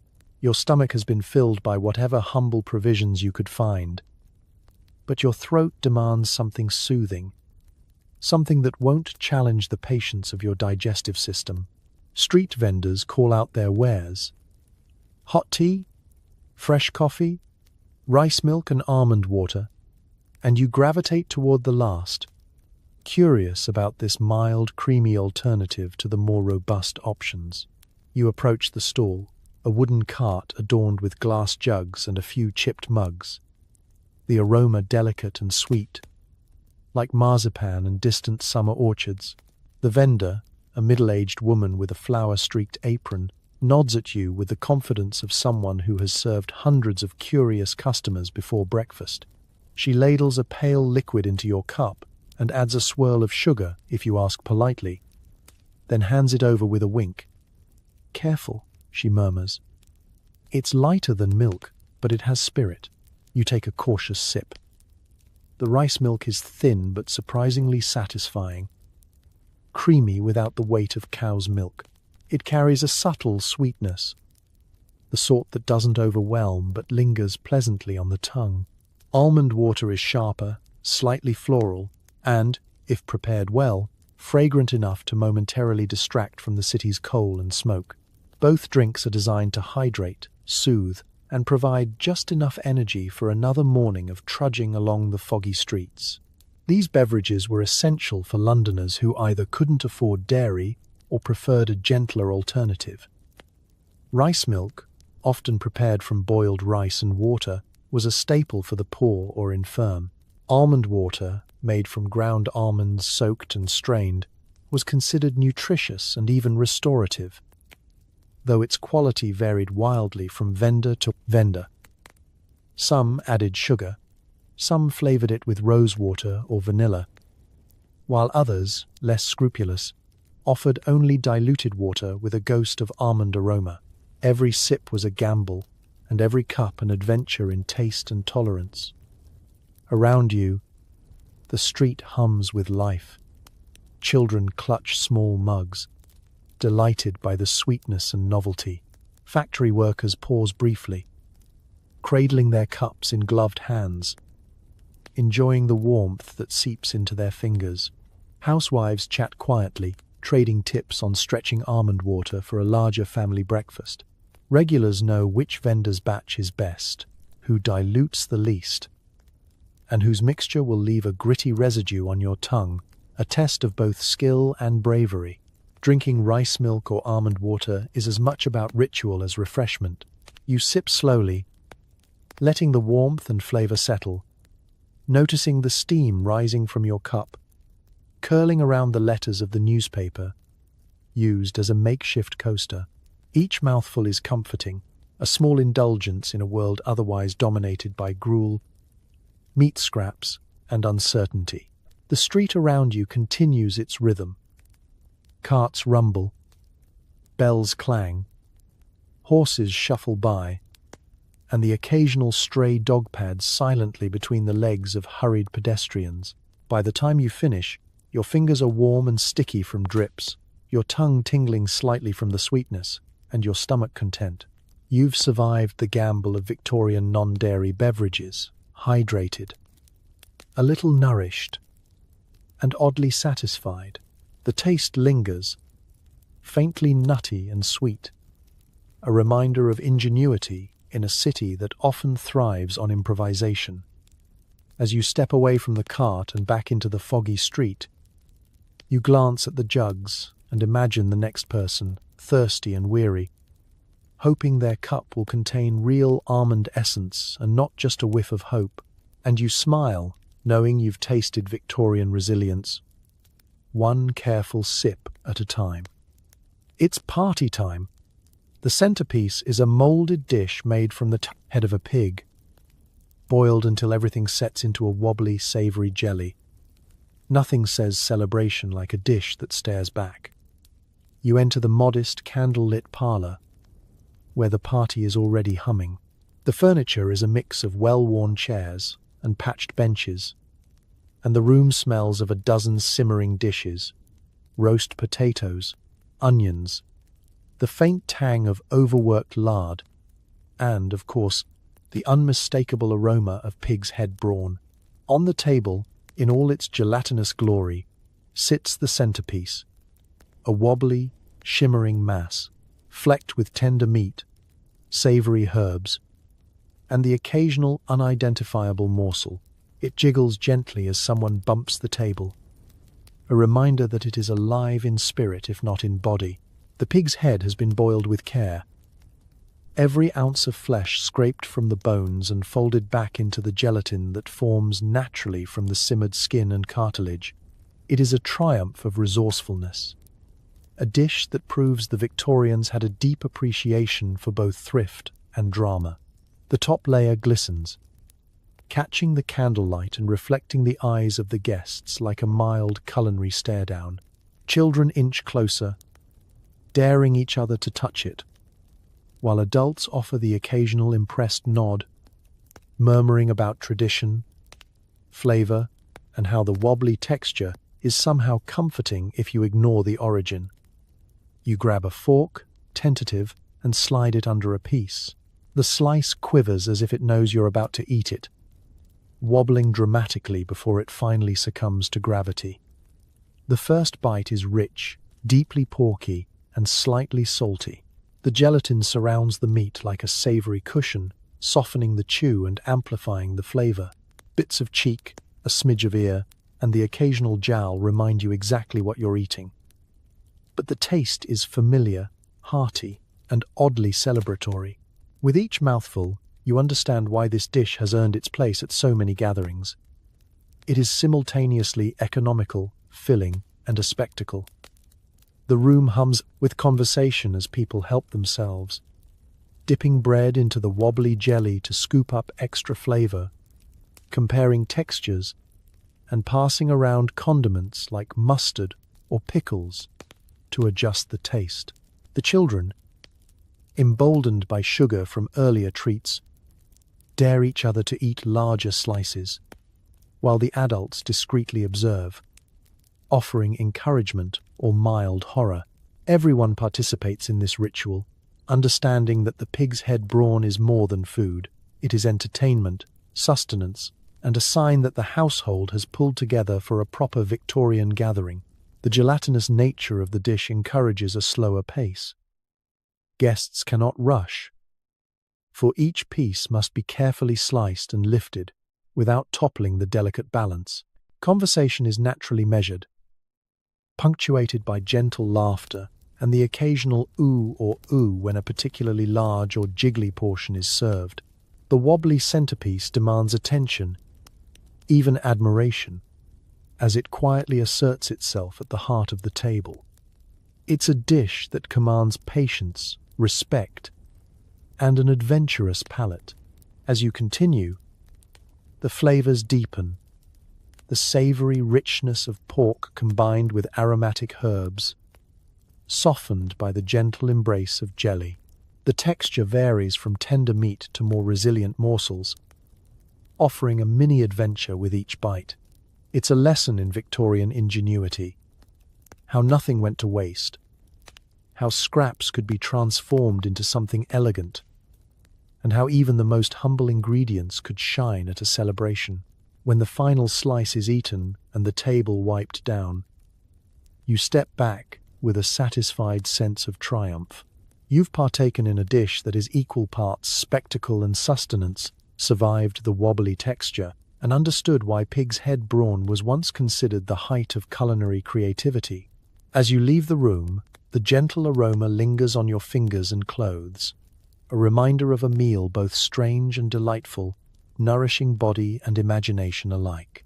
You reach for some ketchup to improve your food, only to discover it's made from mushrooms, anchovies, or even walnuts.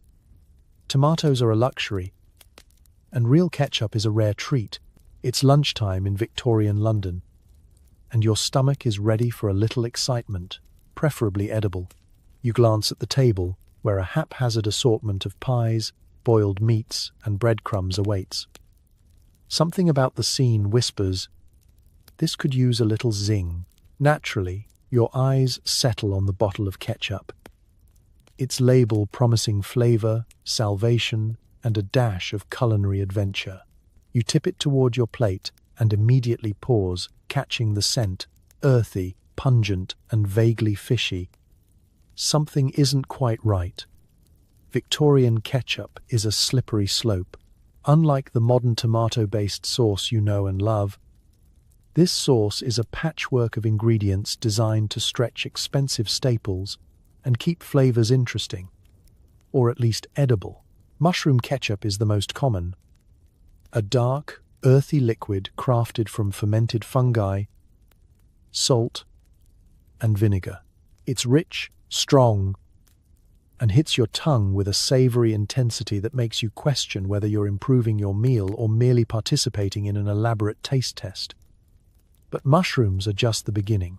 Anchovy ketchup lurks in other bottles, delivering a briny punch so fierce that it could double as a wake-up call for your digestive system. Walnuts, fermented and seasoned, provide a nutty depth that no one really asked for but somehow seems culturally appropriate. The concept of consistency is foreign. Each bottle, each batch, each street vendor's jug is a gamble. You could end up with something delightfully complex or a sauce that smells like it has more stories than the local pub. The history behind ketchup explains a lot.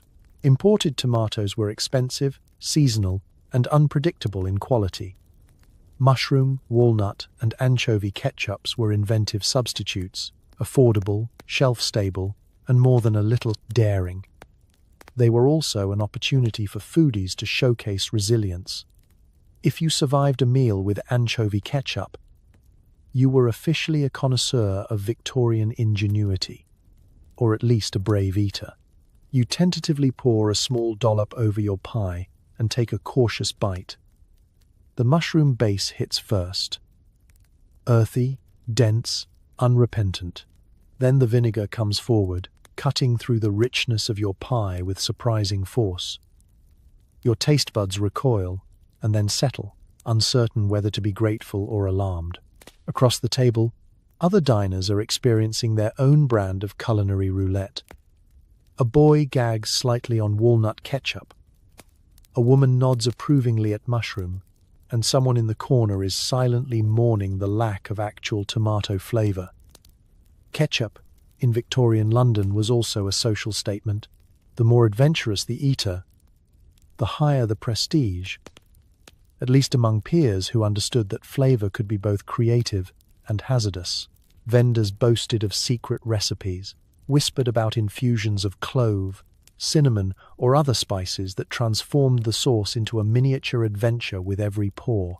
It was a street-side experiment, a conversation starter, and occasionally a mild digestive challenge.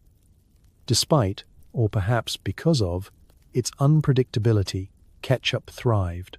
It improved dishes, masked flavors, and offered variety in a world where meals could otherwise be monotonous. Children learned to accept the odd tang. Adults developed strategies for pairing it with pies or meat. And everyone nodded solemnly when someone declared, "It's good if you ignore the fish." By the time you finish your meal, your tongue tingling and your curiosity slightly satisfied, you realize that ketchup has become more than a condiment. It's an emblem of Victorian creativity, frugality, and daring. In a city where tomatoes were a luxury and flavor was negotiable, you've tasted history, complex, messy, and occasionally shocking, but utterly memorable. And as you step back into the foggy London streets, you think, the next time someone complains about modern condiments, they clearly haven't lived through a bottle of mushroom, anchovy, and walnut ketchup, served with a smile and a side of unpredictability. You eye the fruit vendor, but those apples have seen better days. Pickled vegetables in barrels line the street, promising crunch and tang, plus a mystery tingle that might just be botulism. It's mid-afternoon in Victorian London, and the market is a cacophony of shouts, clattering carts, and the occasional bark of a stray dog. You weave between pedestrians, drawn to the bright colors of fruit piled high on a small wooden stall. The apples are bruised, the pears slightly spotted, and the plums leaning precariously into one another. Despite appearances, this is considered perfectly acceptable. If the fruit can be eaten without immediate consequence, it is fair game. Children tug at their mother's skirts, begging for a taste, while errand boys nudge each other aside in pursuit of the shiniest specimen. The vendor, a woman with knotted hair tucked beneath a sun-faded bonnet, smiles through her wrinkles and waves a gnarled hand over the produce. She offers advice. "These are fine today. Best eaten with vinegar," I say. Behind her, barrels bulge with pickled vegetables, cucumbers, carrots, cabbage, onions, even the occasional mysterious root. The brine is thick, cloudy, and redolent of vinegar, salt, and the city itself. You hesitate for a moment, noting the curious shimmer on the surface. Some of it is fat, some sediment, and some, well, that's the question. You pick up a pickled cucumber.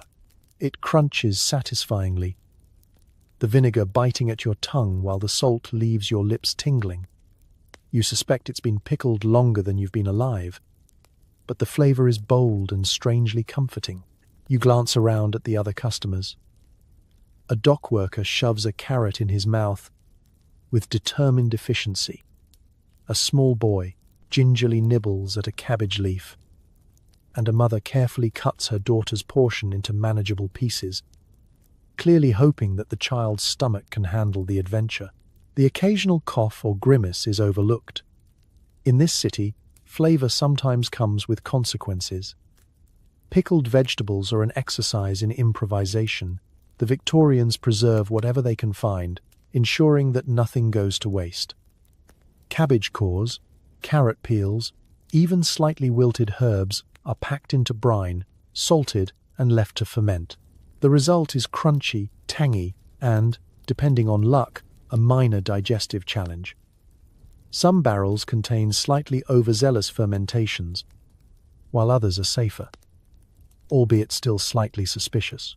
It's a gamble each time you bite. Fruit, on the other hand, is simple but delicate. The apples may be bruised, but beneath the rough exterior is sweetness, the occasional tart note, and the faint taste of orchard Sunday. Pears, plum, and gooseberries are treated similarly, offered at a low price to the poor and brave.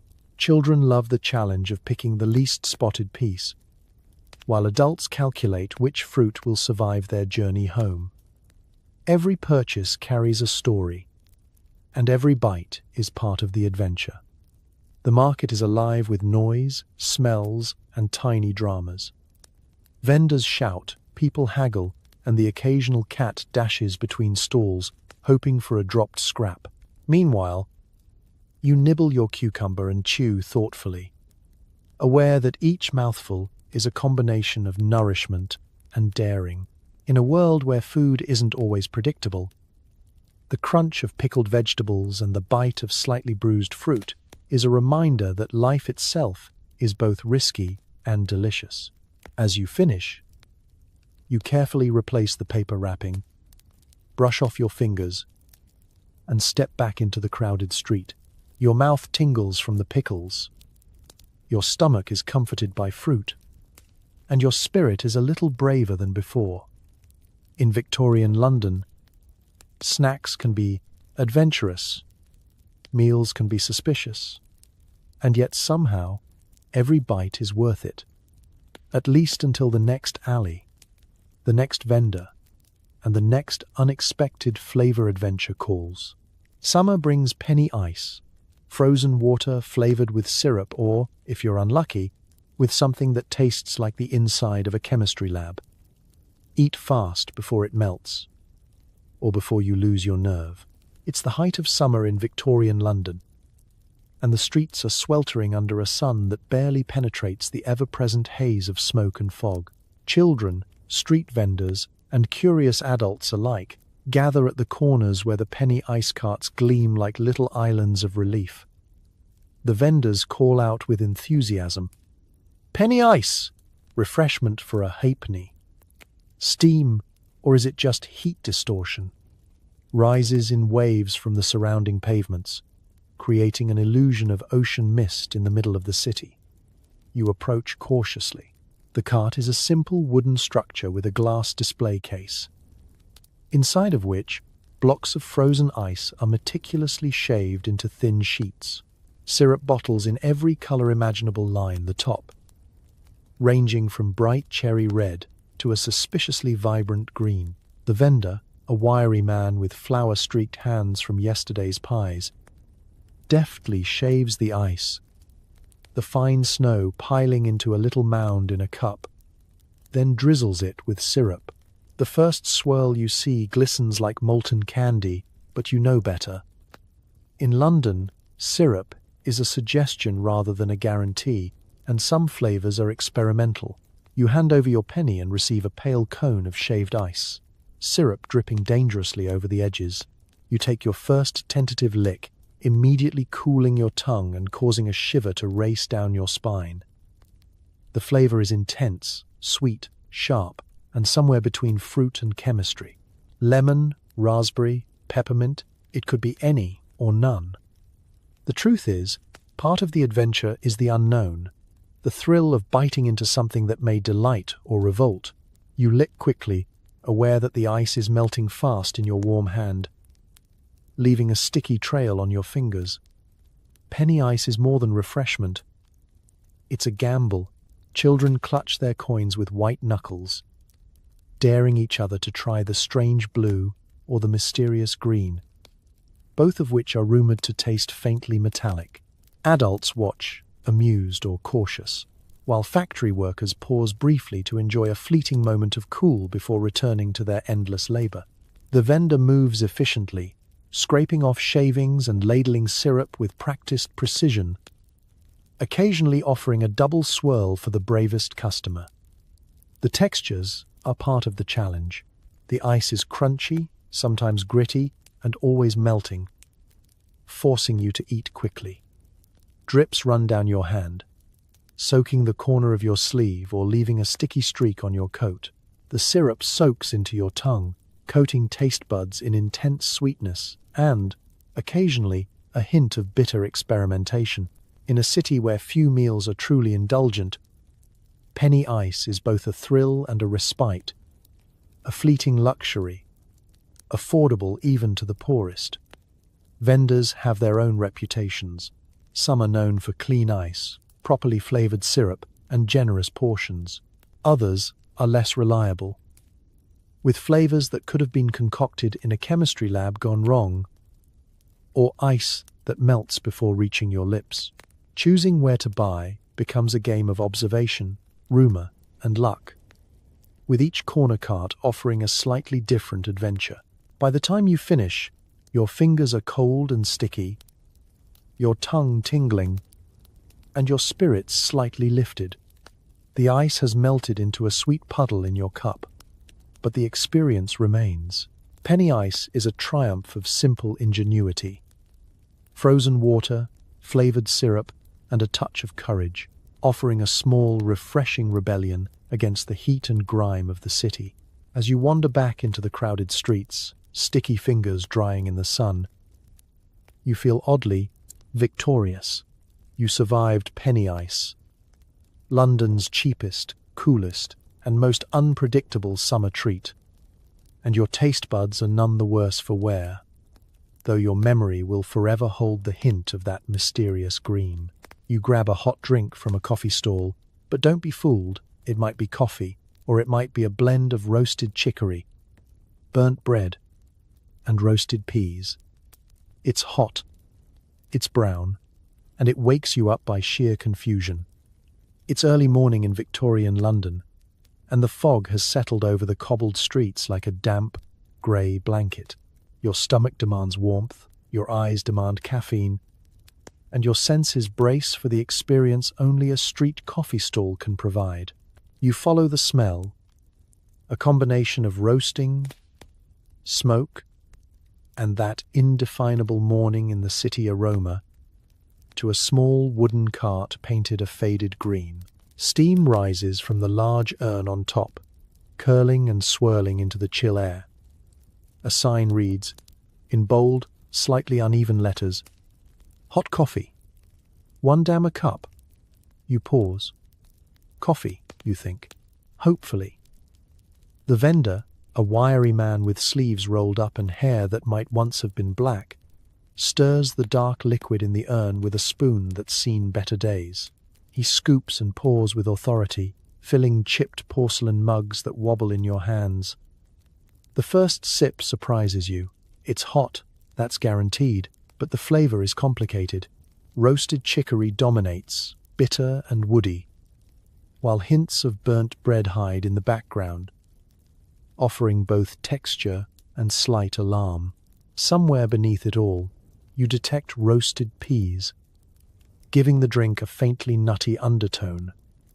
Is this coffee? Possibly. Is it drinkable? Almost certainly. Will it wake you up? Absolutely. Coffee stalls like this are a staple of the working city. Factory hands clutch their mugs before a long shift. Apprentices sip quickly on their way to deliveries, and mothers pause to warm their frozen fingers. It's less about taste and more about function. Heat, caffeine, and the psychological comfort of holding a hot vessel in the fog. The flavor may vary wildly from stall to stall, from day to day, but the ritual remains the same. Around you, the street is alive. Horses clatter past, cart wheels squeak, and vendors shout over the morning hum, hawking bread, milk, or newspapers. Patrons sip their brown beverages, eyes half closed, waiting for the warmth to reach their bones. Some have mastered the art of disguise, adding a pinch of sugar, a splash of milk, or the faintest hope of chocolate from yesterday's baker. The uninitiated drink straight, embracing the bitterness and resilience required to survive another day. There's a small performance to the coffee stall experience. The vendor moves with precision, balancing cups, ladles, and a thick cloth for spills. Occasionally, he slides a cup across the counter for a customer who catches it with an athletic flair that is impressive only in context. Behind the counter, you notice the urn's contents are never entirely uniform. Dark layers, sediment floating on top, and a sheen that suggests both oil and mystery. This is expected. Uniformity is for tea houses, not the streets. Children hover around, curious and wide-eyed. Some ask politely for a taste, receiving only a small sip, which they swallow with tentative smiles and slightly confused expressions. The older workers sip slowly, savoring the warmth, counting the minutes until their next break, or simply letting the aroma remind them that mornings, however grim, can be survived. By the time you finish your mug, your fingers are warm, your mouth tingles from the strong roasted flavors, and your spirit is oddly fortified. The liquid has done its work. You're awake, alert, and slightly bewildered, prepared to face the day's fog, coal, and cobblestones. Street coffee may not be refined, may not taste consistent, and may have ingredients you'd never imagine in a cup of coffee. But it delivers. It's hot, brown, and oddly comforting. As you step back into the bustling street, the steam rising behind you like a halo of vigilance, you realize you've participated in a ritual older than many of the city's buildings. The coffee may not be true coffee, but it is the elixir of Victorian resilience. Harsh, robust, and entirely unforgettable. For a treat, you splurge at a chop house, where steaks sizzle on the grill, and the staff pretend not to notice the cut is mostly gristle. It's a taste of luxury, Victorian style. You step through the door of the chop house, immediately greeted by a wall of heat, smoke, and the rich aroma of seared meat. The interior is dark, panelled in deep wood, with benches worn smooth by generations of diners and tables that wobble just enough to remind you that precision isn't part of the charm. The clatter of cutlery, the hiss of the grill, and the murmur of conversation combine into a symphony of hunger, anticipation, and subtle chaos. The staff are a curious breed. Waiters move briskly, balancing plates of steaming meat with the grace of tightrope walkers, while pretending not to notice that some cuts are more tendon than flesh. The cooks behind the counter flip steaks with a practiced flick, ignoring the occasional squeal from a gristle-laden piece landing on the floor. Here, in a chop house, imperfection is expected, and enthusiasm makes up for it. You take a seat at a corner table, rubbing your hands together to warm them against the chill outside. The menu is simple. Steak and kidney pie. Mutton chops, maybe a kidney or two for the adventurous. The offerings are honest, if bluntly described. You order a steak, fully aware that half of it may require chewing, jaw strength, and a small prayer for tenderness. Within minutes, your meal arrives, sizzling on a metal platter. The steak is thick, aromatic, and dripping with its own juices, which run down onto the plate with a sizzling flourish. The aroma alone is enough to make you reconsider whether you really needed breakfast earlier. You grab your knife and cut a slice, noting the layers of muscle, gristle, and fat that make up what the chop house calls a prime cut. The first bite is rich and beefy, smoky from the open flame, and oddly satisfying despite the chewiness of the tougher fibers. Chop houses were the working-class equivalent of a night at the theatre. You could watch, listen, and participate in the performance of eating. Around you, men in flat caps converse over their meals, comparing how their steaks are cooked, debating the merits of extra salt, and occasionally trading stories about misadventures in meat markets. Women, perhaps enjoying a rare night out, nibble carefully, savouring the gravy that pools around the base of the plate. Children, if allowed inside, are given morsels with a mixture of caution and pride. The side dishes, while simple, are thoughtfully executed. Thick slices of bread soak up the juices, and onions roasted in the pan add a caramelized sweetness that complements the savoury main. Occasionally, a hunk of potato or a blob of mustard is offered, each component enhancing the main experience. The steak itself, though tough in places, is a triumph of flavour. Bold, hot, and as close to indulgence as you might get, without a silver spoon or a dinner jacket. Eating here is an event, not a chore. You chew slowly, savouring each bite, occasionally wiping your mouth with a napkin or sleeve, aware that hygiene is optional and enthusiasm mandatory. The gristle is a challenge, the fat is flavour, and the steak is a statement. You are present, you are hungry, and you are part of a culture that celebrates meat in all its glory. As you finish, scraping the last bits of gravy with a corner of bread, you feel a quiet satisfaction. You have eaten like a Victorian Londoner, at the height of indulgence, attentive, unhurried, and fully appreciative of the imperfections that make the experience memorable. You step out into the foggy street, the warmth of the chop house lingering on your fingers, your stomach content, and your mind delightfully full of smoke, flavour, and the distant sizzle of another steak waiting for its turn. Midnight in London, and the street vendors are still out, offering potted shrimps, cold pork jelly, and whatever's left from the day. It's late, you're hungry, and you're pretty sure you'll regret this in the morning. The streets are quiet compared to daytime, but not silent. Gas lamps cast pools of yellow light on the cobbles, and the distant clatter of carts and the occasional bark of a stray dog remind you that the city never truly sleeps. You wander toward a cluster of vendors huddled near the bridge, drawn by the warmth of their lanterns and the irresistible scent of something edible. The first stall offers potted shrimps, tiny, bright pink morsels preserved in seasoned butter, packed into small ceramic pots that gleam invitingly. The vendor lifts a lid, steam curling up in delicate swirls, and offers a small spoonful for tasting. You hesitate, but hunger wins. Potted shrimps are a strange delight. The flavor is rich and buttery, with a hint of brine that tells you exactly where these creatures lived before their buttery exile. The texture is tender, slightly firm, and, against all expectations, oddly comforting. The vendor offers a slice of bread, perhaps yesterday's loaf rescued for a second life, and you spread the shrimp paste carefully, each bite both savory and strangely indulgent.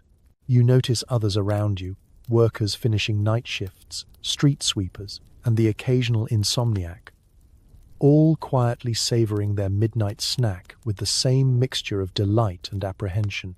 Nearby, another stall offers cold pork jelly, its wobbly form glistening under the lamplight. Its slices of meat and jelly, cold from hours of sitting, yet still somehow appealing. You watch as a man slices a portion onto his plate, the jelly quivering dramatically as it lands. You take a cautious taste. The richness of pork, the firmness of the jelly, the faintly wobbly menace, and decide it's surprisingly good, if a little unnerving.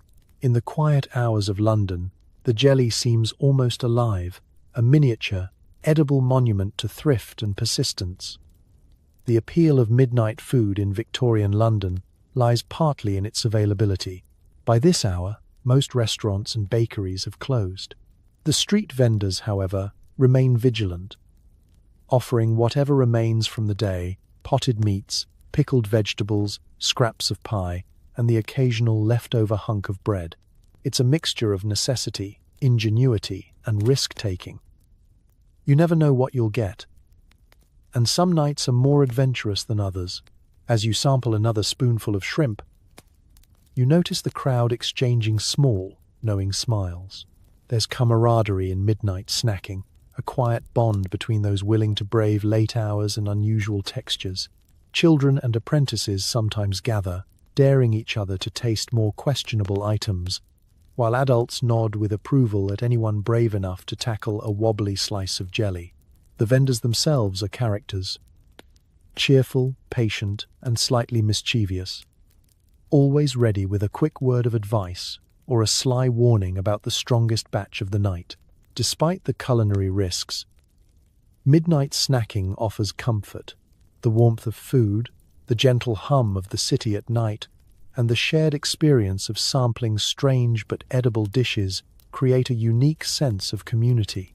You eat slowly, savoring the flavors, textures, and the unusual calm that descends over the streets at this hour. When your pot is empty and your last slice of jelly consumed, you step away, stomach satisfied, fingers sticky, and tongue tingling. You know that tomorrow your digestion might protest. You might even remember the flavors with a mix of fondness and mild horror. But for now, under the flickering gas lamps, with the city quieting around you, you feel alive, nourished, and oddly proud. Midnight in London may be eerie, but it's also delicious. It's early morning, and you're dodging street sweepers as you hunt for breakfast, only to find watercress girls hawking bundles of damp, peppery greens. It's the original Victorian health food, eaten straight from a twist of newsprint, gritty with city dust, and sold as poor man's bread. On the plus side, it's cheap and packed with vitamins. On the downside, it's also packed with whatever the horse left behind on Fleet Street. The air is thick with fog and the lingering smell of coal smoke, a haze that makes the city feel like a half-remembered dream. Street sweepers, brushes scratching against wet cobbles, push aside debris, and hurried pedestrians alike. You step carefully, eyes scanning for the green bundles being waved by enthusiastic watercress girls, who balance their produce precariously in one arm while calling out the virtues of their greens with shrill, melodic voices. fresh watercress, good for your blood. Cheap and filling, they shout, undeterred by the early hour or the damp chill that clings to your coat. You approach, coin in hand, and are offered a small twist of greens wrapped in yesterday's newsprint. The leaves are wet, slightly wilted at the edges, and flecked with dust, grit, and the occasional stray crumb. You take it anyway. Victorians knew the value of a cheap, nutritious snack, even if it came with the faintest hint of the city's horses. Children huddle close, tugging on their mothers' skirts for a taste, while street labourers peel back the leaves with calloused fingers, sniffing and inspecting for freshness, or at least the absence of obvious road debris. Watercress is not just food. It is a social and economic phenomenon. It's cheap, portable, and doesn't require preparation, ideal for those with early factory shifts, long walks, or families scraping together a week's worth of meals. Some vendors even boast that the watercress is picked from clean streams, which, in Victorian London, is a relative term. Others are honest enough to admit it comes straight from the riverbanks, where the plants mingle with anything that floats by. Either way, the peppery, crisp leaves deliver vitamins and a rare taste of green in a diet otherwise dominated by gruel, bread, and mystery meat. You take a careful bite. The flavor is surprisingly vibrant, spicy, fresh, and slightly bitter. A reminder that nature is not always forgiving but is undeniably invigorating. The texture crunches between your teeth, and the damp leaves stick slightly to your fingers, leaving a trace of green and a faint scent of mud. Some of the younger children chew with wide eyes, daring each other to eat the stalks as well as the leaves. Adults eat more deliberately, savouring the sensation and the knowledge that, for pennies, they are investing in their health. As the morning unfolds, the street fills with buyers. Housewives barter for extra bundles, workers compare their respective vendors, and children learn the subtleties of selecting the freshest greens. Vendors move with efficiency, replenishing their stock and calling out to passers-by, their voices rising above the general din.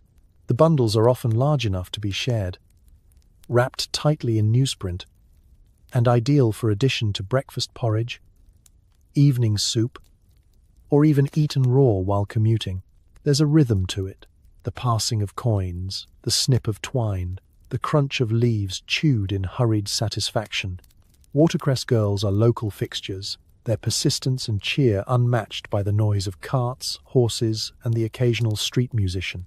They sell not just greens, but confidence, energy, and a sense that you've done something good for your body, even if you might be ingesting a bit of London itself along the way. By the time you finish your bundle, you're sticky, green-stained, and oddly revitalized. The taste of peppery watercress lingers on, your tongue, a sharp, fresh reminder that even in the grime and chaos of Victorian London, small, nutritious pleasures exist.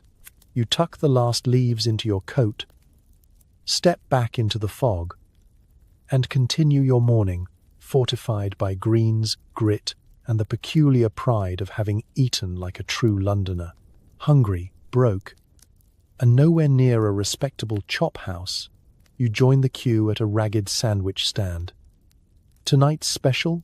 Slices of bread filled with, you hope, cold beef, but more likely leftover fish paste, mashed peas, or a slab of cheese so old it could have its own birth certificate.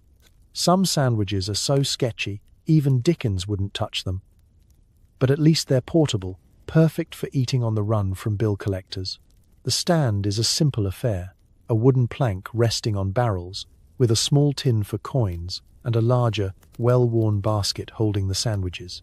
Steam from nearby ovens mingles with the scent of bread and whatever has gone into these morsels. The vendor, a wiry woman with a crooked smile and nimble hands, moves quickly, dishing out sandwiches to those brave enough to risk their teeth and digestion.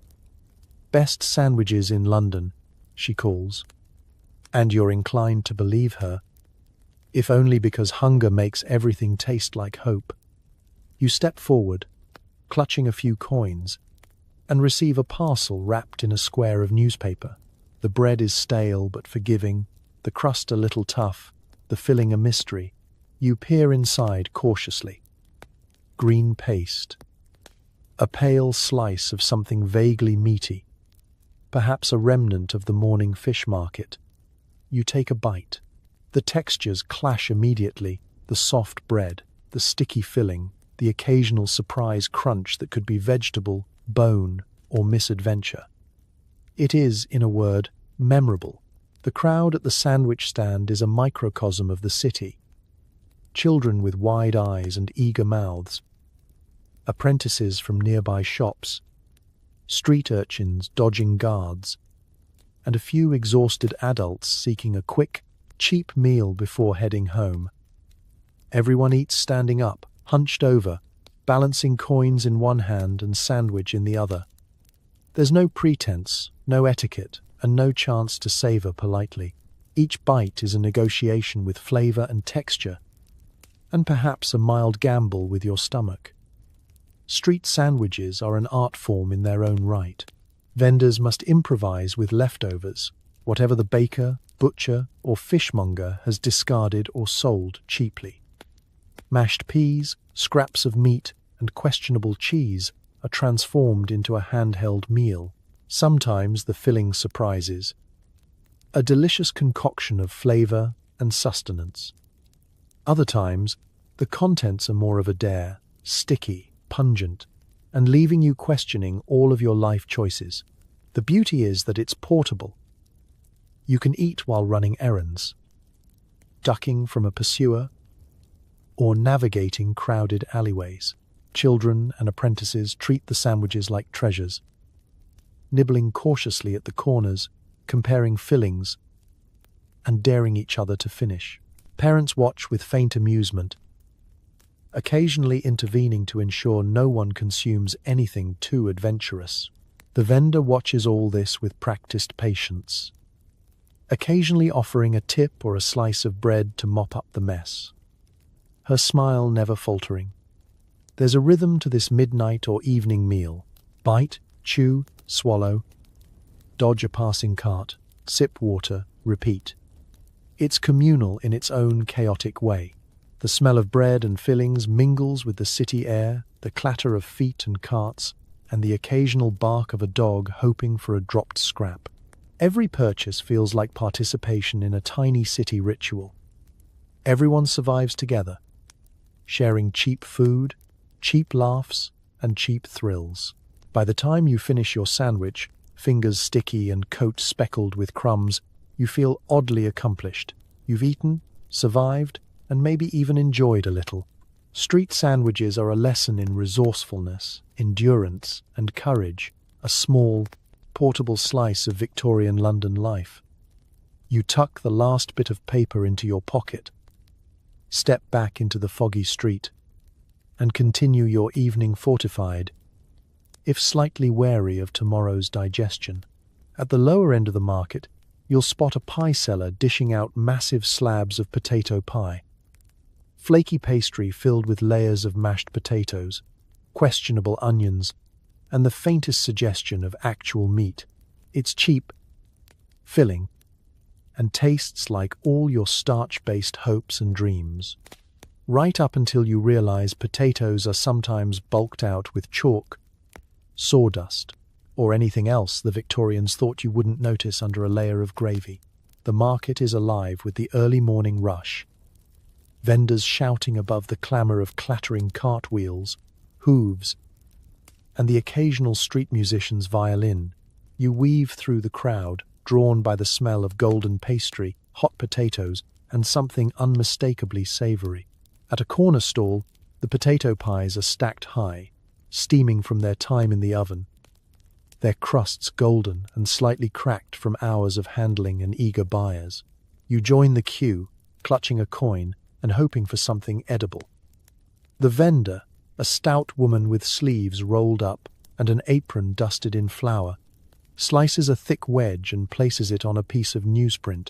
The pie is hefty, the pastry flaking slightly as she lifts it, revealing layers of mashed potatoes, softened onions, and the occasional fleck of meat that promises flavor, or at least protein. You take your portion, careful not to let it tip or spill, and marvel at the sheer practicality of it. One pie, one coin, enough calories to fuel a long morning, or at least enough to silence your growling stomach. Biting into the pie, you are greeted by a warm, comforting blend of textures: smooth, creamy potatoes, slightly caramelized onions, and that faint umami whisper from the meat. The pastry is buttery, flaky, and robust, built to survive travel and eager hands. And yet, as with most Victorian street food, there is a subtle uncertainty, a lingering question about what exactly lies beneath the surface. Potato pies are sometimes bulked out with sawdust, chalk, or other mysterious starches. The flavors, while mostly agreeable, carry a faint reminder of thrift and improvisation. The people around you are similarly engrossed. Factory workers slice their wedges in half, dipping pieces into a puddle of gravy thick enough to coat the spoon. Children nibble at corners with careful delight, comparing the fluffiness of the potatoes and the generosity of the filling. Mothers quietly encourage their offspring to eat more before school, while men in flat caps nod approvingly at the pie's consistency and temperature. There's camaraderie here, a shared understanding that cheap, filling food is both a necessity and a small victory. Street potato pies are more than food. They're a Victorian triumph of resourcefulness. The combination of potatoes, onions, and the occasional scrap of meat makes the dish economical, practical, and surprisingly sustaining. For those who cannot afford the finer cuts or fancier pies, the potato pie provides comfort, warmth, and sustenance, all wrapped in flaky pastry and a layer of tradition. The vendor works with precision, slicing wedge after wedge, ladling gravy, and managing impatient customers. The steam rising from the pies curls into the morning air, carrying a scent that draws the next customer closer, repeating the cycle of anticipation, acquisition, and digestion. Even the occasional dog, polite and hopeful, waits for a crumb or a dropped piece. Part of the ecosystem of the market. By the time you finish your portion, fingers slightly greasy and appetite temporarily sated, you reflect on the ingenuity of the dish. Potato pie may be humble, sometimes stretched, occasionally suspicious, but it fills a gap, both literal and metaphorical, in the stomachs and spirits of Victorian Londoners. You step away from the stall, warmed by both the pie and the knowledge that even in a city of uncertainty, there are small, reliable victories to be had. Hot pastry, savory filling, and the comfort of knowing your coin bought you exactly what you needed. As dusk falls and the fog thickens, the city's poorest crowd around rag and bone men, hoping for a ladle of steaming broth. This isn't your average chicken noodle. Think boiled animal bones, scraps of gristle, cabbage cores, and whatever could be scavenged from yesterday's refuse. It's hot, salty, and flavored with a dash of uncertainty about what animal exactly gave its life for your dinner. The streets are quieting, but not silent. Gas lamps flicker against the damp cobbles, casting long shadows over figures hunched against the chill. The rag and bone men, legendary scavengers of Victorian London, have set up their cauldrons, and the crowd gathers like moths to a flickering flame. Children cling to mothers' skirts, labourers stand patiently with tin cups in hand, and the occasional stray dog pads between legs, sniffing for a stray bone or crumb. The air is pungent with the aroma of simmering broth, rich with the tang of salt, animal, and city life. You step forward, offering a coin for a bowl. The vendor ladles the thick, dark liquid into your tin cup, chunks of meat and vegetables bobbing alongside stray fragments of bone. Steam rises, curling into your face, carrying both warmth and a vague sense of adventure or mild trepidation. You take your first sip, The broth is robust, salty and oddly satisfying. The chunks of gristle and vegetable slide down with a slight chewiness. A reminder that nothing in Victorian London is easy or perfectly refined. Rag and bone broth is the ultimate exercise in resourcefulness. Every scrap of edible matter finds its way into the pot. Bones from butchers, discarded vegetables from markets, leftover scraps from kitchens that could not be sold or served to paying customers. Even the customers' the loofah vegetables from markets.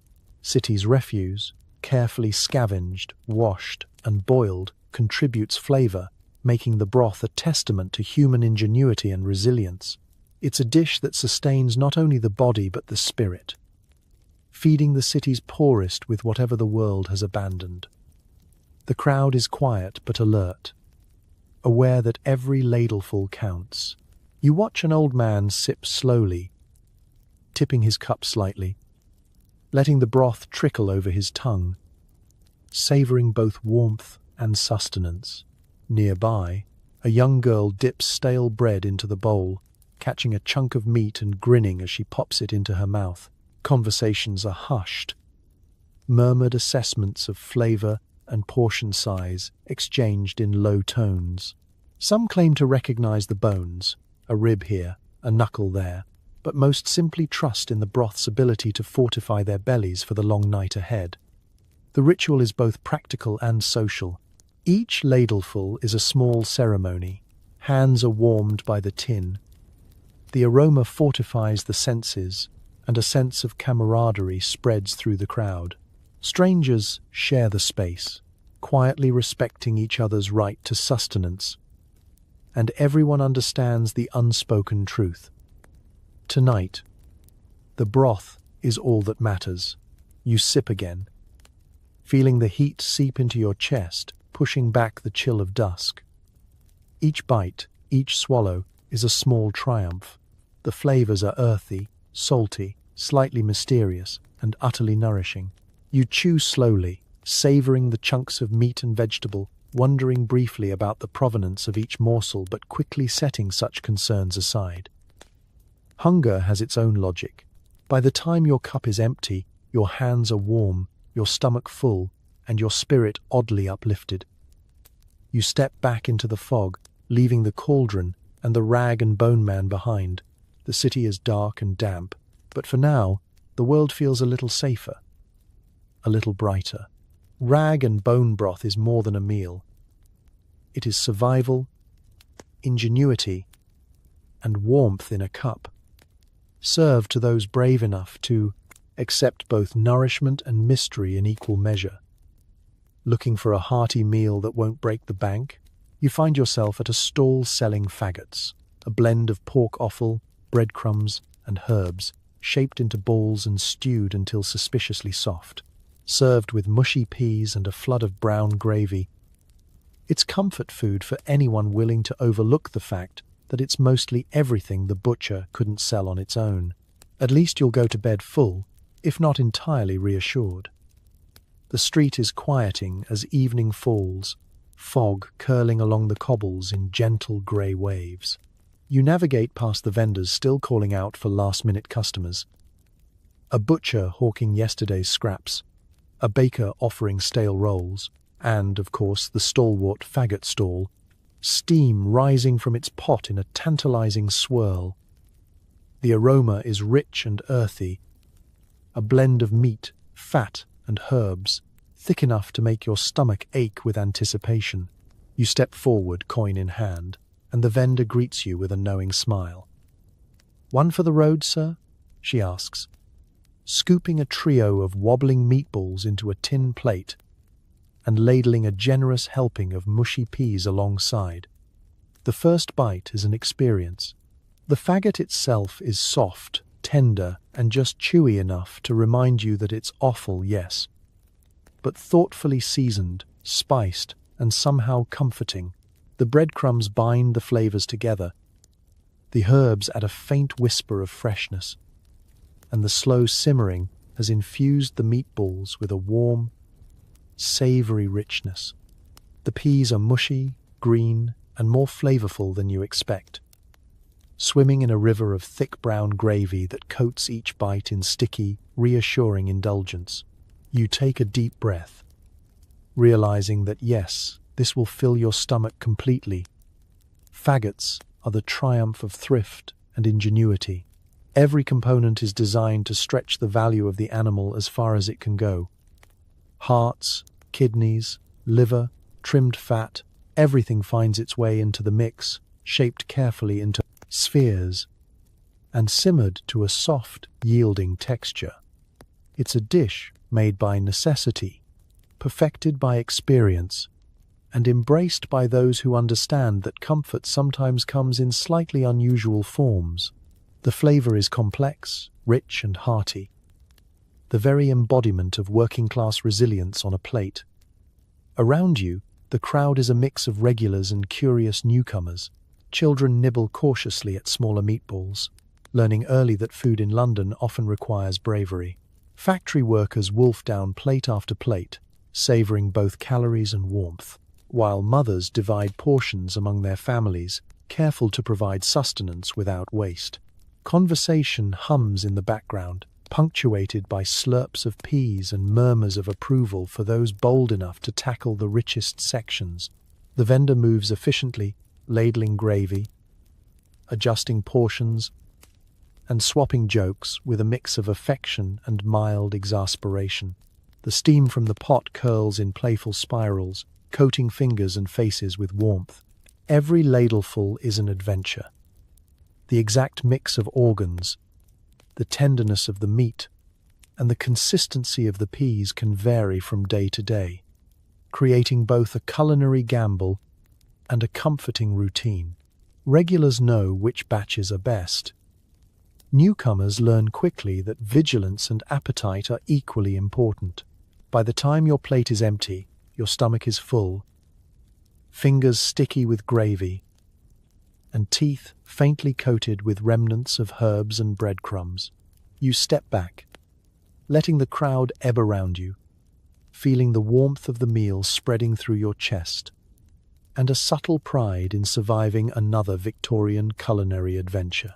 Faggots and peas are humble, hearty, and sometimes slightly alarming, but they do exactly what they promise, filling your belly, fortifying your spirit, and providing a story worth telling. And as you stroll away into the foggy night, you realize that comfort sometimes comes in wobbly, savory balls, bathed in mushy peas and brown gravy, exactly the way Victorian London intended. So, as you lie back in your clean bed, nestled under soft blankets and surrounded by the sweet artificial hum of your appliances, take a moment to reflect on the culinary journey we just survived together.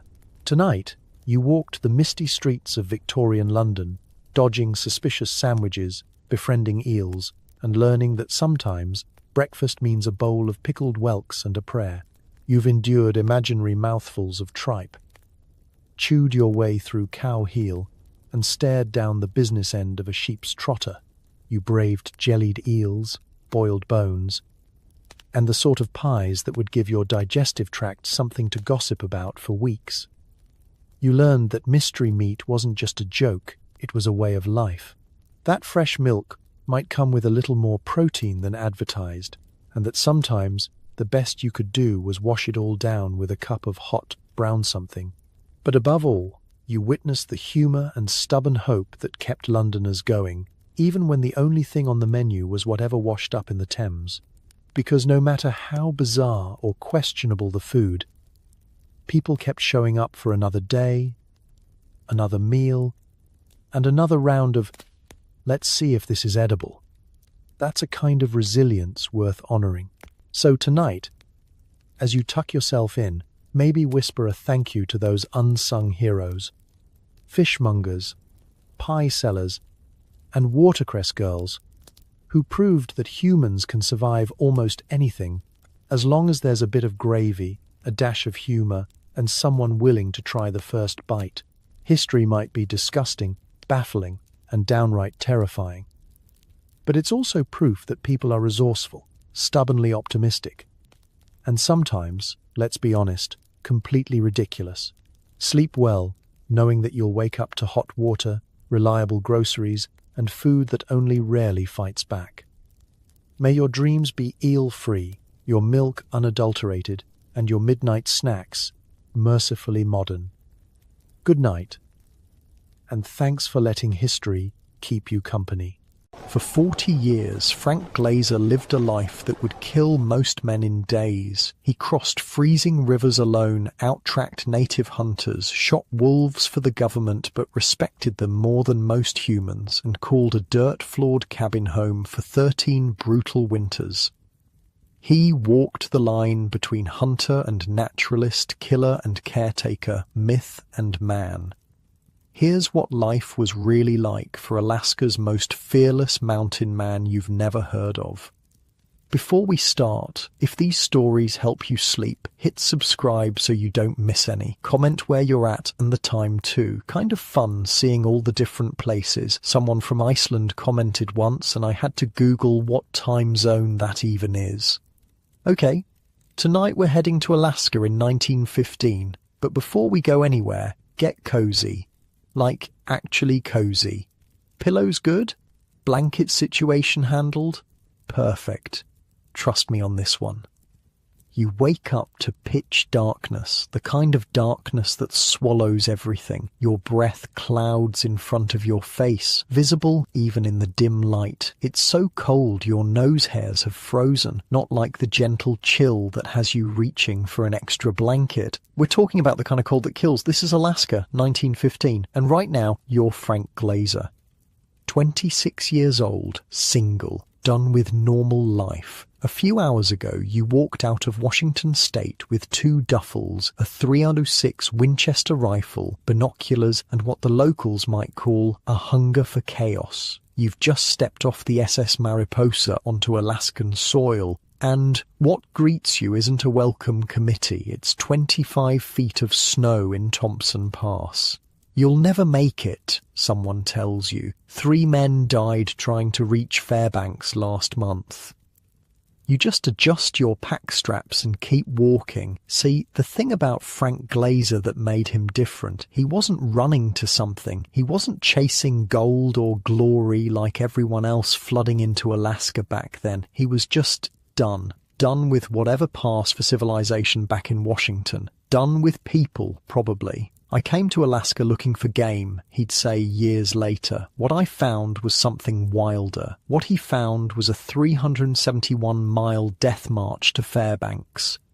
I'm serious. That's what it was. No roads, no trains, just a crude trail through what locals described as part sludge pit, part ice trap, part murder alley. And Frank walked right into it without blinking. The locals in Valdez didn't sugarcoat it. Too much snow in the pass, they warned, and rivers got no bridges. 2 men got killed in Copper Center last fall. You know what most people would do hearing that? Turn around, get back on the boat, tell everyone back home, yeah, I tried Alaska, wasn't for me, not Frank. Instead, he finds an old sourdough. That's what they called the experienced pioneers, the ones who'd survived at least one winter, and convinces the guy to be his trail partner. Frank shoves his supplies into a rucksack and they hit the trail. The rest of the newcomers, the soft city chichacos as the locals called them, were hauling way too much gear and wearing what might as well have been dress shoes. Once they hit waist-deep snow, they broke. Feet sore, packs soaked, spirits crushed. Picture this, you're knee-deep in snow that sometimes goes up to your waist. Your boots are soaked through, your toes are numb, then painful, then numb again, which is worse because that's when frostbite sets in. One guy named Knockout Solomon, and I'm not making that up, was cursing non-stop because his fancy high-end boots basically chewed his feet into raw meat. Should have gone with moose hide, the sourdough probably told him. Too late now, but Frank just kept walking. I've been outdoors, I've hiked, I've camped. But this was a different universe of hardship. The nights were brutal. The snow would crust just enough to make you think it was solid, then cave in without warning. You'd plunge waist deep, have to claw your way out, then take 2 more steps and repeat the whole process. "You'll never make it unless it crusts again tonight," the owner of Ptarmigan Drop Roadhouse told them. Frank didn't wait. Waiting meant frostbite or worse. The thing about Alaska that I don't think we can even comprehend today is the rivers. Today we've got bridges, right? Highways, GPS. Back then, you'd hit a river and there'd be nothing. No bridge, no boat, just an icy torrent cutting through your path. So what do? Well, if you're Frank Glazer in 1915, the answer is simple and also completely insane. You strip naked. Yeah. In temperatures that could freeze spit before it hits the ground, you take off your clothes, you bundle them up with your gear to keep them dry, then you wade through a river so cold it feels like your skin is being sliced open with every step. One time, Frank actually soaked his bleeding feet in the freezing water, then dried them, pulled on fresh socks, and kept moving. "That toughened me up," he said later, like it was nothing, like stepping into ice water with open wounds was just a normal Tuesday. I'd have quit right there, would have been like, you know what, Washington State wasn't so bad. The roadhouses came every 20 miles or so. Some were open, some were boarded up tight. At Upper Tonsina, Frank got a bed and immediately regretted it. His trail partner took one look at him the next day and said, "You're lousy, Glazer. Should have checked the bed." Lousy as in covered in lice. After that, Frank chose stars over sheets. Decided he'd rather freeze than itch. That sourdough partner eventually peeled off to work a mine, and so Frank went solo, that's right, alone in one of the most hostile environments on Earth, without GPS or cell phones or Gore-Tex or any of the high-tech gear we'd consider essential today. He slept by day and hiked by night, constantly scanning for game, for shelter, for anything that seemed off. He'd developed this sixth sense already, something that would define him for the next 4 decades, an awareness of everything around him, a way of reading the wild like it was sending him signals no one else could hear. At Copper Center, he developed what locals called musher's knee, this deep, grinding ache from dragging 60 pounds through mud and snow. The local fix? Stand in an icy stream until your legs go numb, dry off, keep going. I mean, the medical care back then was basically just various forms of torture that sometimes accidentally helped. And this remedy, it sounds insane, but it actually worked. The cold reduced inflammation, numbed the pain. People who live in extreme environments develop extreme solutions. You know what's interesting about that trail? A historian once told me? It didn't just test your body, it messed with your head. Copper Center had stories that would follow Frank. There, the McRaes bred silver and black foxes worth a fortune. Frank learned quick that if you mess with a nesting vixen, she'll kill her own pups rather than let them be taken. He also heard about a triple murder from the previous fall. One guy's arm turned up in a sled dog's mouth, another had 7.22 bullets in his back. Picture yourself there. You're alone in the wilderness, it's getting dark, and you've just heard about dismembered bodies being found in this exact area. Plus, now the snow is turning to bog, which means mosquitoes. Not the annoying kind we deal with in summer. We're talking swarms so thick they could block out the sun. They hit like they'd been starving for weeks. Frank picked up a bed net at a trading post. Might have been the smartest thing he ever bought, an old-timer told me. In Galkana, he passed a signal corps shack where a lynx lounged on the desk and rode stray dogs like ponies. Tame Dall sheep climbed haylofts, foxes twitched in wire cages, marten farms bloomed in the mud. It's like the wild and civilization blurred into one weird mess. That's Alaska for you. Places where the rules we take for granted just don't apply.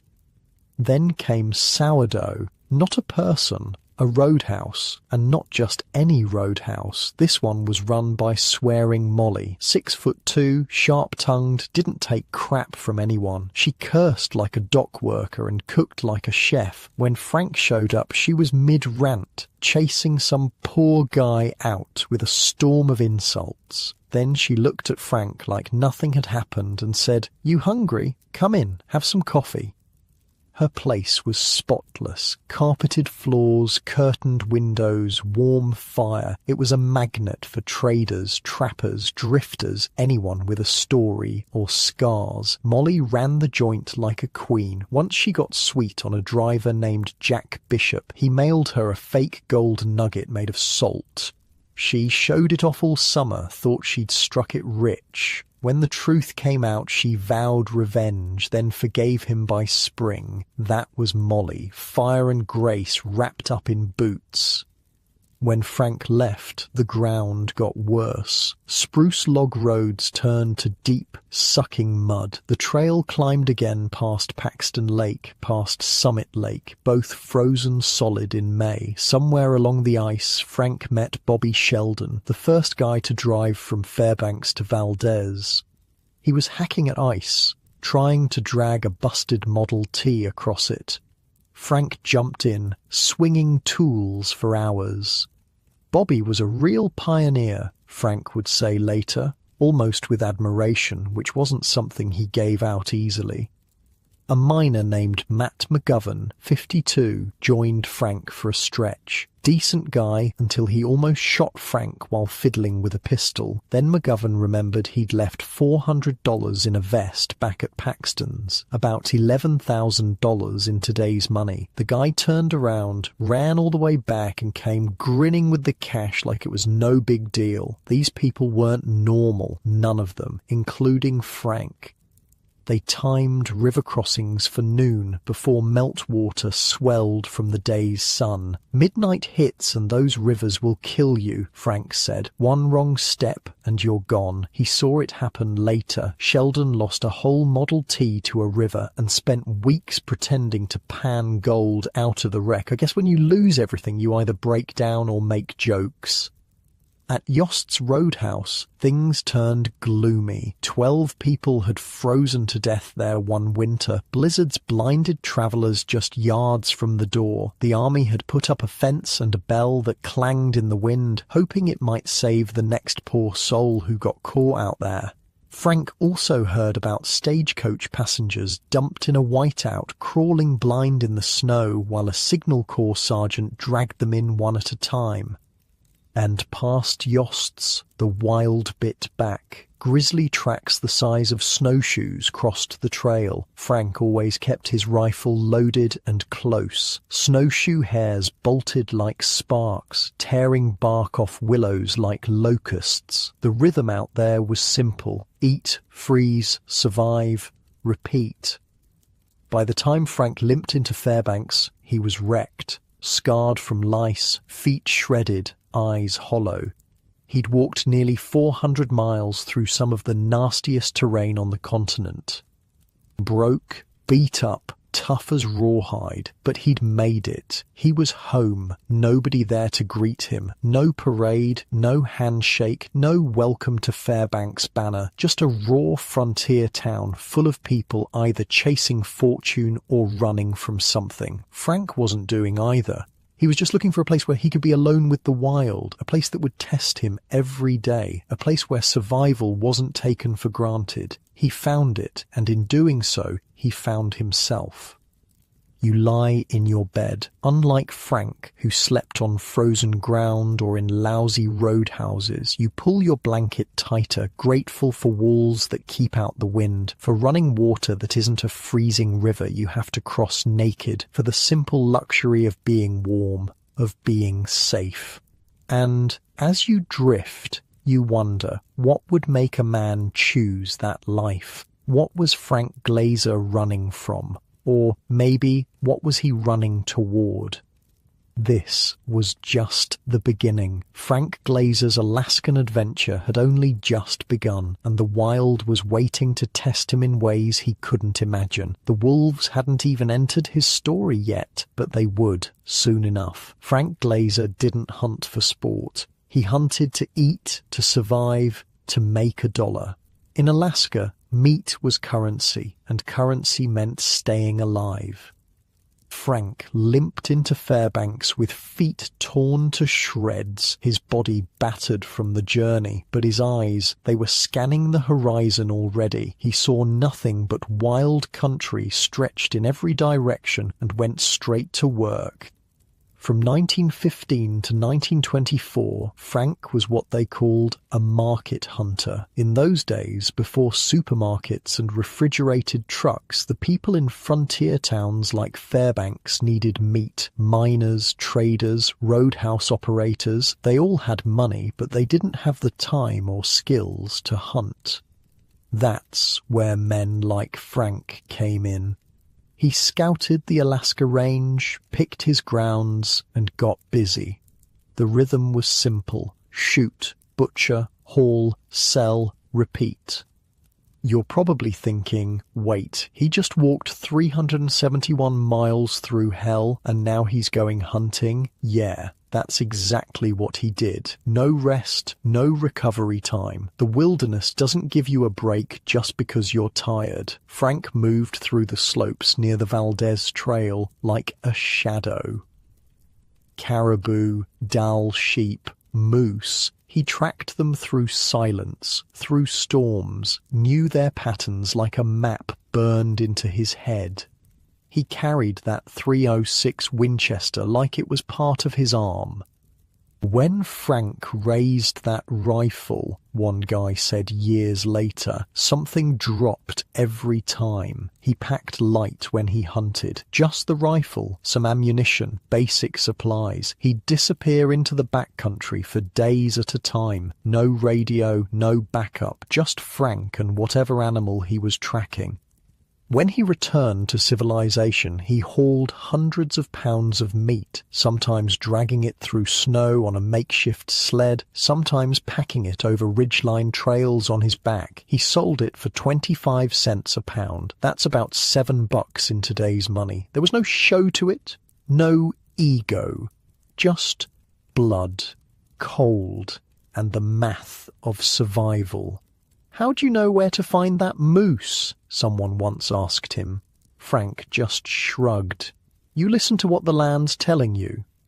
One time he dropped a moose cow deep in the woods, miles from anywhere. Most hunters would have taken the choice cuts and left the rest. Not Frank. He hauled the meat out solo, load by load, over 3 days, slept under spruce boughs when skies were clear, huddled by warm rocks when they weren't. No partner, no backup. "I got used to it," he said later. "Didn't need anybody. I had the animals." Game was thick in Alaska back then, and surprisingly fearless. Animals hadn't learned to fear humans yet. There just weren't enough people around. He once spotted Dall sheep across a canyon. They didn't see him. He belly crawled a mile through frozen brush, picked one, dropped it, then skinned it in the snow and packed it home. For Frank, there was no thrill in the kill, just meat, money, and calculating how long it would last. You have to understand, market hunting wasn't a job. It was survival. There were no roads, no shortcuts, just rough trails, steep climbs, deep creeks, 1 minute sun, next minute blizzard. The weather turns on you up there, an old-timer told me once. No warning. Blue sky can go white in 10 minutes. Then you're in trouble. Once a storm pinned Frank down for 3 days. He crawled under spruce boughs, a moose carcass just yards away. The wind howled like a banshee. That's not just a saying, that's actually what it sounds like when wind cuts through black spruce at 40 below. Frank curled up in his sleeping bag and hoped the bears didn't smell the meat. "Too cold to worry," he said later. "Too cold to move." Food ran thin often. He shot ptarmigan when he could find them, those Arctic grouse that turn white in winter. When game was scarce, he boiled bones and scraps, dug roots, picked bulbs, ate whatever the land offered. I didn't waste nothing, he said. If I killed it, I used it. Unlike trophy hunters, Frank didn't care about antlers unless they meant extra cash.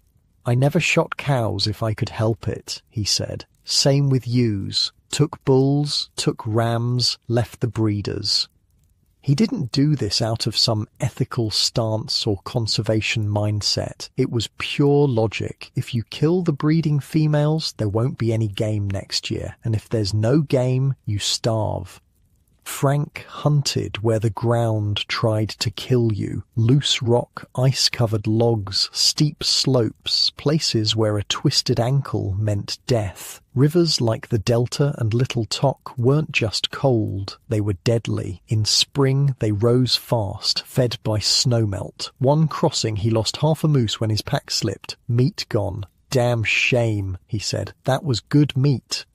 His rifle was part of him. Even in his 60s, he wore no glasses. He could spot fur on a ridge at distances that made other hunters squint. The gun was always loaded, always within reach, not just for hunting, for protection.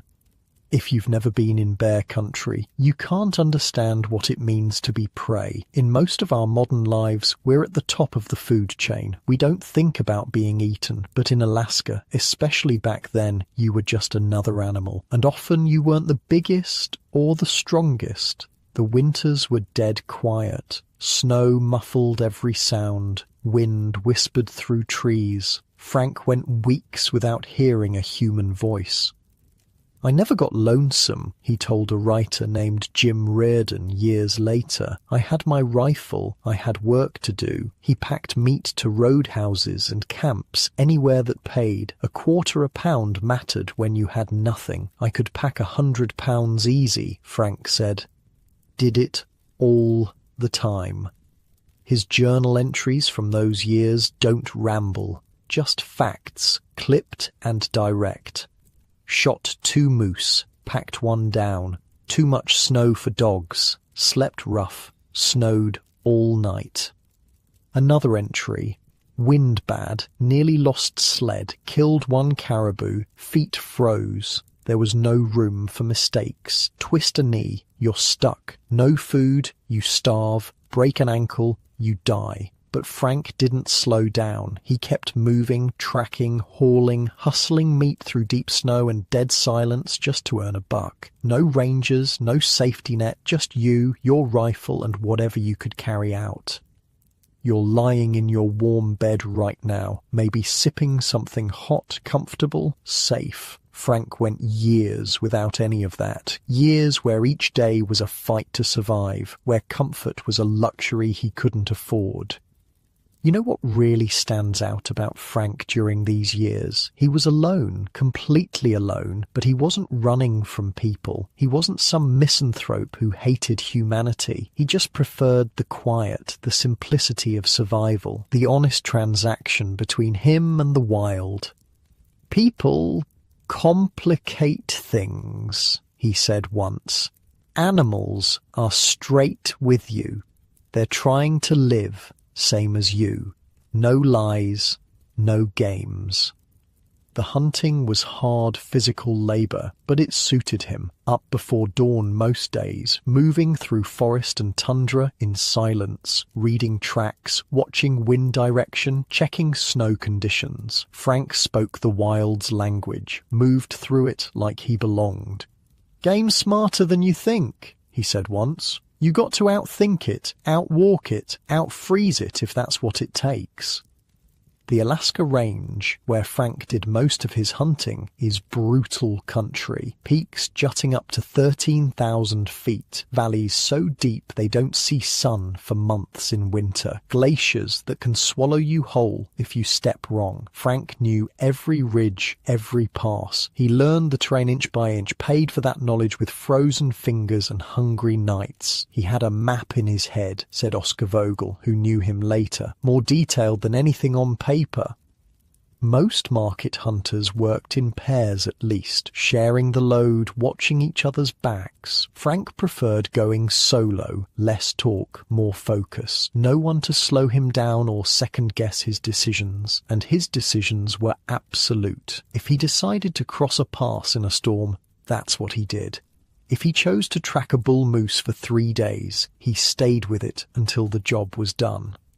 One winter, temperatures dropped to 60 below for 2 weeks straight. Most hunters stayed in, waited it out. Frank kept working. He'd build small fires, just enough to keep his hands functioning, then move on, keep the blood flowing, stay alive. Cold will kill you, a trapper told me once, but so will sitting still. It's a balance. Frank found that balance. He respected the cold, prepared for it, but never surrendered to it. There was one close call in 1920. Frank was tracking a caribou herd near the Tok River when a storm blew in from nowhere. Visibility dropped to 0, wind howling, snow blasting sideways. He lost the trail, lost his bearings. For 3 hours he wandered, growing colder by the minute. Most people would have panicked. Frank just kept moving, working in a grid pattern until he found a familiar landmark, a lightning-struck spruce he recognized even in the whiteout. From there, he navigated to a line shack he knew was nearby, spent 3 days there, waiting out the storm. "Wasn't worried," he said later, "just inconvenienced." The man's capacity for understatement was legendary. By 1924, Frank had established himself as one of the most reliable meat hunters in interior Alaska. Store owners would pay premium prices for his game because they knew it would be properly dressed, properly handled. Frank's meat never spoiled, one shopkeeper said. Man knew how to treat an animal from kill to kitchen.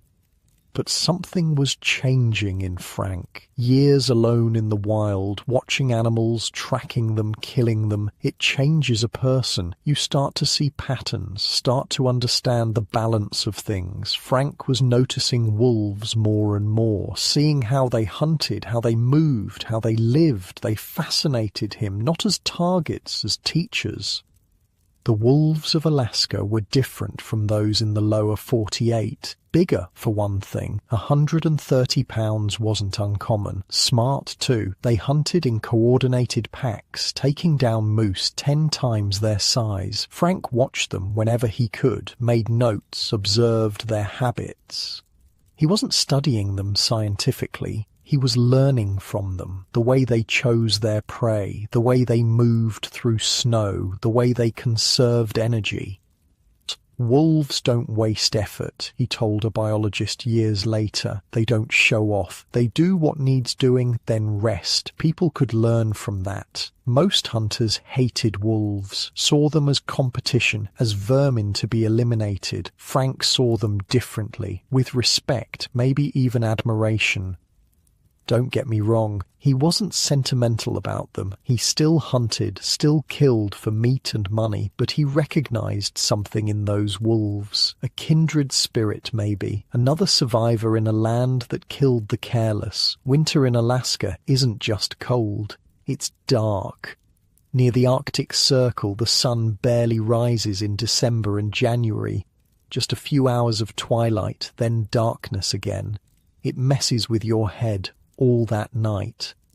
Frank adapted, started using the darkness like wolves do, hunting at dusk and dawn when prey is moving, but visibility still works in your favor. He became nocturnal when needed, diurnal when that made more sense. You don't fight the land, he said. You don't fight the weather or the light. You work with what's given. By the end of 1924, Frank was looking for something different. The market hunting was steady work, but it wasn't challenging him anymore. He wanted something more permanent, something he could build. He'd been eyeing a spot along the Savage River, deep in what's now Denali National Park. Remote, wild, game-rich, perfect. That fall, he made his decision. He'd build a cabin there, stake his claim, make it home.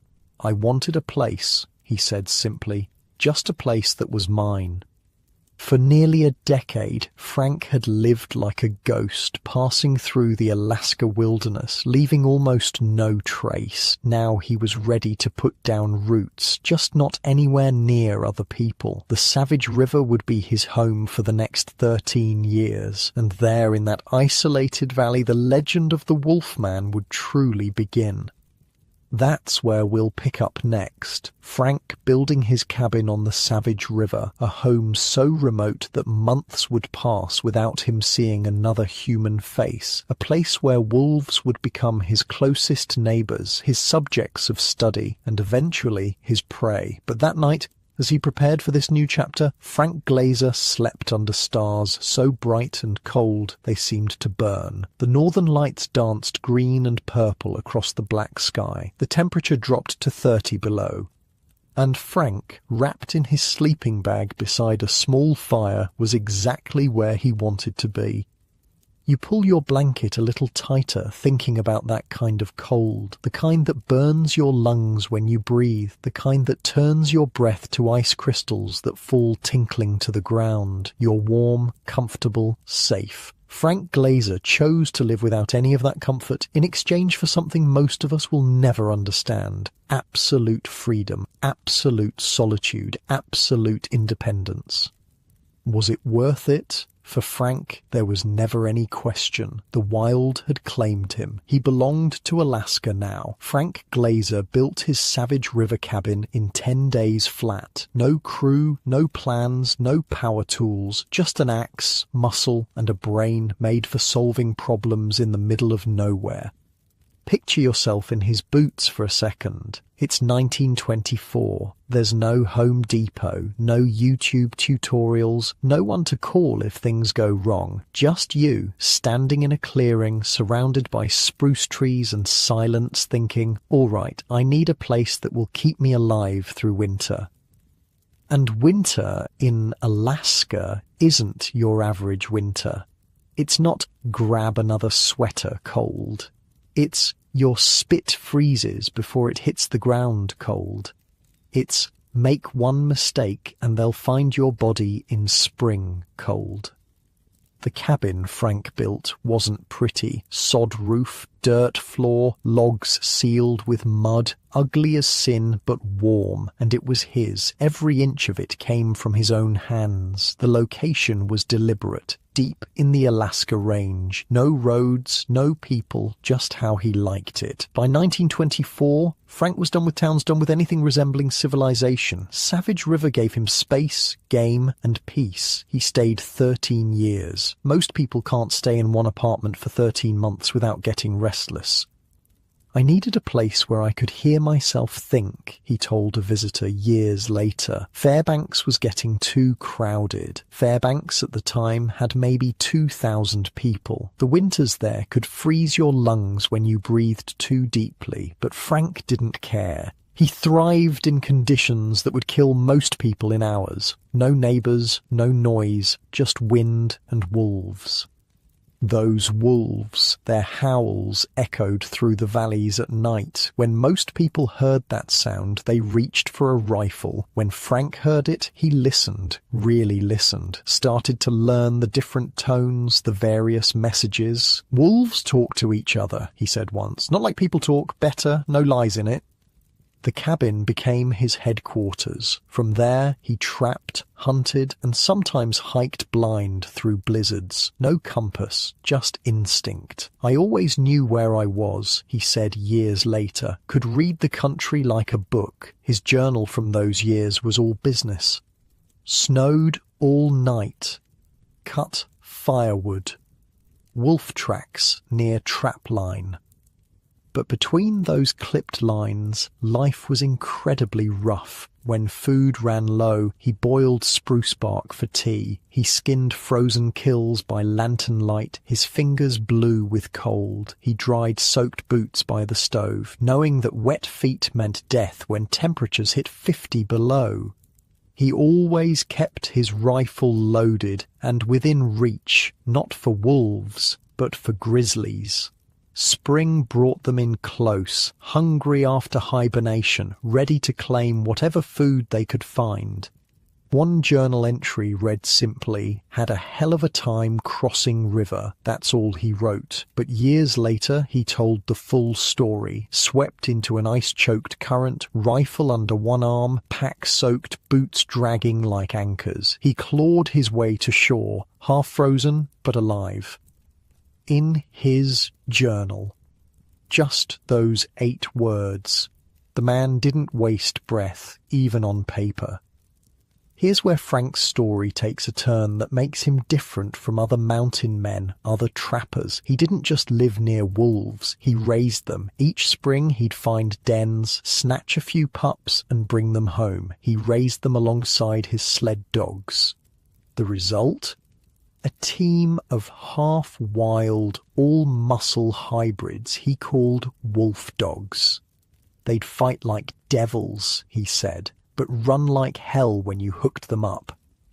He fed them caribou scraps, watched how they moved, named them King, Queenie. They weren't pets. Frank didn't do pets. They were workers, partners, a piece of the wild, leashed but never truly tamed. You know how some people get really into their hobbies, like they start making sourdough bread, and suddenly their Instagram is nothing but loaf pictures.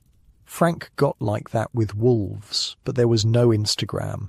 Just him, alone in his cabin, turning into an amateur scientist.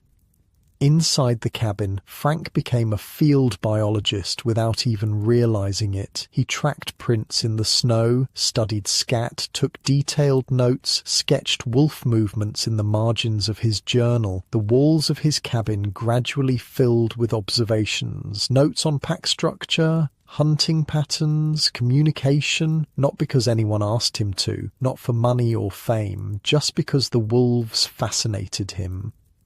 By the mid-1930s, Frank dug deeper into wolf study. Alone in his Savage River cabin, something changed. The hunter became a student. He observed how wolves hunted, how they took down the weak, old, or slow prey. People say they kill for fun, he wrote in a note to himself. Not true. They kill to live, and they're better at it than most men. They used their heads, he noticed, didn't rush, waited, worked together, set up ambushes, cut animals out from herds, tested for weakness before committing to a kill. He saw the dark side too. Wolves turned on their own when resources got scarce. One mistake during a hunt could get you ostracized or dead. They're cold like that, Frank said. No second chances. He took notes on everything. Kills, tracks, scat, even how high they peed on trees. This stuff mattered to Frank. It wasn't just curiosity. It was survival knowledge. Understanding wolves meant understanding the wild. Even professional biologists eventually came to him with questions. A scientist named Adolph Murray used Frank's notes in his book, The Wolves of Mount McKinley. Government officials treated Frank like a field guide in boots. He knew wolves top to bottom, said trapper Oscar Vogel years later, taught me tricks I'd never thought of, and the twist? The more Frank learned, the less he hated them. Yes, he still trapped them when necessary. Yes, he still saw them as competition for game. But something had changed in his perspective. Eliminating wolves? Frank hated that idea, according to fellow agent Jim King years later. It wasn't about wiping them out. It was about balance. By his 50s, folks just called him the Wolf Man. A letter with just that name could still reach him in Fairbanks. He didn't pick the nickname, but it fit. He could track a wolf like it was his brother. He knew where they slept, where they crossed rivers, where they chewed bones in the sun. Frank wasn't soft, but he was fair. Wolves, he said, were survivors, and in Alaska, that was the highest compliment. But Savage River wasn't just about blood and biology. It was isolation, deep and harsh, the kind modern people can barely comprehend. Frank could go months without seeing another soul. Winter arrived early up there, usually by September. Snow buried his cabin to the eaves. Temperatures dropped past 50 below and stayed there for weeks. Firewood ran low. Frostbite took pieces of his ears, his nose, his fingers. Yet he never complained, never even seemed to notice the hardship. "I had what I needed," he said. "Meat, water, quiet. What else is there?" Sometimes midwinter, he swore he heard voices, the isolation playing tricks on his mind. Once, a grizzly raided his meat stash but left no tracks in the fresh snow. "Must have been a ghost," he said. Maybe joking, maybe not. Up there, the line between reality and imagination gets thin when you go months without human contact. The solitude affected people differently. Some broke down, couldn't handle it. Frank seemed to need it, like most people need air. "You want to know what silence really sounds like?" he once asked a young trapper. "Come to my place mid-January. That's silence. So quiet, you can hear the blood moving in your ears." One winter, a storm pinned him in the cabin for 3 weeks straight, wind howling, snow piling up so high he had to tunnel out to check his traps. Most people would go stir-crazy. Frank just worked on his wolf notes, repaired gear, read the few books he kept. "Gave me time to think," was all he said about it. His day-to-day existence was all about routine. Wake with the dim winter light around 10 a.m., build up the fire, melt snow for water, check snares close to the cabin, split wood, repair equipment, feed the dogs, all of it harsh physical labor in killing cold. But there was peace in it too, a rhythm most of us will never know. "The thing about Frank," one old-timer told me, "he didn't fight against the wild. He just flowed with it, like water finding its way around rocks." Spring was the hardest time, when snow turned to mud, when rivers swelled with meltwater, when hibernating bears woke hungry. The cabin would start to leak, mold would grow in corners, the dirt floor turned damp. "Ugliest damn time of year," Frank called it. But it brought fresh game, new wolf pups, a chance to repair winter damage, and the midnight sun, those endless summer days where it never gets truly dark. Time to range farther from the cabin, to explore, to build up stores for the next winter. Fall was his favourite. "Everything makes sense in fall," he wrote. Animals fattening up for winter, berries hanging heavy on bushes, the first dusting of snow showing tracks clear as a road map, the world preparing, like him, for the big freeze. In his 6th year at Savage River, the wolves changed, or maybe Frank's perception of them changed. He started seeing them not as competitors, not as subjects of study, but as neighbours, teachers. Something between fear and respect bloomed. A man can live his whole life in cities, surrounded by people, and never understand half of what a wolf knows by its first winter, he said. He gave names to the packs around his territory. The Ridge Pack, the River Pack, knew the alphas by sight, watched the complex social dynamics play out season after season, saw how they passed knowledge to younger wolves, how they adapted to changing conditions. One day, checking his traps, he found a massive black wolf caught by the paw. Most trappers would have shot it immediately. Frank looked at it for a long time. The wolf stared back, yellow eyes unblinking. No fear, just acceptance. Frank shot it, of course. That was his job, his living. But afterward, he sat with the body for hours, skinning it with unusual care, saving not just the pelt, but the skull, the teeth, even the bones. "Felt like I owed it that much," he told a ranger years later. "That wolf died with more dignity than most men." This growing respect for his prey troubled him sometimes, made him question what he was doing, but he was still a practical man. Wolves competed for game he needed to survive. Sometimes they killed sled dogs or went after trap lines. Balance had to be maintained, yet his methods changed. He became more selective, wouldn't take breeding females if he could help it, left the pups unless they were starving, started to think more about the role wolves played in the ecosystem. In 1937, after 13 years at Savage River, something changed. Alaska was changing. More people arriving, more pressure on the wilderness. The federal government was taking a greater interest in wildlife management. Someone in an office somewhere had heard about the trapper who knew wolves better than anyone, who lived among them, who understood them. They offered Frank Glazer a job. Not just any job. They wanted him to be a government wolf hunter. It was a strange twist. The man who'd come to respect wolves, perhaps even love them in his own gruff way, was now being asked to systematically hunt them for the government, to help control populations across Alaska. "I didn't go looking for the job," he said later. "It found me." For Frank, it wasn't a contradiction. It was just another adaptation. Wolves themselves culled the weak from herds. They understood population control. Now he would do the same for them.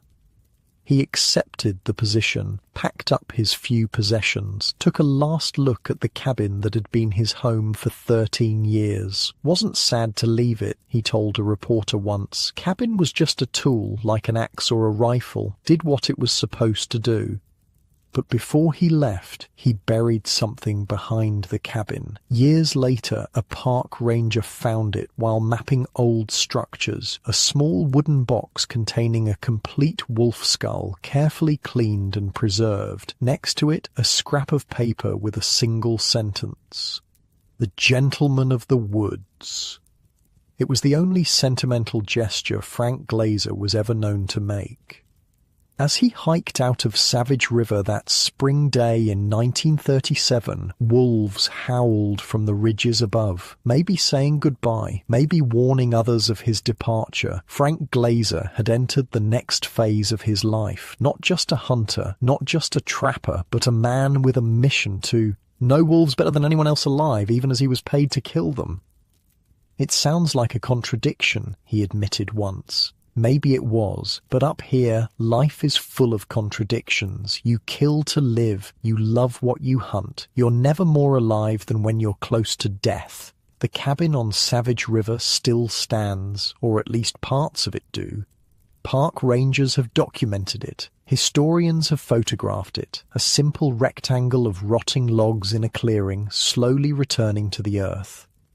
But for 13 years it was the centre of Frank Glazer's world, a place where he found himself, where he evolved from just another mountain man to something more complex, where the legend of the Wolfman was born. As you lie in your comfortable bed, so far removed from the harsh reality Frank embraced, you might wonder what drove him to that solitude, what kept him there for 13 years. Was it escape, discovery, something deeper? Frank, if asked, would probably just shrug and say, "It suited me." In that simple cabin with its dirt floor, with wolves howling outside and temperatures that could freeze mercury, Frank Glazer wasn't just surviving, he was becoming. The government job would take him all over Alaska, would put his wolf knowledge to the test, would transform him from observer to official predator. The Wolfman was about to hunt wolves full-time with the blessing of Uncle Sam. In 1937, Frank Glazer swapped his traps for a government badge. His new job? Kill wolves. No limits, no paperwork, just results. The US Biological Survey, which would later become the Fish and Wildlife Service, hired him for one reason. Nobody knew wolves like Frank Glazer. Nobody could track them, find them, understand them the way he did. He worked solo, as always. No office, no set hours, no boss breathing down his neck. Just wild, open Alaska and a mission. One week he'd be in the White Mountains with snowshoes and a rifle. The next, crawling across frozen tundra, tracking paw prints through silence so complete you could hear snowflakes land. Frank was happiest 100 miles from anyone, knee-deep in snow, chasing wolves, one agent said years later, and that's exactly what he did. This job suited Frank in ways his previous work hadn't. Market hunting had been about survival, making a living. Trapping at Savage River had been about independence, claiming territory. This government work, this was about mastery, about being the absolute best at something difficult. The spring after he started, he developed a system for finding dens. Wolves are secretive about their breeding sites, protective of their pups, but Frank could read the land like others read books. He'd spot a slight change in a female's movement pattern, notice tracks that circled back to the same area, observe how ravens flew in certain areas. When he found a den, he'd wait. Watch, learn the comings and goings of the adults. Then, when the time was right, he'd move in. Winter, he'd set snares along travel routes. Fall, he'd lay poison baits, careful to place them where other animals wouldn't find them. Once aerial hunting was allowed, he took to the skies. A spotter pilot would fly low over the terrain, looking for wolves against the snow. Frank would lean out, rifle ready, and take his shot.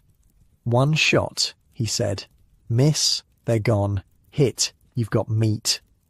His success rate was incredible. Other hunters would spray bullets, hope for a hit. Frank waited for the perfect moment, then fired once. Clean, efficient, almost merciful. He mastered the getter, a cyanide trap disguised as bait. One sniff and the wolf dropped. It was quick at least. No suffering. Frank insisted on that. Every wolf he killed, he logged. How many, where, when, even the weather conditions. In some remote areas, his notes were the only official records of wildlife for decades. He didn't do this paperwork because it was required. It wasn't. He did it because he believed in knowledge, in understanding. Forms didn't make him deadly. Instinct did. He could read a single hair on snow like a detective. He knew the ridge they'd use, the creek they'd cross, where the alpha would mark territory. Frank could look at grass and tell you what wolves were thinking, one agent said. It wasn't an exaggeration. Locals, particularly the native Alaskans, called him Amaguk Frank, Wolf Frank. He spoke their language, not just the human dialects, but the language of sign, of track, of movement that told stories across the snow. He simply beat wolves at their own game. He became the apex predator in a land full of them. In 1948, the government sent him to Nunivak Island to protect muskox from local hunters. The native people there had been killing the animals, which were being reintroduced after near extinction. Most government men would have gone in hard, with rules and threats. Frank just talked to them, explained the situation, listened to their concerns. After that, the killing stopped, a pilot reported. They listened to him. He was straight with them. Frank never sugarcoated his work. Wolves breed fast, he wrote in a report. Traps alone won't cut it. You need poison, planes, den work. The whole deal. Hit hard, don't stop. But even as he said these things, even as he killed wolves more efficiently than any man alive, he respected them, admired them even. Long before GPS collars and remote cameras, long before wildlife biology was a common field of study, Frank was out there with binoculars, watching packs cross frozen rivers, mapping their movements, noting the alpha's lead position, the flanks, the way they herded caribou like soldiers on a raid. I don't mind shooting wolves, he wrote once to the Game Commission, but when I find one in my trap, I feel ashamed. They're the real gentlemen of the predatory family.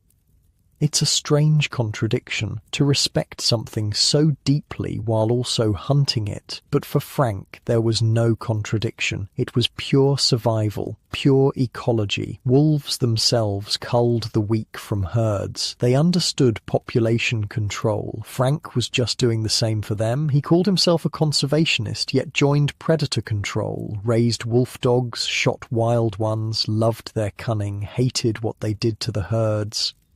You got to keep the balance, he said. too many wolves and you got no game. His bosses trusted him completely. There's something powerful in that, being so good at something so difficult that people just get out of your way, let you do what needs doing. As long as I'm director, you've got a job, one boss told him. They'd let him disappear for weeks into the wilderness. He always came back with pelts and data. Frank would file his report, then get antsy to head back out, said one biologist who worked with him. Didn't matter how cold it got. That's when he felt most alive. He rode with university scientists and made them look like lost tourists. One professor watched Frank read the land like a book and said, "He's like an Indian. He knows every bump." With Frank, town life didn't stick. Never did. He kept a room at the Nordale Hotel in Fairbanks and boarded his wolf dogs nearby, but he was rarely around. The wilderness called him, and whenever he was in town, he talked non-stop. All day, breakfast to last patrol, one partner said. But his stories moved. They had rhythm. They took you places most people never went. Frank knew what worked. Wolf control is simple, he told a rookie agent once. Find the alpha female, take her out, the pack scatters, sometimes they never reform. Simple, but not easy. Finding that alpha female meant knowing her habits, her preferences, her personality. Frank treated each wolf pack like a puzzle to solve, a challenge to meet. One time, he tracked a particular female wolf for 6 weeks, not because anyone asked him to, not because she was causing trouble, just because she was exceptionally smart, exceptionally cautious. She avoided every trap, every poisoned bait, seemed to vanish into thin air when planes flew overhead. That one, Frank said, she was special. He finally got her with a trap so well disguised even he had trouble finding it again. When he approached, she didn't growl, didn't struggle, just watched him with those yellow eyes. He shot her, of course, that was the job, but he kept her skull, cleaned it himself. It sat on a shelf in his room at the Nordale for years. Still, the land had teeth. No matter how good Frank got, Alaska was always ready to kill him. One winter, temperatures dropped to 60 below for 3 weeks straight. Frank was tracking a pack near the Porcupine River. His dog team quit on him, refused to move. Even with their thick fur, it was too cold. He built a fire, set up his tent, waited. 2 days later, still 60 below. Food running low. Dogs whining. Most men would have panicked, pushed the dogs too hard, maybe lost them, lost themselves. Frank rigged a sled from spruce boughs, loaded the weakest dogs on it, hitched the stronger ones up and walked in front, breaking trail. Took him 4 days to reach a trapper's cabin. No dogs lost, no fingers lost, just another Alaska story. A young agent asked him once, "Don't you get scared out there alone?" Frank looked at him like he'd asked if water was wet. "Course I get scared," he said. "Man who doesn't get scared in the bush is a fool. Fear keeps you sharp." By the late 1940s, Frank was a legend in Alaska wildlife circles. When someone had a wolf problem, wolves killing sled dogs, wolves decimating moose calves, they called Frank. He'd look at the situation, make a decision, solve the problem, like calling a surgeon for a difficult operation, one rancher said. You don't tell him how to cut, you just let him work. In the early 1950s, when Frank was in his 60s, his methods started to change. He used more aerial hunting, less trapping. The wolf populations were shifting, moving, adapting to pressure. Wolves learn, he told a game officer. You can't use the same tricks twice. So Frank evolved.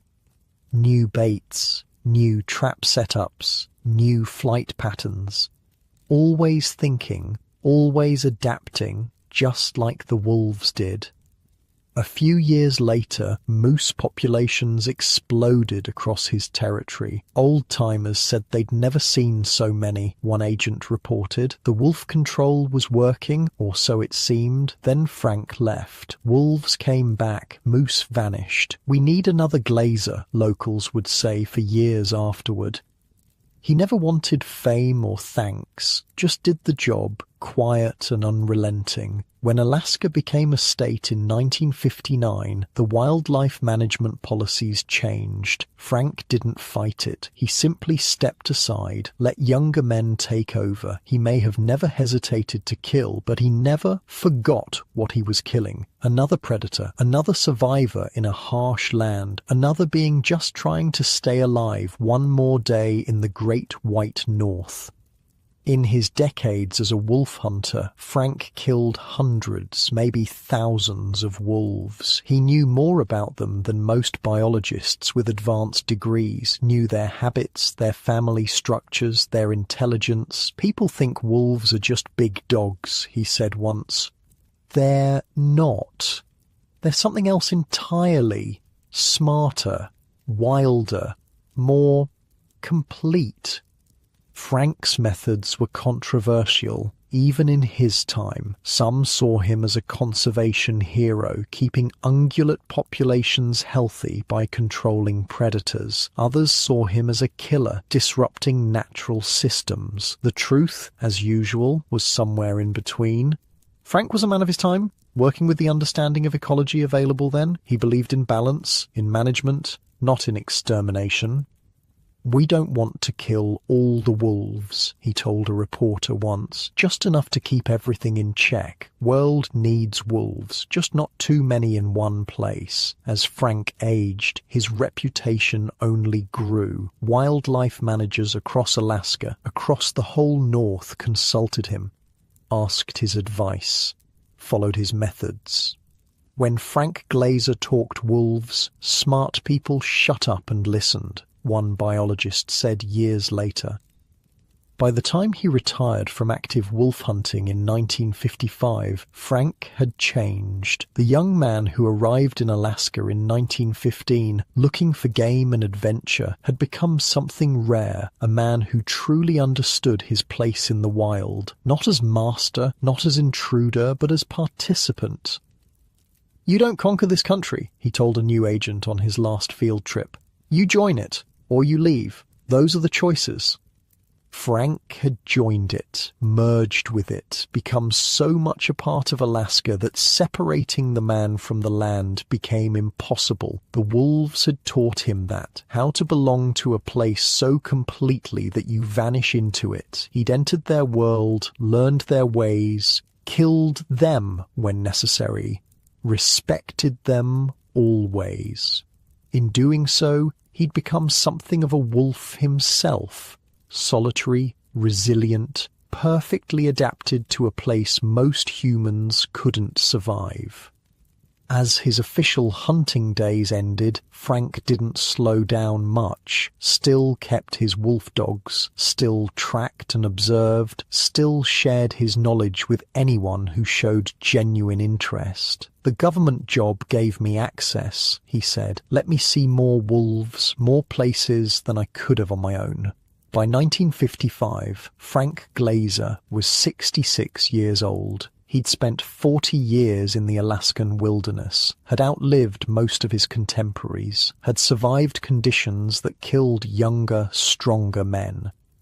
The world was changing around him. Alaska was changing. Wildlife management was becoming more scientific, more bureaucratic. The era of the lone wolf hunter was ending. But Frank Glazer's legacy was just beginning. The knowledge he'd gained, the observations he'd recorded, the methods he'd developed, they formed the foundation of wolf management across the North for decades to come.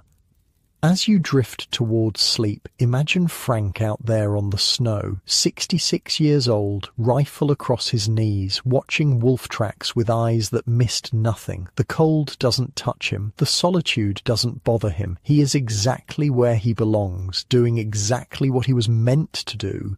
There's something rare in that, to find your perfect place, your perfect purpose.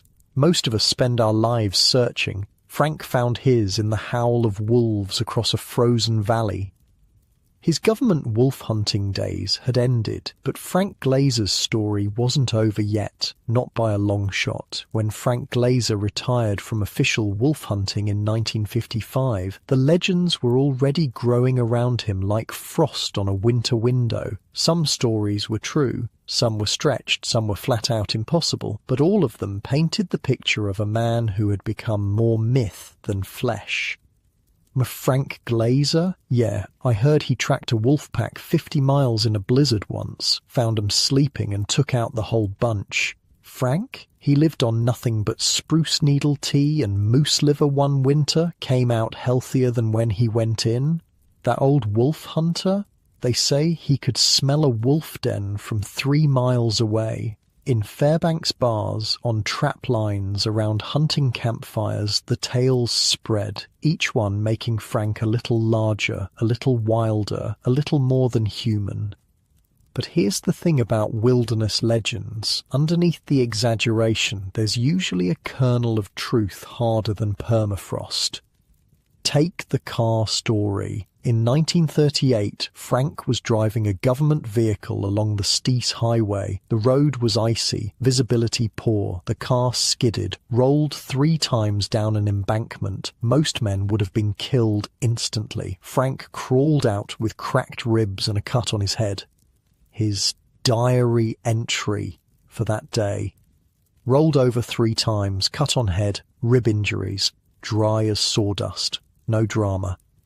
Anyone else would have died, or at least milked it for sympathy. Frank just hitched a ride to the next roadhouse, got patched up, and was back tracking wolves within a week. Then there were the wolf dogs, not just working animals. These were monsters with steel trap jaws and glacier blue eyes. One massive black wolf he kept chained in a cabin, let Frank stroll in with food like it was perfectly normal. Sam White, a hardened trapper who'd seen everything Alaska had to offer, said, "I wouldn't have gone near it unless it was trussed in chains." Frank didn't exactly tame these animals. He simply earned their tolerance, maybe even their trust. He understood them in a way most humans never will. Animals know when you fear them, he told a rookie agent once, and they know when you respect them. Most people get those 2 things mixed up.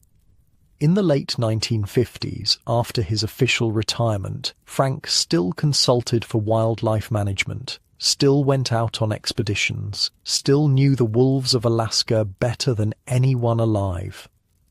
There's a story about a bison hunt around that time. Frank, in his late 60s, tags along with a college professor who'd never aimed at anything more dangerous than a thought. Frank tracks the bull, lines up the shot, and hands it off to the academic. 2 shots ring out. One hits the chest, one clips an ear, Frank's ear. The bull drops. No one asks who made the kill. They all knew. Frank just wrapped his bloody ear in a bandana and kept going. Didn't even mention it until someone noticed the blood soaking through. Bush pilots would often drop him in the Arctic with nothing but snowshoes and a rifle. 2 weeks later, he'd radio back from a completely different location with a sack full of wolf tails and a craving for fresh meat. Jim King, who worked with him in the Wildlife Service, remembered how Frank couldn't stand office work. By day 3, he'd get itchy. Wolves needed thinning, he'd say. He'd be gone before you could stop him. In Fairbanks, he stalked the streets like a wolf behind glass. People knew him. He boarded his wolf dogs nearby, kept a room at the Nordale Hotel, and bought every new rifle that came into town. He even slipped cash to broke trappers who couldn't cover their bar tabs. Frank never flashed money, an old bartender told me, but he always had it when it mattered. Even when he had money, he lived lean. Even when alone, he didn't seem lonely. He chewed snuff, quit in the hospital once, cursed it afterward, then picked it back up like nothing had changed.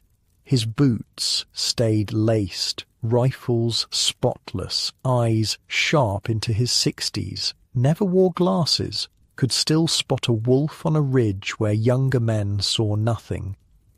He moved like a man shaped by snow, sleds, and survival. When he talked, it came out in stored-up bursts like he'd been holding it in for years. To the old-timers, Frank was legend attached to memory. Governor J. Hammond called him Lobo lean with gun-bore eyes and a gait like a penned-up predator. Joked he might have been part wolf himself, always prowling, always alert, always one step from slipping into the wild again.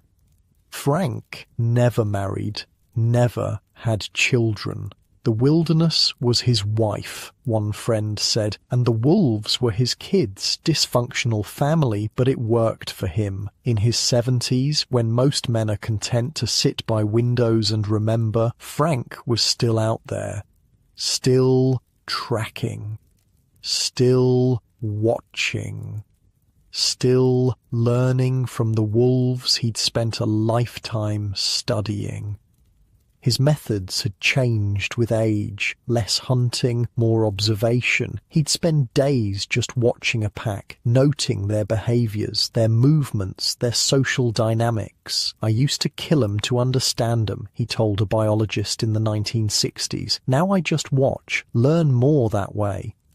By then, scientific methods had caught up with what Frank had known for decades. Wolf packs weren't just random groups. They were families with complex social structures. Alphas weren't always the biggest or strongest. They were the smartest, the most experienced. Wolves didn't kill for sport. They killed what they needed when they needed it. All things Frank had been saying for 40 years. Sometimes, a wildlife manager told me, I think Frank was born a century too early. He'd have made one hell of a wildlife biologist with the right schooling. But formal education was never Frank's path. His classroom had been the wild itself, his teachers the wolves he hunted and observed. His knowledge wasn't theoretical. It was earned through frozen feet and hungry nights and the kind of patience most humans can't fathom. Even in his final years, stories about Frank kept circulating. He disappeared for a month into the Brooks Range, people said, and came back with detailed maps of wolf den locations that would have taken a scientific team years to compile. He'd tracked a particular alpha female over 3 mountain ranges just because he admired her cunning. He'd sat outside a wolf den for 2 days, not moving, barely breathing, just to watch how the adults taught their pups to pounce on mice. Some of these stories were undoubtedly exaggerated, but knowing Frank, many were probably true. In a way, he'd become the alpha of his own strange pack. The wildlife managers, trappers, hunters, and biologists who followed his methods, who quoted his observations, who treated his word on wolves as gospel. Frank didn't just teach us about wolves, one agent said years later. He taught us about Alaska, about respecting what can kill you, about really seeing the land, not just looking at it. As decades passed, Alaska changed dramatically around Frank Glazer. The territory became a state in 1959. Roads pushed deeper into the wilderness. Airplanes made even the most remote areas accessible. Tourism grew. Population centers expanded. Frank watched these changes with a mixture of resignation and concern. More people meant more pressure on wildlife. More roads meant less true wilderness. More regulation meant the end of the frontier freedom he'd cherished. Place isn't the same, he'd grumble. Too damn many people. This from a man who thought Fairbanks was crowded when it had 2,000 residents. By the late 1960s, Frank's health was finally beginning to match his age. Decades of cold, of physical hardship, of survival at the edge of endurance. It takes a toll no human can escape forever. His hands, once steady enough to place a bullet exactly where he wanted it at 300 yards, began to shake slightly. His knees, which had carried him thousands of miles through snow and tundra, ached constantly. His ears, frostbitten repeatedly, were sensitive to the slightest cold. But his mind remained sharp, his knowledge intact, his stories vivid. Young wildlife researchers would seek him out, buy him a meal or a drink, ask about wolves. Frank, never one for small talk, would dismiss basic questions, but show genuine interest, ask something specific, and the floodgates would open. He talked for 6 hours straight, one biologist remembered, drew diagrams on napkins, sketched wolf hunting patterns in spilled beer on the table. Most educational night of my life. In his last decade, Frank became something of an unofficial consultant to wolf researchers across Alaska. They'd bring him maps, photographs, data. He'd point to a spot and say, "Check here, den site, south-facing slope, near water but not too near, protected from wind." And they'd check, and he'd be right, almost every time. "How do you know?" one frustrated PhD candidate asked him after Frank had correctly predicted a pack's migration route that contradicted all the researchers' carefully collected data. Frank just tapped the side of his head. 40 years watching wolves, son. Can't learn that from books. By the early 1970s, Frank was one of the last of his kind, a link to the old Alaska, the frontier Alaska, where survival depended on skill and knowledge rather than equipment and technology. He watched with a mixture of approval and skepticism as wildlife management became more scientific. Radio collars, aerial surveys, computer modelling, population dynamics. "All that science is fine," he told a game officer, "but sometimes you just need to sit and watch a wolf be a wolf. Can't put that in a computer." Frank had seen wolf populations rise and fall over decades, had seen management strategies come and go, had watched the shifting relationship between predator and prey play out across the vastness of Alaska. "Wolves and game are like a pendulum," he said. "Too many wolves, game goes down. Too few wolves, game goes up. Then disease or starvation swings it back. Our job is just to keep the swing from going too far either way." It was a simple philosophy, but one based on a lifetime of observation, of being there, on the ground, in all seasons, in all conditions, of knowing the land and its creatures intimately, personally. As Frank entered his 80s, his legend only grew. Letters addressed simply to the Wolfman, Fairbanks, Alaska, would find him without fail. People who had never met him told stories about him, claimed their father or uncle or grandfather had hunted with the famous Frank Glazer. Some of these claims were true, many weren't, but that's how legends work. They outgrow the truth, become something bigger, something that belongs not just to the man himself, but to the place, to the culture, to the collective imagination. "I heard Frank Glazer could call wolves," people would say. They'd come right to him, like he spoke their language.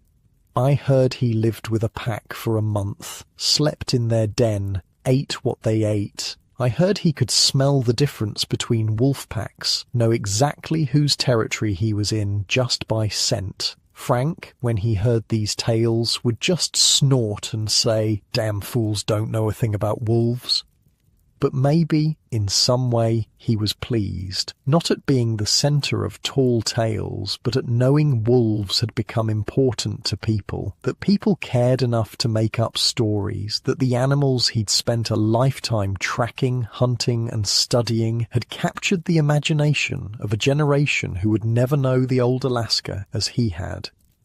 In 1974, Frank Glazer died at the age of 85. No fancy funeral, no great public mourning, just a small notice in the Fairbanks paper. Francis Glazer, longtime resident and retired wildlife agent, passed away Tuesday at Fairbanks Memorial Hospital. A simple end for a man who had lived an extraordinary life. But in Alaska, Frank Glazer never really left. His name still rides the wind, hooked onto wolf howls. His stories thunder across bar tops, slip through trapline cabins and rumble out of old-timers' mouths when they talk about how things used to be. The man is gone, but the myth is still kicking.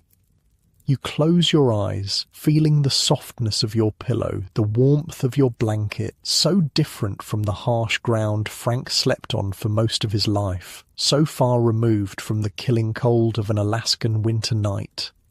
And somewhere, in that space between waking and sleeping, you can almost hear it, the howl of wolves across a snow-covered valley, the sound Frank Glazer followed for 40 years through blizzards and darkness, through solitude and silence, through a life most of us can barely imagine. A life wild and harsh and free. The first wolf biologists to use radio collars in Alaska made an interesting discovery in the 1980s. After months of high-tech tracking, sophisticated data analysis and computer modeling, they concluded something that would have made Frank Glazer laugh. Wolves behaved exactly as he'd been saying they did for decades. "We spent $500,000 to confirm what Frank told us for free," one researcher admitted later. Frank's observations, made with nothing more than binoculars, patience, and a mind that missed nothing, had been dead accurate. Pack territories averaged the size he'd estimated. Hunting patterns followed his descriptions. Den site selections matched his predictions. The man had been a walking, talking wolf encyclopedia long before modern science caught up. But Frank's legacy runs deeper than just being right about wolves. His impact spreads through Alaska's wildlife management like roots through permafrost. The hunters, trappers, and biologists he mentored carried his knowledge forward, shaping how the last frontier manages its predators. "Frank never wrote a book," said Jim Reardon, an outdoor writer who knew him well. "Never published scientific papers, but he taught a generation of wildlife folks more about wolves than any university ever could. His methods, the way he read tracks, the way he set traps, the way he understood wolf behavior, became standard practice, often without people even knowing where the techniques originated." Jack Wilson was 16 when he first met Frank. It was 1962, and Jack's father had hired the aging wolfman to deal with predators killing their sled dogs. "I remember this skinny old guy climbing out of the bush plane," Jack told me years later. "Didn't say much, just asked to see whether dogs had been killed."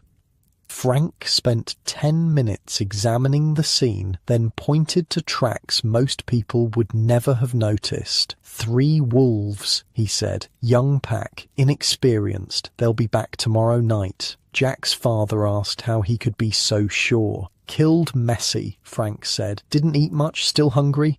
"Still learning." That night, Frank set 3 traps in places that seemed random to Jack. The next morning, they caught 2 wolves. The third never returned to the area. "Dad offered him a bonus," Jack remembered. Frank just shook his head and said, "Regular pay is fine." Wasn't about money for him. Before Frank left, Jack, wolf crazy like most teenage boys, peppered him with questions. To everyone's surprise, Frank answered them. Spent an hour showing the kid how to read wolf sign, how to understand what the tracks were saying. "Changed my life," Jack said. "Ended up studying wildlife management in college because of that 1 hour with Frank Glazer." There are dozens of stories like this. People whose brief encounters with Frank shaped their understanding of wilderness, of wolves, of Alaska itself. A woman named Sarah Komar met Frank in 1968 when she was a graduate student researching wolf vocalizations. She'd spent months recording howls, trying to decode their meaning. Frank listened to some of her recordings, then took out a pencil and paper, drew a diagram of what each howl meant. Short barks, warning, long rising howls, location calls, quick yips, excitement over a kill. "How do you know this?" she asked. "Listened," he said simply, "for 40 years.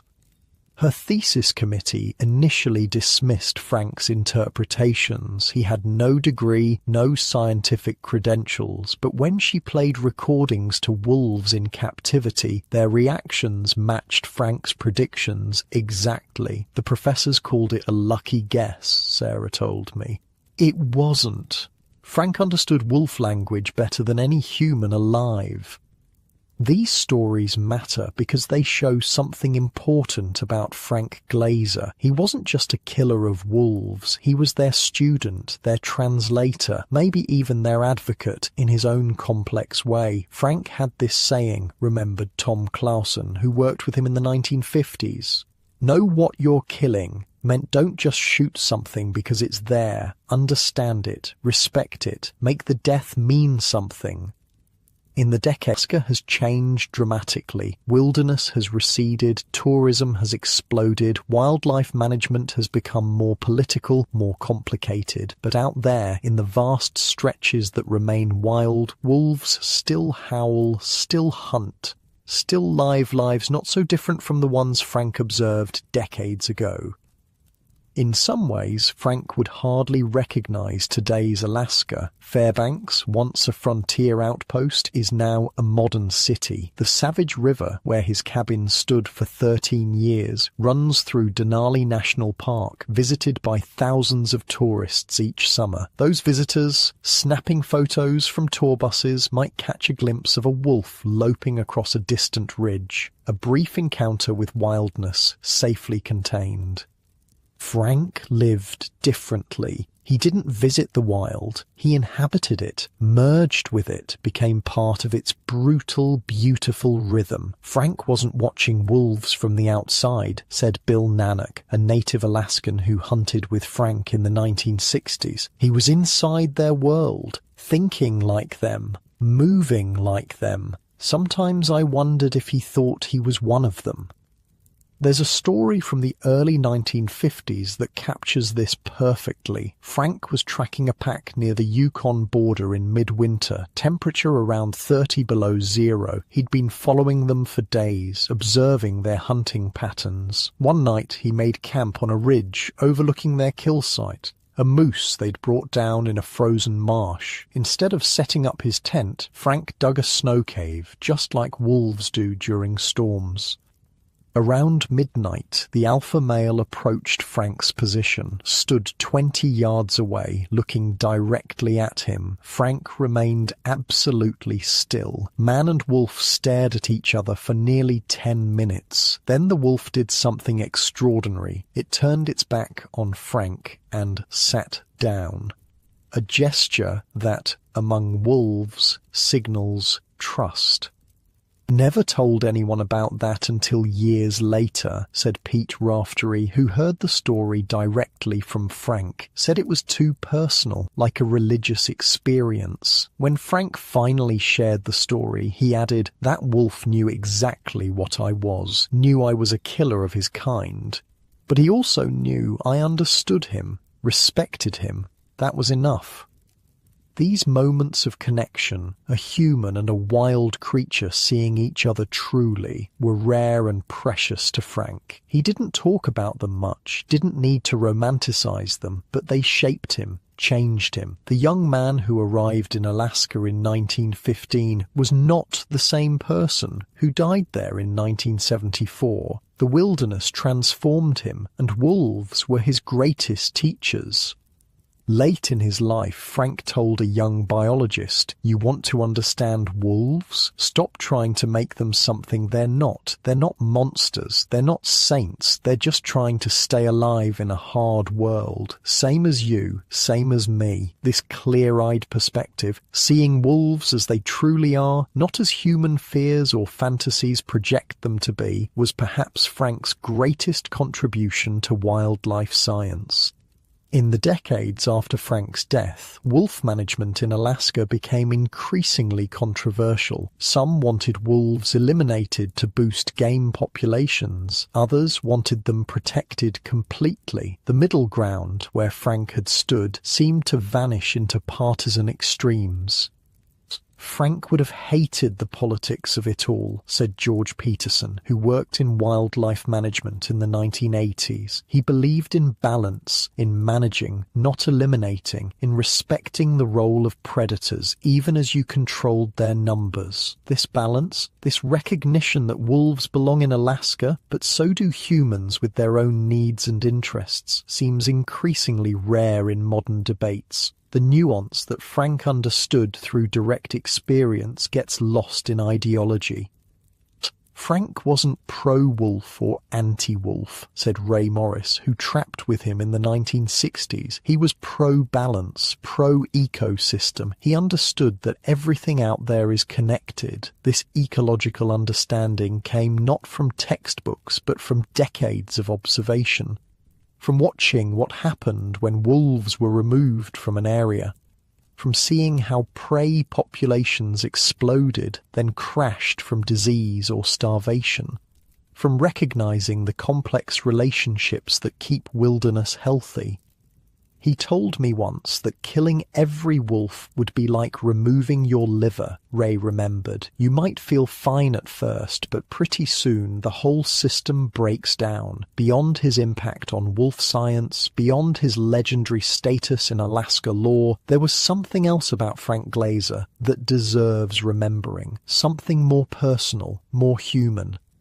He found his purpose. In a world where many people drift through life never quite sure what they're meant to do, Frank knew. From that first brutal trek to Fairbanks in 1915 to his final days, he lived exactly the life he chose. Most folks spend their whole lives fighting against what they are, said Bill Pearson, who knew Frank in his later years. Frank just was. No pretense, no trying to be something else. Just a man who found his place and lived in it completely.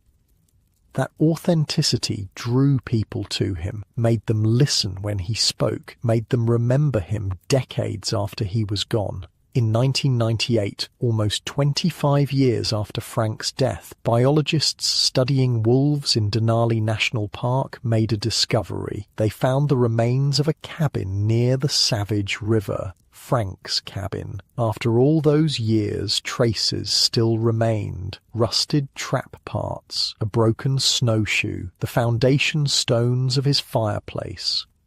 They also found something unexpected, a metal box buried near the cabin site. Inside was a small notebook, its pages yellowed but still legible. Frank's handwriting, precise and small. It wasn't a diary or journal, not in the traditional sense. It was a record of wolves. Individual wolves Frank had known over his years at Savage River. Names he'd given them, descriptions, personalities. Black female, scar on muzzle, smart, cautious at kills, good mother, died winter, 29.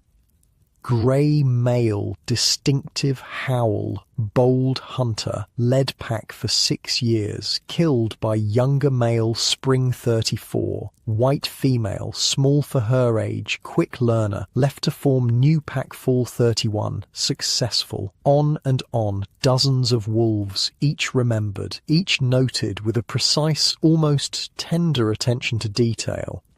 The biologists who found the notebook were stunned. This wasn't the record of a simple wolf killer. This was the work of someone who knew these animals intimately, who saw them as individuals, who recognized their unique traits and histories. It was like finding Jane Goodall's notes on chimps, one researcher said, except Frank was doing this kind of detailed observation decades earlier, with no training, no support, no recognition. The notebook is now preserved in the University of Alaska archives, a small private testament to a relationship between man and wolf that defies easy categorization. In your warm bed, far from the killing cold of an Alaskan winter, far from the howl of wolves across moonlit snow, it's hard to fully grasp what drove Frank Glazer, what kept him in that wilderness alone year after year. But maybe there's something in all of us that recognizes the appeal of such clarity, such purpose, such belonging. Frank once told a young trapper who asked why he lived as he did, "Out there, everything makes sense. You're hungry, you hunt, you're cold, you build fire, you're tired, you rest. Simple, true, no one telling you who to be or what matters." In that simplicity, that directness, Frank found freedom, not the shallow freedom of doing whatever you want, but the deeper freedom of living in accordance with your nature, of being fully yourself in a world that so often asks us to be something else. The wolves taught him that. They don't pretend, don't compromise their nature. They simply are what they are.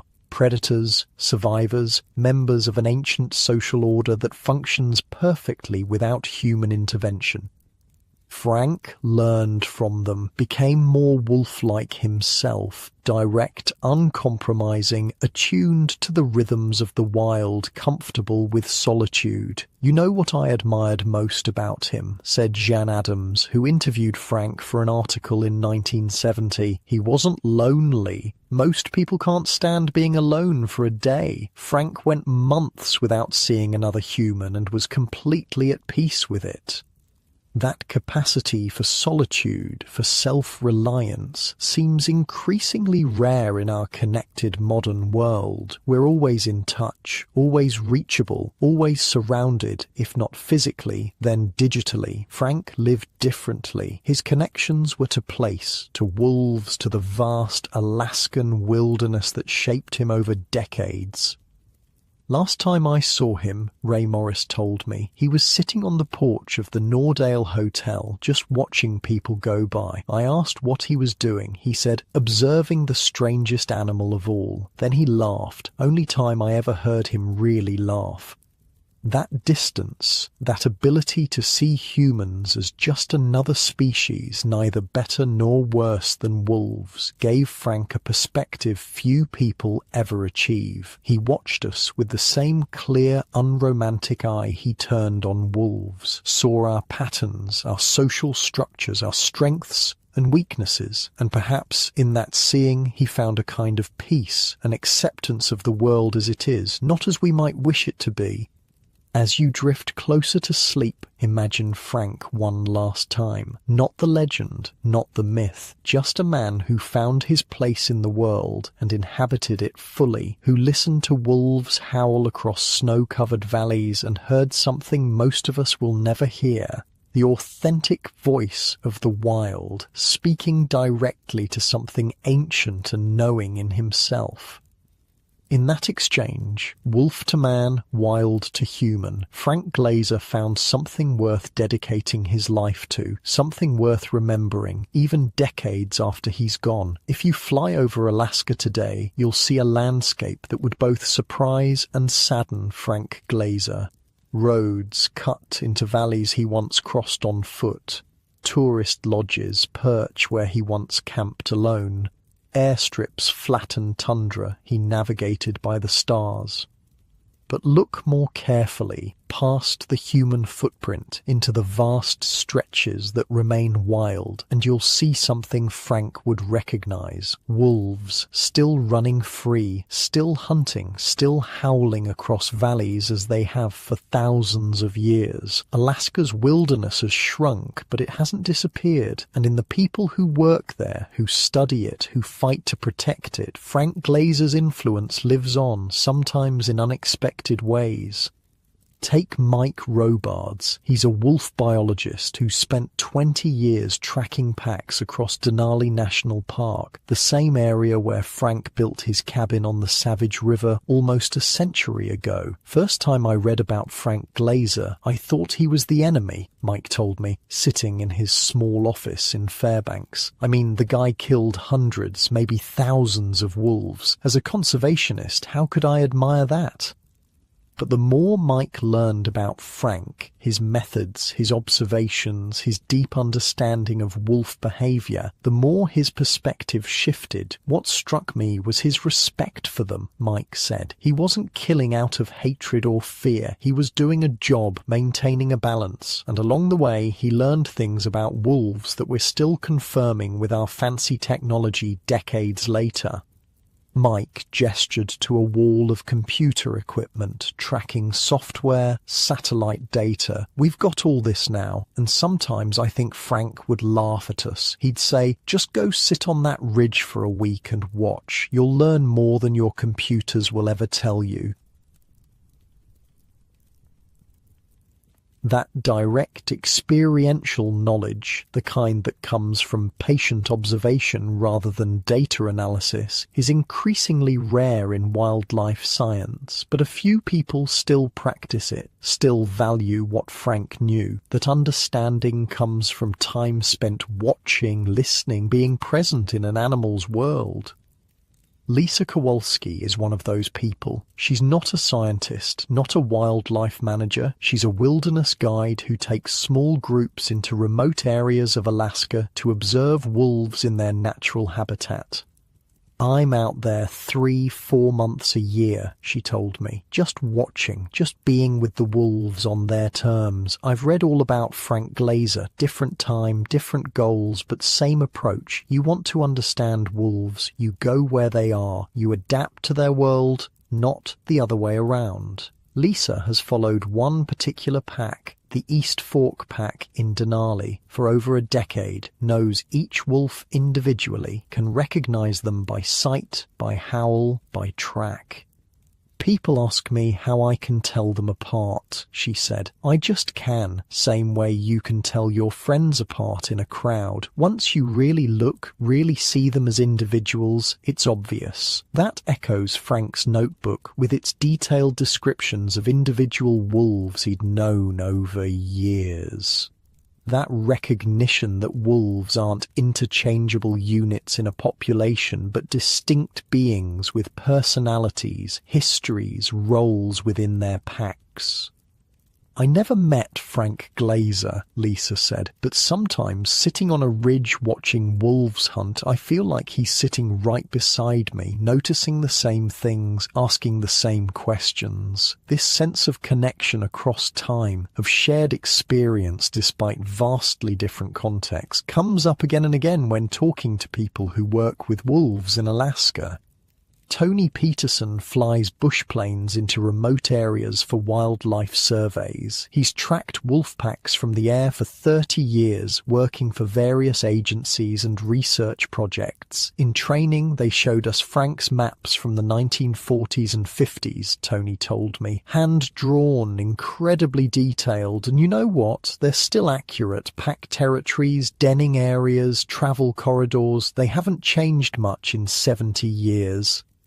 Tony keeps a copy of one of Frank's maps in his plane, faded, creased from use, but still a valuable reference. He didn't have GPS or satellite imagery, Tony said. Just his eyes and his brain and thousands of hours in the field made me realize there's no substitute for that kind of direct experience. Even those who might seem most opposed to Frank's work, modern wolf advocates and conservationists, often express a grudging respect for him. Sarah Johnston works for a non-profit dedicated to wolf protection in Alaska. When I mentioned Frank Glazer's name, she didn't react with the hostility I expected. Look, he was a product of his time, she said. The government hired him to kill wolves, and that's what he did. But he didn't hate them. He respected them, understood them, and his observations helped build the foundation of what we know about wolf ecology today. She leaned forward, elbows on her desk. The irony is, some of our strongest arguments for wolf protection come from Frank's own notes. He documented their complex social structures, their role in maintaining healthy ecosystems, their intelligence and adaptability. He saw them clearly, without romanticism, but also without demonization. That clear seeing is still valuable, regardless of what side of the conservation debate you're on. This is perhaps the most surprising aspect of Frank Glazer's legacy, that a man who killed wolves professionally for decades has become, in some ways, an ally to those who seek to protect them. His detailed observations, his insistence on understanding wolves as they truly are, rather than as human fears or fantasies paint them, provides common ground in debates that often seem hopelessly polarized. Frank would have hated how political wolf management has become, said James Wilson, who worked in wildlife management for 40 years. He believed in balance, in making decisions based on what's happening on the ground, not ideology, in respecting wolves even as you recognize that sometimes their numbers need to be controlled. That pragmatic, experience-based approach seems increasingly rare in environmental debates where extreme positions often drown out nuanced understandings. But in Alaska, where wolves and humans still share the landscape, Frank's balanced perspective remains influential among those who work directly with wildlife. Most of the old-timers who knew Frank are gone now, James told me, but their stories about him, their memories of what he taught them, that's still being passed down, still shaping how we think about wolves. One such story comes from Ben Taller, now in his 80s, who briefly worked with Frank in the 1950s.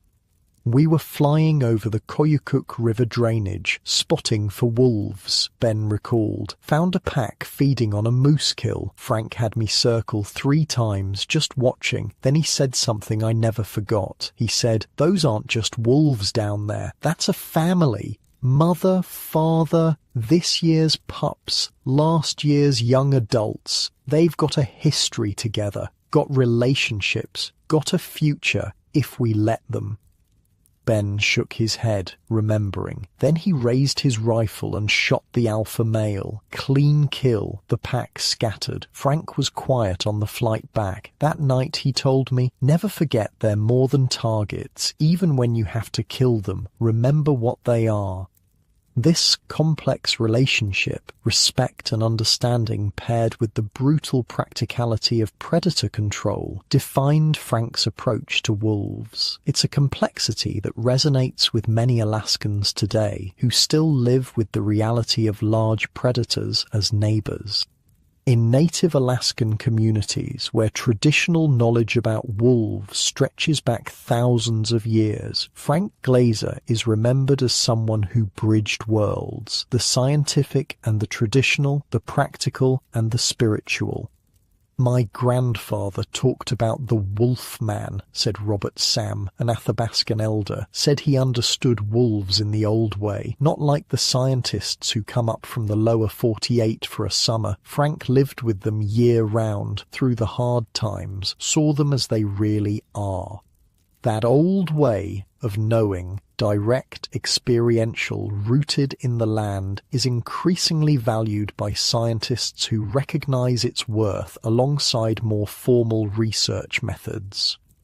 "We're finally catching up to what Frank knew instinctively," said Diane Harper, a wildlife biologist, "that wolves are keystone species, that they shape ecosystems in ways that ripple through everything from vegetation to bird populations to river dynamics. Frank saw those connections decades before the science formally recognized them."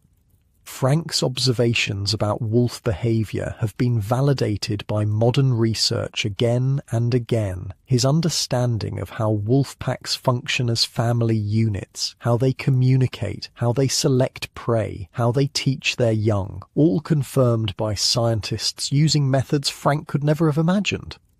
"He would have loved the camera traps," said Ryan Miller, who manages remote monitoring systems in Denali National Park. "Imagine what he could have learned with today's technology, given his patience and observational skills." The cameras Ryan places in remote locations capture wolves going about their lives, undisturbed by human presence. These glimpses, wolves playing, sleeping, hunting, caring for pups, reveal behaviors Frank could only observe from a distance or infer from tracks and sign. "Sometimes I'll review footage and think, Frank already knew this," Ryan said. "He figured it out without cameras, without radio collars, without DNA analysis, just by watching, by paying attention, by being present in their world. This ability to truly see what's in front of you, to observe without preconceptions, to notice details others miss, was perhaps Frank's greatest gift, and it's one that transcends his specific role as a wolf hunter."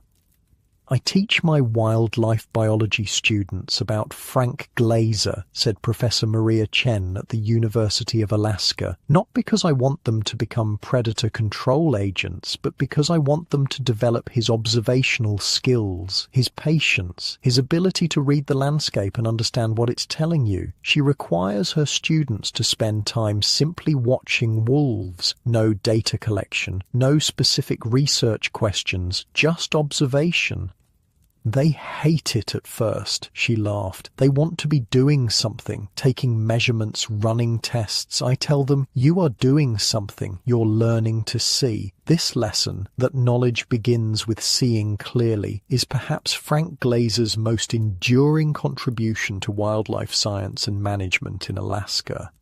In a world increasingly mediated by technology, where we often experience nature through screens rather than directly, Frank's approach feels almost radical. Get out there, sit still, watch, listen, learn. I've got students who can run sophisticated statistical analyses but can't read a wolf track in snow, Professor Chen said. Frank would have thought that was backwards. He believed you start with the direct experience, the data, the analysis, that comes later after you've developed a feel for the animal and its world. This emphasis on direct experience extended beyond wolves to the entirety of Frank's relationship with wilderness. He knew Alaska in a way few people ever will, intimately, physically, through all seasons and weathers, through hunger and cold and solitude, through beauty and danger and the daily reality of survival. Alaska's changed since Frank's time, said Pete Townsend, a long-time resident of Fairbanks. More people, more development, more pressure on wild places. But if you get out there, really out there beyond the roads and towns, it's still the Alaska he knew, still vast, still capable of killing you if you don't respect it, still beautiful in that harsh, uncompromising way. Pete gestured toward the window where the Alaska Range rose blue and distant on the horizon. Frank's out there somewhere, he said quietly. Not his body, his spirit, his way of seeing, his understanding. As long as there are wolves in Alaska, Frank Glazer isn't really gone. As you lie in your bed, warm and safe, far from the howl of wolves and the bite of Arctic cold, Frank's story might seem like ancient history, a relic of a wilder time, a harder time, a time when humans and wolves engaged in a dance of predator and prey, of hunter and hunted across the vast Alaskan wilderness. But the wolves are still there, still running, still hunting, still raising their pups in dens not so different from the ones Frank found nearly a century ago. And somewhere in the collective memory of those wolves, in the instincts passed down through generations, perhaps there's an awareness, a recognition of the man who knew them better than any human of his time, who hunted them, yes, but also respected them, learned from them, saw them clearly, without fear or romanticism, as the complex, intelligent, social beings they truly are. In that recognition, wolf to man, wild to human, there's a kind of communion that transcends the simple categories of killer and victim, a shared participation in the ancient rhythms of predator and prey, of life and death, of survival in a harsh and beautiful land. Frank Glazer entered that communion fully, lived within it for decades, became, in some essential way, part of the wild he inhabited. And there, in that belonging, he found what so many of us seek, a life with meaning, a purpose aligned with his deepest nature, a place where he fit completely and without compromise. As you drift towards sleep, imagine wolves running across snow, their breath clouding in the bitter cold. Imagine Frank watching them from a ridge, rifle across his knees, eyes missing nothing. Imagine the moment of recognition between them, predator seeing predator, survivor seeing survivor. In that moment there is truth, There is respect. There is a kind of love that doesn't need a name. And in Alaska's remaining wilderness, that moment continues. Between wolves and those who seek to understand them. Between the wild and those who enter it with open eyes and humble hearts. Between the past, where Frank Glaser tracked wolves across untamed valleys, and the present, where his legacy shapes how we see and value these essential predators. The wolfman is gone, but the wolves remain, and in their howls across moonlit snow, perhaps his name still echoes. Today, in the visitor centre at Denali National Park, there's a small exhibit about Frank Glaser. It's easy to miss. Just a few photographs, some notes, a battered rifle similar to the one he carried. Most tourists walk right past it, drawn to the bigger displays about grizzlies and moose. But those who stop, who take a moment to read about the Wolfman of Alaska, often find themselves lingering. There's something in his story that catches hold, something that speaks to a part of us buried deep beneath our modern comforts and connections. People ask me why Frank Glaser matters today, said Karen Reyes, a park ranger who often tells his story to visitors. I tell them he represents something we've almost lost, a direct, unmediated relationship with wilderness. He didn't experience nature through a screen or a window. He was immersed in it, shaped by it, defined by it. In a world where most of us are increasingly disconnected from the natural systems that sustain us, Frank's story feels almost mythic. A man who lived by his wits and skills in one of the harshest environments on Earth, who knew wolves not as abstract symbols or endangered species, but as neighbours, competitors, teachers.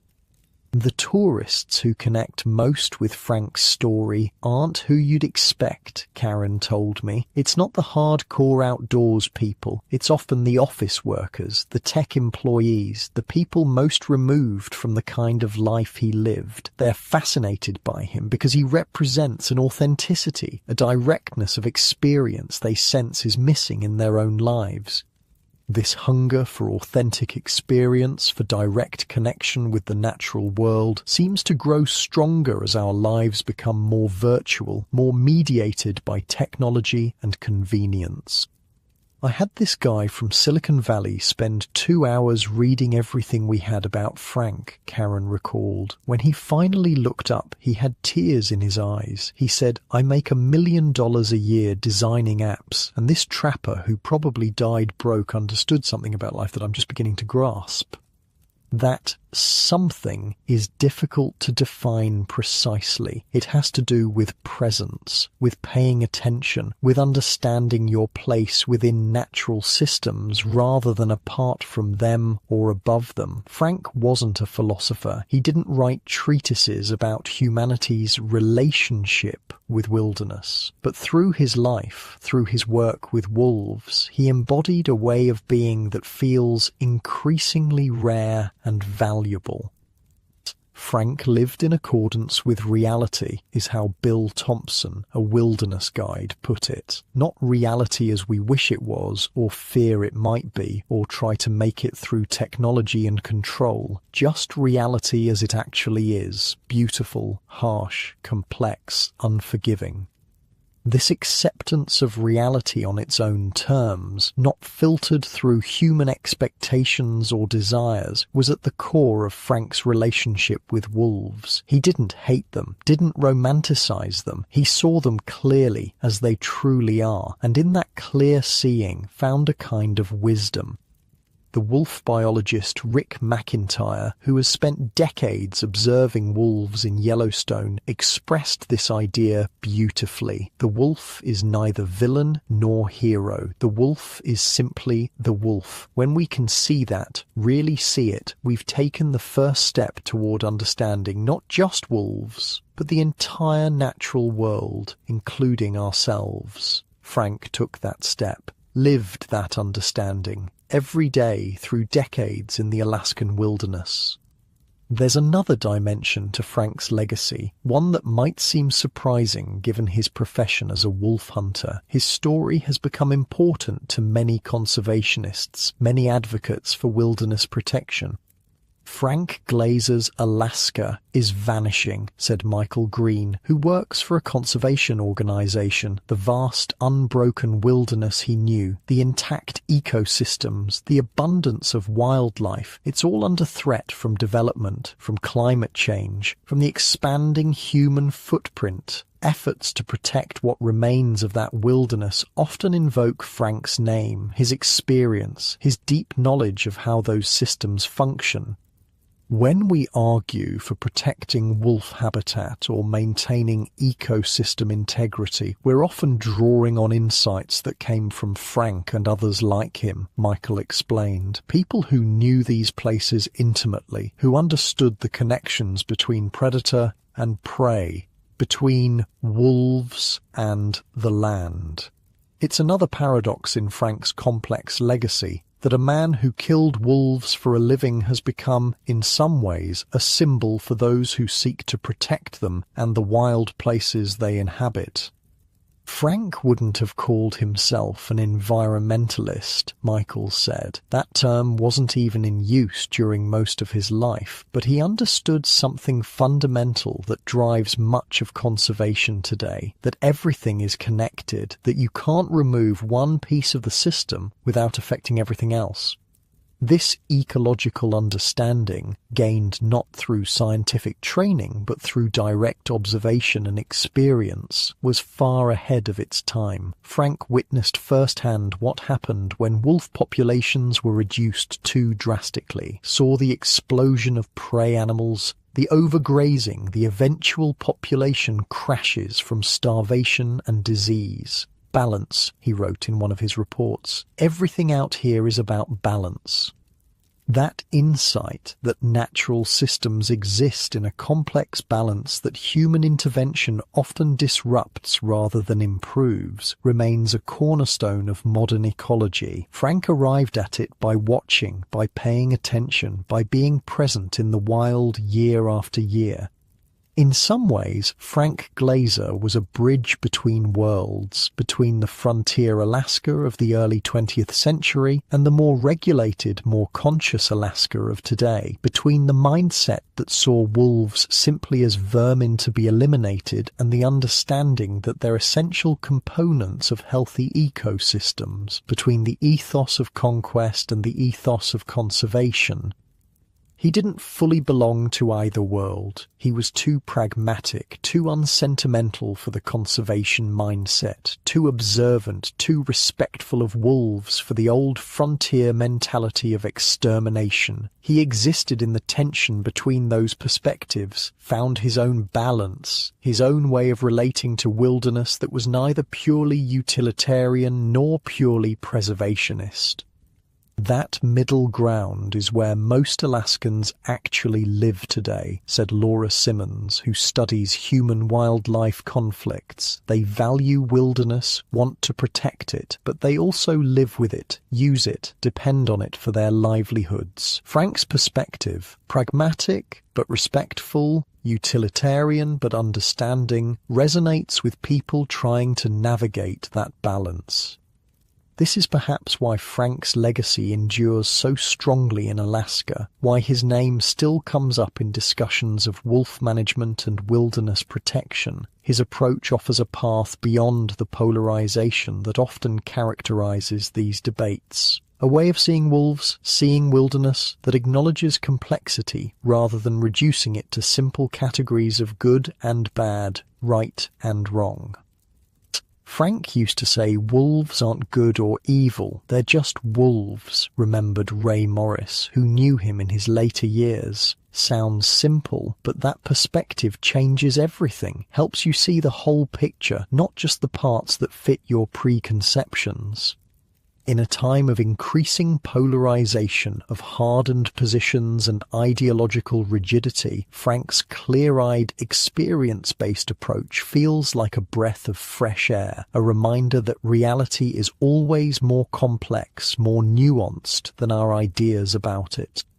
There's a story from the last years of Frank's life that captures this perspective perfectly. A wildlife manager was arguing with a rancher about wolf predation on livestock. Both men dug into their positions, the manager insisting wolves rarely kill healthy cattle, the rancher insisting wolves were destroying his livelihood. Frank, by then in his 80s, listened for a while, then spoke up. "Both of you are right," he said, "and both of you are wrong. Wolves do what wolves do. Sometimes that means taking down a healthy cow if the opportunity presents itself. Sometimes it means passing by 100 cows to hunt wild game instead. Depends on the wolf, depends on the situation. Nature doesn't follow our rules or fit our arguments." Both men fell silent. Frank had cut through their debate to something more fundamental, the reality of wolves as they actually are, not as either man wanted them to be. After that, the wildlife manager recalled, "We had a real conversation, started looking for solutions instead of trying to prove each other wrong." This ability to see clearly, to move past preconceptions and political positions to the reality underneath, it's a rare quality, one that seems increasingly valuable in our polarized times. Frank developed it through decades of watching wolves, of paying attention, of being humble enough to let go of his own assumptions when evidence contradicted them. "He told me once that wolves had been his best teachers," said Maria Chen, the professor who requires her students to observe wolves. "Not because wolves are especially wise, but because they forced him to see beyond what he thought he knew, to really look at what was in front of him." This quality, this willingness to see reality as it is rather than as we want it to be, extends beyond wolf management or wilderness conservation. It's a perspective that could help us navigate many of the complex challenges we face today, from climate change to political division to technological disruption.